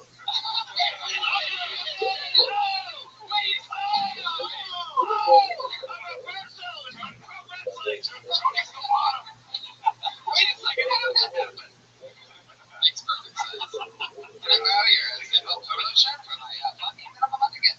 Alright. Hey, man, you're funny. I can tell, like, you're a little uncomfortable, you know? You seem comfortable saying, see, no, here's the thing, you got that, right? But I'm not going to say to a bunch of people I don't know. Don't do that, Do you feel like yourself when you're on stage, or do you feel like you have, like, a little thing up? Yeah. I feel uncomfortable. It's okay. Now you look, like, more comfortable. Yeah. Your body's shoulders relaxed. Yeah. This is how you got to get the whole time. Yeah, if you get like this the whole, you're fine, dude. You know, but it's a weird thing to talk to people when they're staring at you. You know, the microphone. It takes a long time to get used to just the weirdness of it. And then you got us fuckheads right behind you. Or, you know what I would do if I was you? I wanted to make it like tomorrow and start telling everybody that I'm 7 years old.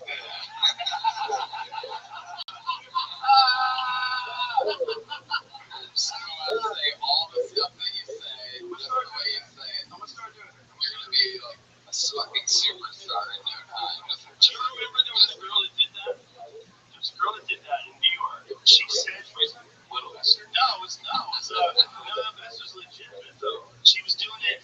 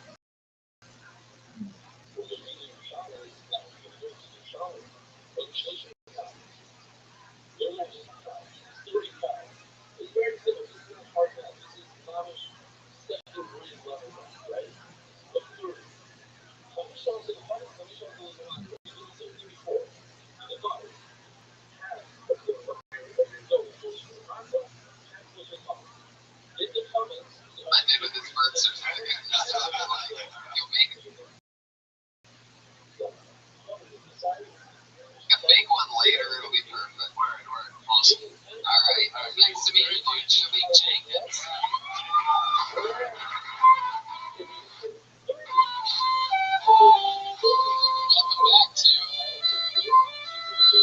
Welcome back to Are You As Funny As a Seventh Grader? He said, hey man, isn't that interesting? We were just talking about that backstage. Like, there's people there where you can say, like, all right, he's got a spark. Or she's got a spark. There's a something there. Oh, yeah. And then all it is just like how much time you're going to put into it. How much you're going to get better at it. How much you're going to listen to your stuff and try to fix the problems. And how honest can you get? It's interesting to see a guy like that. That's a funny guy. Just can you figure it out? We Would have been better off in New York, though, because you got way more stage time over there. I don't think so, man. Go to Frank Castillo's ever on Instagram. That dude gets up 3 times a night every night. He's doing comedy in bathrooms and people's porches and shit. They have shows everywhere. I'm not fucking kidding you. Bars, bowling alleys. They have outside ones. Just set up speakers. Some fucking folding shitty white chairs out there. No, it's tons of LA. There's a living room show. I haven't heard that one already. They get real comers there with that fucking did a taco stand a couple years ago. What was her name? I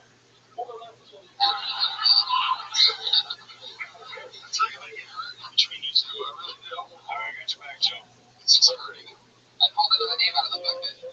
60 seconds going to Tommy McWan.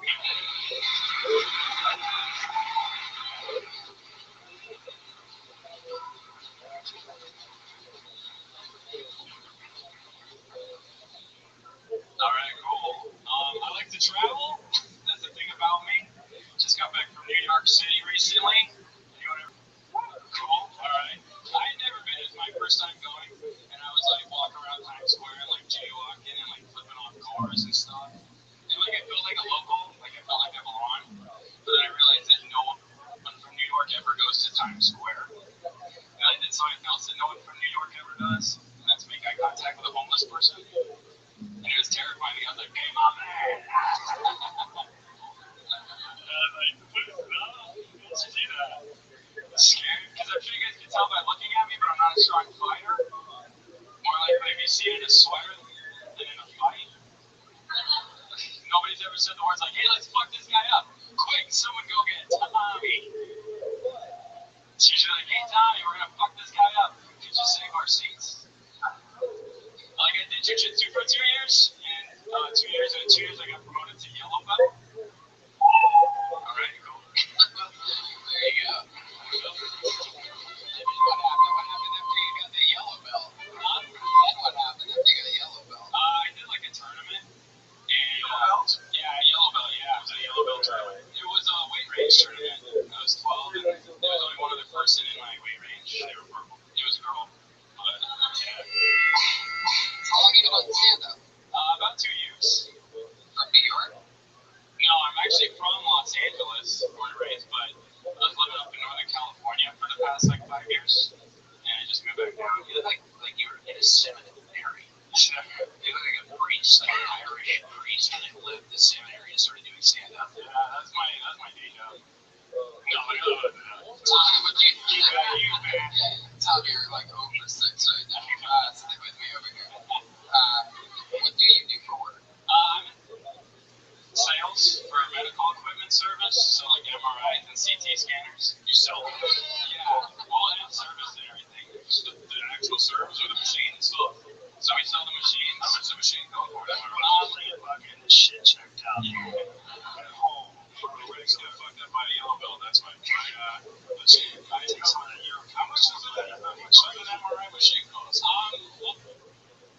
So we do third party, so we get laser fucking secondhand. Yeah. Let's go in on one. A good refurbished MRI machine. Never gone in on an MRI machine with a fellow comedian. It'd be fun. From isolation. Let's see what happens when we turn around and throw metal in the room. Because I think it goes towards the magnet. Come on, Tommy, sell us that. Right? Tommy, how many people died from that? Yeah. Metal in the room? Yeah. And the MRI on it? Oh, yeah. It goes through like a bullet. Some kid died because I left a fire extinguisher in the room. Yeah. Up the fucking wall. I made that up. No, that's true. He sold the shit out of it to do that. I'll do that. On occasion, I'll do that. But I always come clean. How much is it for a secondhand used MRI machine? Installed and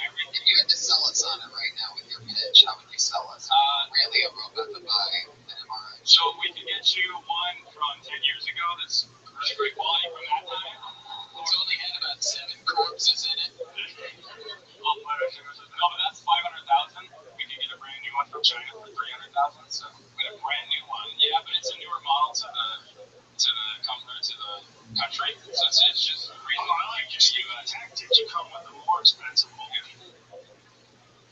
Piece of shit. I got a $300,000 one. You can get it right now. You're like, well, that's a see, you set this price. And then we had it in our head the 5, then we went down to the 3 for about a month. You get excited. He sets you up for this. That's what I just didn't buy one. As a salesman, it was classic. You know, $500,000. God, that's a lot of money. I mean, I don't even know if we can do it. The client's kind of hurt right now. And then until he's 10 years old, you start thinking, well, what the fuck? Why am I paying $500,000 for some piece of shit that's 10 years old, right? And then he says, but you're making a child at 300. You're like, I don't give a fuck about American jobs. Let's do this. Joe, did you write The Big Short? Fucking great. Is there a name brand to the MRI machine? Yeah. Like the you were thinking, right? This is like if there's a Toshiba and then there's fucking Dave's House of MRI. Toshiba's, yeah. Really? Hitachi's like top of the line. Is that true? Yeah.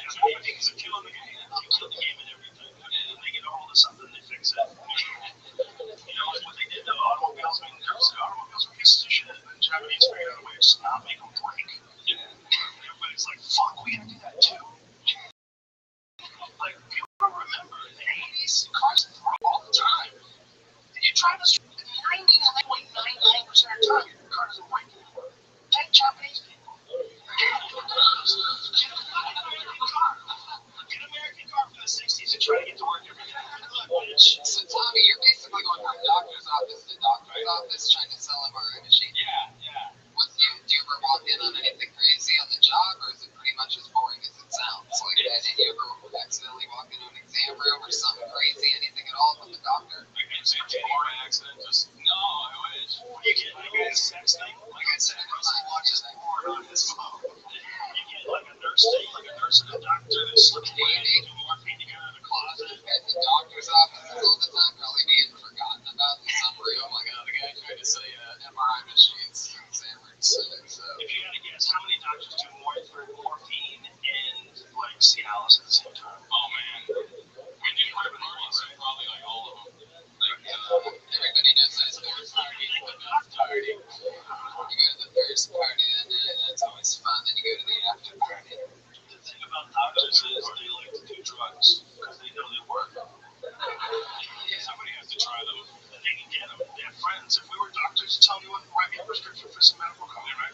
For whatever you want. We'd both be fucked up all the time. We're doctors. I had a doctor. I saw him diagnosed you and he ate heroin. Just be friends with your doctor. You know, write whatever you want. Set the book. My doctor's my buddy. Write whatever you need. What do you need? Like, what are you talking about? What are we talking about? How deep do you go in the pharmaceutical drawer? Not heavy duty, just like this for my reflux. Oh, yeah. The old reflux. Real gangster shit. Real street cred. He needs Adderall for his reflex photonics. So one way to call it would be acid flashbacks. Yeah, that's a reflex management. Right, you done it. Adderall, right? That's just one. Yeah, I like it. Doesn't it just make you focus? No, it also makes you have like coke effects, like you feel like you're having.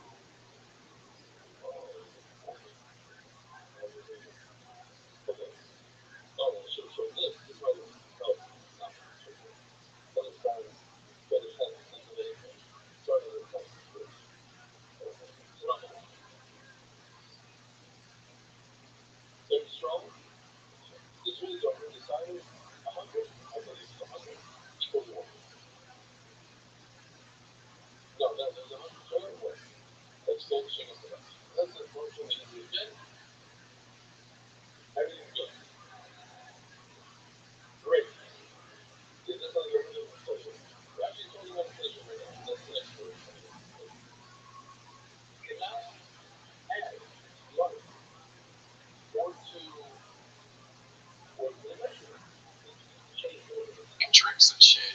I tried to do it while going on stage.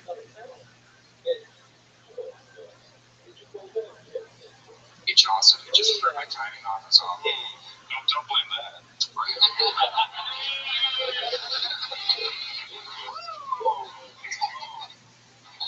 Yes. And it seems like it's super popular right now. Yeah, but I think the stuff that other stuff that the nurses do, I think is way better. What's the nurse stuff? The doctor.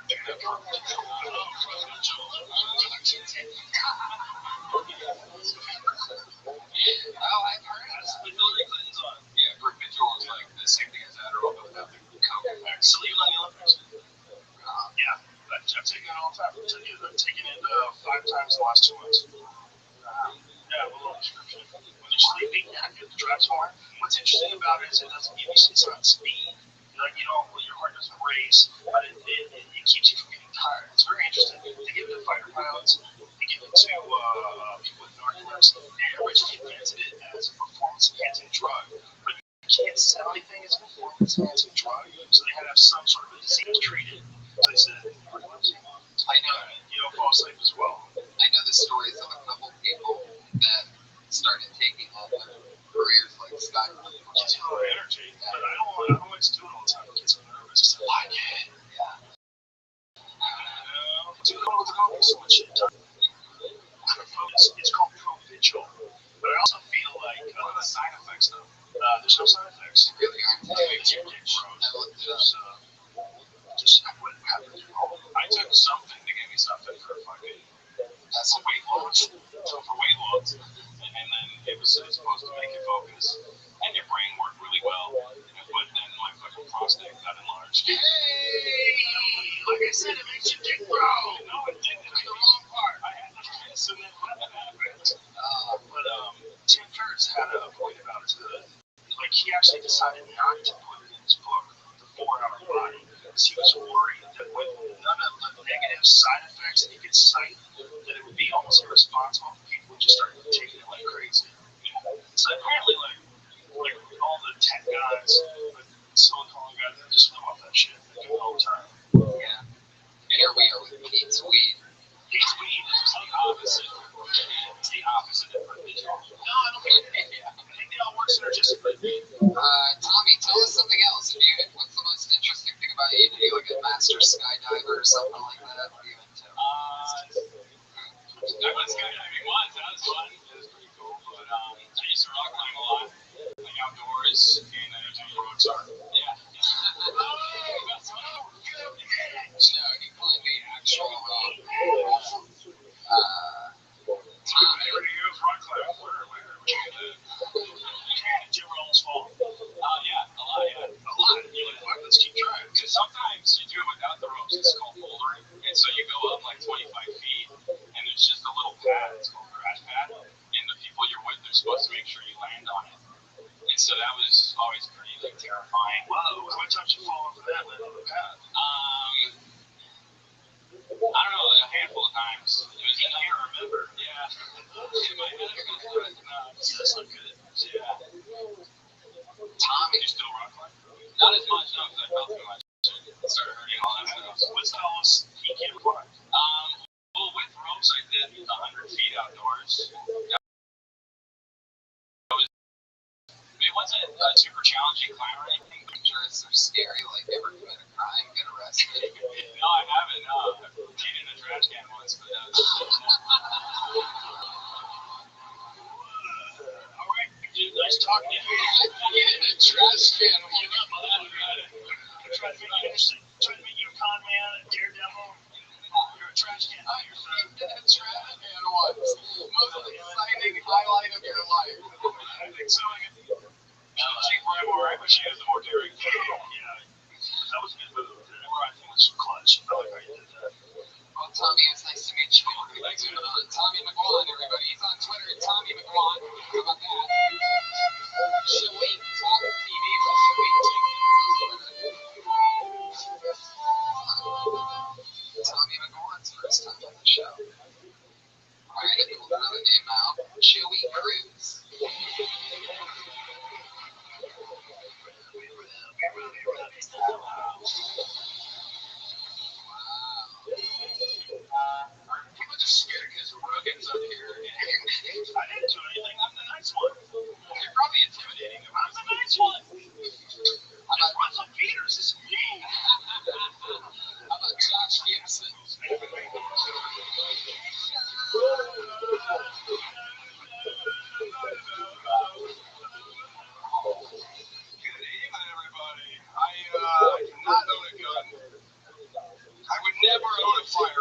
Yes. I am not allowed to. Any other felons in the room tonight? Felons!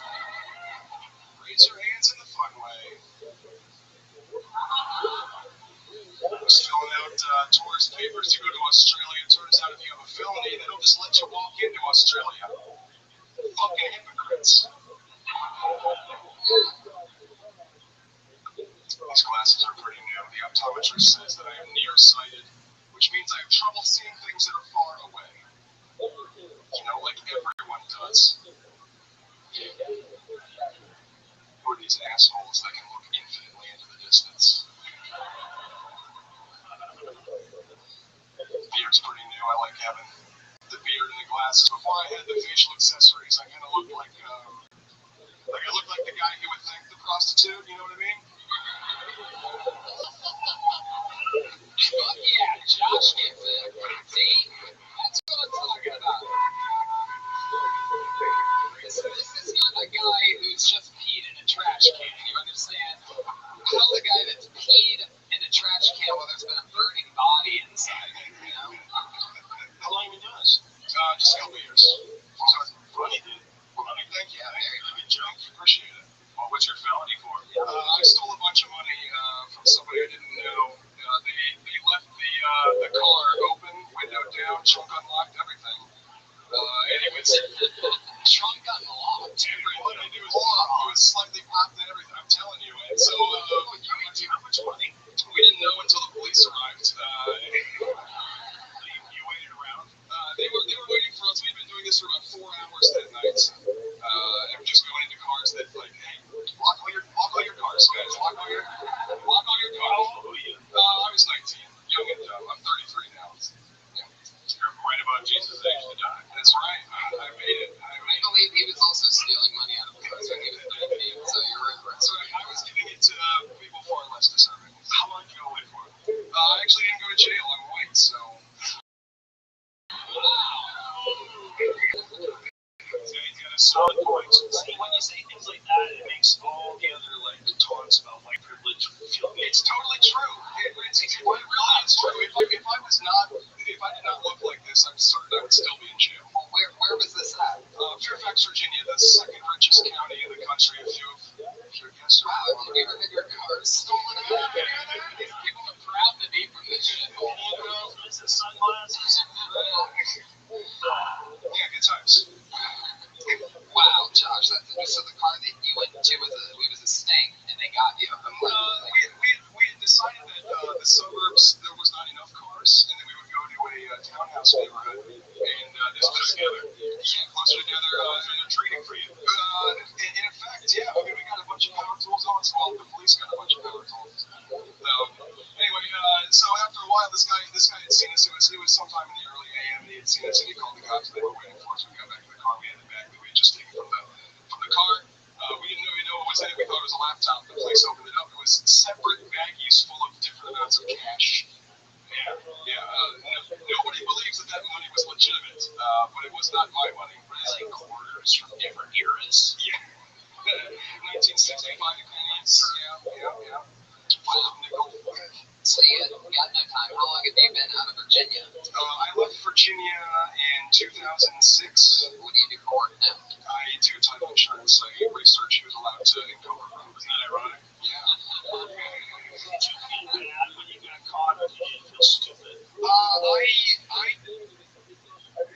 I felt really stupid. I did not like. I liked that I didn't go to jail, but it wasn't like I didn't feel satisfied. I felt so bad. I decided I joined the military because I felt so bad. It was one of these like I know that I still owe. Really? Yeah. I mean, it was just I'm back at zero after that, and then after the military, I was like, what's the most boring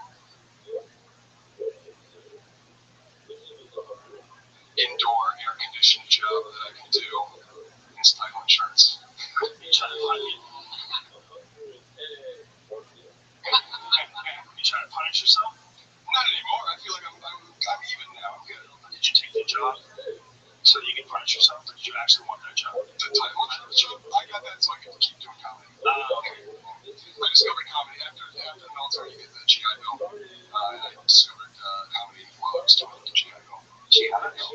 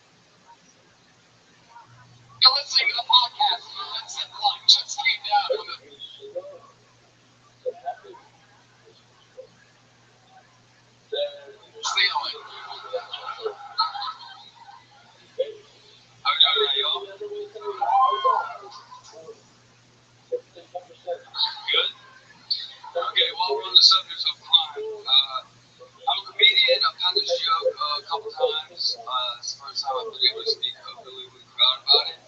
So, is patriotic, yes or no? If you go to a restaurant, I'm not saying which kind, Vietnamese, Latino, etc., and you know for a fact that they are hiring illegal immigrants because American citizens pay tax dollars for immigrants to not be in this country.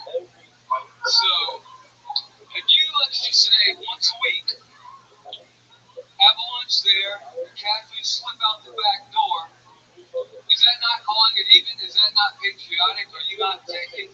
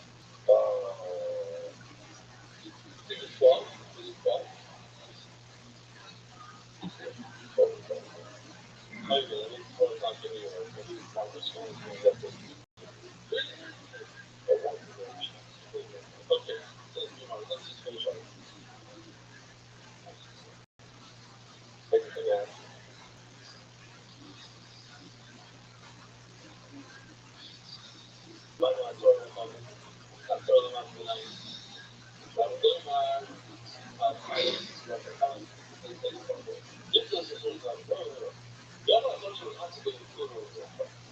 They need all language. Y'all know social every sort of thing gives the market right. In one country, which is funny social exercise right here. I'll play around with the deal. And we can run them about that. Highway, you do this for sure. I was in pressure at the beginning of this year. You had the oil in the middle. The oil was not in the bowl. Oil in the middle. That's crazy.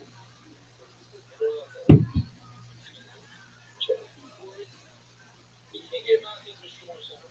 No, let me just go back. Oil, what people? Sure. Yeah. So this is 203 pounds. How is it? How is that? And then it's 4 kilos. Not the sugar substitute. And then it's this right over here. Here, when you look at this, the water, I'm water. That's coming in one pipe. This is just a toilet. This, that, three and third.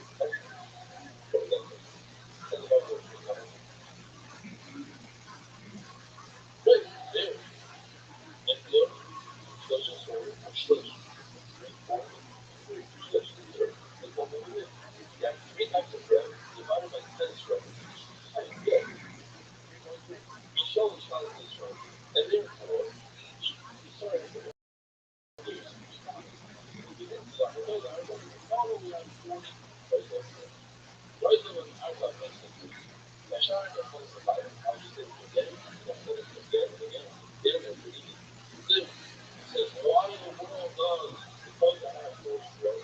Because you come to say the main stressor.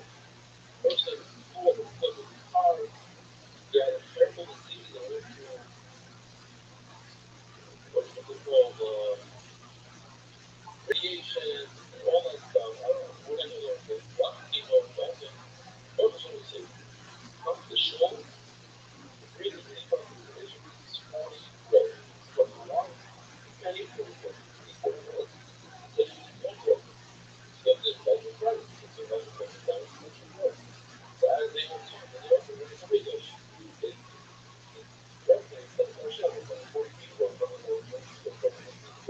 That's why. That's behind the scenes reason. He was a part of why something more important. All of that. Even the men were going to do it. We said it before. That's all the breaks we come from. I'm not going to say it's the culinary method. It's like, I don't know, I don't know. Because all the words are like, you better put that on. Actually, well, you don't really have to get something up. I'm going to put it in. Yeah. So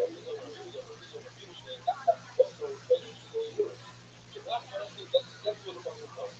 Not enough data until you take out the equivalent of giving benefit on it. Online, then I got two of them on the license. Looking for it, it says, but a student is the license is the humor of the license to the phone numbers. And then it has more of the article that's a video where you got to give it. So that's what I'm telling you. That's what I know that even 1,500 eventually is 1,500. That's why I don't do any stuff. That's not recurring. That's a one time.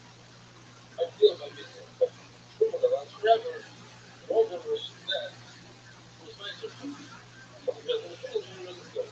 That's why I was really you can tell 1.44 and the nature is 1.8. What small left up but metal to a shell is not sure what it's power. It's not the same. But then we're going to do it. Let's see what you let's see if you make this. What problem? Who was not controlled the sales and then if somebody person is student. The student is a student. I'm working 16 additional. My mistake is to pay 54. But those with more which is 45% more. One is a lot better.